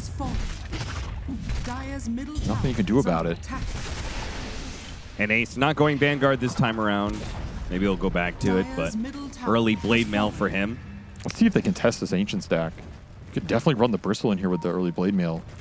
I don't think you're too afraid of the team fight. I mean, Rolling Thunder, a little scary. They're going to risk it.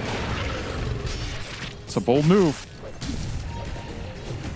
Is definitely going to get punished in some regard. Escape back's already going to be used, but he comes back out into the Rolling Thunder. And a Phonic Shield also put to use, but Quinn caught in the Sprout.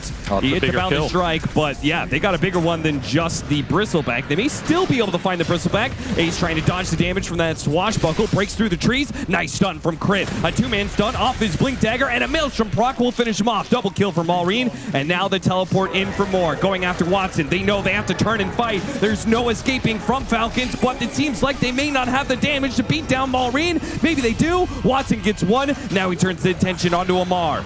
Amar battling against Tofu. Brit waiting for an opportunity to jump in. Is out of mana. Needs wand charges. He needs wand charges. He needs mana. He can't help out Amar. Watson will win the man fight, killing Maureen and Amar. A very good turn for Gaming Gladiators because that initial fight looked terrible. Downside of no mana drain, that long fight's rough for Crypt, but he still did some work there. And again, the fight is nice because you take that Monkey King down first. Gaimin are able to get the long trade with the puck coming in, salvaging the situation with a big coil. And now that Radiance is done. This Abaddon's a big problem. The Dispels are really obnoxious for Falcon supports to deal with here. Particularly Jakiro. So much of Snake King's damage goes down the drain if these aphotic shields go off on time. Your line initiation can get rebuked very easily. What's this Ursa going to do? He's battling up against so many saves and heroes that are more difficult to bring down than your average core. I still think it's a fine Ursa game, particularly if he gets to like Abyssal Nullifier territory later on. Yeah. He's just going to have to farm for now, though. His early game was pretty slow. I think his mid game is really rough. Yeah, that part is going to be the difficult part. You can't kill the supports. Roche. They have their own saving mechanisms. The Bristleback's going to kite you around. You can't go after the Abaddon successfully. And the best you could hope is maybe burst the Monkey King at some point before he can get off Wukong's command. I mean, this Ursa is jumping in tandem with the line. That's kind of the job here. For sure.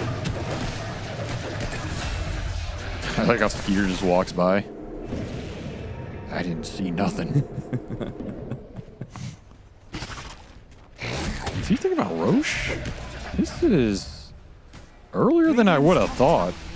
He definitely can do it, but this is absolutely contestable if Gaimin sniff it out. One orb could ruin your day. Oh, they're going to get it here. Got it. Big move, getting it without even the blink on the Ursa. They may still be caught on the way out just because Tofu's nearby. Does Tofu try and brave the area? He drops a ward. He spots some heroes. He's going to get a coil. Only onto one. He gets hexed up. Quinn's going to jump in after Crit, try and blow him up. The Finger of Death did get used and will successfully get the kill onto Tofu. But with the Aegis and the Rolling Thunder still hitting Quinn, who is put into the escape back for now. Photic Shield helps him out. Amar gets the low ground with the swashbuckle. Whipped and killed. He'll be run down, so will Snake King. Falcons, despite the extra life, are simply just not strong enough to fight into this Radiance or this Diffusal Blade. Watson's king of this game right now. Every time he shows up, Falcons have to fail. They do not have the damage to this Abaddon or the shields going on to the other two cores. Might even get the rundown here. Yeah, all Quinn has to do is hold his Boundless Strike until somebody gets close enough for a stun. Okay, he read the situation successfully. And a math. Had the damage. Too powerful. So much for your Aegis. Barely broke a sweat. And that breaks his Blink Dagger from the Ursa. He was just about to pick it up. That'll be delayed. This game minute is or two now. I don't even know if I'd call that an Aegis power play. That was a Dire's middle tower is Aegis whimper play.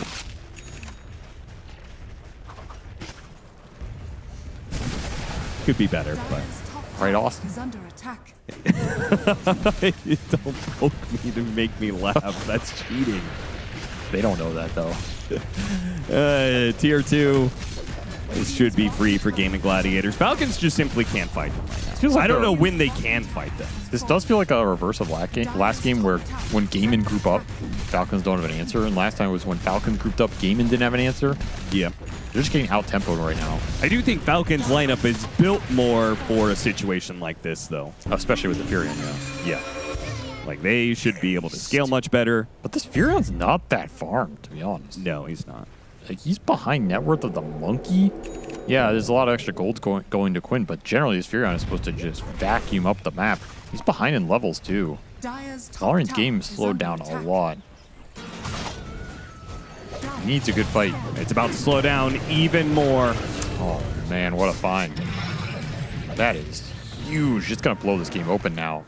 Furion up the map for 45 seconds. You can do so much right here.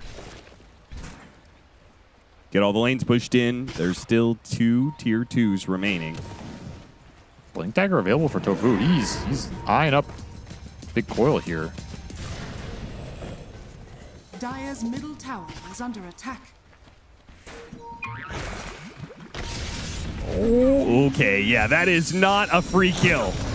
Tofu is not going to be alone. He hasn't been alone in any of these situations. He's willing to bait himself out, whether it means that Falcons all in him and Gaming Gladiators get to respond, or there's the saves. Escape Act, Aphotic Shield, both available.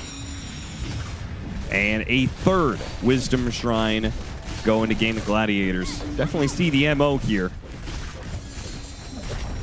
I feel like the last couple of weeks, it feels like there is a heavy focus on snowballing through experience off of Shrines. It counts for so much when you create that massive differential. This Lion's still stuck on level 1 finger. I mean, it's just not a spell. And you're already level 2 ults on both your supports. In the analogy of the Wendy's dumpster dive, yes. What's the difference between a level 1 finger and a level 2 finger? The level 2 finger has slightly less mold on it. Oh, that's nice. Yeah. Level 3 Still finger is trash. like a nicer packaging, but then you look inside and you're still disappointed. The level 3 finger is the toy that came with the meal. Oh. It's fun and usable, but kind of still low quality. Falls apart pretty quick, much like Malreen's health pool when any core of Gaming Gladiator gets close. This feels like a draft Falcon's overcooked. Too much single target. They can't take a team fight. Only the Furion is getting the lanes out, so there's not enough opportunity to split gaming up and get this pick off with the Lion. If you can't team fight and you can't pick people off, you're probably just getting outmaneuvered and outfarmed. So you got to do one of those two things right now if you're Falcons. Funny enough, I feel like they have a Pango who is not answered. Like last game, they had Pango and it was answered by a Beastmaster. Theoretically, those team fights are harder than these ones. I think that sums this entire game up. You run into the Abaddon, you have to instantly bail with everybody. Yeah, that's probably true. You can't run into the 2 side lane cores. Can't go into the Abaddon. Probably can't go into the Bristleback. Also, the Pango's game was the slowest of everybody's, so he just didn't have a super fast game. Didn't snowball through the fights. He's not doing enough damage where he can go in the fight and be a real threat versus the sustain. It's a decent amount of sustain. This Abaddon plus Jingu, tanky Bristleback, Ringmaster save. Puck's going to phase shift some of the damage. Not that easy to put damage out here if you're Amar. I will say something about it. I never like Falcons playing Pango in the offlane. Mid Pango, Malreen Pango I'm okay with. I don't know. Something about it. Maybe it's like the mid Beastmaster for Quinn. Like something just doesn't fit their structure, the way they tend to play. Tofu finding Malreen. Backup is far away, though. He does have Coil. He can draw. Oh, he underestimated that little bit. Quinn will be able to stop the teleport. Can he get the kill before the actual teleport spell? Malreen trying to get out of the Wukong's command will not be able to make it. They got Ace mid, too, though. Okay. Finger of Death Charge. Bringing him down as Gaimin finally split up on the map, and Falcons take advantage of it. They got him with just the 2 supports? Okay, Amar had to deal the killing blow, but 90% of that was actually the supports. I wouldn't say 90. Go ahead, count out the damage. It's like 75%. I'm sorry, 1,048 damage from the Jakiro, 653 from the Lion. That makes 1,700 damage, and Amar did 184. Oh, there's 3. That's pretty much 90% on the book. From the Dire. I'm pretty sure 1,600 out of 2,600 is not 90% Austin. Okay, but I'm pretty sure 184 definitely ain't 10%. It's less than 10%.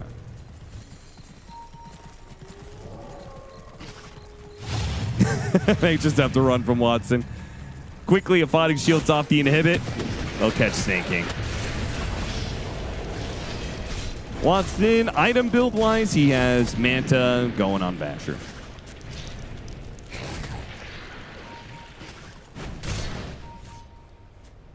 Malreen is TPing on a ward, instant dewarding it, but got caught anyway. Instant TP from Quinn. Super fast. He has Malreen's number this game. Yeah, and if the split push gets shut down, your pickoff game gets shut down. What are you left with here is Falcons looking for the puck. See if they can get a... Oh, no, it's Tofu jumping first on a crit. Still hit him with the Rolling Thunder, though, and he won't be able to jump to the orb. Now, after Ace, no. They don't want to chase up that high ground. I'm going to be honest, Austin. I forgot Skeeter was in this game. Like, I genuinely forgot there was an Ursa in this game. We haven't seen him the entire time. I don't think he's done anything. Not his fault, but... Yeah, I mean, his score is fine. He's 2-1-1. He's only died that one time. Feels like there's not much he can do until he has BKB and probably Basher, though maybe they could fight with just the BKB. Looking to. It's already looking a little rough. Okay, missed the initiation, and now they get the jump onto the Ringmaster instead. Can they deal with Watson, though? They group up too much on Watson. Oh, Quinn is spotted here. They go after Malrine. Get off the Wukong's command. Quinn trying to survive through it. The soldiers will manage to finish off the Furion. Quinn, he'll stay inside of Wukong's command as Skeeter had to use his BKB to retreat. Watson's still not going to let him go. Chasing him down all the way back to the base. And Ace heads straight up to the high ground, fearing absolutely nothing. This Monkey King is just a beast in it. He has a couple staves behind him. That's all Quinn needs to just man up in all these positions. Level 20 already. 10, 2, and 6. I have a feeling we're not going to be seeing this hero in Game 3. At least not in the hands of Quinn. Made this game very difficult for Falcon's support duo with all the Wisdom Shrine steals. He's made it very difficult for the Furion to split push the map. Made it difficult for them to take the team fights. Dire are scanning. It's a bad monkey combination. Too tough to break.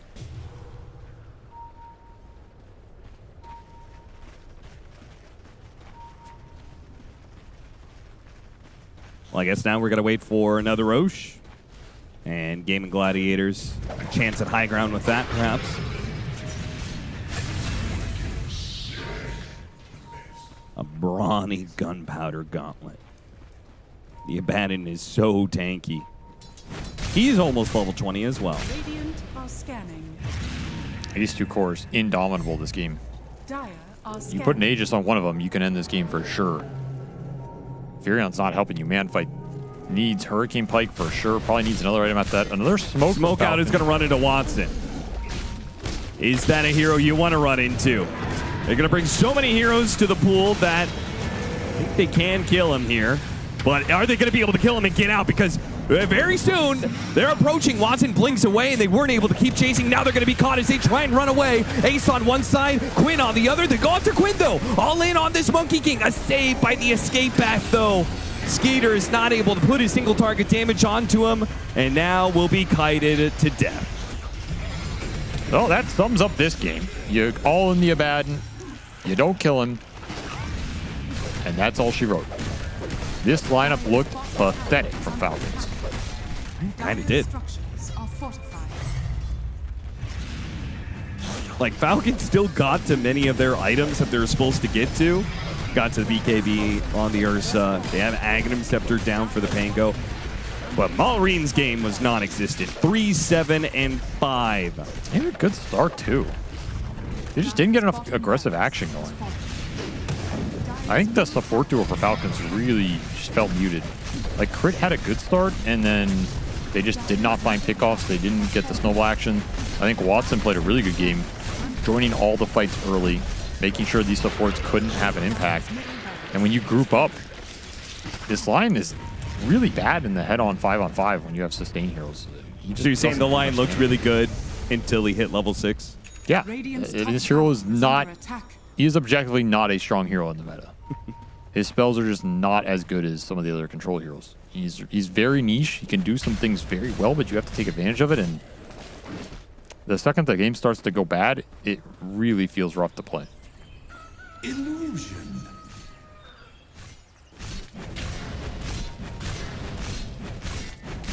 Well, Roche is going to make his way to the other side of the map. I imagine Gaming Gladiators will do it soon. The support puck has worked out. Oh, yeah. Looked pretty solid. I don't know if there's anything that special that Tofu did in this game, but we'll get a victory unless Falcons do something. I mean, honestly, the biggest thing for him was probably all the Wisdom Shrines. Yeah. Like, to be honest, you can probably play any hero as a support in this meta if you get all the wisdom shards. Let's be real. Because the difference you're going to have versus the enemy supports is so big. There's not a lot of heroes where a level 8 versus a level 5 or that kind of area is not favorable spell power-wise. Can crit get the timing. Oh no, the current flew over him. Did they not see him? Okay, now they see him. He's not going to jump in. An uncontested Roshan.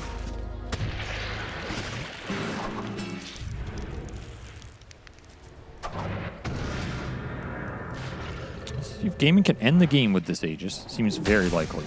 Yeah, already 2 lanes barracks up. It's it looks pretty easy, to be honest. Tormentor with the Ursa gets the shard to the Lion. Crit online now. Crit also about to die. Hit by the nullifier. He's not going. Oh, he's got a blink dagger. Oh, he didn't get any damage on him somehow. The boy's a beast. But how do you stop all of this? Bristleback, Abaddon, a banner. No one to kill the banner. They can just drop Wukong's commands and take megas. Rolling Thunder on in. Running after the puck. Not really landing anything here. Okay, the Ursa comes in from behind, goes after the Ringmaster. Quinn hits him with a boundless strike. Skeeter is just all in to kill these supports, and he's still getting away from him with the whoopee cushion. He finally falls, but now Skeeter has used his Enrage, his BKB. Crit's going to end up dying here. Falcons, you're just going to have to mass buyback. That's all she wrote. GG. Man. I thought Falcons were going to be able to do a bit more around the map. They just could not take a team fight. And sometimes Dota's as simple as that. Lanes went a little too bad. This Monkey King Abaddon combo was devastating on the front line. And Falcons left wondering, what do we have to ban going into Game 3? Because now Gaimin are the ones with some threats. I still think this wasn't as crisp of a game we could have seen from Gaimin, if I had to critique it. Because sure, why not? Not much else to say about it. I will say they look way better when Watson is connecting to all the fights. Yeah. I almost would say just yell at Watson to do it every game, no matter what hero he's on, because I think Gaming will just play better when the carry joins the fights, because that's innately how Quinn and Ace like to play, is get their items, play aggressive, especially Quinn. He's constantly going to be running at enemies. He always wants to be able to pressure people. And if you don't join and back him up and you get outnumbered and he gets crushed once or twice, the games are just way harder. So when you have Quinn and Watson playing together and Watson joining Quinn's maneuvers and they're both 11-2, 12-2, that's when this team becomes really scary. I almost don't care what heroes they pick or play if they enable that style and get Watson involved. I don't care. He could be playing carry Lion. It'll look good. Simple as that. Just tell Watson to play like Durantio. Yeah, I'm sure he'd take that well. Everyone has inspirations, perhaps. Maybe he plays like him, takes an influencer career afterwards. You know, you never know how far the rabbit hole goes with inspirations. For right now, though, he should be satisfied with the fact that he is not yet eliminated. Gaming Gladiators stave off their elimination and remain fighting here in DreamLeague Season 26. And it's off the back of maybe Falcons getting a little complacent, Effie. They got this Game 1 victory out of the way and was like, all right, well now, I mean, you want to play Lion? How's that sound? Skinner, you want to do an Ursa into a Puck Ringmaster? And then perhaps overplayed their hand a bit. Yeah, I was super critical of Falcons, but I mean, I understand why they picked Ursa, and I do understand why they picked Lion as well, because they assumed that they would have to counter the puck. But I thought that their Pango plus Lion, that point of their draft, looked very odd. And I mean, let's not harp too much on it, right? Because mistakes happen in the draft. You can still win. I think ultimately, what happened to Falcons this game was that Gaimin were ready to fight much earlier. If you're talking about Bristle, Abaddon, and Monkey King, who has a good lane, they're going to be ready to fight around 15 to 25 minutes nonstop. Whereas you have an Ursa Battle Fury, you have a Furion who's going to farm the sides and try to like build a silver edge or any kind of like break versus bristle, just any key item he can play off of. And then you have these 3 cores on the side of Gaiman that are ready to exploit that. They're ready to just keep running at you. And Falcons just didn't have enough gas in the tank for that state of the game. And I really liked the puck support, actually. It seemed effective to me in that normally when a Pango core is playing the game, he sees the support and he's like, all right, I'm going to use both my skills on the support. I'm going to do a lot of damage. But Puck was dodging, swashbuckles with phase shift. He could dodge things with silence. He could dodge things with orb jaunt. It actually made it hard for Amar to deal damage to that hero. Rolling Thunder is not going to be good against Puck support. Puck support also gives vision to his Monkey King to help find a Nature's Prophet. The Dream Coil, if he uses it on the right heroes, is really effective still. And there's also Jakiro. Jakiro is also going to struggle with land spells on Puck effectively. So it felt to me like Puck support, once the laning stage went okay, which it did, he was actually useful in a lot of ways. He could split push as well, push waves. So Curveball was interesting as well. Another good way, push waves and scout trees for all the places Prophet might be hiding. So that was another aspect that undercut what their opponents grabbed. They grabbed the line in the second phase, and now it counters the support. Like, who cares? That was one of your main advocacies for the puck support, was the split push capabilities. I'm not saying I'm always right, Neil. I would never say that. Of course not. But I am occasionally right. I'll say it. You're always right. Too kind. Your genius is ahead of your time. I'm just saying, people always pick the same old shit in pro games because they're like, well, we don't look stupid and pick puck +4. Yeah. Do it! All right? It's really good. On the other hand, though, Falcons did pick Lion with the fist, and it did not work. Well, you know, maybe you could blame Crit for that one. I I mean, see, you know, yeah. my boy Andreas. I'm He had sorry. the highest skill participation. Well, Like, it's he easy to did- get participation. You suck someone with a bit of mana there. Doesn't count. Come on. The thing is, like, Line isn't a grief pick. Like, it did fine. They were just caught completely off guard by Puck being shifted to support, because at that point in the draft, they were expecting, like, oh, carry Monkey King, mid Puck. That's what they expected. Yeah. Then they got, boom, hit by the Abaddon carry. They're like, oh, we have nothing for Abaddon, and there's this Bristleback, and, oh, you know. It's a really nice flex, especially because those are both good Quinn heroes. So you really couldn't say, I don't think they'll put him on the pack. You could see him play either of them.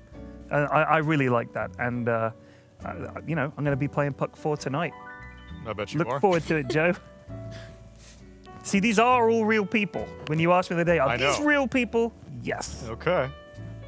These are battle-tested strategies. Oh, yeah. With not bots. Yeah, no, real people. Not Bot Joe No. and Bot James. Bot Joe. It really does sound like they're bots, but they're not.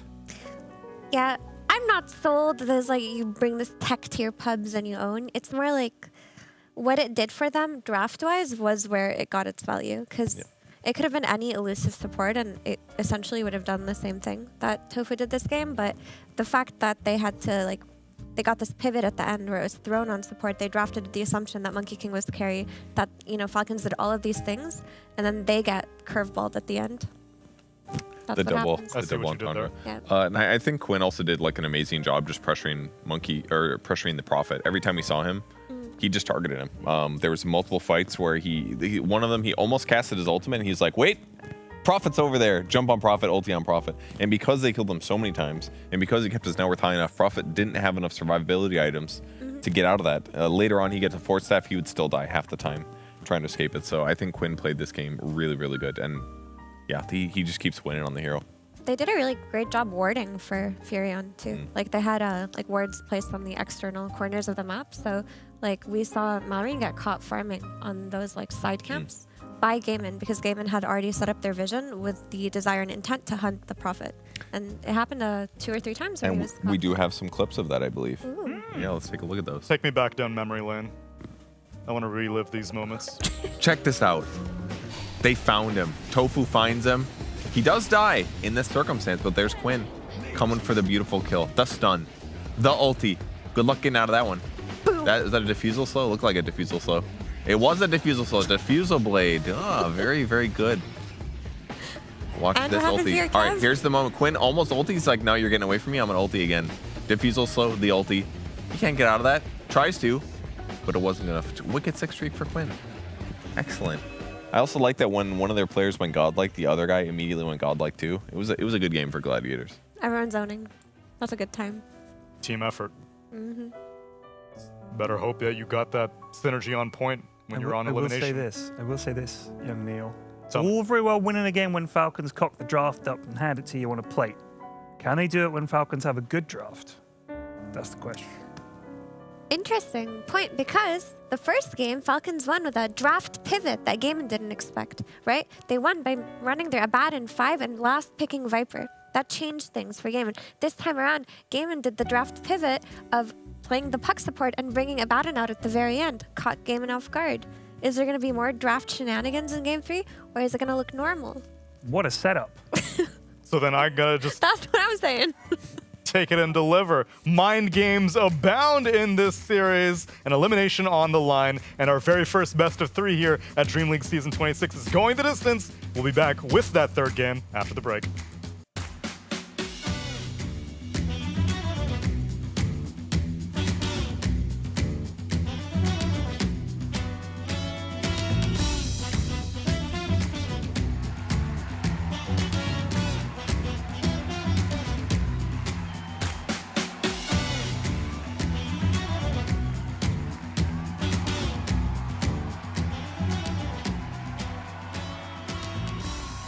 Every Christmas, then I will receive a ban on my Smurf account.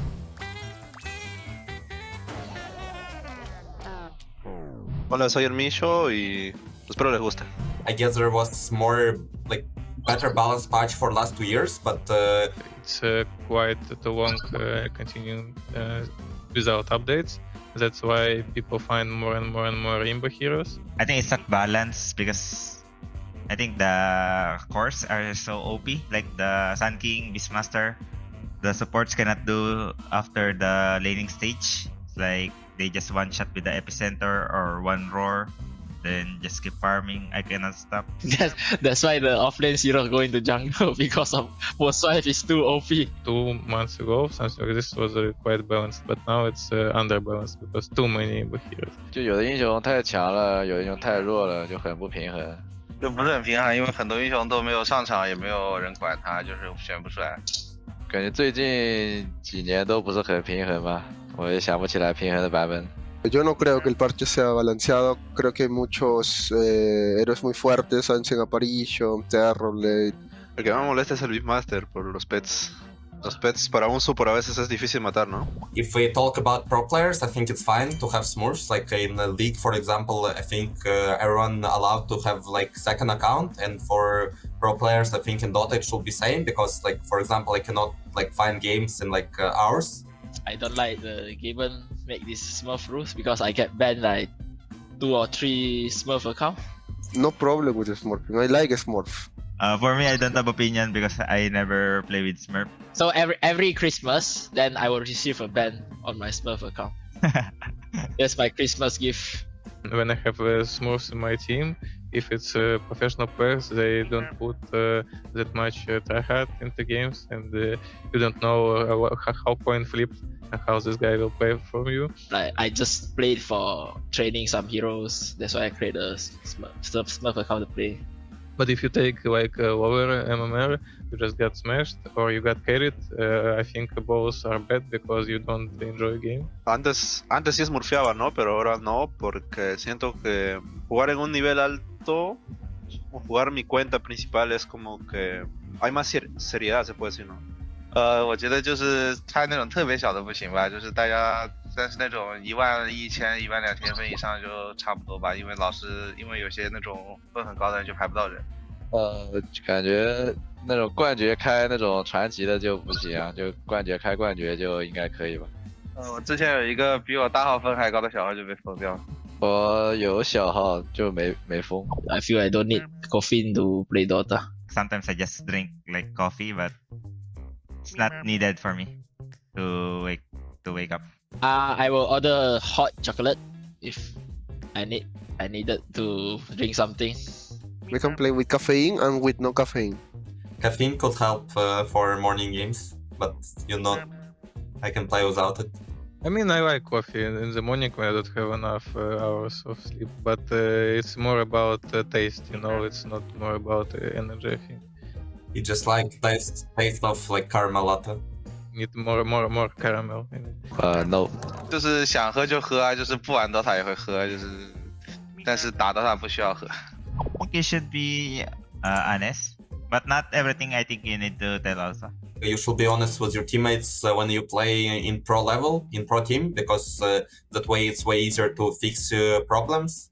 You need to be honest every time, or you don't be better team. Creo que está bien, ¿no? Ser honestos, literal. Sometimes I don't want to say the truth because I feel you hurt their feelings. But I think it's still important to tell them what's wrong. 我没有过，但是我有听说过，就是很多因为就是说话太直接，然后被别人激怒的故事。不然我会直接吐槽，就有什么就说。但是小心点啊，有人会应激的，就不能直话直说。 For me, sometimes you should not be fair with teammates, but it's more also not about professional team. It's more about when you're like a group of guys, you're playing some games, and you know that one guy is playing really bad. He's so bad, but you don't need to tell him that he's bad because he's trying his best, he's enjoying spending time with you, and you also enjoying spending time with him. And you don't need to say like you can troll him a bit sometimes, like this is a shot was so bad, something like this, but you don't need to tell him that he's like worst. Don't play this game. We take it because we need like 5 guys to start games. Something like this. I'm not watching TV after I think I turned to 9 years old and I start touching computer. 就是安排他们去做一些什么那种，做一些像表演啊什么的。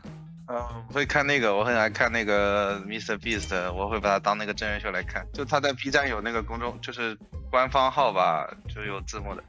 You know, honestly, for last 10 years, I think I barely watched any TV. I don't really watch this type of TV shows. Reality show before is better because now they know how to act on the if they know it's reality show. They know what's going on and they prepare it and they just play the roles usually. Bye bye guys, thanks for watching. Bye.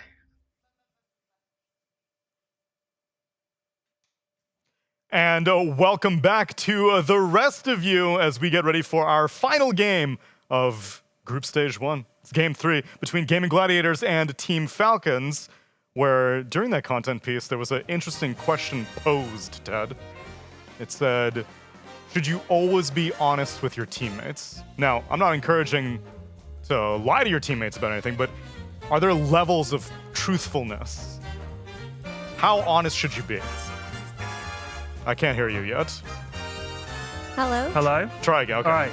As someone who's been in a loving relationship for several decades with Mrs. Zev, being 100% honest all the time is a ridiculous and stupid thing to do. I'd say. And that works both ways.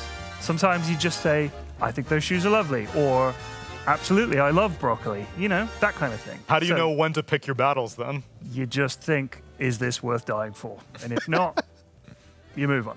So and she does the same. She knows there's things that I'll get irate about and be like, I can't believe you used the wrong bin liner or something. So you just, you find a way to mellow out. Teams are the same. You guys are living side by side. You're scrimming. Yeah. You're boot camping. You're having the highs and the lows. You can't be going in there and saying, why'd you pick that lion, mate? I mean, you've got to be relaxed and pick your battles. But with your kids, it's opposite. You've got to be on their ass 24/7. Right. Yeah. What if you're in a dysfunctional team relationship where you're not like winning enough? Doesn't it just sound easier to kick them and get a new girlfriend or boyfriend? Rather than telling them the truth on how to improve? Yeah, because that could lead to an awkward couple weeks. People ain't going to improve. But why are you lying to your teammates? You're not in a lifelong relationship. You want the team to work out. Yeah. So why aren't you just like, yeah, I did go to that club instead of practicing last night. Because then you might get kicked. I use that example because I've seen it happen. Oh yeah. So then is there a battle that you would pick, Purge, where you're like, What's that till 5 in the morning? This is something that I have to be honest about. Even though it would probably be easier to be non-confrontational, this is just too irritating for me. I mean, it could be a lot of things, right? It could be Dota things. It could be out of Dota things. Oh, true. You have to spend time living with these people. What if they eat gross food, or what if they stink? What if they take the communal couch and they're like, this is what I'm going to sit on to play my video games for the rest of our feet boot up camp. in your direction. And then nobody else gets a couch because that's what they sit on every day. You know, sometimes that's what you got to talk about, and you never do it because you're afraid. Is this a Zephyr story? Maybe. Maybe.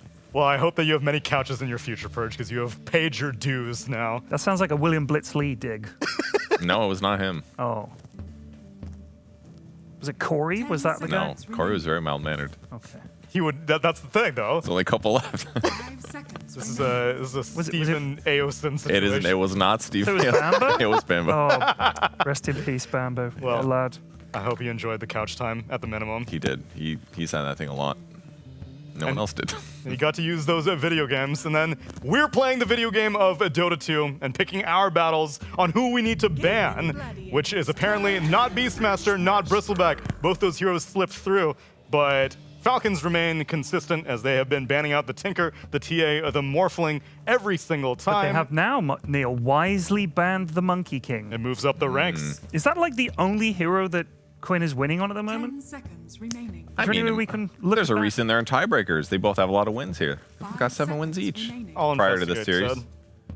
He's not just winning with Monkey, but prior to the tournament starting, he had won like every game playing Monkey. Yeah. His Monkey was fantastic and feels like he's one very of the best. good at his hero. Yeah, gives him a lot of control in the game, I think.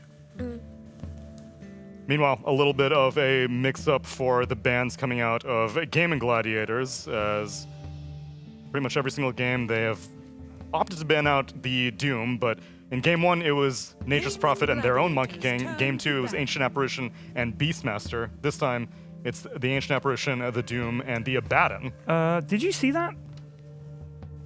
Did you guys see that? I missed it. Tofu, well, Gyro was banned, and then he sort of reacted like he hadn't meant to ban it, because of course it is the answer perhaps to Beastmaster in lane, and that is true. They banned it, and he sort of gave a little arm toss, like, oh. That's a good point. I feel like it's very unlikely that he mistakenly banned there versus. Is that him clicking on the heroes? People famously misclick on Gyrocopter all the time. I was going to say, we've been here before.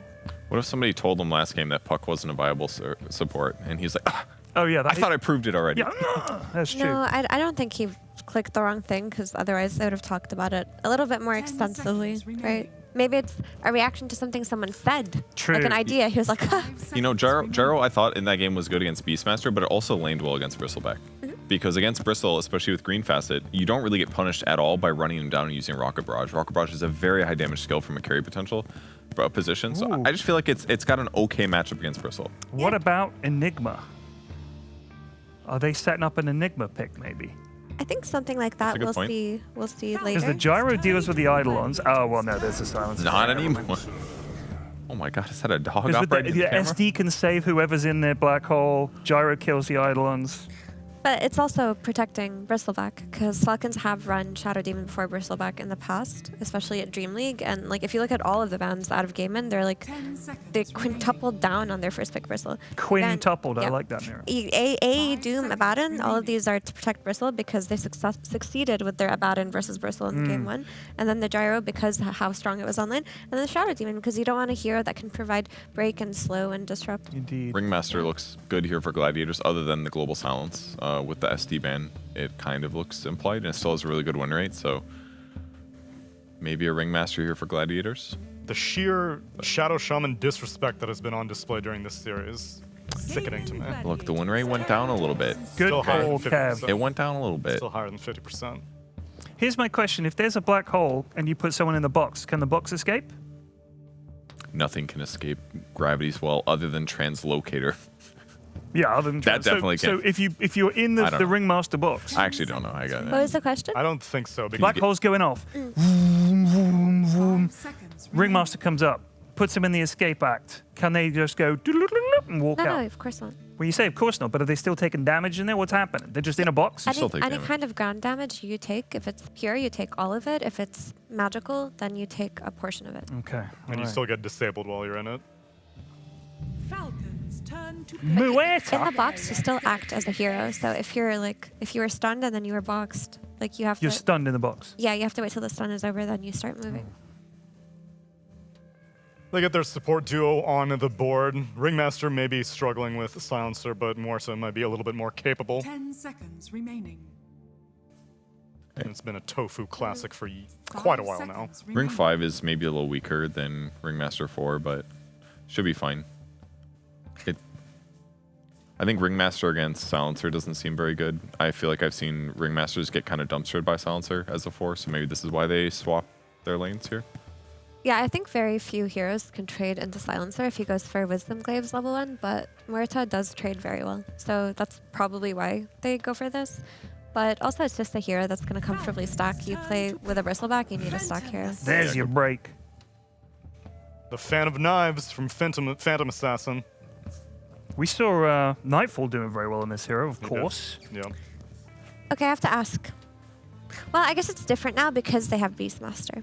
But last game, like, they played into Bristleback's timing with a Baton with an Ursa Battle Fury, and it didn't look good. This time around, they're going to have a PA Battle Fury, so they need to have a means to fight back, like, around minute 15, the way that they didn't last game. Maybe Beastmaster himself is enough, but PA for now does feel very greedy. You need some kind of, like, heavy aggression to come out of your other support plus offlaner to make this work. And even, like, bursting and killing Bristle is going to be a little bit hard if you don't use Global Silence, because there will be a save from the Ringmaster, so maybe playing for that late game situation doesn't feel like I good do either. not like that. Why not? I don't like it. I'm Little calling it Invis right Scouter, now. he's got high armor. Calling it right now. Why not, Ted? Don't like it. Find the backliners, make it easier for Beastmaster no. and for PA to Don't jump like it. and for the Global Silence. Calling it now. First Didn't do hit to nothing. feel good. Hate it. You just don't like getting tracked, huh? You like your money?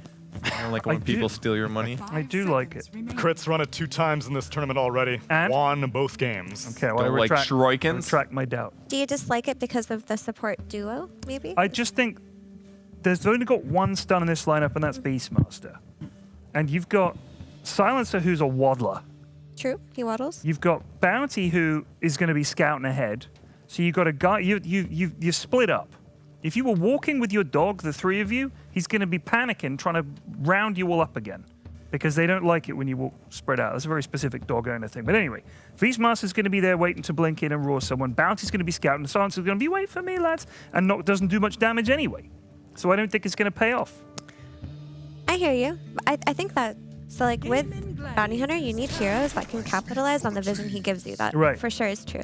Like Beastmaster eventually will be able to capitalize very well, and PA, she loves playing with track because if you're finding these like ringmasters later on on. the backline, you're gonna Sure. hit. But we're talking about early pressure. You've got a Prophet who's going to be rotating. You've got a Bristle who's going to be running at you. And you're like, wait, let PA farm. And what have you got to hold them up? A Bounty and a Silencer?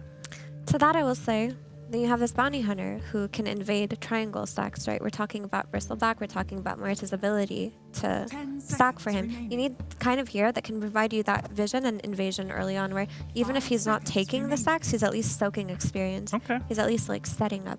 I look forward to seeing it work out. Falcons turn to ban. They go for Fury on their 18 pick.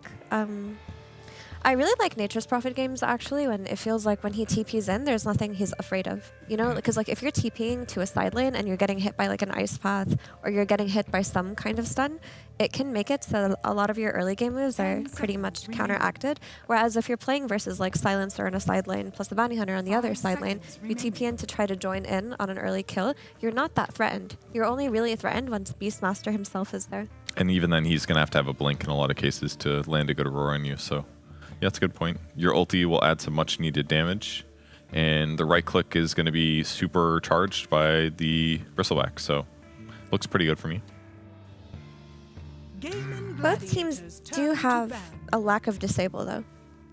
So both teams have the issue of once we start the fight, like for Falcons, they have to be able to insta-kill the word target, which it does help that they have a PA for that burst damage.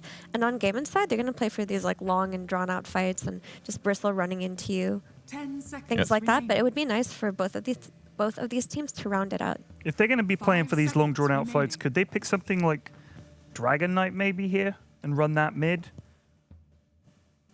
On the Gladiator For side? Gladiators, yeah. High armor, it could so work. PA can't just blow him up. They're very physical damage based right now. The only thing I don't like about it too much is the stun setup is a little meh. So Prophet mid is carry Bristle, I guess. Kind of interesting. The Centaur is going to punish the low disables. Like if they're getting track ran at, that is not the worst for escaping. And it does give them some much needed initiation, some magic burst, which they were maybe a little short on. Also, it's a strong lane versus PA. Like Centaur is pretty chill, sitting and farming up there. Oh, he's actually scaling the stairs. And Centaur plus Muerta are a really high. This is a good workout right here. Oh, he's falling and he can't get up. Roll him the rest of the way home. Or just pull him out of. Yeah, there we go. Got him going again. He is the little ringmaster, of course. No. Oh. He's a fun yeah, player. That looked muscle-wise hard. Mid laner options for Falcons. You can put Beastmaster mid. You can pick Mars if you're Giga Chad. Ooh, You want a new offlaner? Mars? Because if you could Keep him that's trapped, boring. basically. Slaughter! Oh, Okay. Dare I say it's a good Crimson Guard game for Gaming Gladiators. I was going to say I thought they might pick Storm for mid, but whatever. He's playing off lane on the Slardar. Oh, and it's Watson playing carry NP. It's mid Bristleback. Wowza. Against Oh. a mid Beastmaster. Isn't that going to be a little bit like the whole mid beast thing in that it's not the best hero rotating? Which hero are you talking about? Bristleback. So BZM loves to play mid Bristleback, and every time I've seen him do it, the hero does, like, it can rotate well depending on how your game goes. And then it also kind of can soak the supports to the mid lane where they come to you and you can start doing your shenanigans. That's a good point. And it should work against a Beastmaster too, because the hero doesn't have like a natural lockdown pre-6 and he can't stop people from killing him super well. So yeah, if the supports rotate, like they could kill Mallory, and that part's good. Yeah, my question is actually just on the Slardar pick. Like, it makes sense because you have the amp damage for the PA, you have objective taken, you have the stun that we talked about them lacking, but also it needs to do well on lane. If it doesn't do well on lane, it's going to run into an issue or the blink is too late. You have this Bristleback just running at you. But if it does get that early blink, you got double tracks. This for both combo, these heroes, you're lots right. of vision, Yeah. lots of damage. I mean, I also think it does fill the gap to give PA time. Bounty, Slardar, Stancer, Beastmaster, now you're talking. That's going to blow some people. You needed the big man up front. That's what The I'm big man. saying. You got to get the big man in there, the big fish. I like that. Like Kev. Kev's a big I'm a man. fish? He's a big fish. He's a big fish. He's the big fish of Dota. Is that true? A Tofu is not going to die this game a single time, I don't think. He just has to press his ulti and he literally cannot die for like 7 seconds. That's You pretty got good. it, big tuna. I'm going to swim all the way to the green room after this. Beer me that analysis, Purge. Large tuna. Could you provide some analysis, please? Great drafts. Perfect. That's all I needed. Good then. friends. Can't wait to see the cast. There's no outdrafting this time around, so it should be a cool game. Maybe some outgassing. Is that a thing? Is that a fish water thing? I don't know. There is, however, elimination on the line. Gaming Gladiators versus Falcons. Loser goes home. Winner goes on to another week of a Dream League action. And you're going to see it with our casters, Cap and SVG.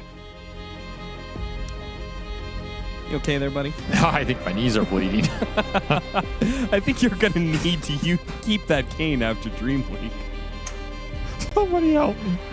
I don't want to do it anymore. Every single time he shows up, they're like, we need Avery to do another walk-on. I don't have any more. Not again. I was seriously considering doing some research, revisiting Monty Python's Ministry of Silly Walks. Ah, of course. But then I felt if I took their walks, people would recognize it, and I'd look like an even bigger fool. I'd look like Ted, who steals all of his ideas from everybody else. I don't think that's true. Oh, you think he came up with Big Tuna? That's an Office reference. Season 4, Austin. Yeah. Get on it. Don Gliziano? No. Oh, Don Gliziano? Yeah. That is from Hellboy. What the fuck? Welcome, everybody, to Game 3 of Gaming Gladiators versus Falcons. Last game of the series, last game of DreamLeague for one of these two teams. What are the most important hero for each side here, Avery? The battle begins. Let me look at the draft. My knees are still in pain. Okay, I'll give you a moment. Fighting over bounty runes, Maureen is... Maybe he lives, maybe he doesn't, but either way, this is a poor start for them as he will end up going down. They get first blood to Tofu, maybe Ace. Skeeter's going to try and chase him down with a dagger, should be fine to do so. Ace is going to make it a little bit annoying, gets one more bit of damage on him. Tofu, meanwhile, he'll get the double. Fancy. The Treant really helping out there. Shout out to Watson and the micro on the Treant. Did work in that exchange from the other side of the map. What are the important heroes here, Austin? I think the most important hero for each side. Slardar for Falcons. It's the PA damage enabler. It's the hero that's going to go in first. It's going to set up the fights, set up the damage, maybe catch the Furion around the map. It's a lane that could swing pretty heavily one way or the other, right? And for Gaimin, I think it's close between this mid Bristle and the Furion, but I'm gonna give it to the Furion. I think Watson has to step up here. I think even if Quinn has a really good game, if this Furion's just feeding around the map or he gets completely bamboozled in the fights by Slaughter, just chunking his face, then I don't think the Bristle carries this game alone. You say Game of Gladiators, talking about them as a team and their systems they have employed.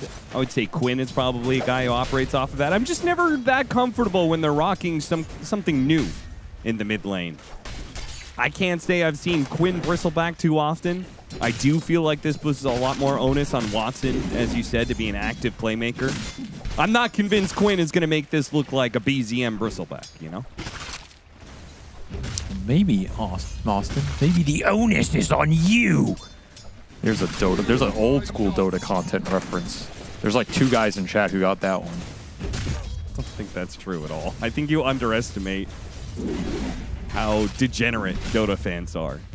That's a They really were good watching video, 10 though. years ago, and they're going to be watching 10 years from now. The onus is on you.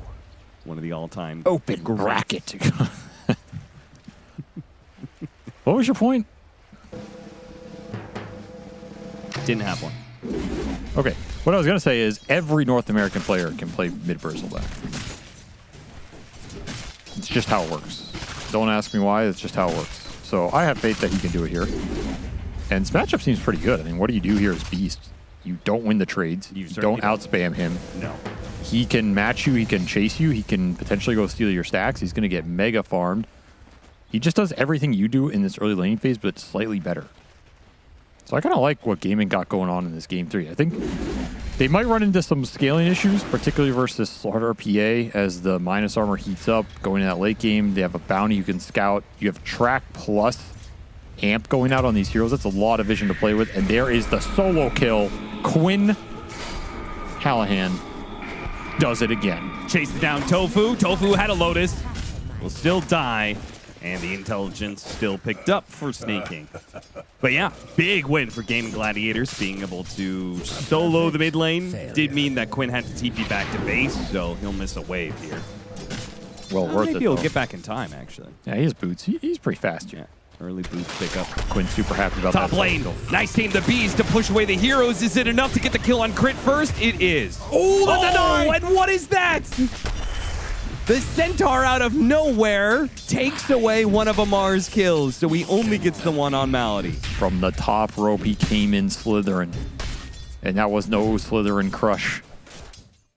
We need a replay of that. It was just one of them came out. What was that? He's like, you're mine. Why You're did mine. one of them get aggroed? That's so insane. Malady's not too happy about it, though. Smiley's getting dropped. Uh-oh. I mean, Amar, Amar, you've already gotten yourself into trouble today. This is not the time to lay it on even more. I almost feel like Amar, things have gotten so bad for Falcons that he almost feels the need to, like, all chat just to put something more on the line for his team. Guys, if we don't win this, we're going to look like even bigger fools. Not enough? Yeah, I mean, honestly, they played through so many tournaments. Pauses on his ass. Ooh, this is getting spicy up here in the top lane. I've not seen. Why do you think he chose that moment exactly to pause? Because he knew it would piss Amar off. Look at him. He's not even giving him the reason why they're pausing. Probably had not to even making something up. Set up his macro hotkeys to return the smiley faces. Headset battery. Guess it has been a long day for Gaming Gladiators and Falcons. See if anybody has Quinn unmuted here. Probably not. Did you know any player who played with a wireless mouse? Yeah, a lot of people do. Okay. I would say, Amar, he's dead. One more hit. He is dead. The pause did its job. That's where you tip him. He That's lost where you tip all him. feel for the game during the pause. Just and ran threw up. his life away. Those post-pause deaths, dude, they are brutal. They are.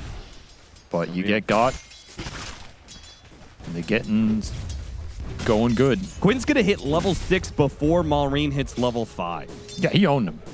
Destroyed. Absolutely owned him. This was a really smart matchup move from Gaming to punish this mid beast that Falcons have been getting away with. He's going to have himself a free game here on this Bristle. Do not underestimate mid Bristle. Normally it's not that good because you can't roam around the map, you can't get power runes, you can't play a fast tempo, but when you have a start like this hero can be a menace. Could be another hero that's tough to fight into. Going for the dive. Maureen. Big not trouble. level 6. He needs some help, and he's got it. Both Snake King and Crit have already rotated over. Gonna chase after Quinn. Quinn does have wand charges. Oh, there was a boar stacking up for him. That slows down Quinn enough that supports can catch him. Nice double rotation. You had to do something to bail out this mid lane. Get some more stolen int as well. Should open up something around the map for Gaming, though. 3 heroes mid for your Bristle. I mean, to make things even worse, kind of, the supports from Gaming Gladiators also came mid. They just came mid too late. No, they can stay around and kill when the Bristle respawns. Looks like they're going to try and opt for that option, but Tofu's going early here. That was hit it with the dead shot. They're going to get low. Tame the Beast. Escape back. Does that bail him out? Now with the TP in from Watson. That's why they were making that move. They weren't going to wait for the Bristol. They figured Watson would do enough for them, and it was enough to get a kill. That was still really awkward. I don't think Tofu should die there. That felt very forced. It did. You can't do anything about this regen rune. Nonetheless, nice rotation from Watson. You'll get some tower pressure. Now, Falcons, are you going to go back here and try and defend this with a Beast who is still level 5?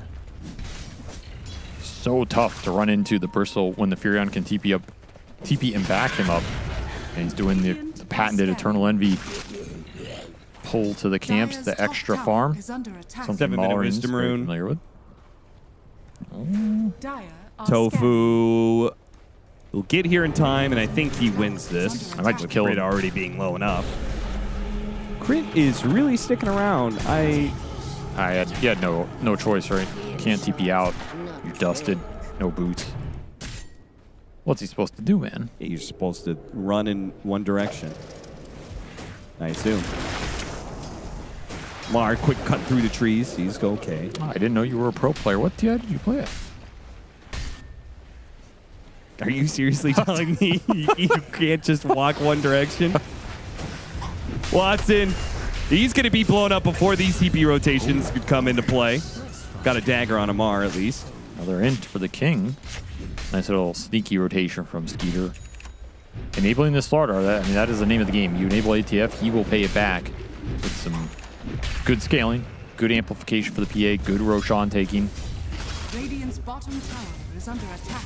Gaming looking for that power rune. Quinn would love a haste here. An amp damage that would be grabbed by Snake King, but he will lose his life for it.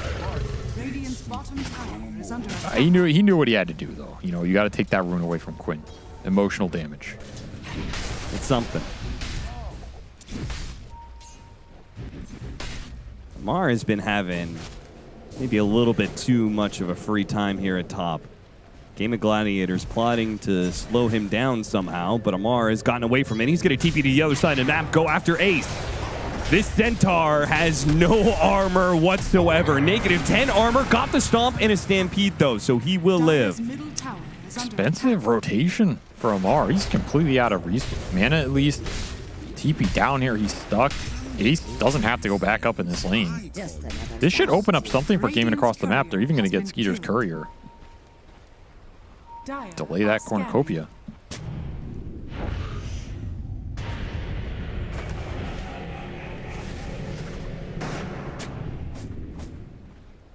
Chase out of the triangle. Wants to make sure those stacks are still available, but I don't know how much you want to keep stacking. Yeah, this is not a game you want to stack if you're Falcons, and that is really sad for Maureen. I mean, how is he going to get the Ags in this game? It looks real difficult. Yeah, with the triangle covered, and then they also have a high ground ward on the other. This Bristol is just going to run into you, and it always has a Furion TP threat, and it has a Stampede that can bail him out. Ooh, didn't push him into the wheel, but he's surrounded by so many heroes, it doesn't really matter. He has no game. This is super concerning for Falcons right now. He is a massive liability on the map. He's nowhere close to that Ags. He has been slowed down tremendously. This Bristle pick has completely disrupted Falcons' game plan. Second game in a row that Game of Gladiators have done that to one of the Falcons. Just shit on one core specifically. Not a bad game plan. Sometimes it's not about the heroes, it's about the players also. Dire's top tower is under attack. Feel like Falcons are core players. I feel like Malrine is the one who could probably deal with it the most. At least consistently, Falcons have usually put more emphasis on funneling farm to Amar and Skeeter. But this is not the hero to do it on. That is true. So this is an AFK farm mid hero. Now you really have to AFK farm. Yeah, you're not expecting your Slardar to do a whole lot, at least not until he has Blink Dagger. This begs the question, who is going to get you track kills in this game?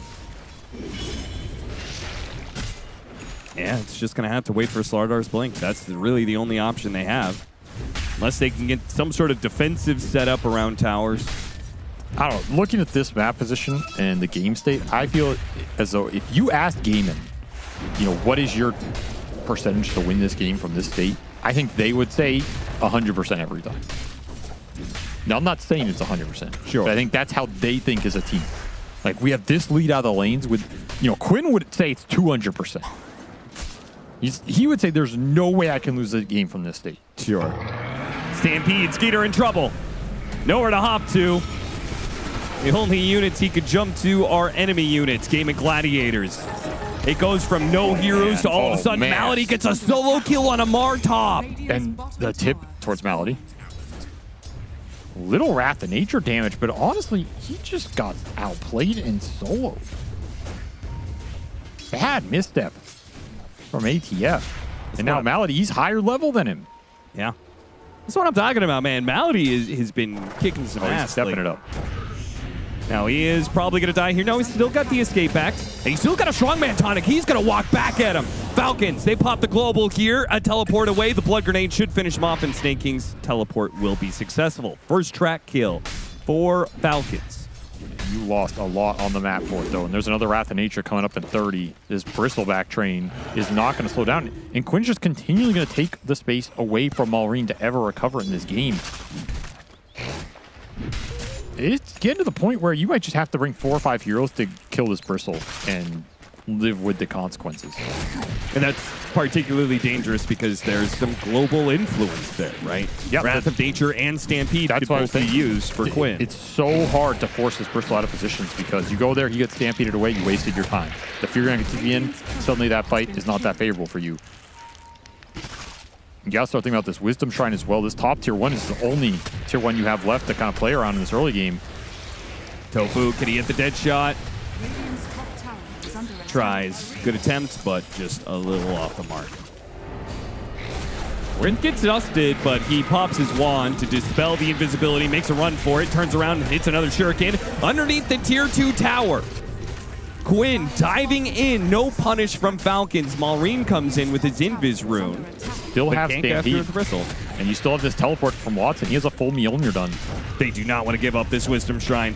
They have to go for the Quinn, but a strongman tonic on a Bristleback. That seems dangerous. Amar's been left alone. Tame the beast, push the other heroes away, and look at Malady chase forward, making sure that his buddy Watson will not be fighting alone. He got roared up, but it didn't matter. No damage came out. Skeeter's going to jump onto Malady here. Funhouse Mirror into a Prestige. Oh, okay, still got cut down by the axes. Ooh, the shot finishes the king off. Can get out of here. Got the crit on him.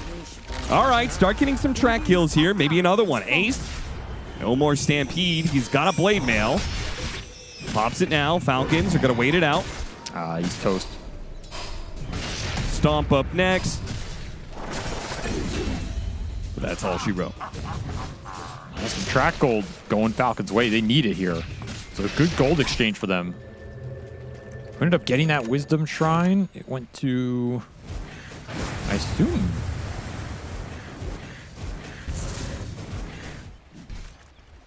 I mean, it had to have been Falcons, right? no, Crit got one. That's what I was looking at. Okay. Yeah, Crit got Falcons. I was assuming the gaming were maybe going to be able to post up for that a bit more, but the fact you get that here for the bounty, I mean, Crit's game just recovered a lot off that sequence. That could have just been the game for Falcons if they got routed there. For sure. If like the Furion cleans them up with that Mjolnir, The Bristle lived through it all. They take the Wisdom Shrine again, start stacking that up. Quinn, a little bit alone here. Got his back to Skeeter. He's okay for now. He's still going to be running into more heroes, but now Tofu's here. See if he can help him out. Turn around, a bunch of Quill damage. It's dangerous. They're also low. They get a roar out onto Tofu, stopping his damage. Ace is still trying to find a kill out of this somewhere. Will only get Snaking. Maybe with the wheel. Okay, Maureen, he wasn't low from the Bristleback attack, but they will catch him as well. Such a dangerous go for Falcons. That's what we're talking about, where just a solo Bristleback is still a questionable go for Falcons. He's not even at full strength yet. No. It's a tough target to go on in this game before you have BKBs and a bit more sustain, and you're still missing this Beastmaster Ags. Such a rough start for Maureen here. They're going to try and do the Tormentor without the Bristleback. Feels like they're going to be really low off of this, though. Crit can do something interesting, though. He does get caught a bit. What? Tormentor will finish off Malady. They do get the Tormentor eventually, and the Wrath of Nature will cut off Crit's head. I can't believe Crit didn't try and throw the Shuriken out there. I guess the silence off that calling. Oh, there's the Roshan play in exchange for the Tormentor. This was not the worst overall trade for Falcons given their position in this game. No, not at all. I think this was rather good.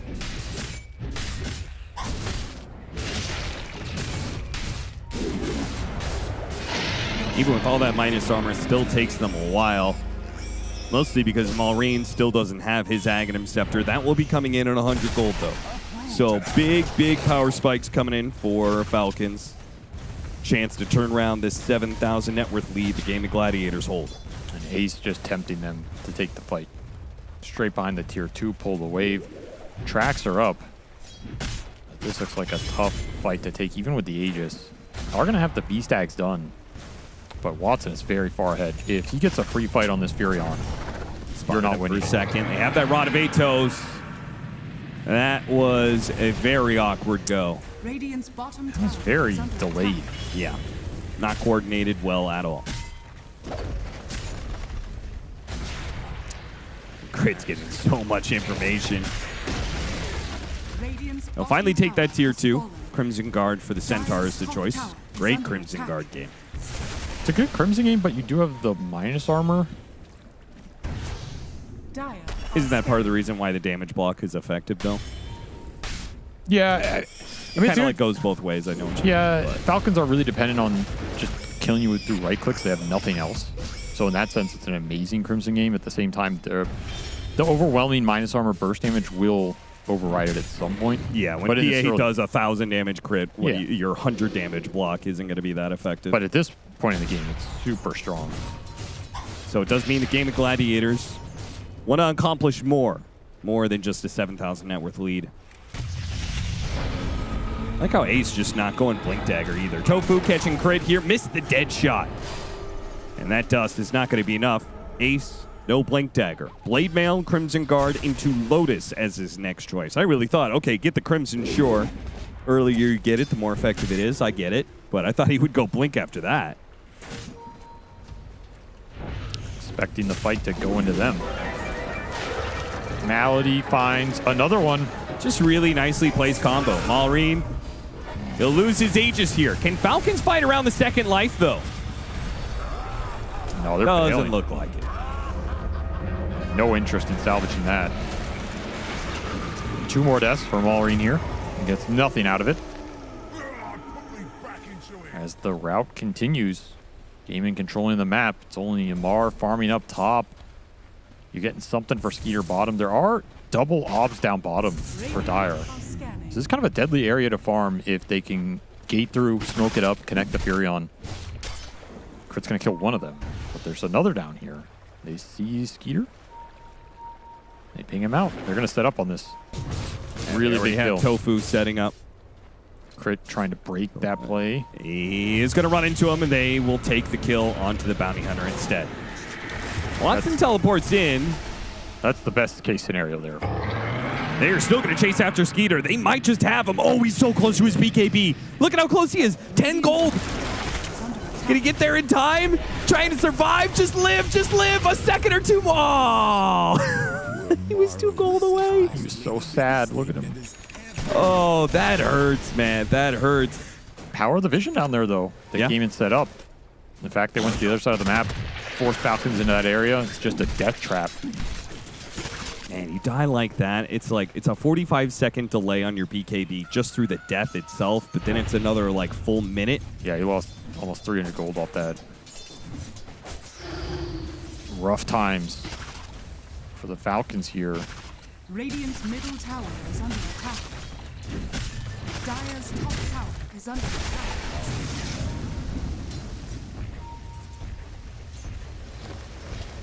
The Dispels are coming in for game 2. Manta on the Furion, Lotus Orb for Ace. That Lotus Orb is going to be nice because if the initiation starts on him, you're pretty happy. If it starts on the Bristle, you Lotus the Bristle. The initiation on him goes out the window, and this means Quinn doesn't have to buy an early Dispel. Right, yeah. Could also use it on Malady to take off the global silence, so then he in turn can save whoever needs to be saved. No, I ain't doing that. Okay, probably not, but snaking. It's so funny, man. He's doing what he can on a silencer to play the map. Crit with another steal. Yeah, look at that. Double shrine for Falcon, something. Dire are scanning. And that's almost level 2 track for him. That's pretty hype. Tower up top. Boar versus Malady. The Boar wins. Dire's top tower. First tower of the game for Falcons. A second game where they have just not been able to pressure the safe lane of Watson. And another game where Maureen is not having fun time. Oh, Tofu's just been catching everything this game. 8-3 and 7 on the Morta. And again, you're left wondering, where are these track kills going to come from? What is your kill threat if you're not combining Slaughter and the PA? Man, this is how the mighty have fallen, man. Falcons were just the most dominant team for a slew of months.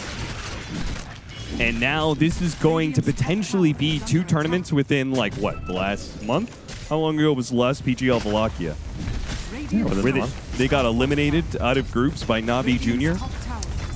And Falcons return the favor here at DreamLeague, but they may still be eliminated by Gaming Gladiators. And in fact, it seems very, very likely. Dota Plus calling it a 90-10 game almost. It's going to be tough to make the comeback here. Though, if they do win the fights with the track, it will swing very fast and very heavily. That is true. It's not a question of like how many fights. You just need to win one with all this track gold. But that fight is coming to you already. Crit managed to get back before the initiation from Ace. This is pretty sneaky. Can you do anything? Yeah, I was about to say the positioning. Okay, you're there. Now what? I'm surprised they didn't roar this Centaur there. If you roar him before the Crimson or Blade Mail goes off, you can't just burst him down. You have Global to prevent an escape act. Not confident enough in the damage without Amar there. Now Amar joins him. Finished up a full nullifier, so now you're not scared of this escape act anymore. You can hold that Global. Okay, what is the #1 target they're searching for? I assume Nature's Prophet, but that's unlikely. He's not going to be here. Nature's or supports. Radiant's middle tower is under attack. Oh, supports it is. They smoke back, Game of Gladiators. They saw him on that. They aware of what is lurking right behind them in the river. They're going after Quinn.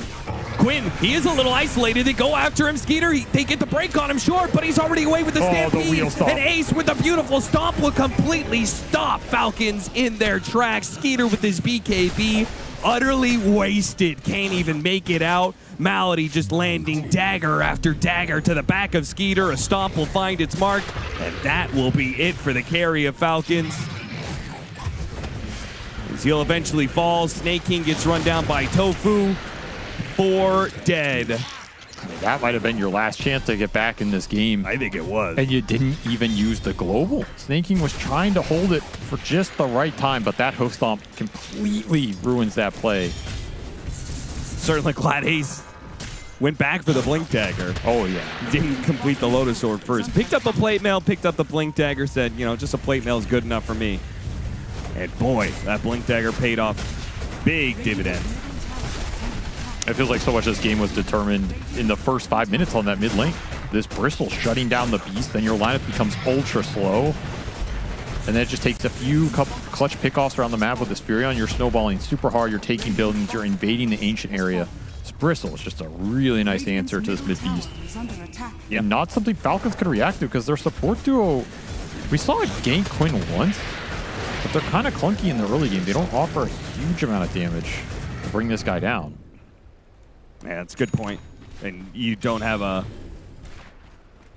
core that is going to be able to help you out until, again, the Blink Dagger on Slardar, and by the time he got that, it was far too late. Now you're about to lose Roche.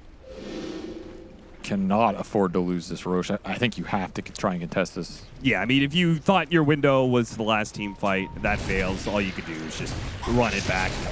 Hope this initiation goes better for you, but if they don't go into the pit now, they're going to be matched up against an Aegis.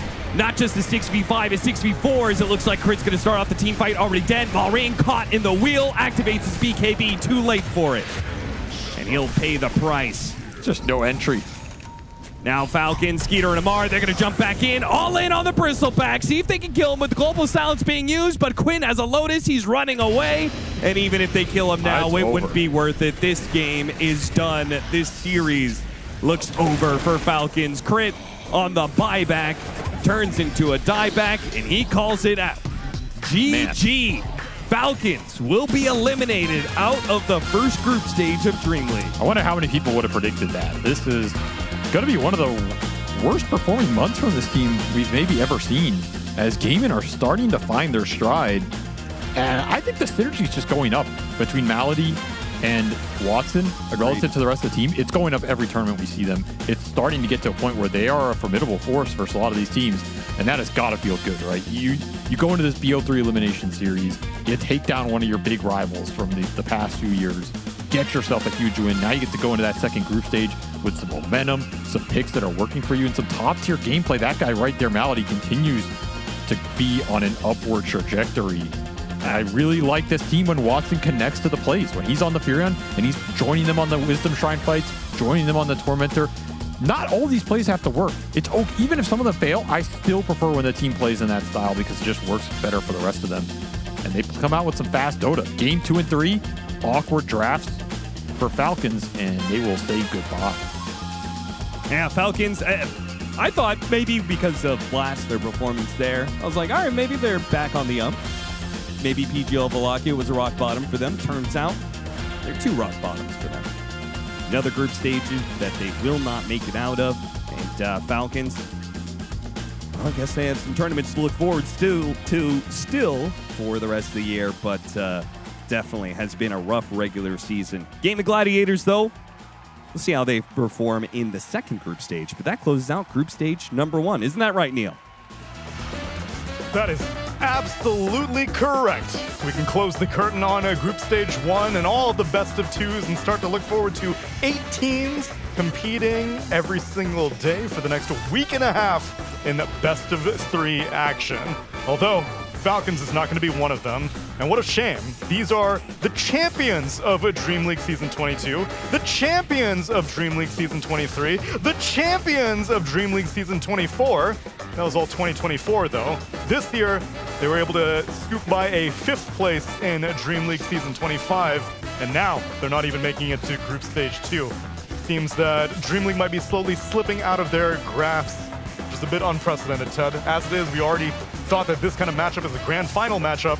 It was an elimination matchup for Group Stage 1 and for a team that has 3 DreamLeague trophies. Kind of wild, really. I feel like in all 3 games, somebody messed up with the draft, which is kind of unlike Falcons especially. And it was just like 3 30-minute games? What patch is this? I know, right? This is the 80-minute era, minimum. And now there's like they're dumped out in a series where all the games are 30 minutes. What the hell's going on? Brave new world that we're entering right now.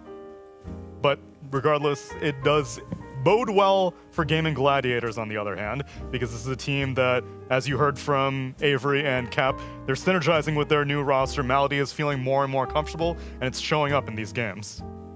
It really is. I mean, they had a couple of rough performances this group stage, but ultimately they came off of a pretty solid showing at Blast into a solid showing in this group stage run, with the exception of a few games. And it seems like slowly and surely they've been getting there. Like, they do look better with every tournament that I've seen them. And this time around, their team play is very sharp. They're kind of emulating Gaimin's old style of play, which really elevated them back when they were winning everything, which is just supports playing with Quinn. Like, this game in particular, like Tofu and his Muerta was with Quinn's Bristleback from like minute 7 onwards. They were just dominating the entire map. And that is the style of play that made Gaimin so good in the first place, Bridge. Yeah, and I just feel like they just backed each other up at almost all circumstances. And there's some clips that I'd love to show you from little skirmishes and things like that. Please. That really mattered. Look at this, going on Bristleback, but he's got Blade Mail and Quill Spray. Like, people forgot how Bristleback works because they're so used to getting hit. Like, oh, 4 goo, you just rinse it off. No, he shot daggers through your body and now you're all dead, causing some problems. And Watson's showing up to almost every fight. He had the top DPS by far this game. I think he had like 28k total damage dealt. And look how easy it is for them to show up to this fight. Malady gets a great catch. Watson's attacking for seconds before Mallory even gets to cast a single spell. And the other hero that TP'd basically just tanked the damage. Tofu there surviving a lot. So then at this point they rotate. So they just kept finding, they were kind of doing like what Bounty Hunter was supposed to do, which was find kills. But in Crit's defense, there wasn't anybody that could globally just show up to the kills as easily. Here's another example of them going on the Bristleback. Again, hitting him with the Nullifier, breaking him. He's still got Blade Mail on, so he's still reflecting a lot of damage. And he's still doing a couple quills, manually of course, until it ends. So it was actually hard to kill him. They couldn't even kill the Bristle. So it was just kill after kill, getting a gold advantage, and eventually going high ground at 30 minutes. Oohs and ahs all around. They were going high ground at 23 minutes. That's how badly things went. Yeah. Pretty rough. Fast. So fast. I mean, they're 12k net worth behind. It's not easy to kill a Bristleback when you're 12k net worth behind. I think ultimately the key thing that Gaimin did this game, which made Falcon's game impossible, is they shut down Malrine in that mid lane. Because like, if you look at the side lanes, PA, she needs time. We talked about that. She needs Battle Fury, she needs to farm. Slardar, he needs to win lane, get an early dagger, and be around the map, but he's against Nature's Prophet. So Beastmaster was their key entry point into the game. Normally we see mid Beastmasters hit these really early timings into taking over the game, but he died over and over again. Not only did he lose mid to Bristleback, but Gaimin supports were always mid. Watson was TPing on him as well. Like, every time Malrine just showed a little bit, like, all of Gaimin ran at him in that early game. And if your Beastmaster doesn't have a game, and your PA needs to farm, and your Slardar didn't win lane, it's tough. That's a tough obstacle to climb, I guess. And they didn't just lose mid to a Bristleback. They lost mid to a Seeing Red Quinn Bristleback. Quinn, congratulations on the win. Is this more of a sigh of relief moment, or you're pretty at ease right now? No, for sure. I mean, you go to boot camp for DreamLeague and then you get knocked out in group stage 1 feels a little ridiculous. So I think we're all like, okay, we didn't embarrass ourselves too much yet. So that's nice. Not yet in terms of this entire group stage, but if would you mind if I maybe recap your past 48 hours and maybe get your take on some of your previous games? Because this has been a somewhat despair group stage for you. First, I want to go back to your Na'Vi Junior series, because that was one of the, I looked at the scoreboard and I was like, I never see this out of Quinn or Gaimin as a whole. What the hell was going on that game? I mean, that series in particular, I played like absolute garbage. I think all of us didn't play the greatest individually. I think I in particular had some especially atrocious games, and I mean, Dota is just a hard game these days. Like, it's not like the past where like there were 6 joke teams in every tournament. Like, every team, you can see it, right? Every team has wins. It's not like Thunder Predator of TI10 or whatever. Like, it's not like how it used to be. So if somebody plays bad, especially as bad as I did, then you get smacked. That's how it goes. Can't get complacent at all. How about in a game where you guys were fighting tooth and nail against Yakult Brothers, bringing us all like a 95-minute game? How despair was that GG moment? I think with ultra late game games, there's always, it's like, even if you lose, it's like, well, at least it's over. Like, your back hurts, you have to pee. It's like, just get me out, really? Like, I would like to win. I would like their throne to explode, but as long as somebody's throne explodes and I can, like, get up from this stupid chair, I think that tends to be preferable. Dude, these are very, very level-headed takes from you, because I know that many times you've talked about how, like, the joy of wins never outweighs the pain of losses, but it seems that you're taking these in stride. I mean, you know, it's easy to talk a big game after you win, right? You look at me last night, I'm in my room, yeah, you know, so it's, you don't hear the sighs right now because you don't interview the losers. That would be hype. Next DreamLeague, only interview the losing teams. Yo. Nothing but exit interviews all day long. No, I'll consider it. I'll send it to the boys upstairs. For right now, though, I will send you over to Purge, who's got some questions as well. Hey, Quinn, I have questions about Beastmaster mid. It just lost twice in a row. I know there's a lot of flex potential with Beastmaster, but what's bad about Beastmaster mid? It feels a little slow sometimes because you got to farm your Ags, right? Yeah, I mean, Beastmaster as a hero is like a weird AI script hero. Like, you don't actually play Dota. You just, like, rinse and repeat the script. And if they counter the script, then it's like, you can't do anything else. The hero can't make surprising moves. He doesn't kill heroes. He just, he does his lane, and then he goes and he farms the camps, he gets his Ags, and he goes Roche, and he gets Blink, and he gets a pick up. Like, it's just, the hero isn't a Dota hero. It's some stupid, dumb minigame. Like, the Ags needs to be removed from the game. So if they counter the minigame, then, like, I don't know, you aren't really a Dota hero. And there are also a lot of other surprising role swaps in this series. The Puck 4 worked out quite well. Were you guys a little bit worried about that when somebody called for it? No, we'd tried it before, and it's a hero that Tofu likes, and so when he said I want Puck, we're like, all right. I mean, you know, when you lose game one, you gotta trust people's gut. You know, you can't like backseat each other too much or ride people. You know, like if they want to play Puck, yeah, fine, we play Puck. All right, sounds good. Thanks. And I don't want you to have to reveal too much, but I am curious about your gut feeling on Monkey King right now, because that's always been a comfort hero for you. Right now, it seems to be, again, like you're, in case of emergency, break out the Monkey King kind of thing. Yeah, I mean, the hero's very good. I think it's a patch. Like, you can see from the heroes that are being picked mid, like, mid heroes are just bad, generally. And so people are playing Beast mid, Bristle mid, Monkey mid, heroes that are not, like, Monkey's sort of a mid hero, but, like, I think Monkey is the last bastion of mid heroes that are good. Valve has beat the rest of them into the ground, 6-7 feet under, nowhere to be seen. So you have to, that's the one mid hero I can play. And I just don't like heckin' offlane heroes, so it's nice to play the hero. Yeah, I saw an interview you did earlier where you were bemoaning the death of Void Spirit, so I know the pool has been getting smaller and smaller for things you have fun with. Don't get me started. Don't get me started. I won't, don't worry, because in fact, maybe you might be able to get started with some changes, because TGov has a waiting stream going on right now. Maybe I might be talking to a Void Spirit player in 24 hours. Please. Please, Prage in the chat for right now. And maybe also some congratulations for you and all of Gaming Gladiators, Quinn. Looking forward to getting to see you guys duke it out with all the other teams for the next week and a half. Thank you. Me as well. Catch you later for right now, Quinn, because we will be able to see a great deal more of Gaming Gladiators as they make it into their Group Stage 2, the best of 3 gauntlet of DreamLeague Season 26. We leave behind, as Quinn would say, the disgusting filth Prove to me, Stage 1. Prove to me you're a team capable of being here. That you're a Group Stage 2 team. You can't. You can't. Because you're a dog. No, they're all killers. You heard it from Quinn. He said that he's right. He's dropping games against Navi Jr. There's no shame in that. Every single team here is lethal. Yeah, I mean, what he said about there being no bad teams anymore does feel really true. Like, you watch a lot of these teams that, for example, Yakult Brothers, we haven't seen them in a while. They're owning this tournament. Like, you think they're weaker than Tidebound and XG, they come in and they look like the strongest team. Liquid, who like won the most recent Wallachia, instantly bombed out of Blast, like first phase. Like, the tournaments, the tier 1 ones, like, you're swapping whoever wins. You actually don't know who's gonna do it. Like, there are teams you expect to do very well, but anyone could take it at any time, and it shows in tournament results. And which is why, if you're now getting a chance to tune into our tournament results and you just saw this tiebreaker and you're wondering who the other 7 teams are that made it into Group Stage 2, well, let me show you the recap of our past 3 days as we see all of our Group A and Group B results. Group A had Aurora Gaming, Enigma Galaxy, BetBoom Team, and Team Liquid progress through. But unfortunately, that meant that Shopify Rebellion, Extreme Gaming, Boom Esports, and OG Latin America had to go home.